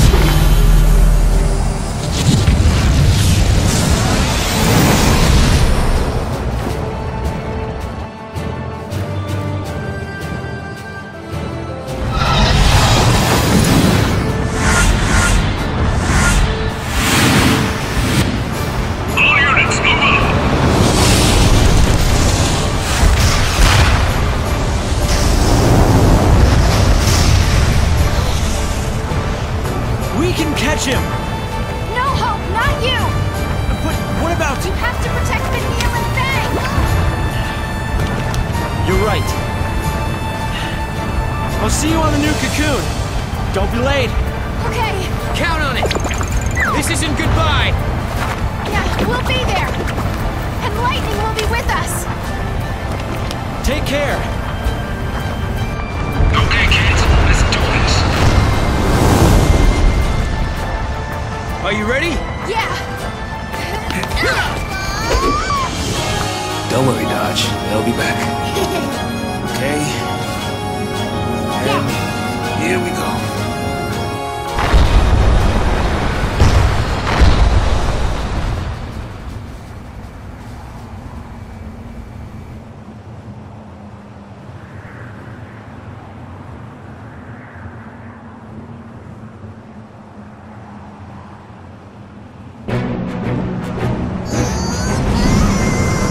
Valhalla!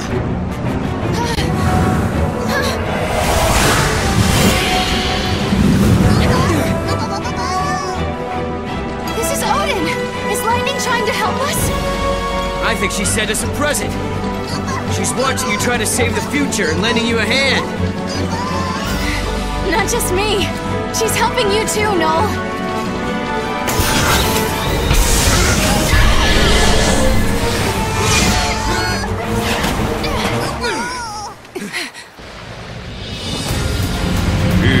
Valhalla. The chaos is my ally. Now let us decide the true history.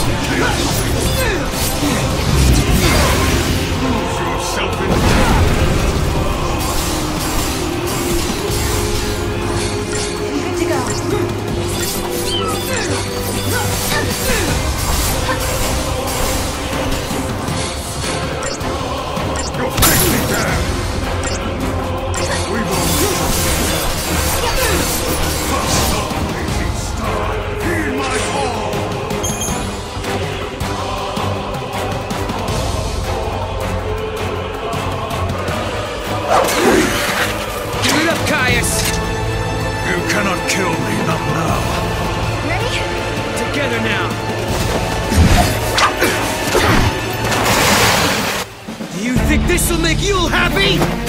Which Yule are you talking about? I've known and protected hundreds of Yules. All they had the same soul. Every one of them was unique. A Yule who dreamed of travel. A Yule who loved to sing. A Yule who collected flowers.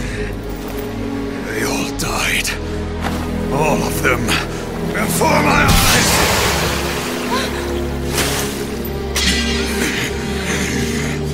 But despite that, she chose to live again.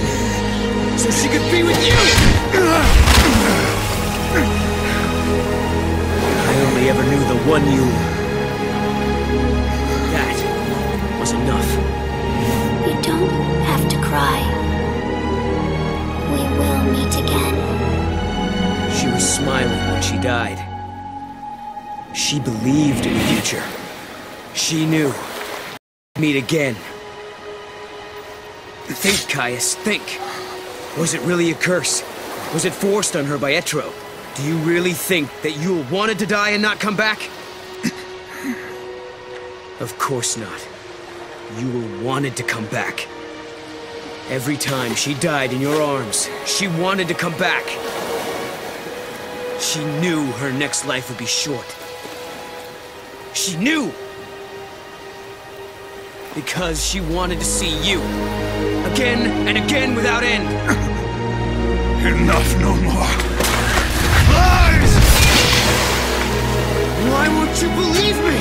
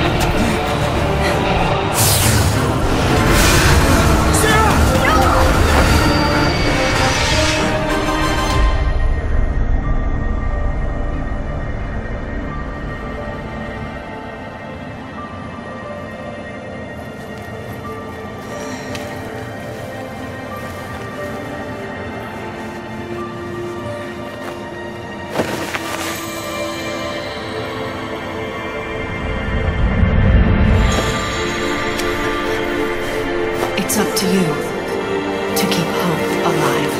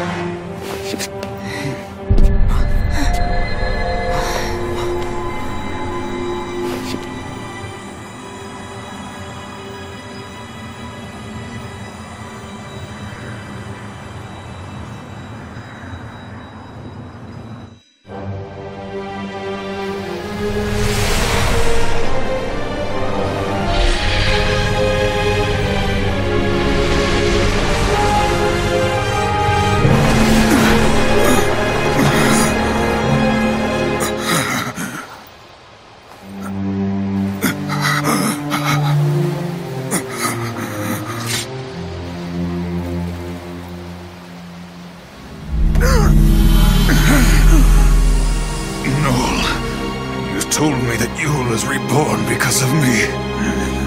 Then I have to die. We must free Yule. Kill me. You're the only one that can end this eternal torment. Even if it were for Yule's sake, I wouldn't want to kill you. Lightning is dead. I killed her with my own hands. Will you allow me to go unpunished? He's lying. In Valhalla, time does not flow as it should.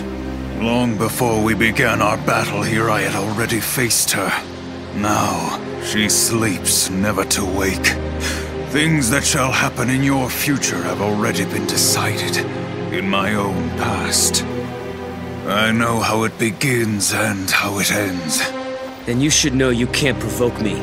No matter how hard you try, I'm not going to kill you. That's right. You hate to kill anyone, don't you? Noel, born at the end of days. You understand the true value of life. But know this. You will kill me, Noel.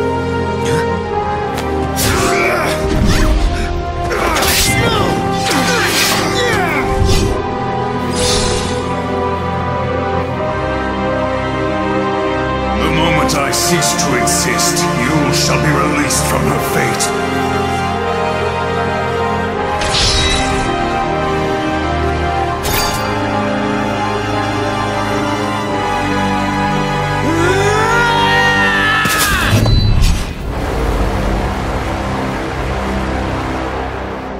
Give it up.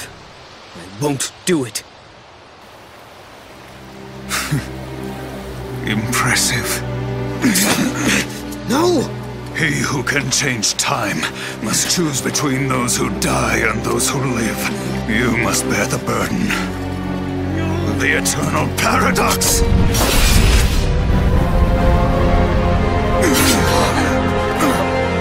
Caius!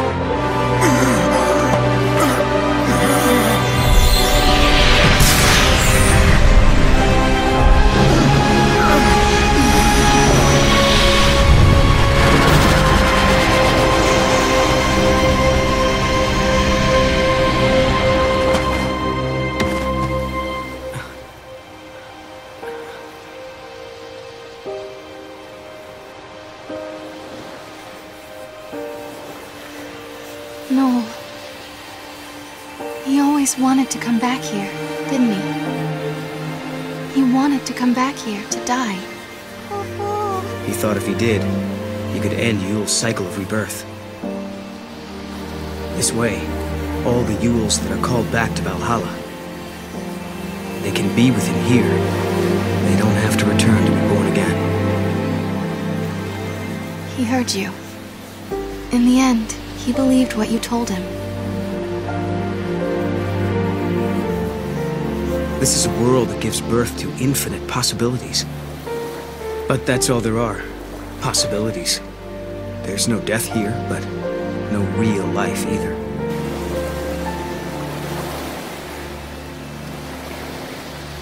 The Yules that returned to this place chose a different fate. They wanted to be born again. They didn't need immortality. They wanted reality. But Caius wanted something different. Something he thought was better than life. A dream where he could protect the spirits of all the Yules forever. But I'm not like him. I'm going to find her. Find my Yule. It doesn't have to be forever. Just...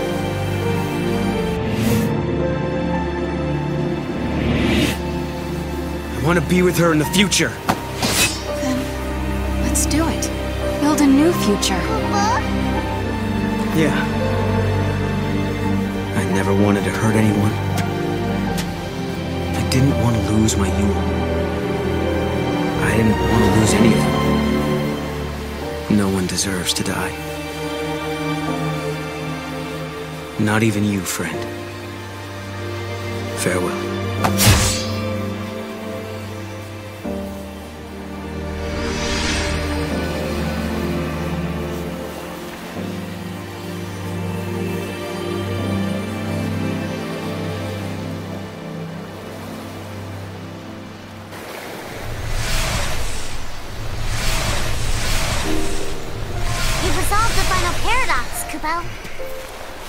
And the timeline is back to how it was. Kubao. Sarah, you feeling okay? When the timeline changed, did you see anything? I mean, did you feel any pain? No. I feel great. Good. Why don't we go and find Lightning? Okay. I don't think she's here, Kubao. Wait. You don't think that Caius really... No, that was just a lie. Now that the timeline is fixed, she's back in her own world. I bet she's waiting for you, along with everyone else. The paradoxes are resolved. The gates will disappear soon. We better hurry on back. Right. So this will take us to 500 AF. I guess that's where we'll be living now. 500 years in my future. Maybe Lightning will be there. It was the future Lightning fought to protect. It's the start of a brand new era. What about Fang and Vanille? They'll be there for sure. And don't forget, Hope is in that time as well. Once the gates disappear, everyone stays where they are. Every day, we'll be able to look into the sky and see the new cocoon above us. I bet Snow will be waiting there, Kubao. Snow. Well, we'll see. That'll be up to Lightning, I think. Yeah? Yeah. Let's go. Yeah?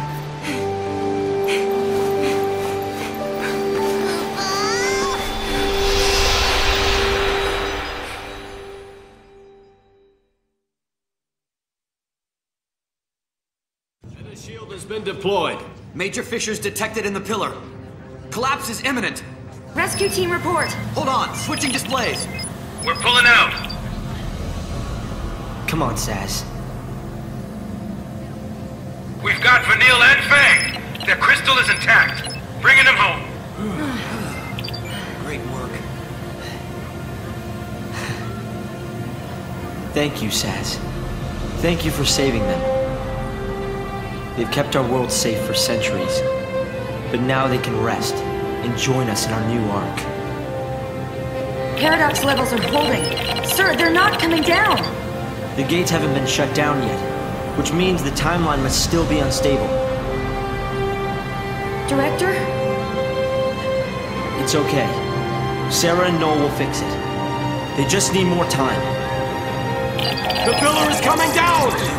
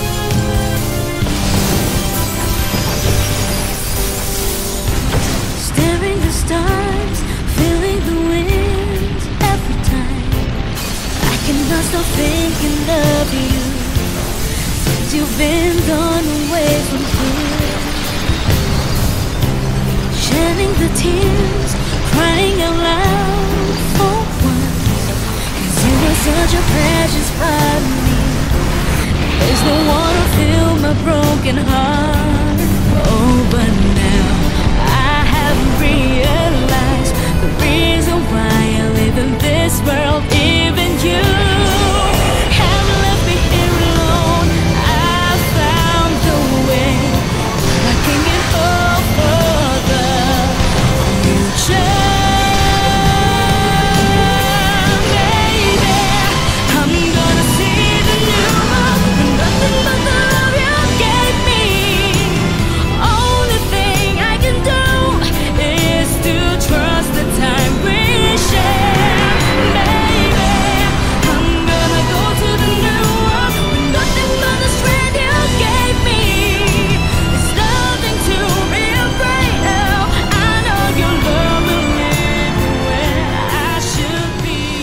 This is our ark, our haven. It will be called Benevelza, and it shall be the new home for the human race.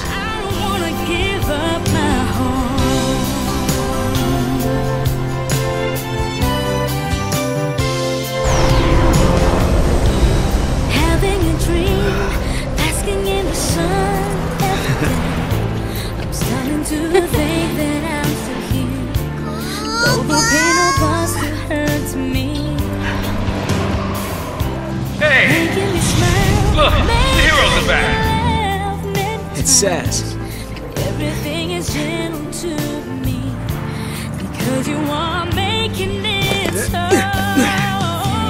Nice catch! Welcome home! Thanks. Gotcha.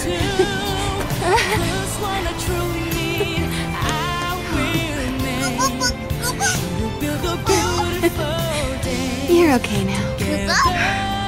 You feeling alright?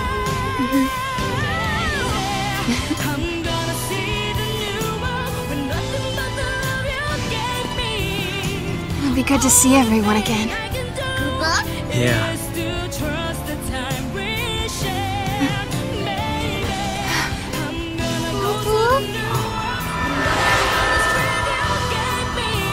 The gates are closed. It's the end of our journey. Hey, no.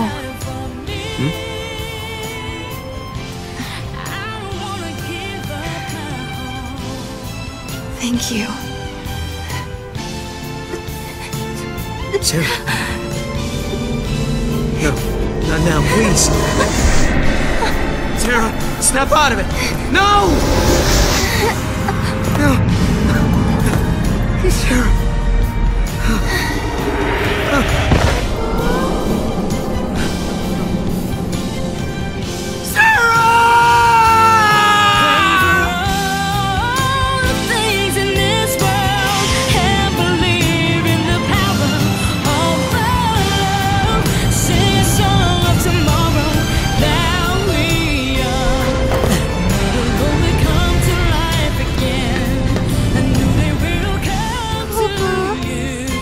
No?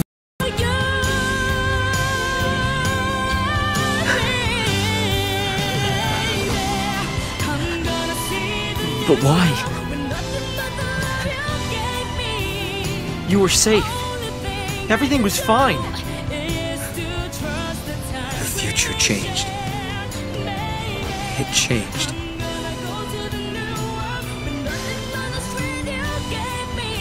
If you change the future, you change the past.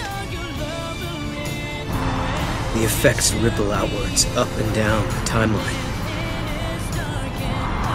Osiris is forced to see it all. You mean Sarah? She saw this vision? Yes. And it killed her. Sarah. She knew the risk. If we altered the future, she knew what would happen, that her life could be in danger. But she still chose to save it. I wanted to protect her.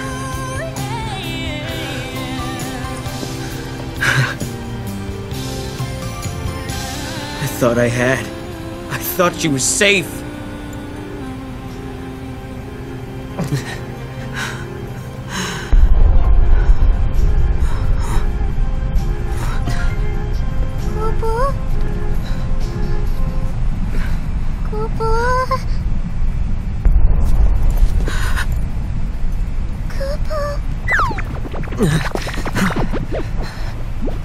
The goddess.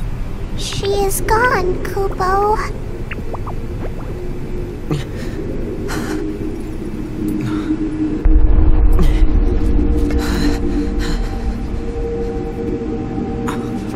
The heart of chaos beats in my chest. A manifestation of Etro. Should this heart stop beating, the goddess will die once again. Killed the goddess? When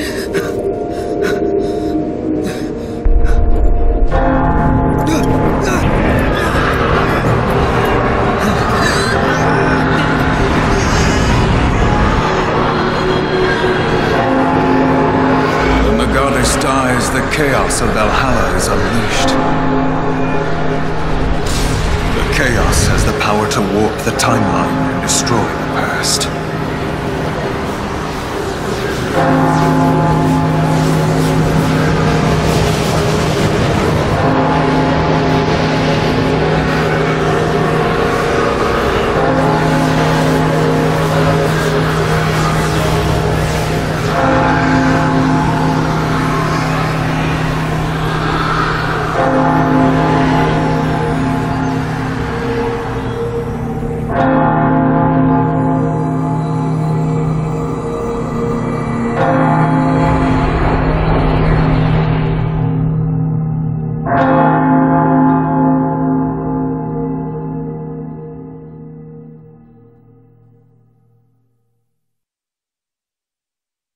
So there you have it, ladies and gentlemen. That brings an end to tonight's sex show.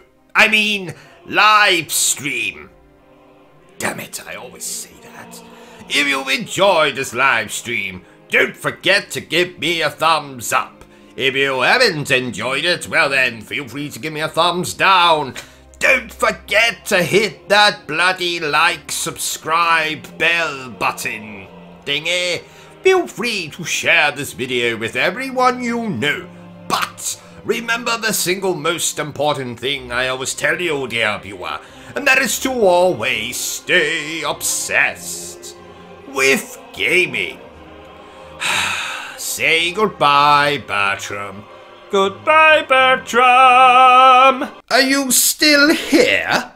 Oh, you must have really enjoyed this video then. In that case, you had better subscribe to the channel and check out our other content. Otherwise, you're a booby pants, and no one wants to be a booby pants. Where are you going? The toilet? Oh, okay. Carry on. Thank you, Bertrum.